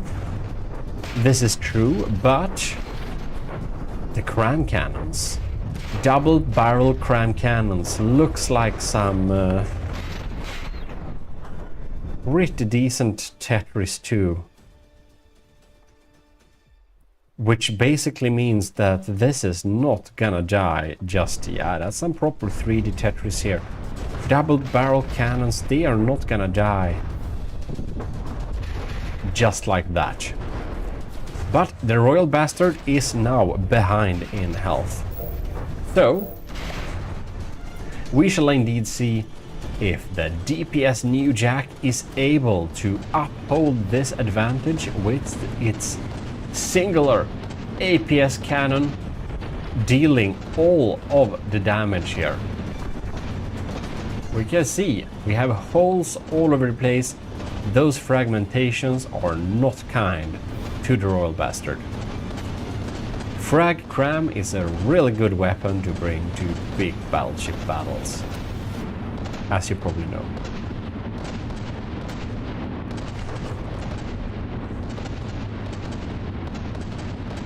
$83 versus 76 percentages. And since the cram cannons are not targeting the new Jack's remaining 3-barrel turret, well, I guess we will not be that surprised by the results. But again, those crams are scary, so anything can technically happen, of course. But at 75 percentages, well, it doesn't look that good. There are so many holes all over the place. A single well-aimed shot will basically mess it up real bad for the Royal Bastard. We can see, where is the cannon? Oh yeah, we have started to target another one of the cannons. The turrets. Oh no, now there is no turret being targeted. I feel it should probably keep a little bit longer dealing damage to particular targets here. Did we have an AI hit? It looks like the Royal Bastard is unable to maneuver correctly. Oh yes, it has hit despawn territory. I think either something very important was shot, or it simply died. Or AI kill or something, I don't know. But what matters is, congratulations Lenny, the DPS new Jack has had severely better luck than the old Jack. That will have to say clearly an improvement based on this little battle, of course. Different enemies, so we can't say for certain, but man, good job. And to Not the Guy, thanks for the submission. This is the last we will see of the Royal Bastard for the Gimle tournament battles. Hopefully you'll send in another design in the future, and well, if you want to upgrade your designs, of course, check out our tutorials to learn how to best do it. We got that video on how to build a successful battleship design or winning battleship design discussing this topic. Anyways, next battle, which will be Scyther Shepherd versus Harbor 033, yes. Here we are with the second little battle of this video, which is Nevada by Harbor and Scyther Shepherd's Super Annihilator. This beautiful thing is the Nevada. Absolutely stunning design. We can see it here. If you want to watch it more closely, please check the previous video showcasing this only. Very, very beautiful details here. A lot of thought has been put into these details, and you can see it's pretty cool. We got like rooms and stuff. Yes. Anyways, this looks pretty neat in Army of GMODIST colors, I must say. Very, very splendid indeed. We got some civs turrets all over the place. I must say I kind of forgot how it looks like. It definitely looks very different with this color scheme, I assume, because I almost won't recognize it. Absolutely stunning. I absolutely adore this little pool area here. That's so cool. I feel like I feel like I haven't seen this pool areas. Obviously I have, but yeah. Check the previous for more details and stuff, but it looks super nice. Very, very neat. So, the Nevada by Harbor, looking like a pretty heavy front shooting design, most likely. Oh, very modern bridge here, yes. Well, which will be fighting Scyther Shepherd's Super Annihilator. And the Super Annihilator, she has the very, very easy to see Scyther Shepherd design with the black, white, very strong contrast type of design. Looking much more traditional in terms of battleship builds, which usually means stronger, but we shall see indeed how it performs against Nevada. Obviously, both of these ships lost against the Gimle, so that's the only thing we know they got in common. Wow. Interesting. I kind of don't remember if this is extra turrets or if they're just here for the looks. Nevertheless, the looks are very nice, and we got some different interceptors and stuff here. Different types of detection and weapon and stuff like that. Alright, let the battle commence. Ooh, pretty strong laser there by the Nevada. Reminds us a lot about the Gimle's laser design.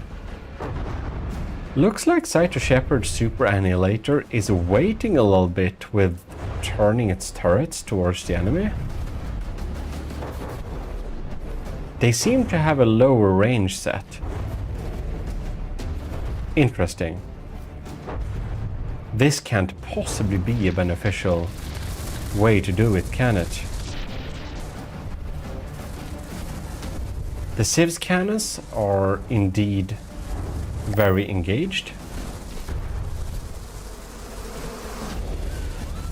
And we got a lot of shells coming in here. Disruptor conduits. We fire in like bursts. We have a party mix magazine. So this is a Hesh high explosive squash head. Yeah, that's set up to deal with turrets and interiors like this very harshly. I do wonder, however, Cyto Shepherd's turret seems to be completely messed up. Whoa, they're like mega messed up. Huh. I wonder if Cyto Shepherd's design kinda doesn't have the opportunity to move the turrets because of the turret collision update thing. Because when that happened, we allowed everyone who sent in a design to update their design so that it's actually working. I think perhaps Cyto Shepherd did not. Possibly Cyto Shepherd did not. So most likely the Super Annihilator, she's gonna die. Obviously the weapons are not dealing damage. We have all sorts of internal fires here with the steam boilers. Yeah. This is not even a match, this is just brutal. We're just grinding the poor Super Annihilator down to its last components. Whoa! A turret has turned. That is weird. Is it because we kind of damaged the sides and the... Oh! So much of the armor... Okay, so the Super Annihilator, she got help by the Nevera, who just grinded down the armor enough so she can turn its turrets. Poor thing. Well, obviously this ain't really a match. She's gonna die very, very hard. So I guess we can admire the brave Nevera and its crew for the fantastic performance of publicly scrapping the Super Annihilator to never appear in another Gimlet battle ever again. No, this is its last chance. When it dies, it's dead. Under construction. Well, nice interiors. Actually, very nice interiors. It's like some... looks really neat, actually. We have a blast door too. We have like started on so much interiors. Man, Harbor 033, if you're watching this, which I hope you are, you'll need to update this interior. This looks nice. This has so much potential. If you updated the interiors and makes it look real nice, and also upgrade these weapons a little bit, I can promise you a unofficial updated battle with the Nevera Mark II. Because I would like to experience those interiors when they are finished. Well, Cyto Shepherd's Super Annihilator is no more. And Harbor's Nevera is the victor of this design. Well, thanks for the design, Cyto Shepherd, but you'll have to submit new designs in the future challenges, because the Super Annihilator is no more. Congratulations then to the Nevera by Harbor. We'll be moving on to the next battle now, which we shall certainly do. For this little battle, we have another little Gimle upgrade. So Kevin Cry attempted to make the Gimle Mark II. Do keep in mind that this is not the official Gimle Mark II. I will make a Gimle Mark II upgrade, which will be my doing. The Gimli Mark II, this one is by Kevin Try, who tried to upgrade the Gimli to make it better than the original. However, it wasn't quite better and it lost against the Gimli in the battle versus it and the Gimli.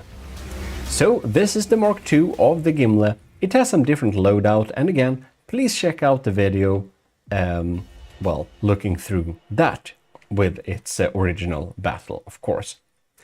And the Gimli Mark II is going to face UCS Resolute by Omicron. Both Kevin Try and Omicron are in the army of GMODISM, if I recall correctly, both as matroses. So, thanks for your fantastic service building these ships for these battles, of course. In any case, we're going to see if Gimli's Mark II, we're going to see if Kevin Try's Gimli's Mark II is stronger than UCS Resolute or not. I do remember that the Gimli Mark II battle was a pretty grindy one, so it's gonna be interesting. And I don't really have in my head what upgrades were made. But I think most of the gun systems have been upgraded, some of the armor and the loadout for the weapons that are not exchanged have been updated. Oh bam! The Gimli's Cram cannons took and made a real beating of the Resolute last time, but that was the original Gimli. Ooh. They are getting through still here, so this is very interesting. The Resolute is behind in health right now. The Gimli Mark II looks pretty similar to the original Gimli. There are some differences, of course, but I think they are, if I recall correctly, they are less significant than the upgrades made to the Gimli class After Party, who we will not be seeing anymore, however, because it indeed lost its battle. Looking, I think it looks pretty similar. I think we have some added armor here, right? Yeah, I think we got some boosted armor. Well, it's not this video where we're going to look at the exact changes and upgrades, however. For that, you probably know where to find the video, which is in the playlist of the Gimli battles, of course.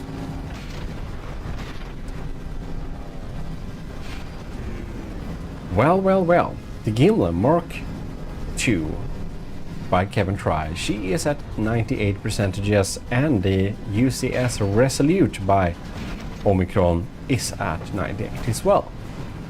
Right now, it's extremely even, and we have no idea which will be the victor so far.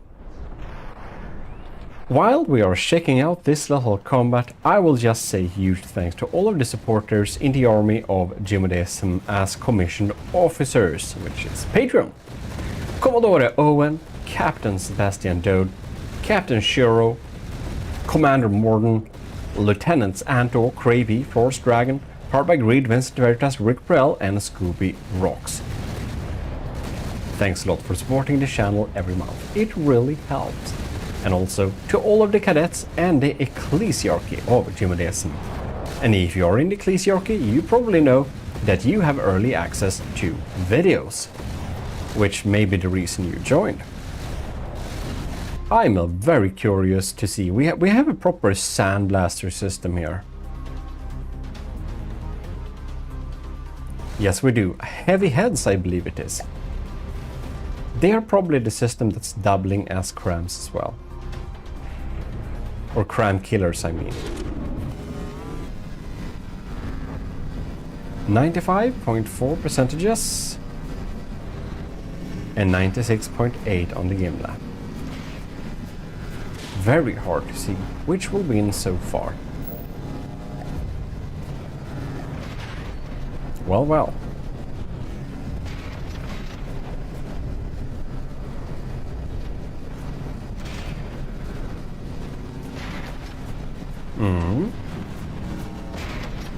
94 versus 96.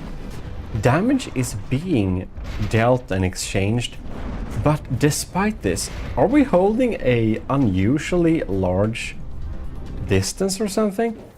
Because something with the battles feels slower than it should be. Ooh, look at that. I bet we got some heat decoys here, right? Hahaha. Stone tetras. We gotta have a lot of heat decoys here. Gimlet's laser, by default at least, likes to target hot blocks. So it's reasonable to hide some material. Yeah. There's a lot of little different things you can do, but it's really smart to hide the decoys in a very material efficient material like stone in a cluster like this. Also, that we have wooden half blocks like this also means that they are much lighter than whole blocks. That's most likely intentional as well. However, Kevin Tries Gimlet Mark II is taking a beating here. It is 5% behind in stats. Yet it looks to be pretty a-okay. It doesn't look that damaged.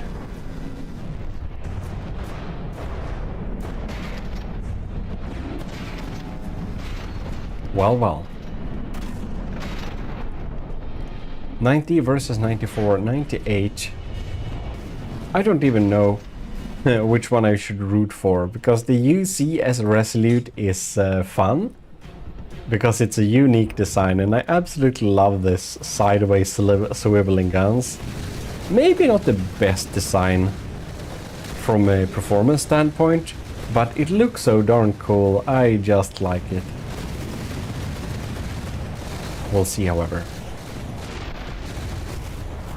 I should root for the Gimlet, of course, but because I know I will make a new version Mark II, yeah, it's not as important. The Gimlet will be represented later on a little bit anyways, and we have so many battles with the original Gimlet that I have been itching to replace it with an upgraded version for so long, and that others had tried to upgrade the Gimlet before me is very cool.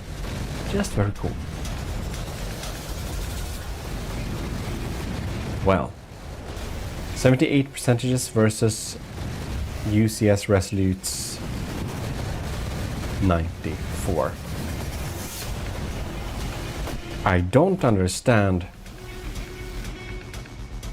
why it has so many damage types. It feels that all of them are not as effective. I think this Sandblaster metric is really what we're at, what we are tracking and using as we speak. Well, cram shells are still coming in here, and they are not just a little bit scary, they are extremely scary, and if they hit the wrong spot, well, the UCS Resolute is no more.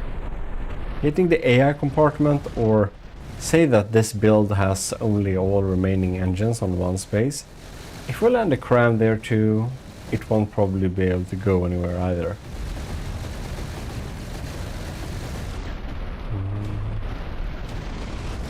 Well.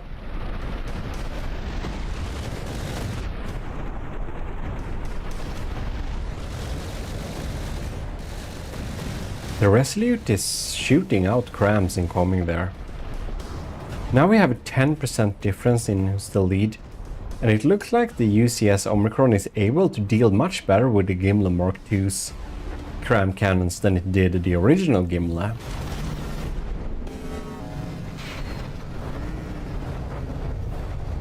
Very, very nice. Man, this Sandblaster like tactic is just so brutal. You can just see blocks peeling off like this. It's just designed to focus and shoot on hot blocks like this. And of course, behind turrets, we usually hide some stuff too. So For this case, we have a backup AI behind the computer, for example. We've got some engines and stuff. And the turret can basically provide a type of protecting shield because it is a loose block of health points. If that makes any sense. I don't know. Well, well. It's been 7 minutes in this battle, but it just feels so much longer. It's a bit grindy. Also, the fast-firing sandblasters, I think they may be targeting hot blocks as well. And in front of turrets, you usually place a shield, and the shield is usually a hot block, which means that if you put shields on your turrets, the enemy can automatically target the turrets if you have shields on them, because the shields get warm. Yeah. And when the shields are warm, you can set the AI to target hot blocks, and the shield is then a hot block, and the enemy's weapons will shoot at the hot block, which means you have no more shield. So that can be good to know. Just skipping on armor and only having a water/water, like when you're just having it proofed like that, it won't, yeah, work. Now I kind of lost my train of thought there, but it doesn't really matter. I think we're just going to see. It looks really like the Gimli is going to be grinded down here. The Sandblaster tactic is pretty efficient, and you can see maybe it is targeting clusters, honestly, because these hot blocks here should not be, like there shouldn't be. Oh yeah, there might be hot blocks here. We actually got this thing, the engine here. We have some auxiliary engines there. So the Gimli Mark II needs to be extremely lucky to win this. Of course, these cram shells are dangerous. They just need to hit something fatal, otherwise the Resolute by Omicron will probably take home this victory.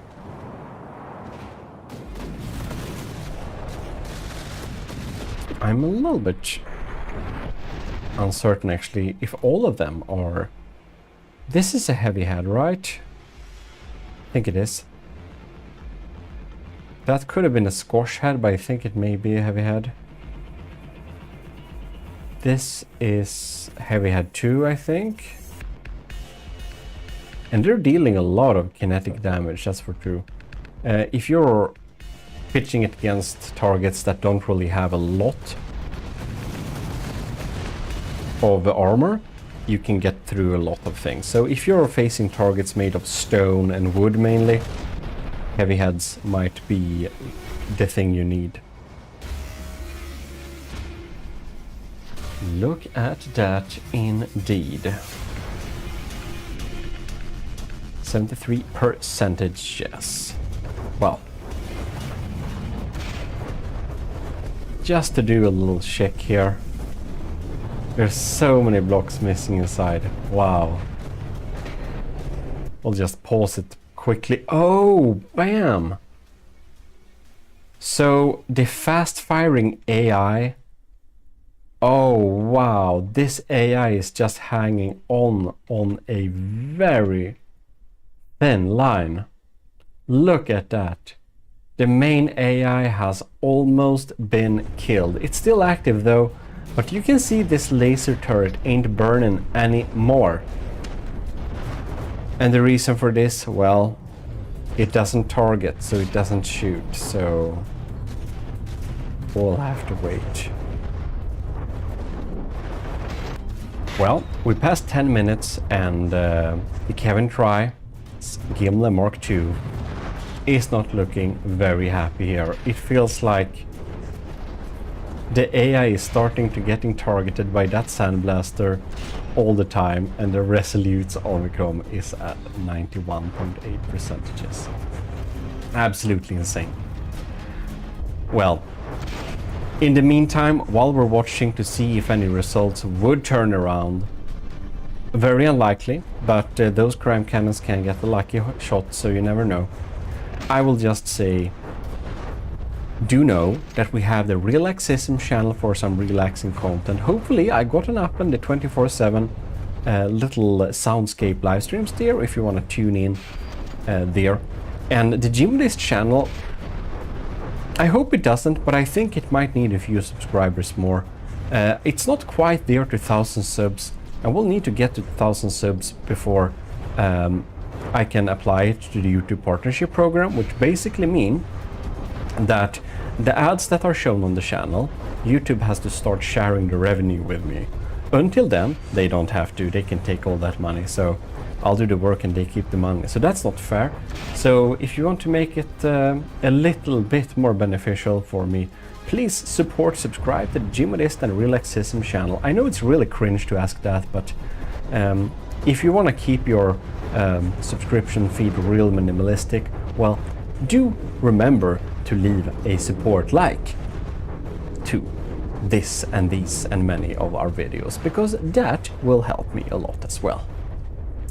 Well, UCS Resolute by Omicron Mark 1 MK1. Congratulations, you are the victor of this battle, and we'll be seeing more of the Resolute in the upcoming battles here for the losers bracket tournament First Blood. And well, the Gimle Mark II upgrade by Kevin Try, it's dead this time as well. Unfortunately, we will not be seeing any more of this Mark II of the Gimle, but of course I'll do my official upgrade, so you will see the Mark II version. The Mark II, maybe I should call it the Mark III.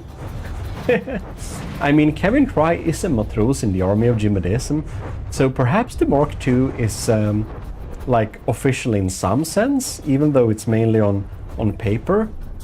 Yeah, actually, Gimle, my upgrade of Gimle should probably be Mark III, or maybe it should actually be Mark IV, because the after party version also exists, made by Captain MIA Captain Y and me in conjunction for that tournament. So actually my upgraded version of the Gimle might be the Mark IV by all sense. By all sense. Because Captain Y is of course also Army of GMODism Captain. Well, anyways, huge congratulations to Omicron and Kevin Try, the Mark II of the Gimle. Well, it couldn't beat it, we won't see it more in this little tournament. But Kevin Try, you have a lot of submissions, so you fear not. Your submissions will be tested one and one in this little tournament indeed. So, more about that later. Well, hello, ladies and gentlemen, welcome back to the GMODism channel. Oh yes, indeed. Today, we are going to continue with the Gimle's Losers Bracket, which I kind of called in my project files the Revenge tournament. Because of course the winner of the Losers Bracket will be welcome back to the Winners Bracket and fight all the victors of the Gimle there. I think I probably am the person you're watching who has the weirdest camera colors. Can you see I'm a little bit like pink here? That's not my mood light this time. I've been trying to set up really hard my camera so that it works reasonably. It just doesn't, but it's also a Wish.com camera from 2018, and yeah, not sure why I wanted to tell you that, but now you know why my colors are weird sometime. I do weird settings. So yeah, I need to update that sometime. Anyways, this is the wait, this is pretty interesting. This is pretty interesting. So we have two ships which are a little bit similar here. We have this is the Millennium Zenith Star by Starreach. And now I don't remember exactly. If these are airships that can't go up, well, we'll need to fix that, of course. Well, anyways, let the battle commence. I really choose a interesting color here, I think. I set up a new coloring scheme. It looks kind of like Lego. I'm not sure about this. It used too bright colors. Anyways, the Singularity version 2, if I recall correctly, we actually spawned that on the ground level as well. But obviously, the Singularity, the Millennium Zenith Star, that is an airship that needs to... okay, never mind. Alright, we spawn them both in the air because of course these are both airships. The brackets are like randomized. So I didn't choose to have two airships against each other, but I think that's pretty cool. Then we can really see which is the better airship. And of course, both these are participating against the Gimle. Spoiler alert, both of them loses against the Gimle. But if you want to see them more in detail, how they are built, what weapons they have, what loadout and stuff, you can of course check that. We got a lot of missiles here. This is like interceptors. And I don't think the Zenith Star cares too much about that. They both have a lot of interceptors, of course, because they are of course made to fight Gimle. Alright. I forgot cinematic cameras, so now we are smoother. Alright then. A lot of EMP popping up here. That's some really scary penetrating pack. Bam! That is a scary pack. That particle cannon is not to game around with. Holy moly, this is for Zenith Star. Look at this. No, that's maybe not the... I don't know which is the pack and which is the... Oh no, that is the plasma, right? Because it looks like the pack is an EMP, right? No? That looked like a scary thing, right? So we have a probably mix shot with a pack here. I don't quite remember. And the Millennium Zenith has some really scary penetrators going on there. So we can see we got some EMP sparking around here too. So we're soon getting through to the engines. Really looks like the Millennium Zenith is gonna lose, but I'm not too sure about that because if I recall correctly, the Singularity... Oh, never mind. The Singularity is gonna win. The Singularity is gonna win this. No question about it. Look at the poor thing. Well, Millennium Zenith Star is no more.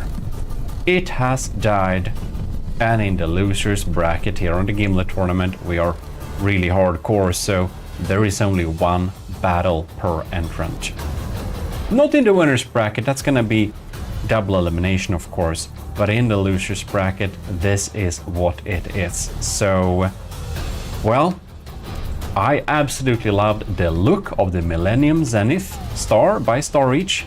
Very beautiful design, but it will be seen no more. Game over. Big congratulations to Squick. The Singularity version 2 did indeed provide some crazy scary weapons. I think I'll have to check out this plasma a little bit sometime in the future because that was an impressive display against the Zenith Star. In any case, let's move on to the next battle. Next up, we have two folks who have been on the channel for quite some time, both of them. This is the Secret Advisor, also known as Kovrax nowadays, with the Exerfire. And Kovrax is a really good min-max builder, man. This is like the Emperor of diff-guns, usually. But this is a cram design mainly. It doesn't have that many diff-guns. And since Kovrax has such a very good and skilled min-max designs like that. Now, I think these might be a little bit problematic here, but I think I just missed these. It would be nice to flip them because this is like internal propulsion, which is not quite allowed. But that is my sins for previous times, obviously. Did I DQ this? I don't think I did. Well, shame on me, but it's an easy fix. Otherwise, it's very abiding by the rules here. You can see it is under the block count, which was extremely hard for Kovrax, because Kovrax really likes to build with a lot of blocks, a lot of big hollow wood designs. We've seen many ships before here. But it was a great surprise that the Exerfire lost against the Gimle. I did not expect that, and honestly, I don't think Kovrax expected that either. But it did. Then we have Kevin Try, who has a lot of designs submitted to this little challenge. This is Kevin Try's attempt of not upgrading the Gimle to Mark II, but trying to upgrade the BBS 5th season by Bungalow Bill, I think it was, which is an Onyx Watch fan build originally. So this is like a fan upgrade of a fan build. Well, you've seen them before in the previous battle. If you want to check out their loadouts a little bit more, you can do that there. Well, let's check out which will be the stronger between these two formidable losers against the Gimle ship. So, oh, we got that burst fire really hurting the sides here of the Exerfire. Well, they are awaiting to fire. Oh, look at that. They are kind of changing aim points back and forth, looking for somewhere to shoot at. We'll need to check out when they do fire. So we're just gonna pause briefly here and see what Kevin Try's system. How is the BBS 5th season 2 faring here? We are shooting heavy heads.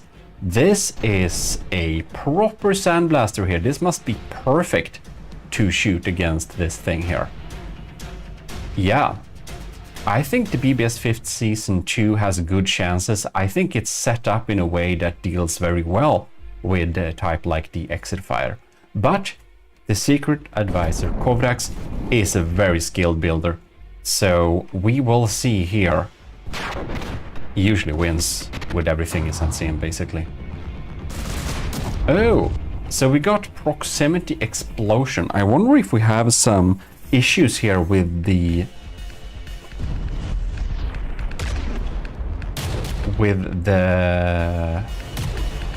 detection or something. Oh, interesting. So the BBFC season, what are we doing here? Are we trying to get away from the battle? You might get some penalty points if you do that. Well, it's very close. Look at that. The BBS 5th season is really working to shoot down those cram cannons when they come in with everything it got, but it leaks through. It leaks through, and oh, 90%, 98%. BBS 5th season 2 is taking some super heavy hits here.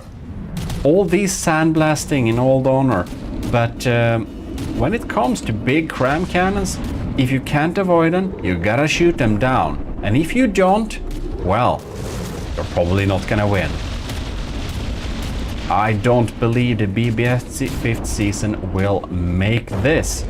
I do wonder, however, why the Exerfire's cram cannons are so extremely inaccurate. We're having some trouble turning the right sides towards the enemy here. Oh, now the secondary cram barrage is popping in here. We got a lot of shells. Oh yeah. A lot of shells incoming. Here you can see them coming there. Just spreading out here. It's almost like they explode before they hit. Ooh. I did forget about that. Otherwise, either the laser targeting for deciding the range is a little bit weird, or they are set to explode in front of an enemy. But that would not be a really good way to shoot against armored targets like the Gimli. It would be better to use that to shoot against other stuff. Like, for example, if you want to shoot against, yeah, basically hollow wooden designs like the Exilfire, that would be a nice setup. Oh, bam. Now we are getting in some scary hits here. This is brutal indeed. Well, let's see how the Exilfire is looking. When it comes to designs like this, you really have to grind our health down. They have a really sturdy type of redundancy, so it's not easy to get them down on their knees. 90% it is down at. I really feel that it would have been great for an enemy that wants to, it's gonna deal with the Exilfire next, assuming it wins. They better have Incendiary with a lot of oxidizers. We can see some of the cram cannons here are damaged. Oh my, they are shooting blanks. They are shooting blanks. And this is because of turret nicks. Don't use turret nicks. Thick turrets for the win. I keep saying it every time, but it is because that is my personal belief. Because I see so many turrets starting to malfunction due to turret nicks. Now, in all honesty, I think that the BBS 5th Season 2 does have turret nicks as well. So it also depends on how one does it. That was some really scary hits there. I think we should pause and just check around a little bit here. Ah, yeah, okay.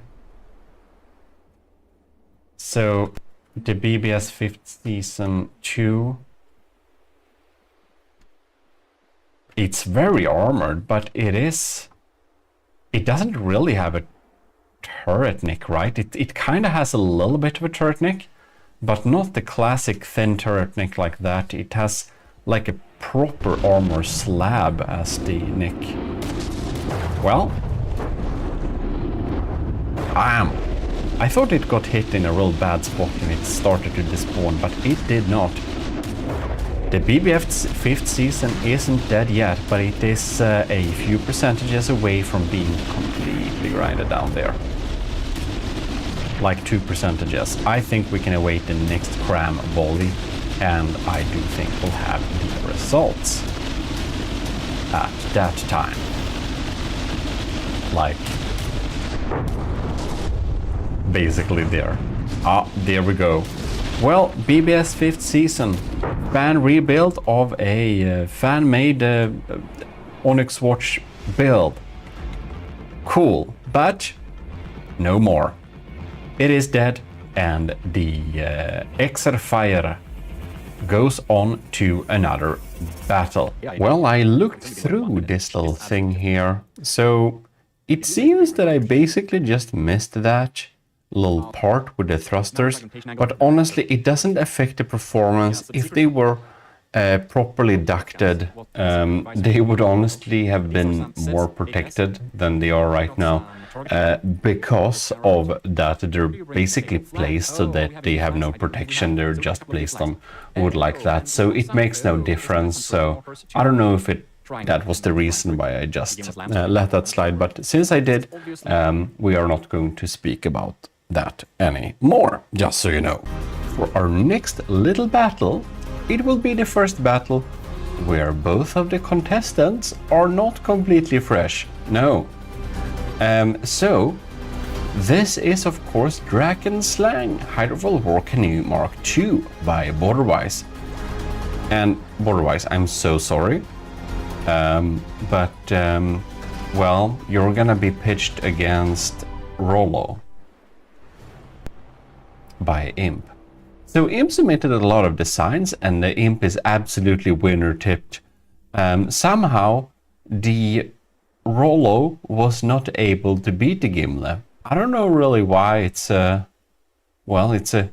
good design, of course, but it lost somehow against the Gimle. I don't know how it did that, but it did. Anyways, it's still a good design. So let's just keep this battle rolling. Oh.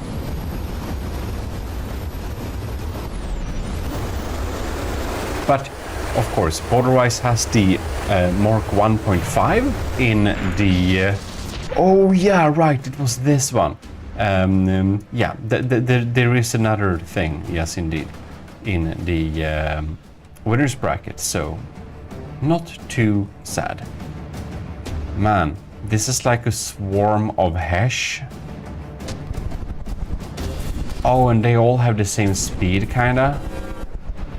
So the lambs are trying to take him out, but obviously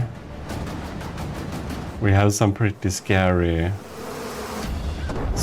stuff going on there. Ooh. I wonder how the game will survive this. But we shall see. Perhaps Drakenslang is able to lace down the Rollo. It is an airship, of course, so if it loses too many blocks, it's gonna be very sad. Ooh, we're trying to dodge cramps here. Bam, but we are hitting. Oh, bam. Borderwise, Drakenslang shot out some big thrusters there with the custom jet engines. The Rollo is trying to go side to side to avoid incoming cram shells, but it seems that it's timing a little bit off. And if I recall correctly, this was the reason why the Gimle was able to win over it. Of course, if you want to check out the Rollo's weapon systems and stuff like that in a little bit more detail, obviously we got that video already for you to watch on the battles where we go through the weapon systems as well. We have some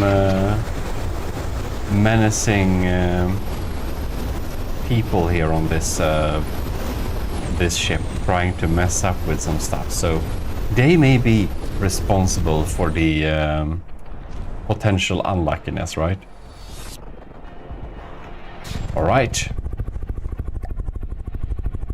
Here.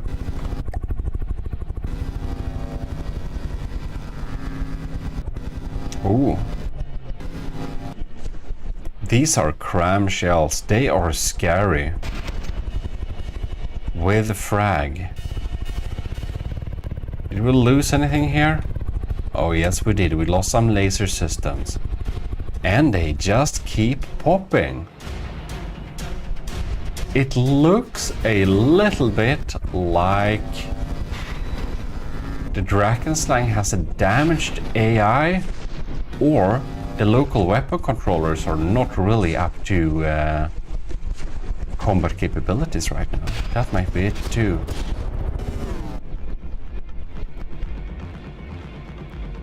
Oh, and the laser is trying to shoot at those crams, but they are not even hitting anyways.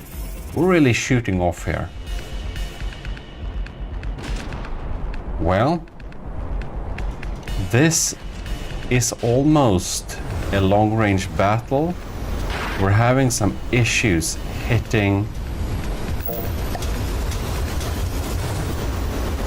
each other here due to the range and the heavy use of crams. I wonder if those APS guns in the front here that were firing some bursts, if they just have an insane reload speed, or if we have some issues with them being damaged.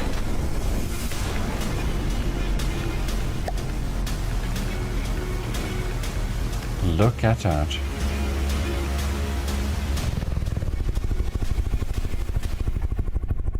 Well, the Dragon Slang is trying to maneuver.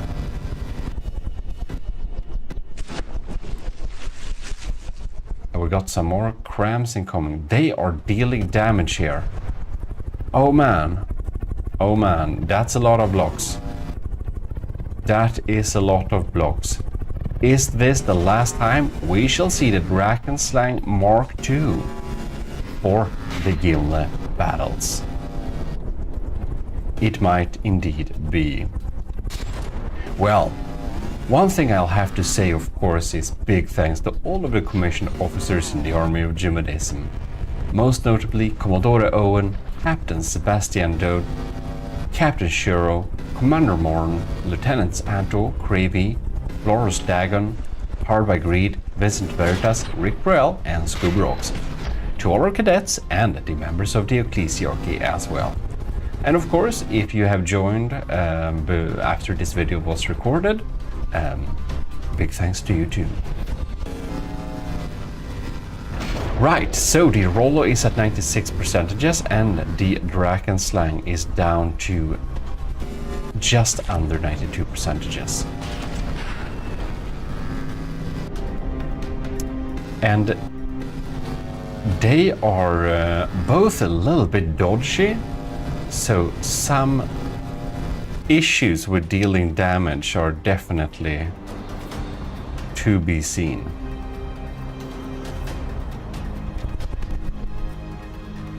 Man, Rollo's guns are not the most accurate here. It's like the Rollo got some bad detection or something. Oh hey. That is nice.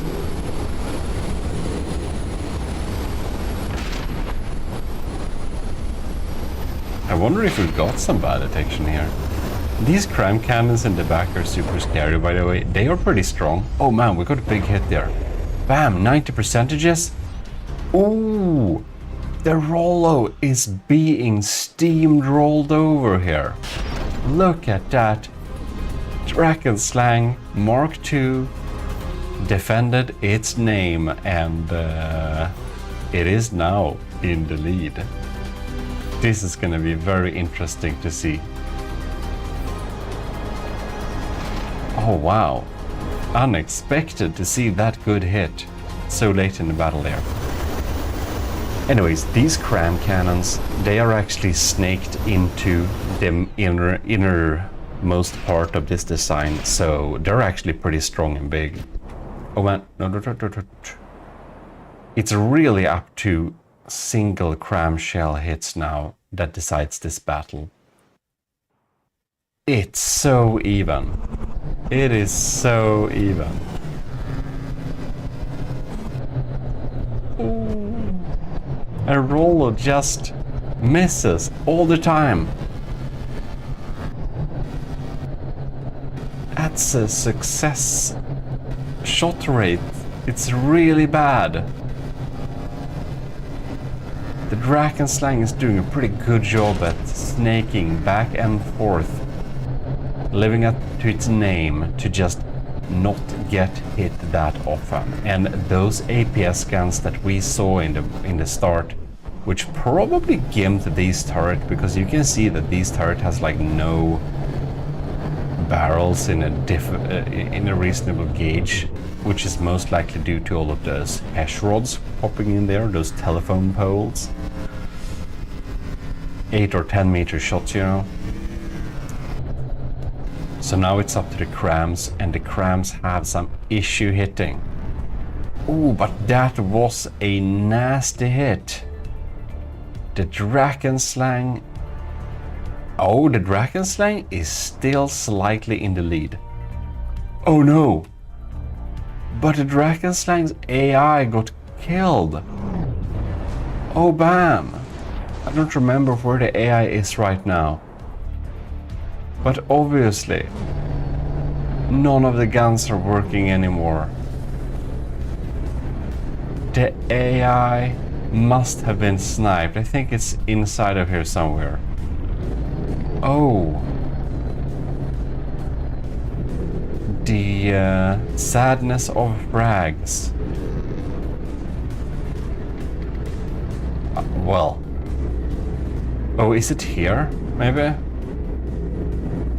What is this?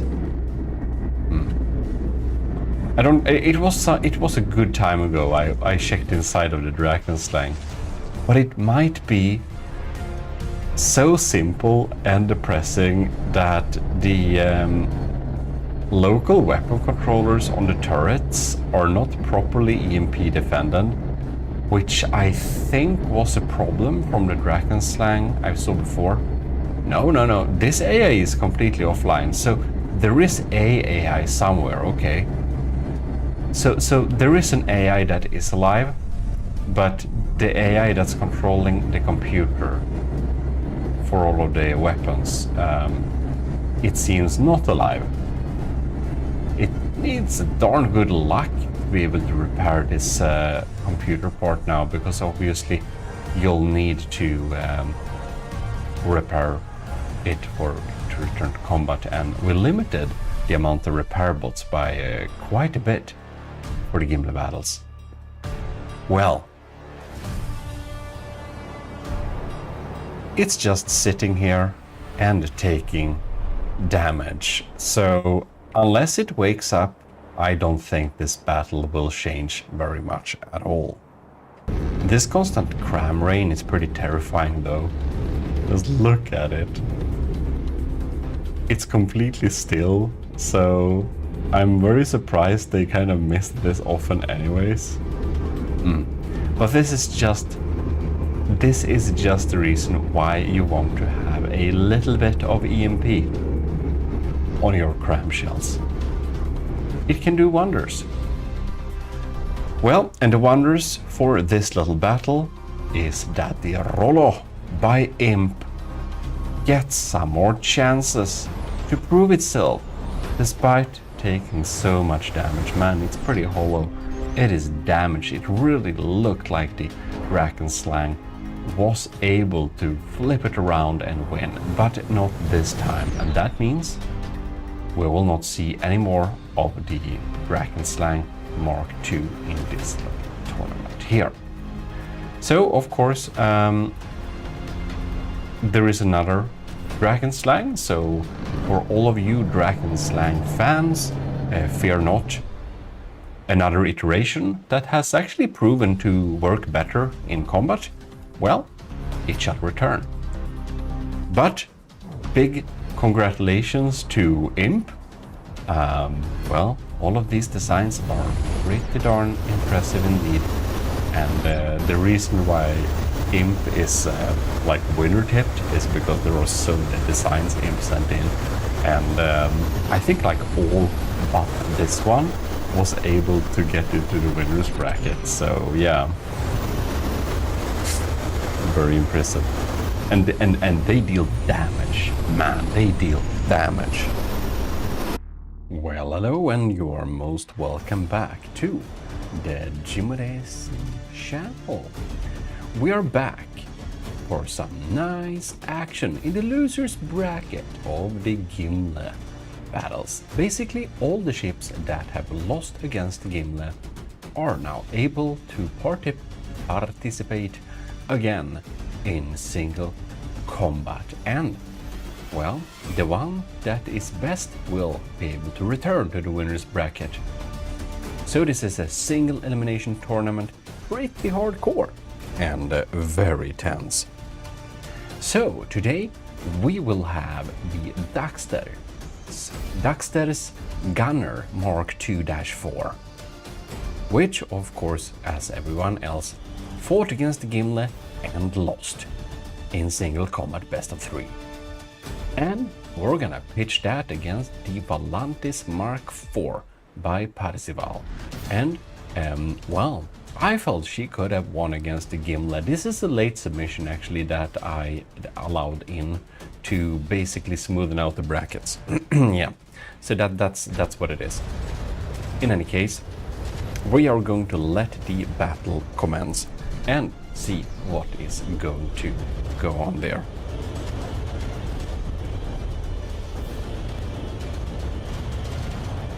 So,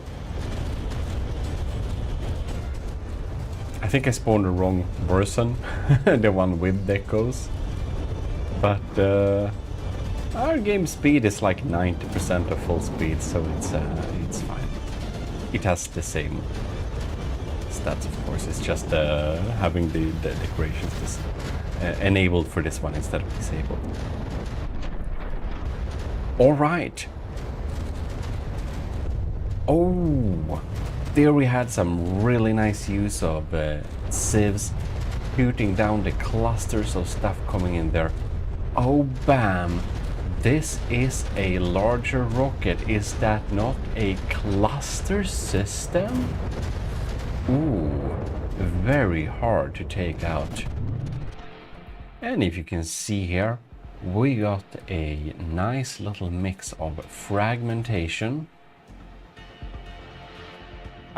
I thought there was a mix. Well, never mind. We got only fragmentation streaming in here against the Daxter's Gunner Mark II-4. It is not looking great for the poor old gunner. The cramshells coming in here are being effectively dealt with the sieves. And the only thing that seemed to deal serious damage to the Volantis is, of course, the cluster missiles. We got a radar-seeking explosive. These are cool cluster missiles. I will give them that. They are really cool. And that's just a carrying container with no payload whatsoever, probably to just distract the lambs, defenses and stuff like that.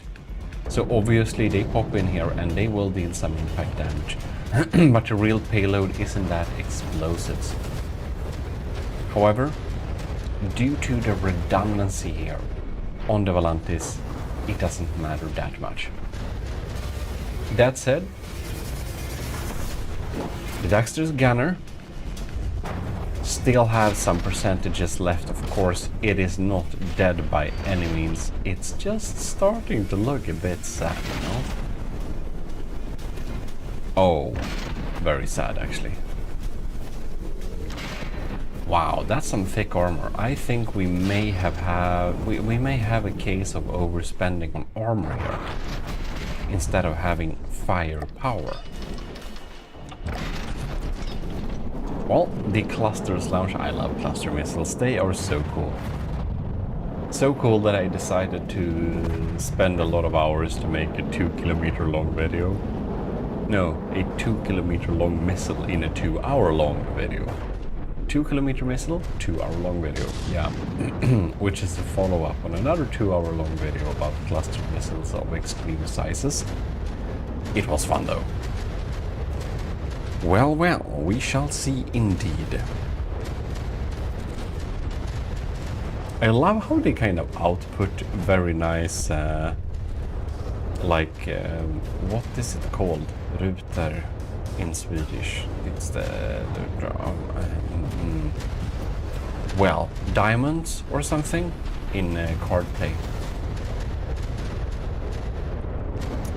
I feel like this cluster missile is very neatly set up, but I am wondering if they should not have perhaps been incendiary.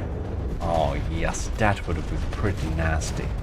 That would light a lot of people's wooden decks on fire. Well, it is obvious the Daxter's Gunner Mark II-4 is sinking. We won't see any more of the gunner in this little tournament. It got a second chance, as harsh as it is, to prove itself against the other ones in single combat.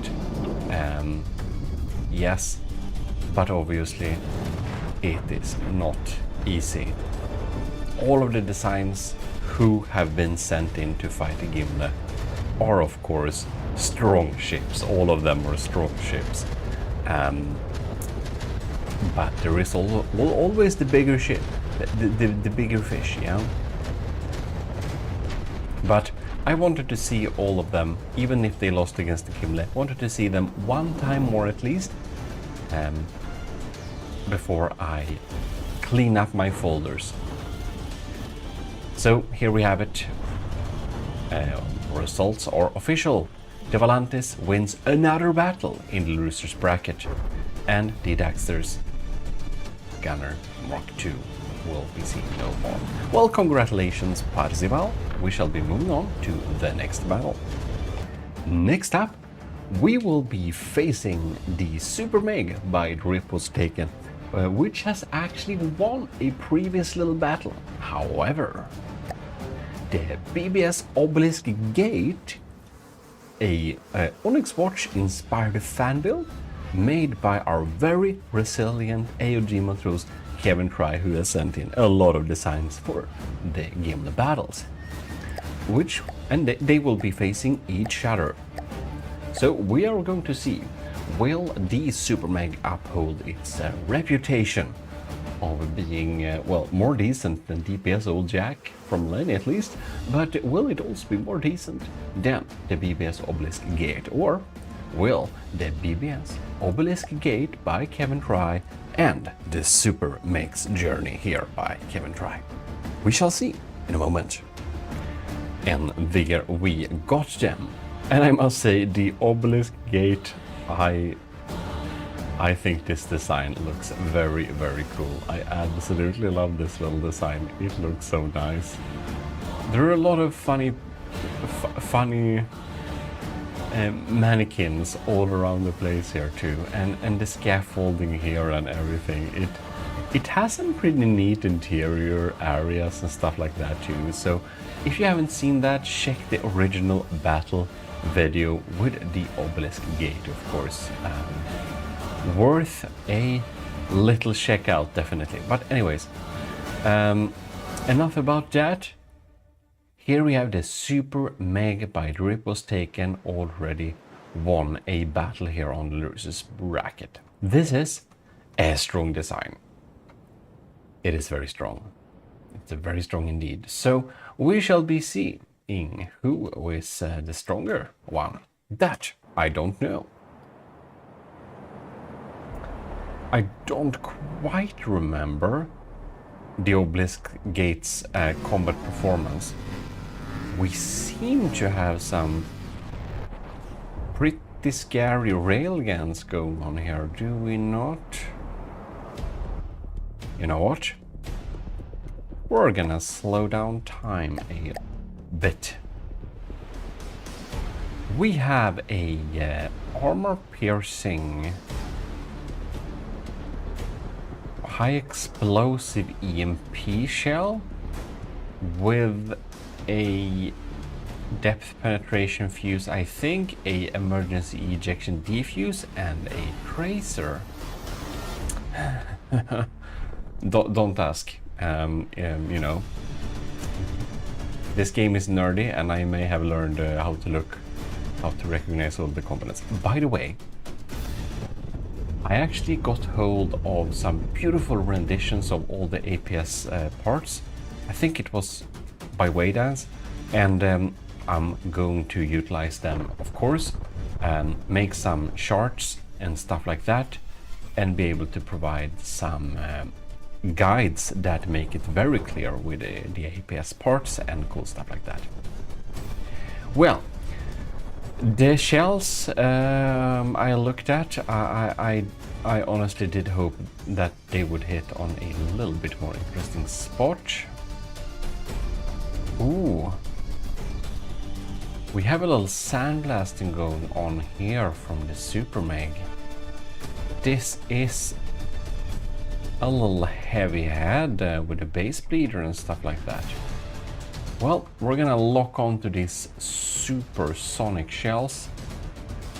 See, what are we gonna hit here? I kinda don't really think they're that powerful, these shells. they seem to be lacking some stopping power. Not getting through the Super Meg that easily, but now it looked like one go through. Maybe just missed. Bam. Got some EMP cooking there. Ooh! Obelisk Gate! What did you do? Lost 8% of your total health? What happened? This we'll need to pause the game here. What happened here? Bam. We got some crazy hit here in the side. Those... Bam! Bam! The Super Meg's cram cannons are not messing around. I kinda don't remember them being this strong. But they are. Now we're having a lot of misses though.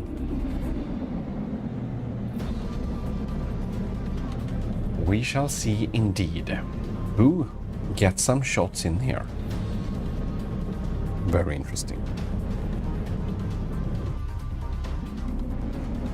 Oh, and the Obelisk Gate was able to deal with that cram. Not that cram though.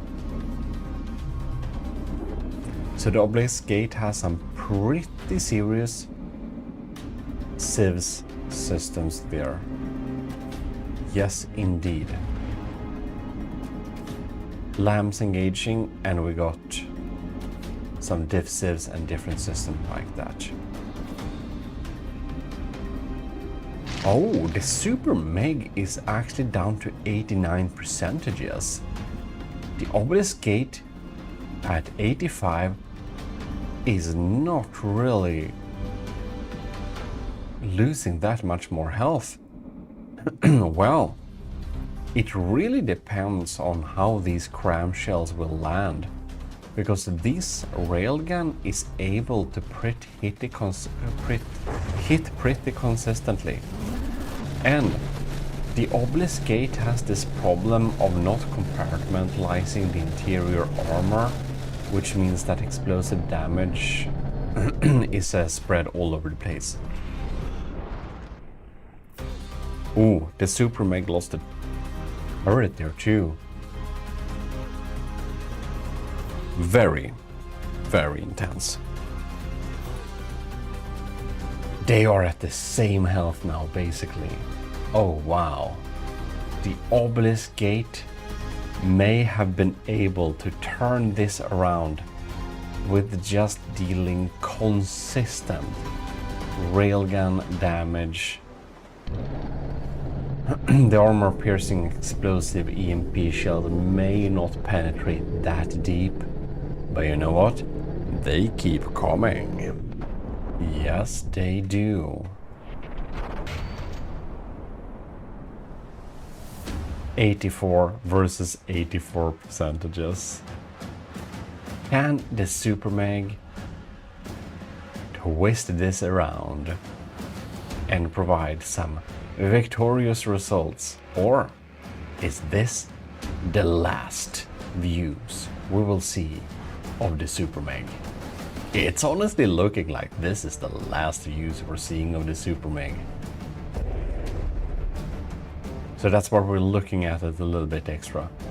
But we shall check out and see how the Obelisk Gate, how she's doing. I think, if I recall correctly, that the Obelisk Gate is Kevin Fry's most formidable submission here.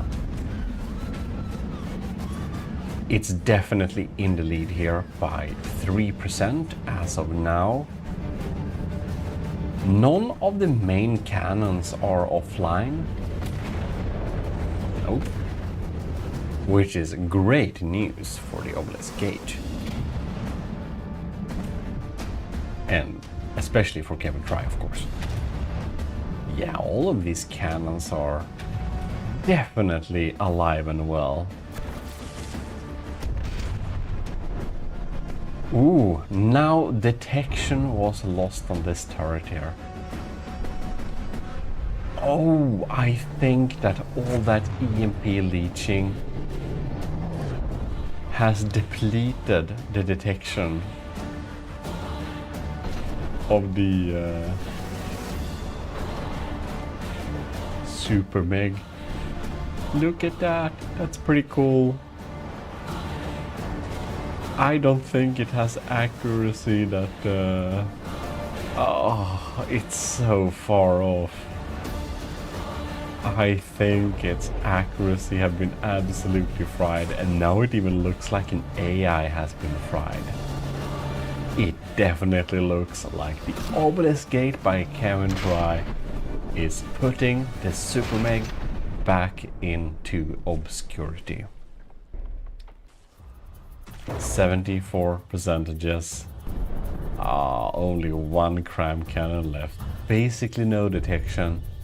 Ooh, the rip was taken. I'm sorry to say, but, well, the Super Meg is soon no more.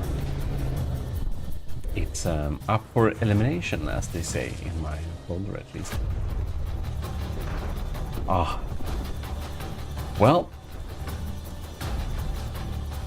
of course, there is a chance things would turn around, but it's just so enormously unlikely.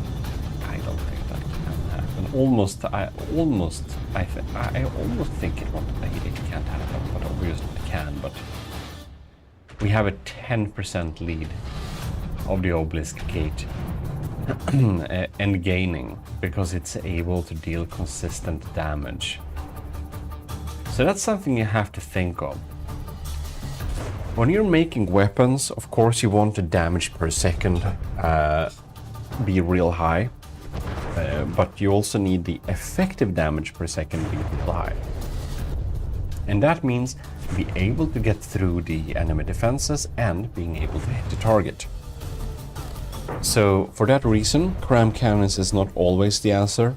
It usually is, but cram cannons has a really good damage per material, and APS, especially railguns, they have a terrible damage per material and material spent ratio. But when you are able to deal consistent damage, that premium is absolutely worth it, and this is a really good showcase of this, because you saw the Super Meg's cram cannons. They're absolutely crazy. And they got some hits on the Obelisk Gate where it was like absolutely brutal. Took off a big portion per hit. Rare though. Now, the Super Meg's biggest problem is, I'm not gonna drone on about it, but turret necks. Tiny 3x3 turret necks. High explosive damage will get into those spaces, blow off the turret cap, and the turret is no more. That's why I build thick turrets without a neck. Thick neck. Yes. Well, quite resilient indeed. It just keeps getting those shells there. Oh, it has no weapons online anymore. Oh damn. Oh damn. Well,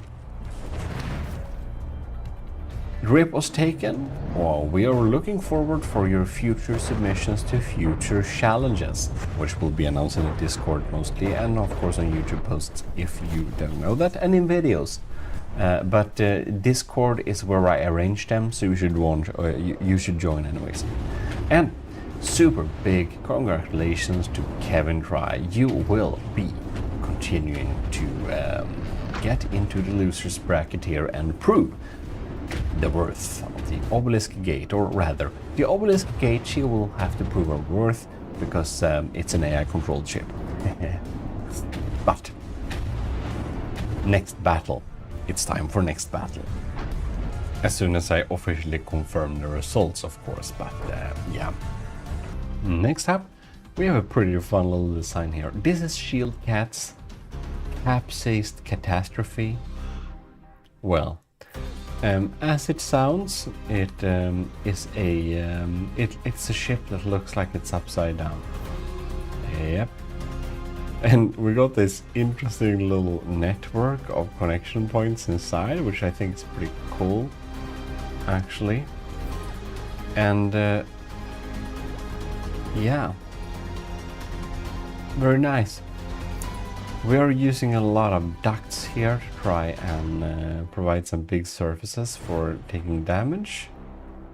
Now, I don't know why anyone would use the 5x5 ducts. Isn't the 7x7 the only reasonable thing to have? Well, anyways, ducted propellers, they look absolutely beautiful. A joy to see. Then we have the new jack, the DPS new jack from Lenny, who's actually proven itself by winning the previous battle. So, let the battle commence. Oh damn, the colors I chose here are absolutely crazy.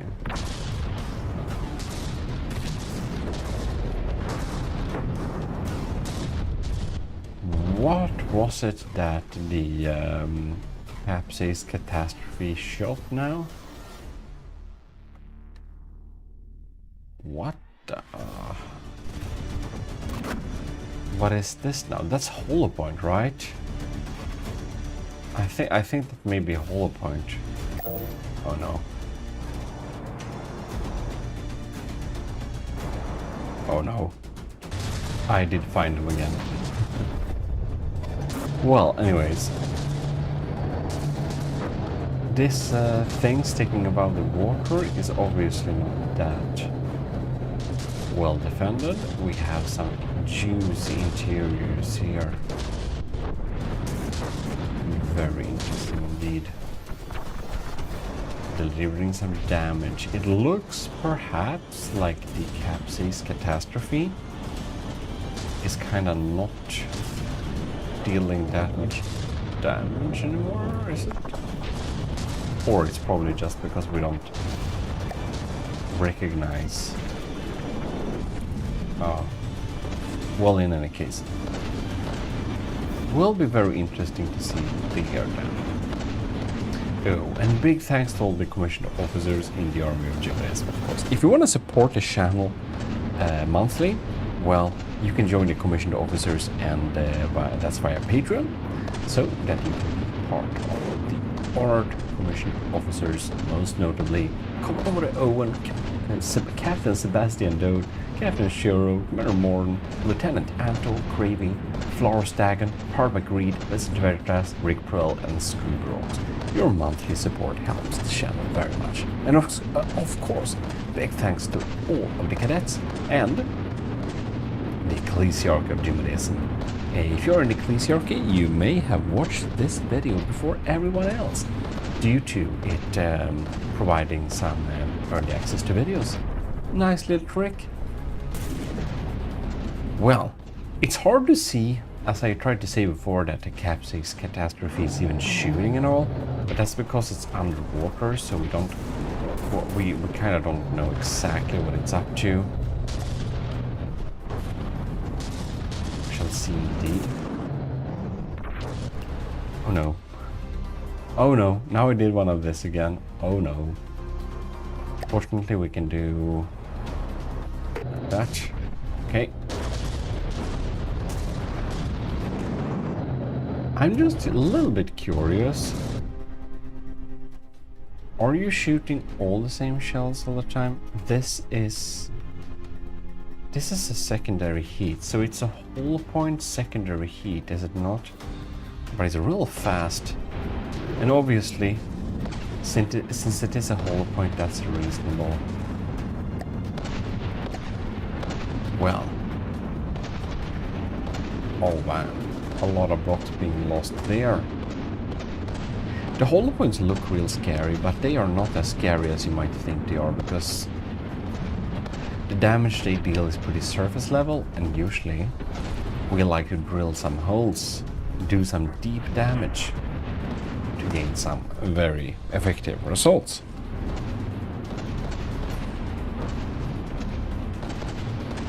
Well, looking at the stats, the capsized catastrophe is indeed still in the lead. However, a lot of the ship's upsides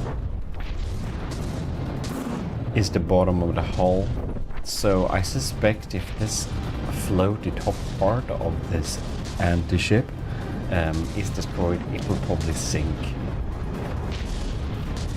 Which will be a little bit of some bad news, of course, then. For the capsized catastrophe. It's at 92% though, and Lenny's DPS new jack is at 86.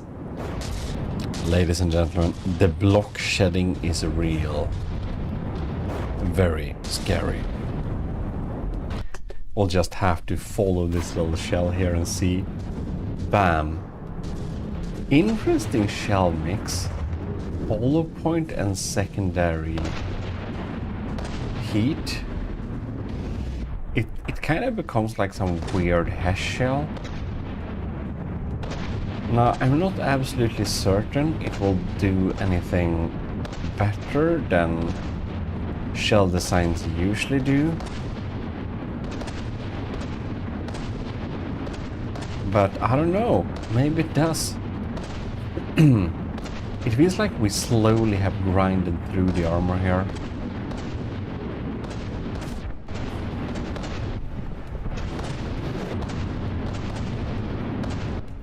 Well,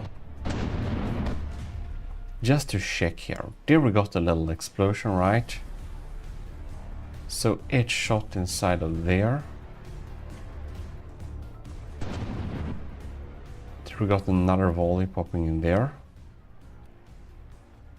I'm convinced this is that of a good design. I don't think it's meta or tacky or very, very effective in some way, but it's really fun to see different types of shells, especially unconventional ones.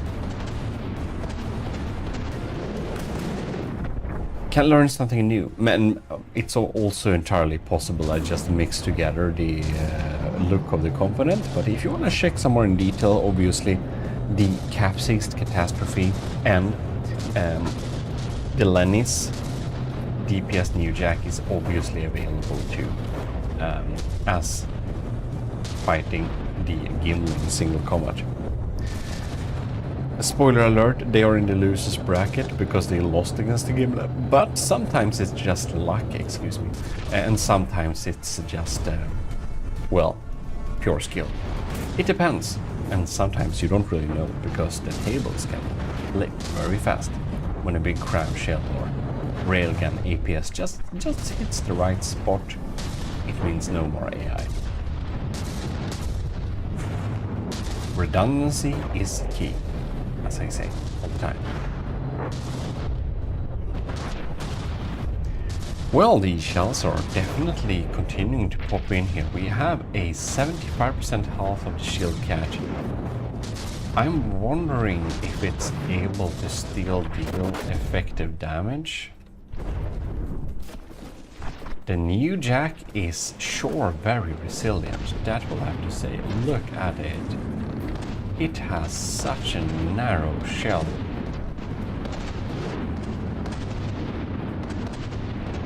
It can be hard to fit all of that important bits in the middle like this.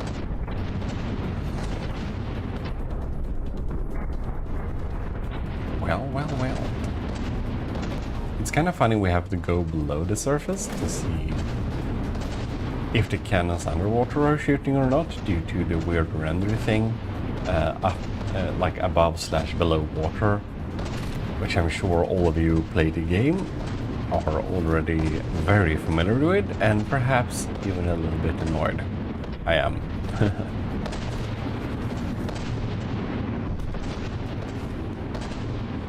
Really fun here. The capsized catastrophe looks like it's an absolutely terrible shake, that it's gonna sink in any second. But obviously it has a lot of these blocks that are not having that big of a health. And they have them here thick above the water surface, and most ships are set up to shoot above the water surface, right? So the only thing could happen is that it got shot off and that it sinks. But after a while, the DPS new jack by Lenny has been grinded down until there is no more. So unfortunately for Lenny, the DPS new jack will see no new action, indeed not. But we are going to look forward for some future submissions you may send in, and hopefully this was a good learning experience at least. Well, big congratulations to Shieldcat, who will continuing in the losers bracket little tournament as a victorious one. Very nice. GMODIST. Well, hello and welcome back to GMODIST. This is your host Eric, and we are going to do some more Gimle Battles Losers Bracket. That is the valiant combatants fighting against the Gimle and losing will have a chance to fight again. But this time each other. And the best one of them will be transported to the winners against the Gimle. That is, those who were able to defeat the Gimle within 15 minutes and abide by the rules, basically. Now this time we will put the Arc 2 by Mr. Panda, aka Commodore Owen, in the army of GMODIST. So this is a submission that was sent in by our highest ranking army of GMODIST officer at this time of recording. So with that said, huge thanks to Mr. Panda and the other commissioned officers in the army of GMODIST. That is Captain Sebastian Dode and Shiro, Lieutenants Anto Cravey, Flores Dragon, Joseph, Arbagreed, Vincent, Rick, and Scuba Rocks. Let's get this battle going, because we will fight Nevada by Harbor. The Nevada is a beautifully looking design. I did like the look of this so much that I kind of hoped it would have won, because I wanted to see more of this. So hopefully it will be a good performance. But may the best fighting ship win, indeed.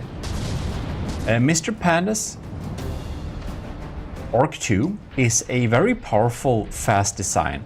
For a ship this big, it is it feels like it has a remarkable speed. Like, this is a hydrofoil with some serious azipods going on there.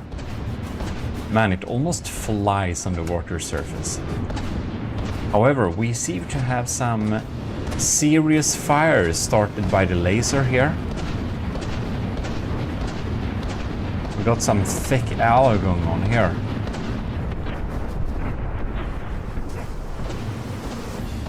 And those are meeting to the Nevada here. So it's still fairly even.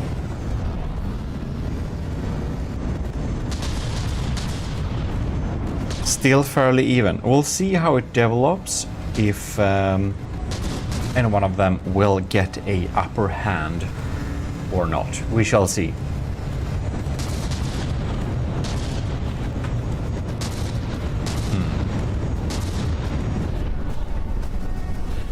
We shall see indeed. 90% versus 91. It is pretty even. To me, it looks like Nevada is losing some firepower here.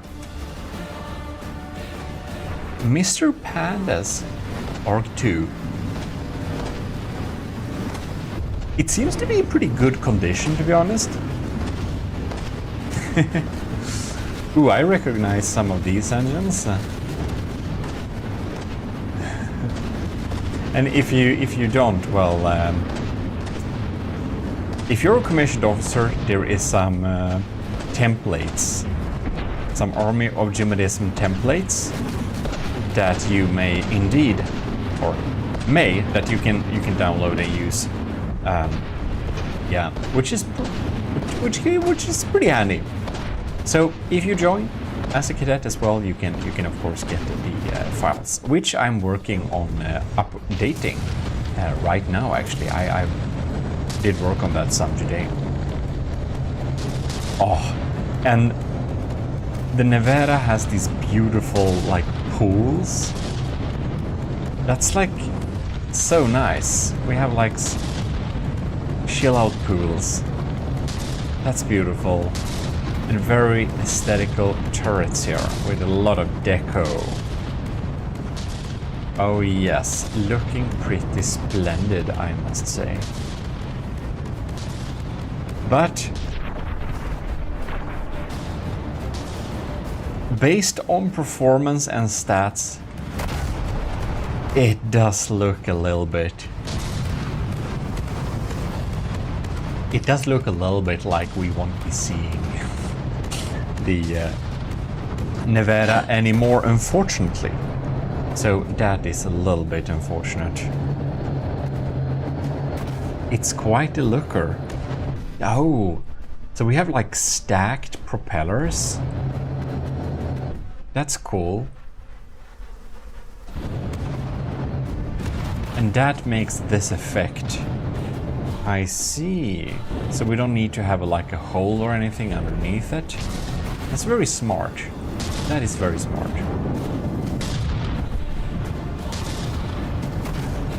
Well, the beautiful Nevada is not having the best of days right now. So I thought we could take a little last look on the interiors before it will go down to the bottom of the sea, not to be seen in the Gimli battles again. Oh, and we have a little, like, glass shield on top of it as well.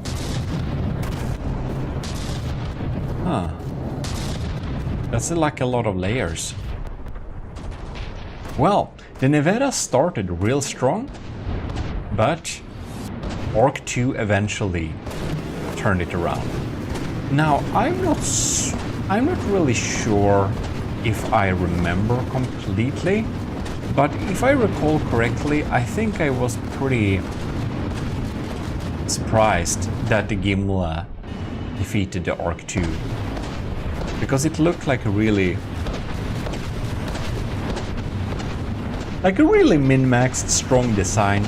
Just like the Gimli, it is a one-sider. You can see we basically have no armor here, and we have all the armor on the other side. So it's set up in a pretty strong and decent way here. You can see we got some fragmentation rounds here. We got some shield disruptor rounds as well. And of course the laser does some too, but fragmentation is really dangerous in general. Now, most people like to have frag that's a little bit more narrow because it deals more damage. You get like decreased damage when you basically angle the frag too much. Well, in any case, we got the Nevada here, or I mean over there, down to 67%, and the Orc 2 is at 86. And if you remember, of course, if we have the defeat on the first battle, it decides it during these losers brackets here. Usually it wouldn't be, usually it's a best of 3, and that's how it's gonna be for the like proper tournament. But as for this, we are going to decide it with just one battle, because yeah, that's how we set it up. It's single elimination, pretty hardcore, so the wins and loses can be pretty luck based as well. But it was an afterthought to include all the losers against Gimli in any type of tournament setting. But I wanted to see them again there, so it was the best thing I could come up with. Single elimination, but they can participate again in a case. Well, it's pretty clear which will win, of course, but next up we will have the Harangor by Danny versus the Resolute by Omicron. So we're just gonna see that this indeed continues the direction we assume it does, and that the Nevada doesn't get a crazy lucky strike and somehow kills the Arc 2. Very unlikely, but it can happen. We have seen that before as well, so, you know. Damn, this is like a lot of armor. I would actually think that this is one of the reasons that the Arc 2 isn't as strong as it could have been. I think it may spend too much in armor. Now, I don't remember the exact values. Of course, it's skewed now and it's 40%.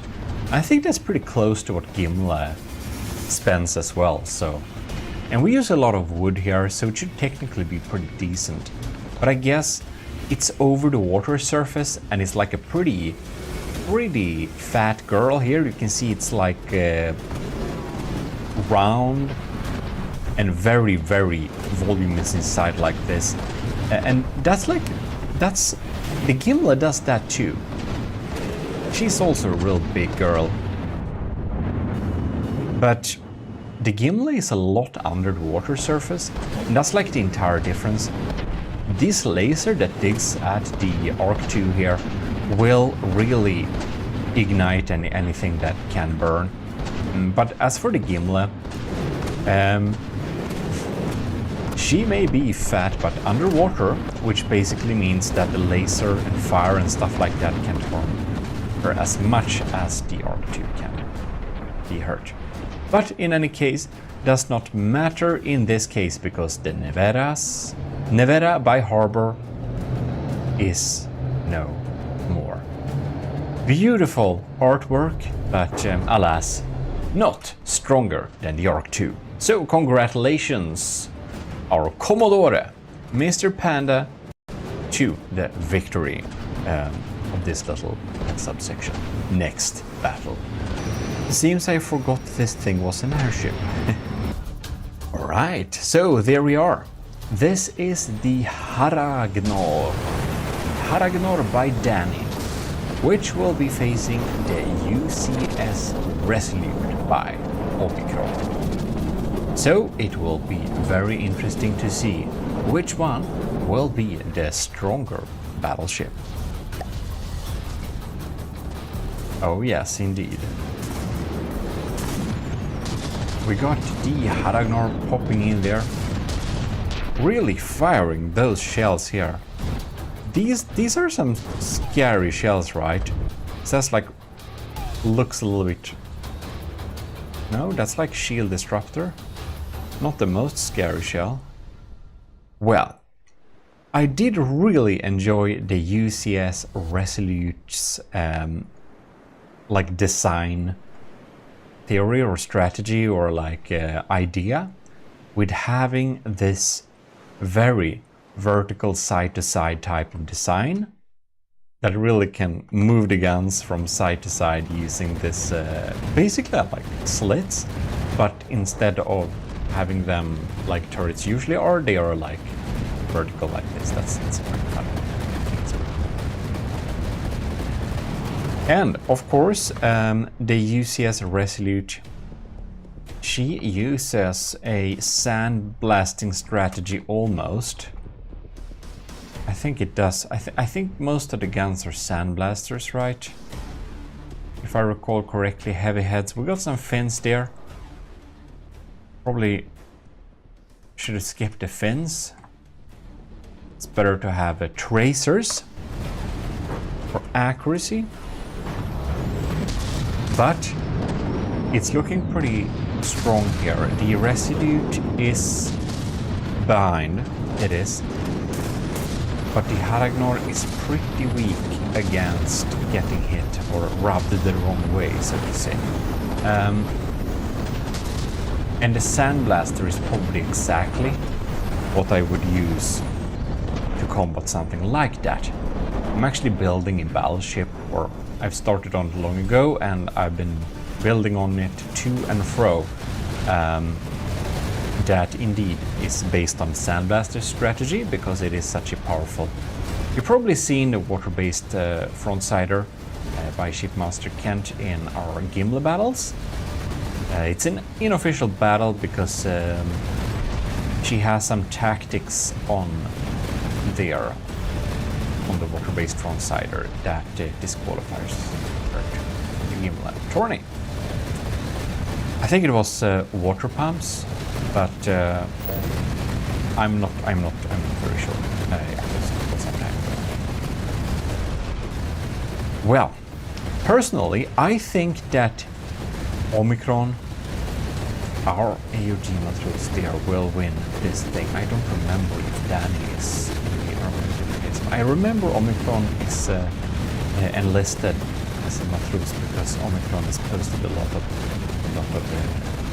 comments and stuff in the Discord. Of course, if you want to join the army of GMODIST, you can self-assign the enlisting rank from the bottom, of course, because that's how it works in our Discord, and you are in the army of GMODIST, which means you will be notified when we have some challenges that are only for the army of GMODIST members. So do join the army of GMODIST. And if you also want to support the channel and be in the army of GMODIST, you can go to our Patreon page and then you can join there, and well, then you will automatically be in all the roles you need in our Discord, as long as your Patreon Discord is loaded. Oh, and if you're watching this before anyone else, you're in the ECCLESIARCHY, and you're also supporting the channel a lot at that, if that is the case.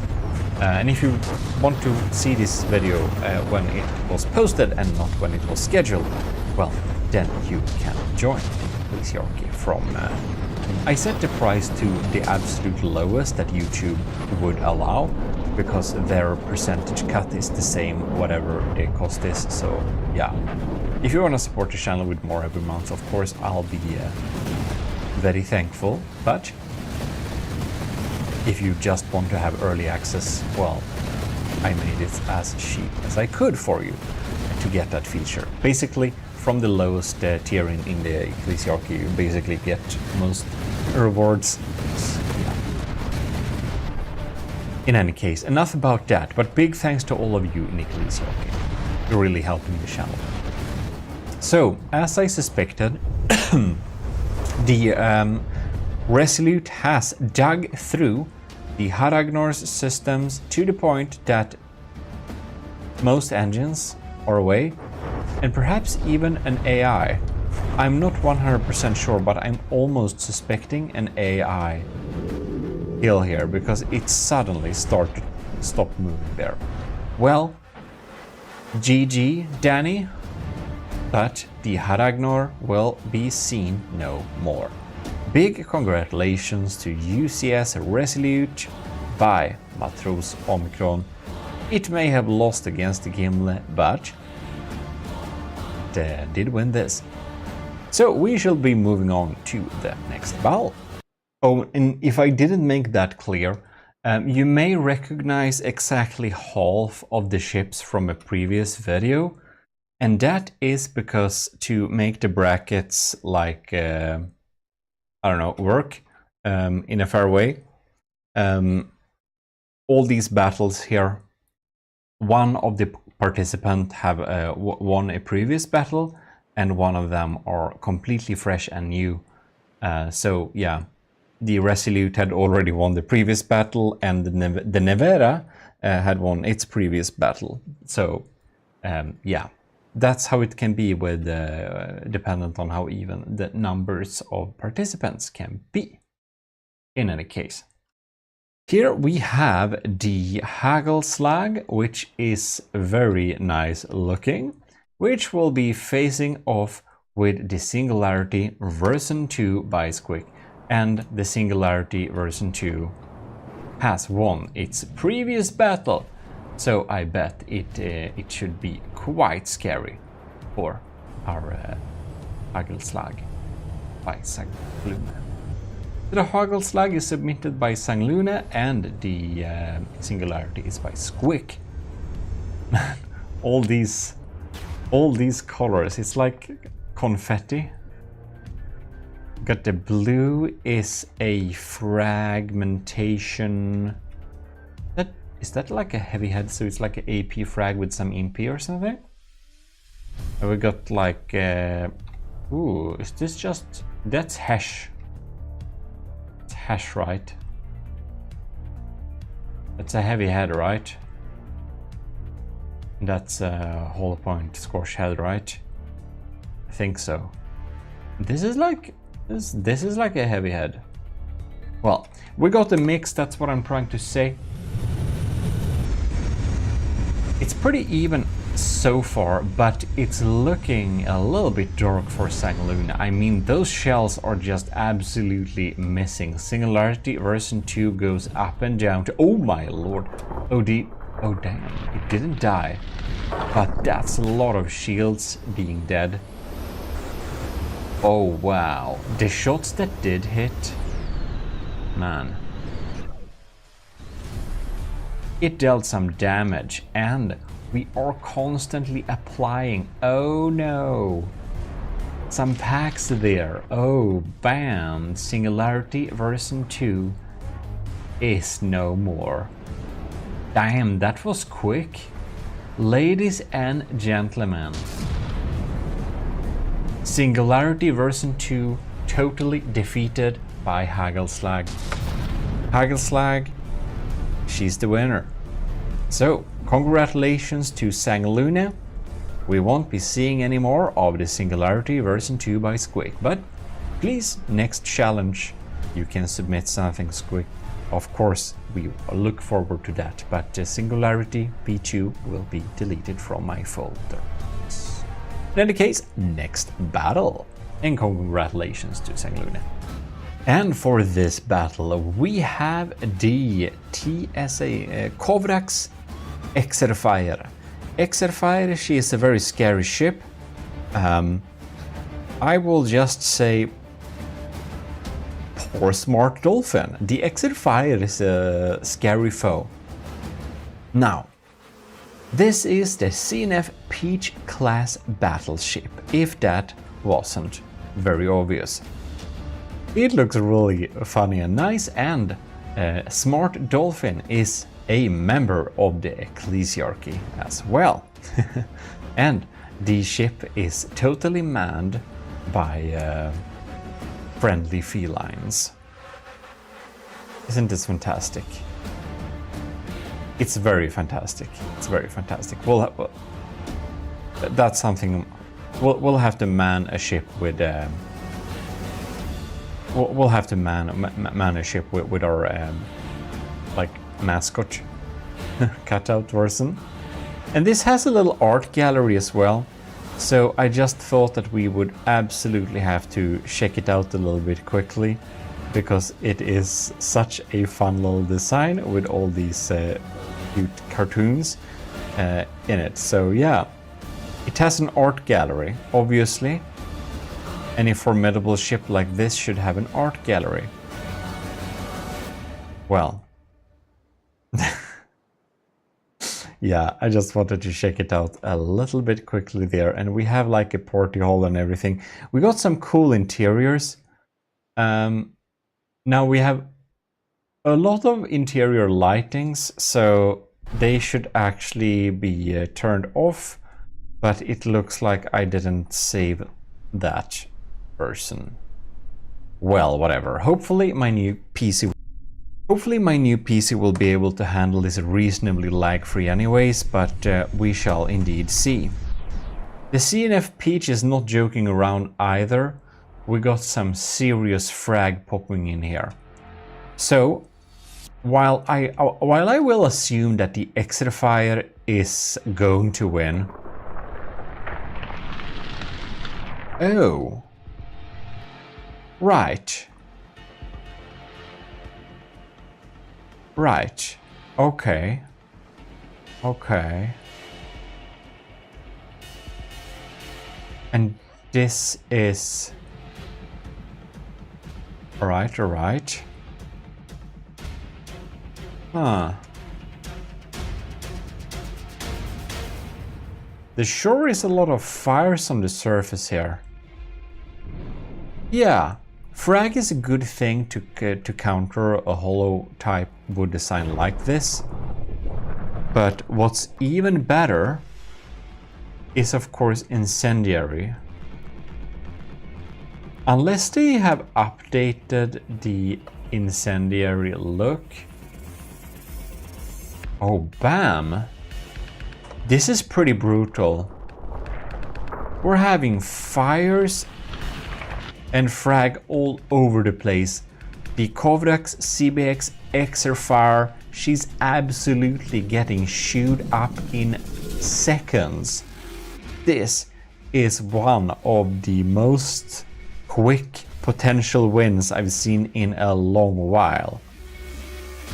And this is like fuses. It's like not incendiary unless they updated the texture or something. I don't see where all that incendiary is coming from. I just don't. What's applying it? Is it maybe, I don't know, do we have clamshells applying it? Do we have some secret laser that has like a very invisible... Oh, no, that's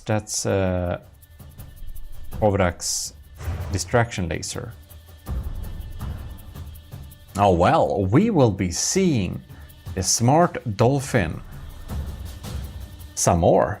No, oh yes, of course, we will be seeing both Kovrax and the smart dolphin. I put like the names of the ship and the participant in different order dependent on when I accepted the submission. I don't know, it wasn't smart, so I mix it up sometime. Anyways, we will be seeing more of the Peach class battleship, that's for sure. Kovrax Exerfire, very strong design. It really is, but no. It cannot stand up against fire and frags. That is Hollywood type design's worst enemy. Well, very interesting nonetheless to see all of that. Now, the game is going into some slow motion modes, so I'm a little bit curious to see. It's like a tiny frag shell, alright. We really went all in on frag here. Yeah, I'm just trying to figure out wherever the incendiary comes from. But maybe they just updated the texture and I'm after. Well, big congratulations to Smart Dolphin of the Ecclesiarchy. The CNF Peach class is very superior to the Exerfire, which is a really strong ship, by the way. I think the Exerfire is on Steam Workshop, so if you want to have a go against it and see how strong it really is, you can get it there, so that's nice. Well, what can we say? 1 minute and 40 seconds. Those two last battles, they were quick and GMODIST. Well, hello, and you are watching the GMODIST channel. We're here, Eric is here, and we are going to continue with the Gimbal battles. Oh yes, indeed. Naturally, this is the loser's bracket, and you are about to witness the champions being formed and decided. So it will be very interesting to see which ones will be able to continue battling. In any case, to just start off simply, this is the Rollo by Imp. Has already shot a good couple of shots. We're 2 seconds in the battle. And has already fired against the Valantis Mark 4 by Parzival. So it will be very interesting to see, obviously, both the Rollo and the Valantis has proven their effectiveness by already winning battles. So both of these ships are very strong. In this video, we'll have 4 battles, and among those 4 battles, well, we're going to look at the next episode, which will be the finals. And before I begin, my homepage, gmodims.com, is in some need of some feedback, so it would be really nice if you would go to gmodims.com, check out the site, and leave me some feedback on what you think of my site, and what could be improved and what's good. I basically designed a new type of fun experience, I hope, from scratch, so I didn't design it after any website. I designed it as I wanted the website to be from scratch. Other than that, I also want to say thanks to the commissioned officers in the Army of GMODIST, Commodore Owen, Captain Sebastian Dobe, Captain Shiro, Lieutenant Anto, Cravey, Flaros Dagon, Joseph Wachowski, Powered by Greed, Vincent Veritas, Rick Proel, and Scooby Rocks. Hope you will enjoy this video, and big thanks to all in the Ecclesiarchy as well, of course. And sorry you couldn't get this video early access, but the finals will be early access to you. And I just realized that this is an airship, right? Which is probably for the better, because then we can take a better look at the Rollo, which looks very neat indeed. Well, let us get this battle started. We have an whoops, what the? 3rd time's the charm, they say. So, big pack blast to start it off, which missed. Rollo is coming up with some crams. Valantis, she is valiantly fighting and firing a lot of APS shells. Just as a little reminder, what are we spitting here? We got pure frag, tested and true. Always works pretty well.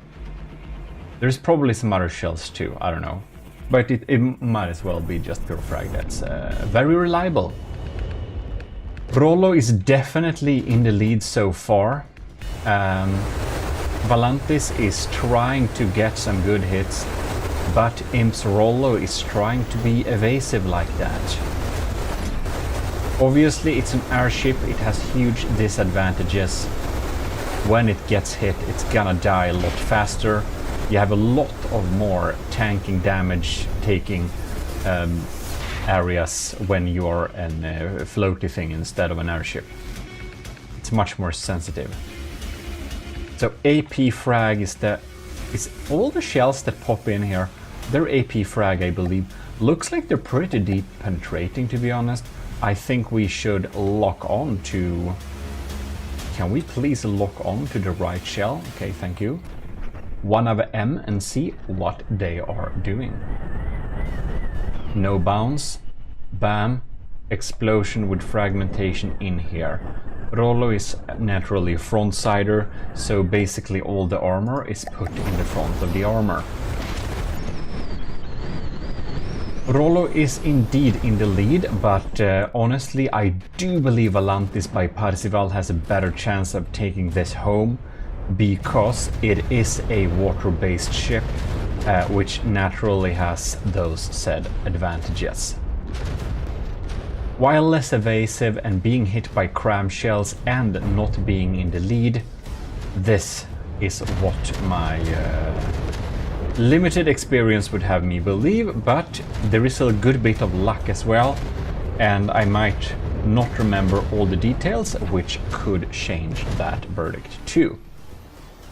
Right, so, but because of course previously in the when these ships actually got to the losers bracket, we had a nice little showcase and look of the ship, and while I had that fresh in mind, well, it's naturally easier. It was some time ago I recorded the Valantis and Rollo battle, so naturally I don't exactly remember. Oh, look at that. What happened with the rear cannons there? Whoa, looks like Rollo is climbing down. Look at that. And here we have the Rollo.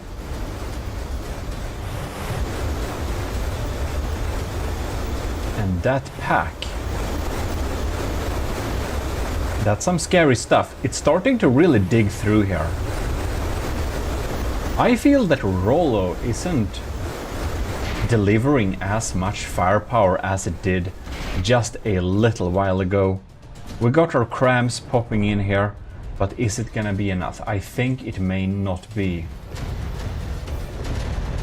And this is single elimination. This battle's results will be final and decisive. So that's why the tension is so high. Especially for Imp and Parzival. Yeah, we're just continuing and shooting, delivering some damage here. Now, Imp shouldn't be too sad because Imp has submitted a crazy amount of designs, which of them, I think all designs except the Rollo made it to the winners bracket. So, if the Rollo wins this, well, we'll be seeing Imp designs a lot in the winners bracket tournament, which will be double elimination, by the way. Really feels like the Rollo isn't delivering damage like it used to. Valantis Mark IV, she is still popping in here with some good damage at 92%, just almost a bit surprising. Man, these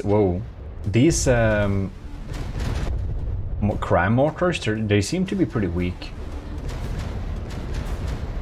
Yes, they are lambs confusers rather. Looks like we have some impact thumpers, which would be really reasonable to have if you want to distract some lambs.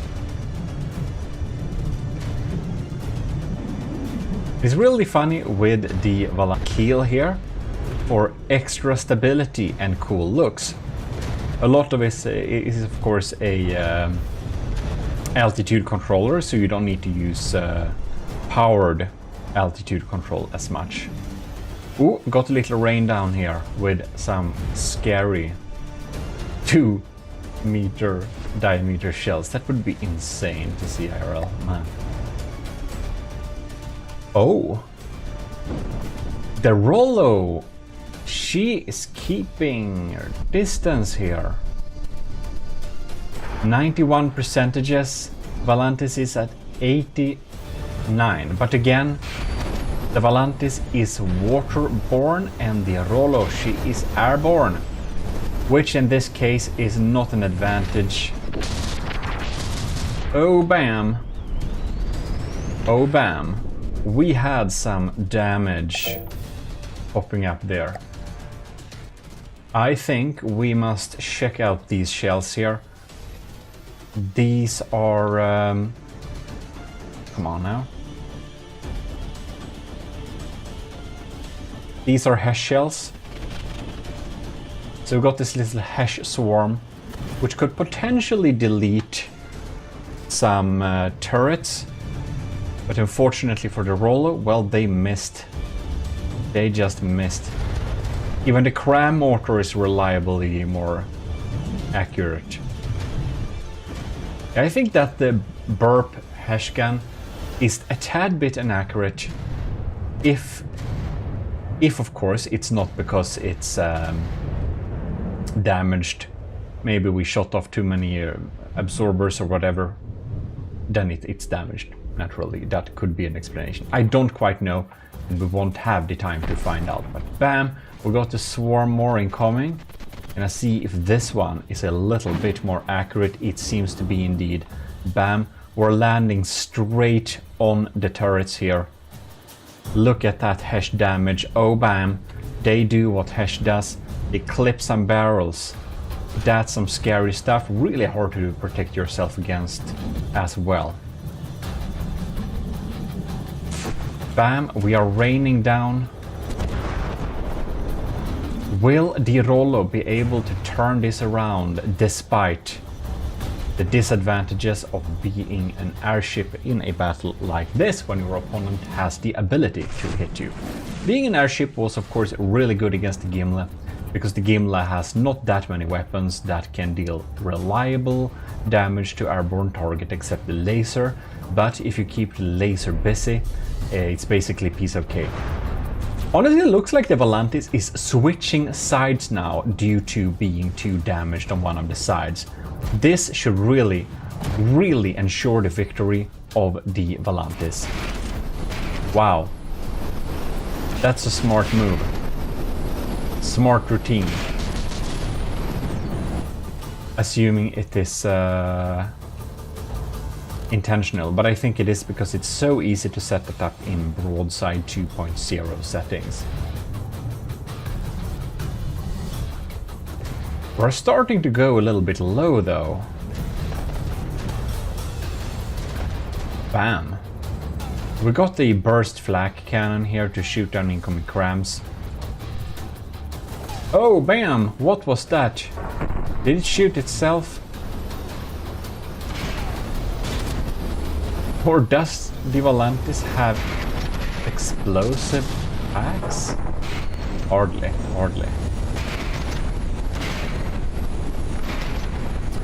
Well, Rollo's imp is in the lead by almost 10%. Kinda 8%, but anyways. No, kinda 7%. But anyways. Well. I don't know anymore. I don't know anymore if Rollo may be the one to take this home after all. She might win it. Volantis, fight valiantly. Imp already has like 4 or 5 spots in the winner's bracket. Alright.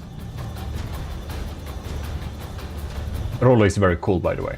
But as said, next big tournament challenge we'll have, which will be announced on the channel here and on Discord, of course. You gotta be in the Discord to participate anyways, so it can be a good idea to join, by the way. But at that time we will have a limitation on how many submissions you can send in.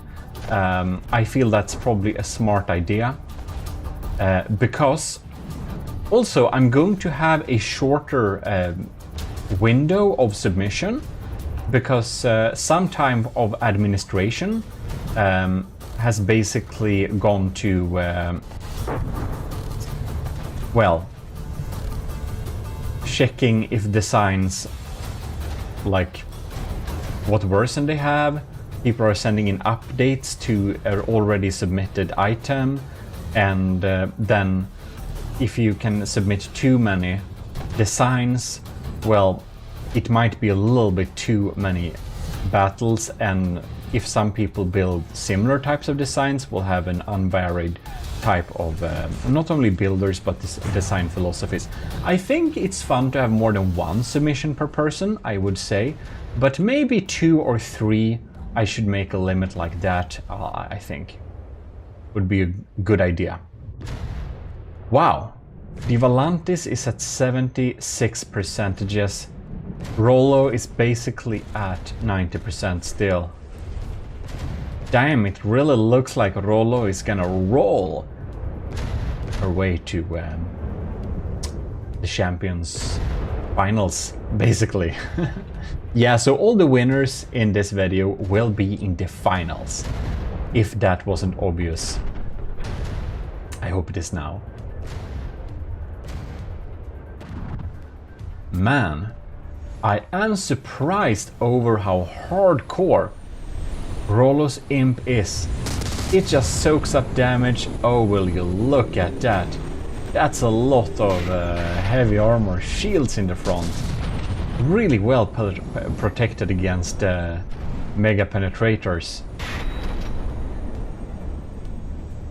Wow, and it goes from side to side as well, so there are like so many of the shells that are just completely missing. It's really hard to take out the Rollo by crams due to its evasiveness, but that's basically what's needed to penetrate that thick shield in the front. It's kind of impossible to protect yourself against deep penetration cram shells with a high health. Yeah. So if you're meeting targets that are really, really big and heavily armored, cram is your friend. Unless they've set up some evasive maneuvers making them basically impossible to hit, because then you'll have a bad day, my friend. You will indeed. Alright. 70 versus 90 almost. Both of the ships are kind of damaged by now, so I feel that the velocity of this battle really went down a notch.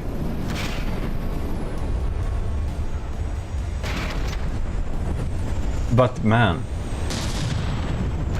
both of these ships are so darn reliably like tanky and just holds up and will not budge.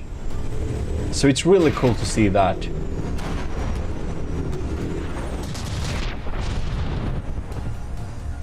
This bird gun is crazy. We got some crams falling up there. 67%. We lost some turrets here. The Volantis Mark IV, she is on not the rise but the sink, and bam, we hit despawn territory, or possibly an AI hit, I think, which means that Rollo by Imp will indeed go to the finals of the losers bracket. Just a receipt of how good of a builder that Imp is. All of Imp's design went to, I think it's all of them, went to the winners bracket, except this one, and it still went to the finals of the losers bracket. Not this one. Rollo is of course the one not being despawned. So that is very impressive to see. Now, it would have been fun to see more of the Volantis Mark IV by Parzival, but unfortunately it is no more and it will not be seen again. It has lost this battle and thus its last chances of participating in this tournament. Well, indeed, let us proceed with the next battle or thing. Next up, we will have our matros in the army of GMODIST, Kevin Try, which made the Gimli Mark II iteration or fan upgrade. So, Kevin Try also submitted several designs, and the obelisk gate is definitely the strongest of them. It is now here fighting for its final spot. Now, this is however a Onyx Watch fan build. You can see our art fan build. So it is courtesy of me spawning the Onyx Watch colors for once, since this might be the last time it appears, or not. And against it we'll have the Capsized Catastrophe by Shield Cat. And it is a quite funny little ship, which is basically has the philosophy of being simply upside down. So let the battle commence. The upside down ship, this is indeed what it does. Just add some super cavitation bases and you are good to go. I feel we must stalk where these shots are landing by just flying with them. Oh, is this a heavy head with a secondary heat, right? I don't know where this will hit. I think we kind of passed it. Oh well, that's unfortunate. Man, we're so far away. Well, anyways, here we have the little party mix, and that pops in here. We're really struggling a little bit with frame rates here. I don't know exactly which causes lag issues here, as we did run the battle before, but not these two particular ones against each other though. Well, the Obelisk Gate has some really big guns, big APS guns, providing some big APS gun damage. Shield Cat is popping in there with basically mostly damage from underneath. Oh, no, that's Hollow Point, right? Hollow Point gets some kind of buff for being shot at underwater, but of course the depth isn't that great, so the damage dealt should be quite limited as well. But still very interesting.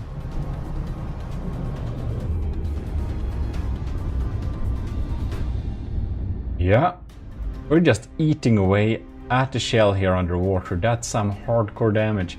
Obelisk Gate is at 98%, however, so it's only surface level scratches.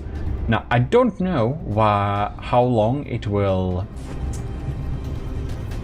keep digging before it actually gets to something real juicy.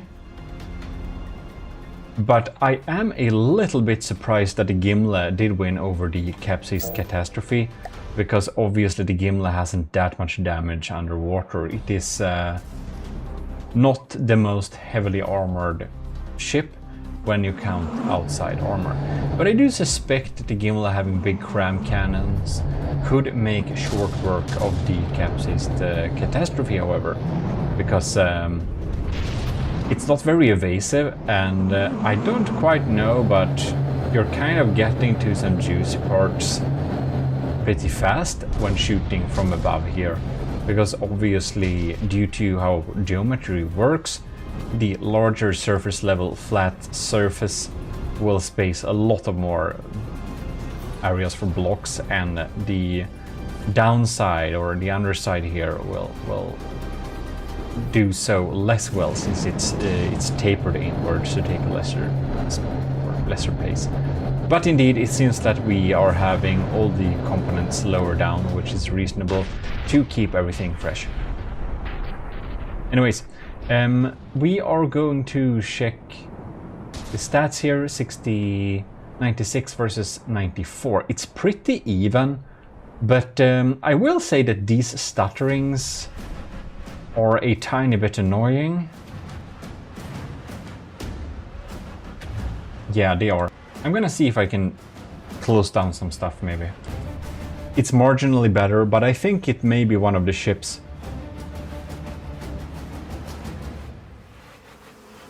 I hope I selected the right version of them, because if we selected some parade version, it will have like a lot of extra stuff,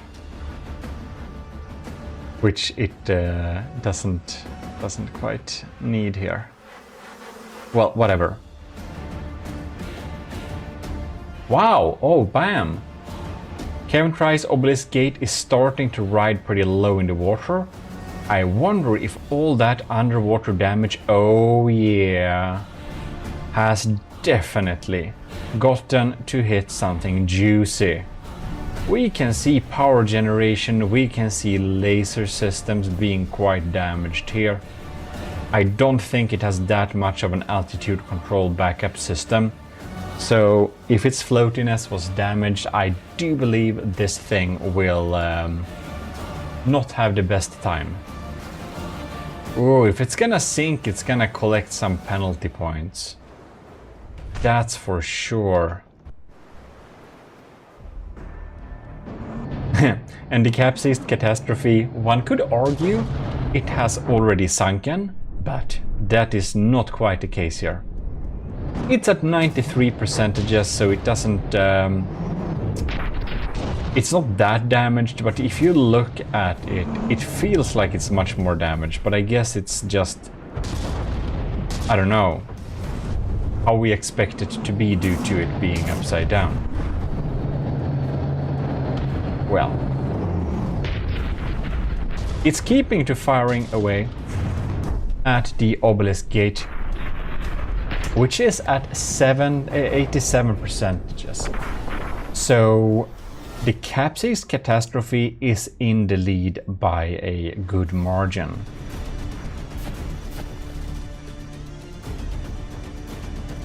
Or like 5%, but you know, that's something.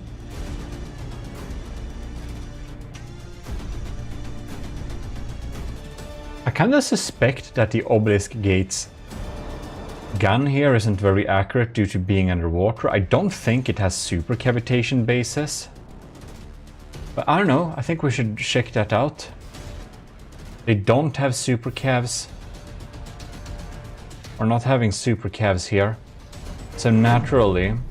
Oh, but it still shoots underwater. Well, I guess there is not many blocks to shoot over water either, so that makes kind of sense. Well... The capsized catastrophe is exactly 5% in the lead. Oh, is this turret damaged? No. Yes, it is. One of the barrels is smaller. Oh, this one too? Seems like the main guns, both of them, are damaged to some extent.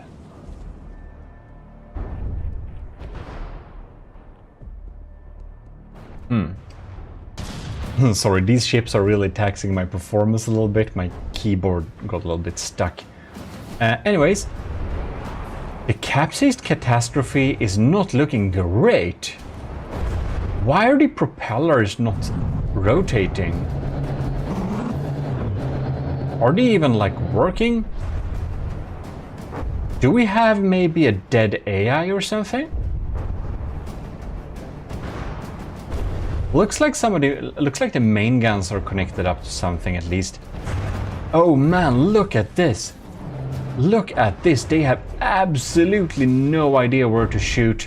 You know what? I think that the main AI controlling the movement of the capsized catastrophe is taken out.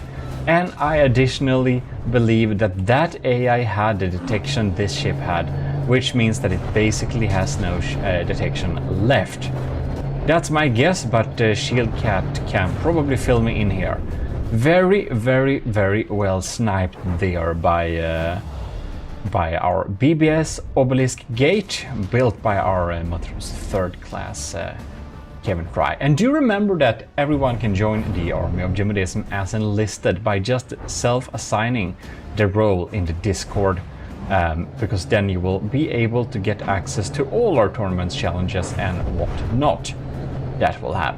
And if you want to have a fancy rank and some nice perks like access to all my prefabs and turrets, well, then you can become a commissioned officer. Then you will do that via Patreon, and if you link your Patreon and Discord account, you will automatically get the correct roles in Discord, or should get at least. Yeah, so that can be useful to know if you like to support this endeavor. And don't forget about the government of GMODISM, our new little support option, which has some stuff that the other ones want. Yeah. Right. This battle is slowed down, to say the least. Oh, something is happening. We just stood by here and checked what's happening, and all of a sudden nothing special happened. I didn't see any blocks fall off, but it looks like Kevin Try's Obelisk Gate's AI got sniped, which is very surprising considering that Kevin Try's Obelisk Gate, she already sniped the capsized catastrophes. Oh no! Wait! We were looking at the wrong ship. The capsized catastrophe is the one that's despawning. I don't... Oh, there it is. Oh, there it is. So the guns stopped working because the AI remaining was probably killed. Probably because Kevin Try has some extra little EMP damage, which is fair game in the Gimlet challenge. You should always EMP insulate your stuff.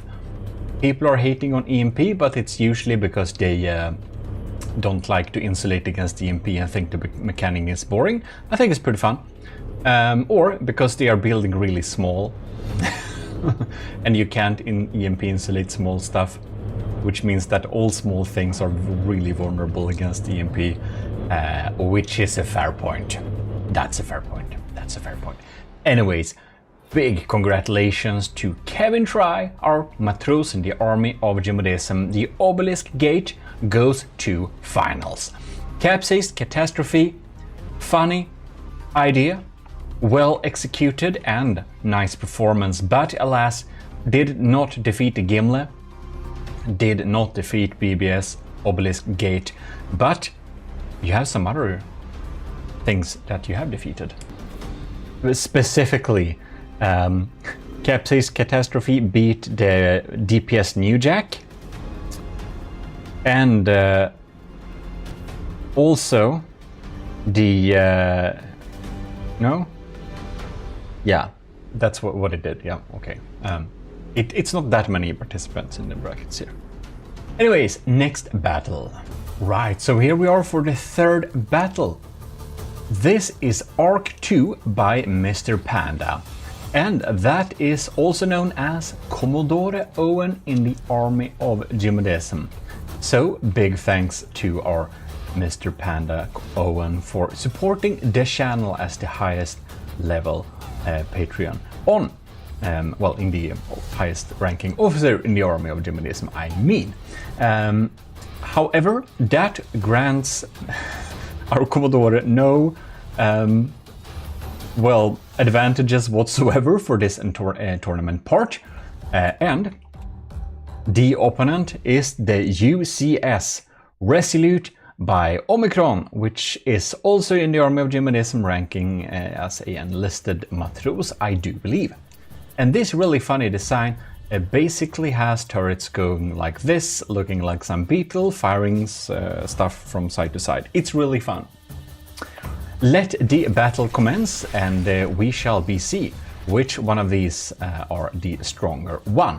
I do find it kind of funny that both of these designs are very bulky. Maybe bulky ships is a hallmark of army of GMODISM ship designers. That could definitely be the case, because we haven't seen anything to disprove that yet. Well, we got some strong sandblasting action here, and we can actually just quickly check what shells do we have coming in. We got shield disruptors, and we got frag, and the Resolute is throwing out a lot of heavy heads and yeah, kinetic damage. This is a design strategy that's also known as a sandblaster. If you would like to look at one of the most epic sandblasters that have been made to my knowledge, do check out Shipmaster Kent's water-based frontsider. We have a battle video, that versus the Gimle. It does break the Gimle rules, however, so it's not in the official tournament, unfortunately. But yeah, you can download it on the Steam Workshop if you want to see some really good sandblasting action, but it does lag a bit, just to warn you, because it has water pumps, which is bad in the Gimle challenge. Okay, so we're really drilling here. They are drilling away at each other. Very interesting to see if we look inside. It's paired with a laser as well, so we're not only sandblasting, we're also burning. It's a really good thing when you combine laser. Yeah, when you combine laser with sandblasting, you get the both of those worlds. Laser, like fire damage of any kind, and fragmentation is also a really good combo. And I just must say that putting windows on top of the hull like this, that's a really good idea. We should definitely steal that design strat from Omicron. The UCS Resolute, she looks so much better with this simple detail added. It looks like, yeah, it really gives something. Anyway, we should look at the battle. We have barely looked at Arc 2 by Mr. Panda. We are really drilling away here with this sandblasting damage. Man, are we core drilling or what? We need to pause this a little bit. Look at this thing. The damage inside the laser system is pretty insane. The sandblaster have already drilled a hole to the other side, which is why the sandblaster strat is a good one at that. Well, Looks like the lambs are actually targeting these tiny shells as well, which is usually a better idea to not do. Zapping kinetic shells is just never worth it. The Omicron's Resolute is continuing to drill. It's really keeping one spot to drill really long, which is just the right strategy to have when having a sandblaster strategy. You should just drill until you get to the other side, and you need to calibrate the amount of time the AI changes to another target to be able to drill to the other side of the ship, and you have to basically, well, measure the opponent. But you want to, of course, switch targets as fast as possible to be able to target something new, because you don't want to be targeting and just drilling at a random, not important part. So that's kind of the balancing act, making it long enough but not too long. Well, the Arc 2, she has lost a few turrets, unfortunately. Or one turret. Laser is still burning, but I do feel it's burning with a lot less strength than it did before. And the Resolute is definitely in front of the pandas, our Commodore's Arc 2.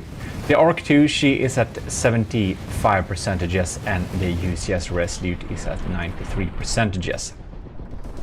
Now, I was a little bit surprised that the Resolute did not defeat the Gimel. I was. But I do think the thing you can do, if you want to beat the Resolute, bring big crams. Because big crams will just make big explosions inside this thing, and it doesn't have the ability to evade them, of course, and you'll deal a lot of damage, is what I'm trying to say. Well, UCS Resolute looks like it's going to drill away to victory, because the Mr. Pandas design here is getting drilled at, and being a hydrofoil makes it real fast, but also makes it exposed to the full amount of drilling damage. Now, it's possible that this drill is having super cavitation bases. Yeah, they do, so it doesn't really matter, it's over or underwater. However, what does matter is fire. When we are shooting at the boilers inside of the Arc 2, well, her boilers will start to spread the fire, and the fire will not be put out due to it being over the water. So if she was underwater, the fire from the boilers getting shot at wouldn't be too far, or wouldn't deal too much damage. Well, having a boiler destroyed is not good, of course, but yeah. Wow, okay, we lost we lost two of the main turrets here. So it's basically the laser left because of this turret, while existing. Sorry, Commodore, I didn't mean to jinx it, but well, it didn't matter anyways, because it didn't shoot anymore, because it was so damaged. And here we have this turret here as well. You can see inside of here we got a lot of blocks left, but due to we having a turret neck, we have a vulnerability in the design, and due to blocks being shot at the turret neck, this turret doesn't work at all. Why is the reason? This is the reason I never recommend turret necks. Please stop turret necks, thick necks only.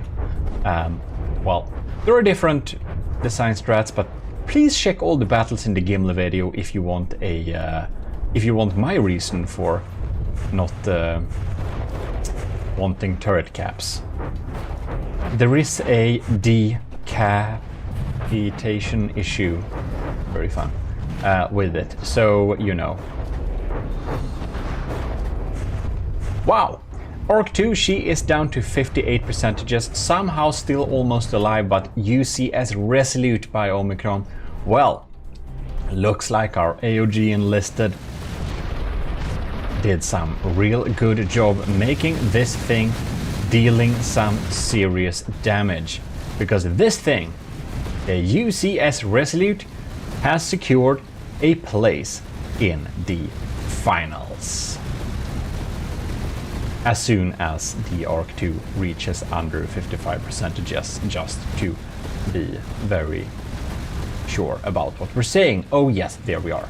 So we can move on to the third and final battle for this video before the finals, where we basically selected out our 4 champions.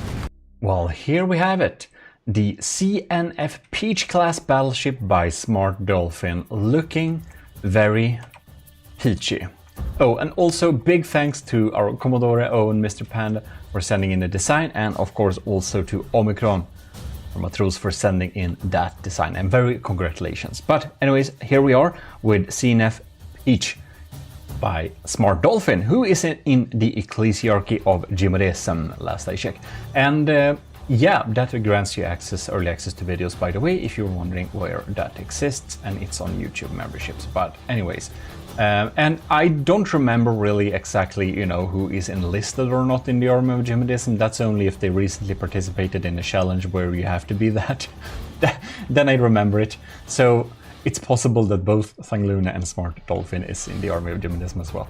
But anyways, here we have by Sangluna the Hagelslag, and we shall be starting this battle and see which is the stronger one.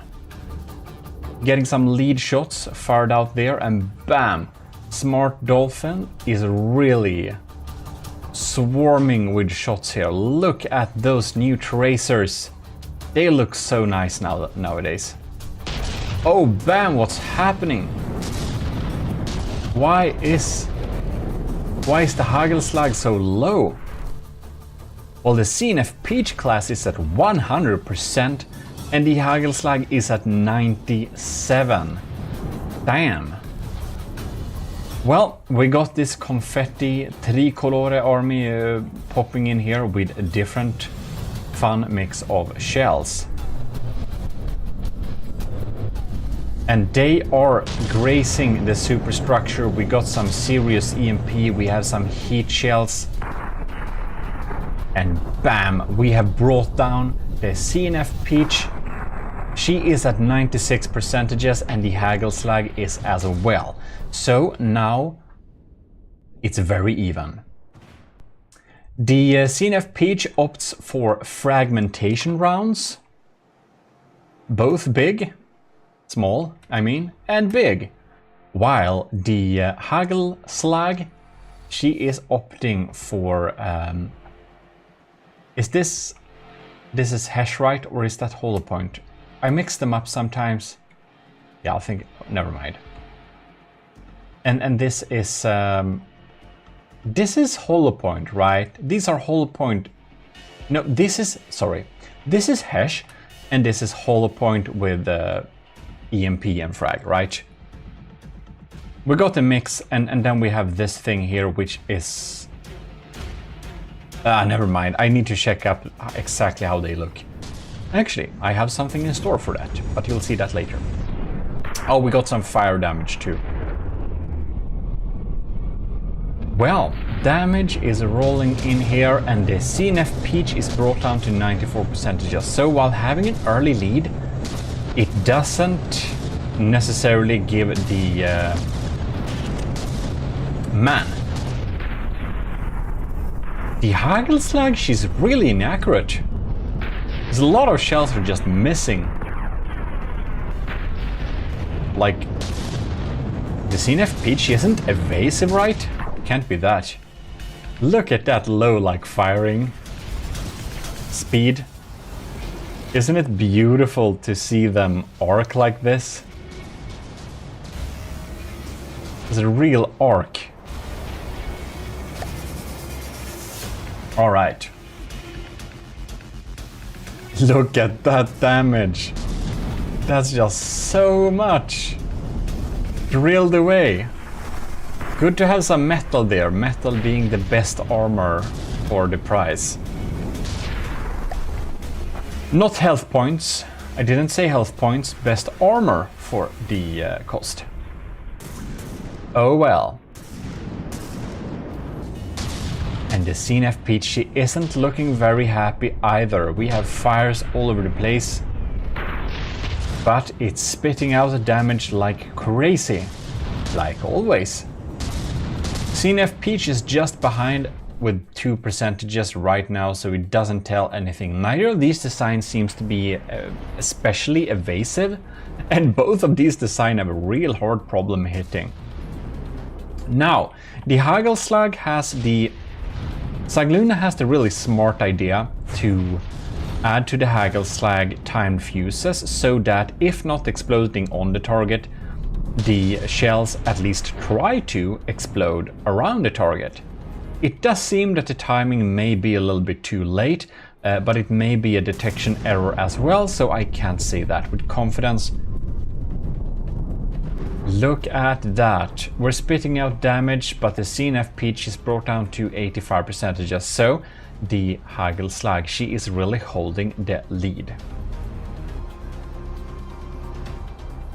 Both of them are looking real sad, and like everything that's under fire, that's like actively burning, just looks so much more sad in general, even though that doesn't have to mean much at all.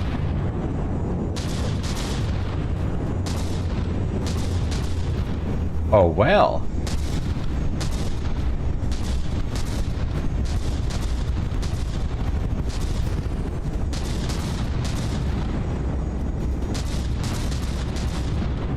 Well, more damage is popping in, and we can clearly see that the CNF Peach is more than 10% behind. And if you forgot, we are looking at the CNF Peach right now. We will have to look at its glorious demise. The beautiful art gallery is being destroyed as we speak. What a crime against culture. But Sangluna's Hagelslag is a stronger battleship, and well, bringing an art gallery, while very nice, will not give you an advantage, unfortunately, in the decisive battle. No, indeed. You will still lose. But I will say this. Beautiful design. We can almost keep a little lock on here. Can you like come back? Thank you. To enjoy the art while it lasts. Because of course at 63% we can just like watch this direction and just pretend that the damage isn't being dealt. Oh, sad stuff. Well, we'll need to check the state of the Hagelslag. By the way, big congratulations to Sangluna. You have secured your spot in the finals. So, other than that, also of course big thanks to Smart Dolphin. Very cool design, and I really appreciated that little art gallery inside of it. It really made it super fun.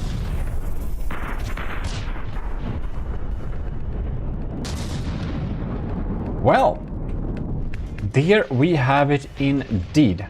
We have a result. It is final. Man, the Hagelslag is really fast. 62 is its speed. Bam. I love the new tracers. They look so much cooler. Well, RIP Peach class. We now know the lineup for the finals. We're going to have Rollo by Imp.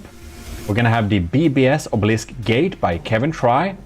We're going to have the UCS Resolute by Omicron, and we're going to have the Hagelslag by Sangluna, and they will fight for a spot in the finals. GMODIST. Ladies and gentlemen, you are watching the finals of the losers bracket. Of course, we're gonna have the winners bracket as well. But it is the final of the losers bracket, which is something to celebrate a little bit. So I will say cheers very much, and we'll let the finals of the Gimle battles commence. And if you enjoyed it, do not forget to like this video. And first out, we are having Rollo by Imp, and as you probably know, Imp has a lot of ships in the winners bracket, and the only design that Imp constructed that actually lost against the Gimle class, well, here it is in the finals.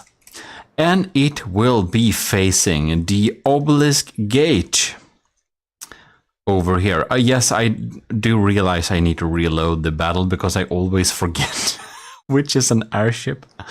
Anyways, this is the BBS Obelisk Gate by Kevin Try. And Kevin Try is our matros, indeed. So this is an Onyx Watch fan build, if that is not obvious. And before the battles will start, I'll just want to say huge thanks to all of the members in the Ecclesiarchy. And you're watching this video early. Probably. Because you can. As a YouTube member. Anyways, also big thanks to the commissioned officers in the army of GMODIST. Commodore Owen, Captain Sebastian Dode, Captain Shiro, Lieutenants Anto, Cravey, Flaros Dagon, Josef Wichovsky, Hard by Greed, Vincent Veritas, Rick Proel, and Scuba Rocks. And all our cadets. Your continuous support helps us a lot to make this content. Anyways, huge thanks to you that are watching this video as well. If nobody watched our videos, we wouldn't make them anyways. So do indeed like the video and, well, stay tuned. Let us restart this battle with some better elevation and let the battles commence. Well, I think this is pretty exciting. Here we have her, the obelisk gate. Let indeed the battles begin. Now, alright, guns are aiming and they're blazing. We got some pack damage incoming here. Ew, very interesting. I wonder... Ew, do we have a Pierce pack here? I think we got the Pierce pack. And we got the very characteristic stream of damage. It's bobbing up and down like crazy, trying to avoid imaginary cram shells.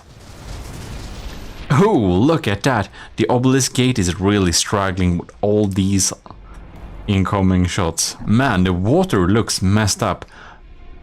Since this... Yeah, we can't have the fancy GPU ocean for obvious reasons.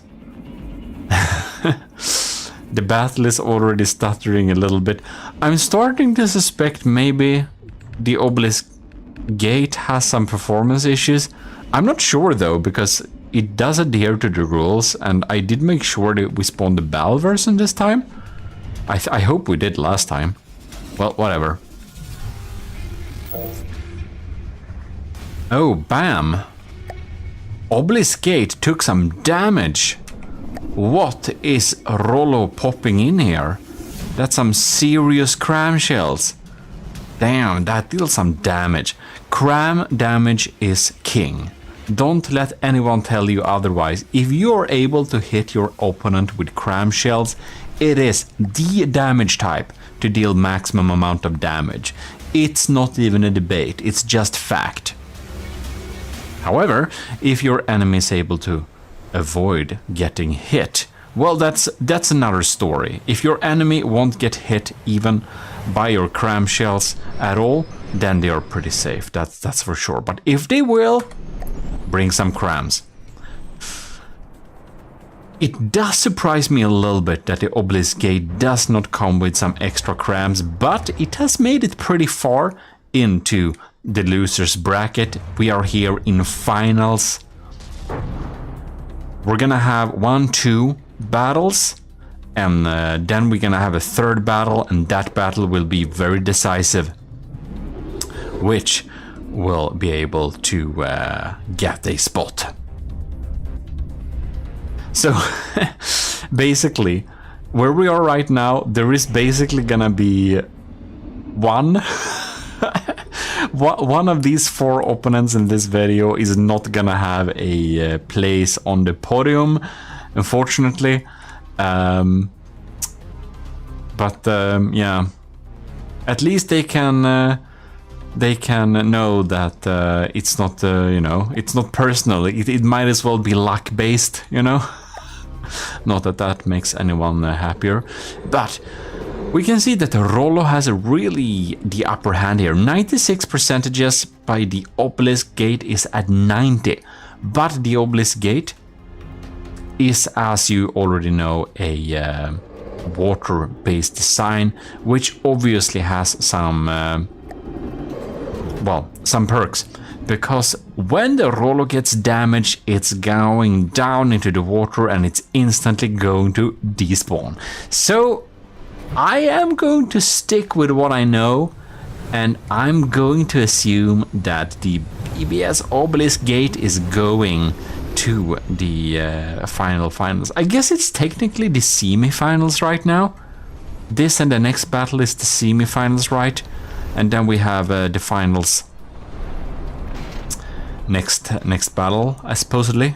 Depending on who wins, to be honest. It's a little bit weird, but challenge.com makes my brackets, and they're pretty reliable, so they know what they're doing.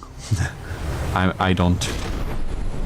Well, anyways, I just love these material storage boxes, just like duct taped on top of the rear of the ship. It's kind of cool. Well, we're popping some scary crams here, that's for sure, and they are doing serious frag damage. Serious frag damage. Look at that. Oh no, it didn't take it out right. I'm almost looking to slow down time a little bit here. Perhaps we should even dive in and see what's happening here. Crams are like really scary. You cannot stop them. You can only evade them. Which is why a airship-based cram platform like the Rollo technically, like theoretically, should be a really good design that's really like safe. But then again, the Rollo, she actually lost against the Gimle. Gimle handed her own ass. So there is that. Sometimes theory doesn't hold up, you know. That's why we have the long hours of Imperial testing videos. Right. So did it get it obviously got through there. Oh, look at that. We have some EMP damage there. I do not remember exactly what happened in each battle. We had so many Gimle battles that you have to forgive me for not remembering exactly what happened in each battle. But I do hope that the obelisk gate is properly EMP secured, because otherwise we will have issues. Let us speed up time to normal time, or as normal as can be. Ooh, ouch. Well, those mortars aren't very scary, so you know, it's like the Gimle's mortars. They're really overrated. It's just very scary for people who put no armor on the deck. Well, of course a hollow point cram cannon hitting your turret will hurt if you have no armor on the top of the turret. So there is that, but you know. And that's also a thing. Sometimes it can be really valuable to basically not have a failsafe on your weapons. When it comes to laser system, if you're trying to armor your laser like output tube with a lot of armor, it can be a little bit dangerous to have it armored, because if you do, the failsafe will hinder it from firing when the laser outputs are getting damaged, because they cannot have a safe fail-safe area through the tube. And that can cause some real problems, because that can mean that your laser isn't firing at all. So for lasers, it's generally a better idea to turn off the failsafe and make sure that you limit the turret's turning angles, so it technically cannot shoot on your own ship, or set up the failsafe to be really narrow and very short. But yeah, it can be safer to turn it off. So there is that too. It's better that, for example, a laser turret burns through its own protective tube if it can't fire it at all anyways, than not firing at all. Alright, the Rollo is really keeping its upper hand here. It looks like the Obelisk Gate may not be able to get this battle as a victory, as I did assume. It looks like Imp, our very high successful builder for the Gimli battles, is probably gonna provide a victory here. 94%, it hasn't moved that much for some time. I don't know if the Obelisk Gate's cram cannons are just not... Oh, it shot itself. Speaking of the devil, as they say, I suppose that it basically did not have a failsafe there done. Well. Probably a good example. It's really important to keep dealing damage. If you can't keep dealing damage, it's something wrong with your design. 73%, yes, bam! These battles are very hardcore, because there is of course only one battle that is going to decide here. The loser's bracket is pretty hardcore, and that is, if you didn't know that, that's because the loser's bracket for the Gimli challenge is an afterthought. I did actually not intend to show participants against the Gimli whom lost against the Gimli again. But I decided to let in the best of the losers in the winner's bracket again, since the game had some updates and it's possible that some stuff has actually changed, which could potentially change the results. For example, fire damage was introduced between the first iteration of the Gimli, and above that, something else was, besides fire, we also had APS get a little damage buff, and of course with fire comes that laser does fire damage, so all wooden designs are effectively weaker than they were when the battles of the Gimli started. Sorry. So that can be good to know. So I decided to basically let the best of the losers participate again, because you never know, they may be a victor.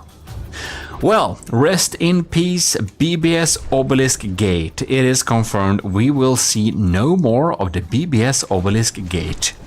It is a very valiant, strong and fun looking design with all its interior and stuff. If you want to check out that, please check out the earlier video with the Obelisk Gate battling the Gimli.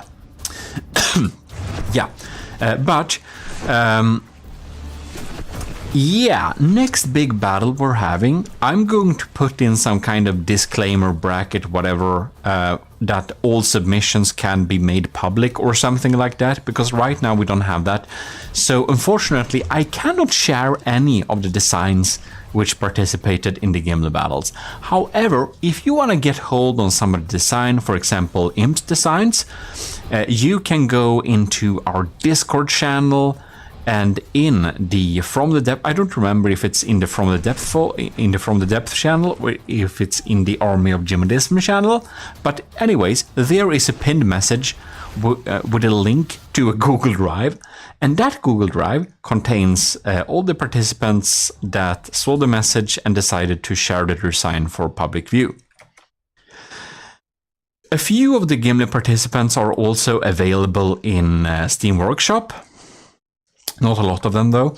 And the ones that are not in the folder in the Google Drive for public access, well, you basically have to go to the GMODIST's community on our Discord and basically ask the person.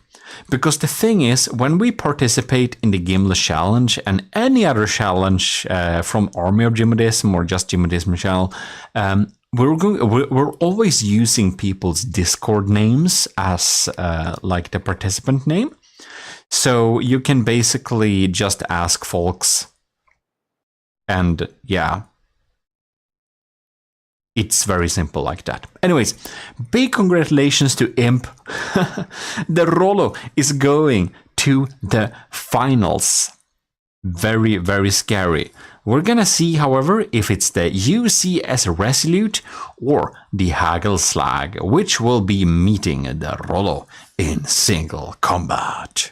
And naturally, if you are participating in the Gimli battles and you want to share your design publicly with whomever, remember to go to said link and upload your design to the Google Drive so other people can access it.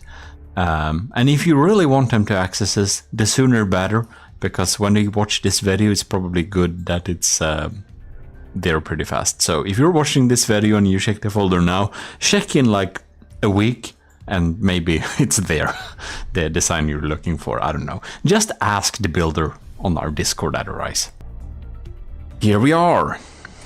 This is the Hagelslag by Sanglune. Very classical battleship design with azibods and everything that a proper battleship needs. A narrow interior. Then we got the UCS Resolute by Omicron, which is a hilarious design, which is actually surprisingly strong due to, you know, the builder, Omicron, seemed to not think it's that strong, but it's surprisingly good. We're here in semi-finals, so that is a receipt that it is objectively, definitely one of the strongest designs in the losers bracket, period. So even if Omicron may be a little bit not satisfied, well, I don't think you should be, because the UCS Resolute is objectively one of the strongest thing in the losers bracket, and you can just look at a list of people that are not in the semi-finals, and you can definitely be assured that this is objectively a really strong and really good design. If it had some more luck, it could probably have won over the Gimli. Yeah. All right. We're starting off strong here. It doesn't look as dramatic, the damage that the Omicron's Resolute is dealing, because it is a sand blaster. So we are vigorously drilling away here, and you can see it's drilling away at that turret. Oh my god, I think it killed the turrets. Ooh, bam! Look at that. That's some serious dealing damage. Look at this turret. It's absolutely messed up. Someone has killed its... oh, bam! The turret is about to fall off any second. Man, we need to pause this thing. Look at it. Look at it. Nothing is down here, so it's only some armor blocks, but it doesn't matter, because its weapon controller computer is gone anyways, so yeah, it's not coming back. I wonder if it's EMP insulated. Perhaps the UC Resolute uses a tiny bit of EMP as well? I don't remember. It might just be some luck that killed the block. Probably. EMP at this scale isn't very normal, let's say. Yeah, proper sandblasting strategy. A lot of people popping sandblasters are putting in fins to it as well. However, I will want to say that it is better to use tracers instead of fins, because tracers will make the shots accurate as well, but they will not make them slower. Now, of course, if you have to make sure they can shoot underwater as well, this is another point here. But still, fins will just make you deal less damage, honestly. Well, back to the battles. We got the Resolute over there, and we got the Hagelslag over here. It is very, very, very even. 88 versus 88 percentages. They are both APS-based systems, but they are dealing damage in completely different ways. We have a kinetic sandblaster on one side, right here actually, and where we came from, we have a mostly sham design.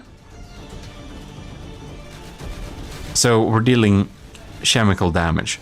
Basically, we got some EMP, we got some explosive, we got some frag, we got a party mix of shells basically, but in different shells. And they are friendly, colored, 3 colors very easily. Tricolore, but different. Let's see here, yellow, red, and blue. What flag is that? I'm not that good at flags. Post in the comments what flag that is.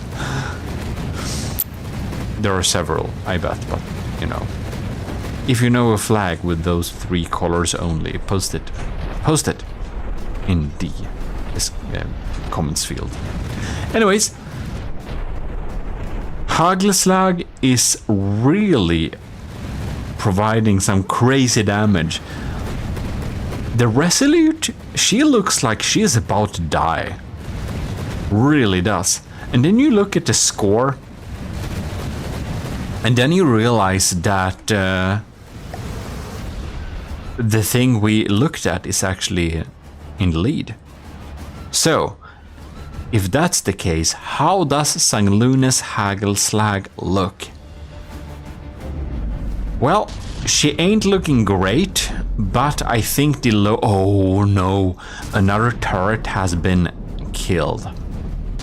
Well, those local weapon controllers would need some more armor, that is very certain.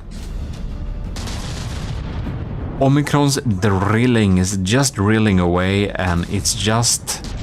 Man, I do think that this is very interesting. So Resolute's Omicron is basically targeting underwater mostly. It seems that it mostly wants to target block underwater, and that basically means that it will sandblast on areas where people are most likely to put turret spin blocks and stuff like that. So it actually has great potential of killing the local weapon controller, the turret block, like vital components on designs like the Hagelslag or similar. And you can see that on the score. Hagelslag's lead in score is it's 1% bigger now than it was before. Obviously, the Resolute isn't doing great either. Honestly, either of this design could easily have won, no question about it. You can see that only 1 out of 6. No. Okay, they were just reloading. Okay, so many of the guns are actually still working. Bam! These are sturdy. we have some real chunky armor here. A lot of wood, which is objectively the best health point sponge block there is in From the Depth. You get the most amount of health points per material if you use wood, so it's great.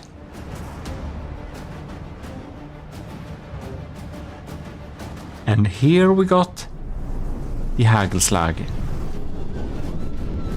She uses a very unusual armor scheme.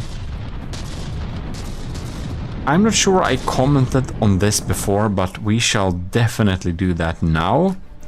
You can see we have a lot of spaced armor. We have alloy and even some heavy armor as stacked wedges like this. I wouldn't do that, because if you do that, you are not safe against fire damage. If you bring Oxidizer, you can still deal damage underwater. And they're not safe against Thump. And I would probably want to backstack this era here too. Also, when you have a separated block like this, you don't get the AC bonus. So it's usually better to have one... Yeah, and then one block backing it, but whatever. This is not a video that's explaining how to build ships. The Hagelslag is obviously a great design that's really good and basically objectively better than anything else in the losers bracket, except these four. These other three contestants in the finals. Anyways. We shall see, however, if the Resolute is able to really keep it up. Because if the Resolute gets her last guns killed, she has absolutely no chance at all. But it seems that these guns are some pretty sturdy setup. I bet they are not set up with a failsafe, because that would be potentially devastating. I don't know though. Maybe Omicron will describe this in the comments field. What is definite, however, is that this thing should definitely switch sides. Man, it's so damaged on this side, it's not even funny. So I got a strong feeling that if it would have swapped sides, it would absolutely, no question about it, be able to win this battle.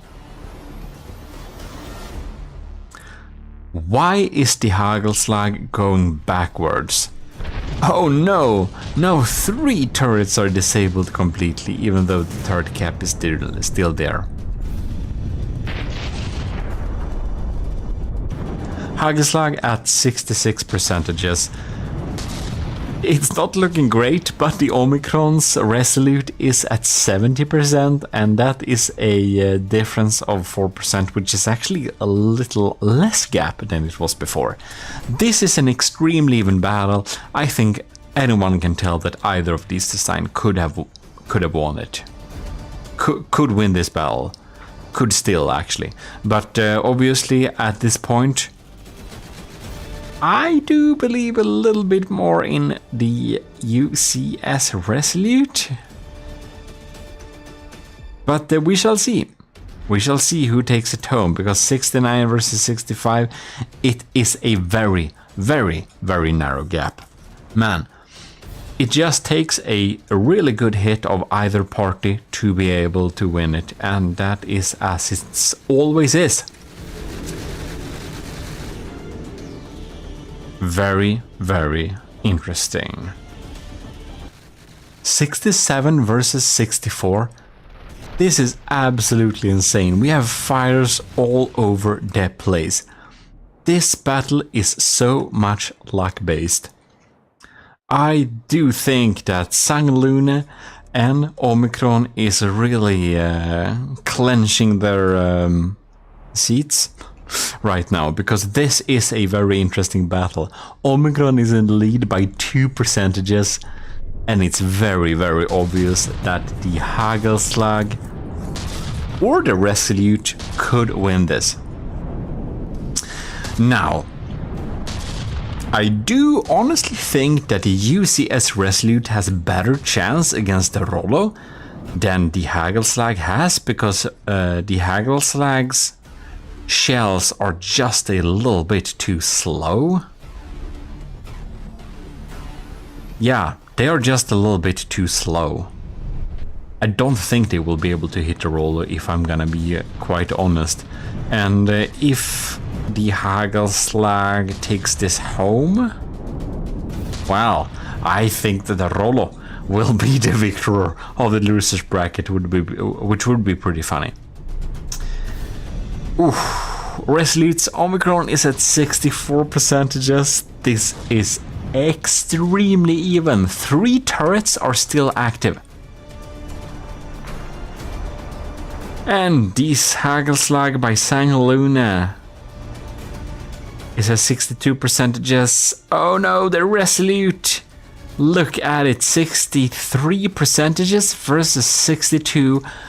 The Hagelslag is really digging in here and dealing some serious damage. This is very, very, very tight. It is so even, it's not even funny anymore. Look at this thing. I think we only have 1 gun working. No?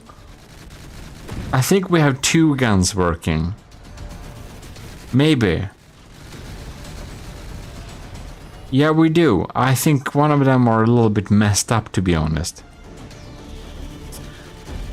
And the Resolute is keeping its lead here, 62% versus Hagelslag. She is at 61%. Oh no, they are both at 61%. They basically have the exact same score. Oh my. Oh my, didn't I set a 10-minute limit? Was it a 15-minute limit? Oh man, the rules should stop the battle immediately if we have a time limit. Maybe it was 15 minutes, I assume. Because I restarted the game recently, so it's yeah. By the way, if you have played for days, never turned off the game, and it lags real bad, try to restart the game. It usually solves a lot of performance issues. So when I loaded in a lot of ships for some battles or something like that, and then like the FPS kind of drop, there is some kind of memory leak problem or something like that in From the Depth. I'm not really sure, but basically, then it can be a good idea to basically restart From the Depth and maybe even the computer, and it's usually fine. Just so you know. Resolute is now at 57.8%, and the Hagelslag is at 61.5%. Oh no. The UCS Resolute is not dealing that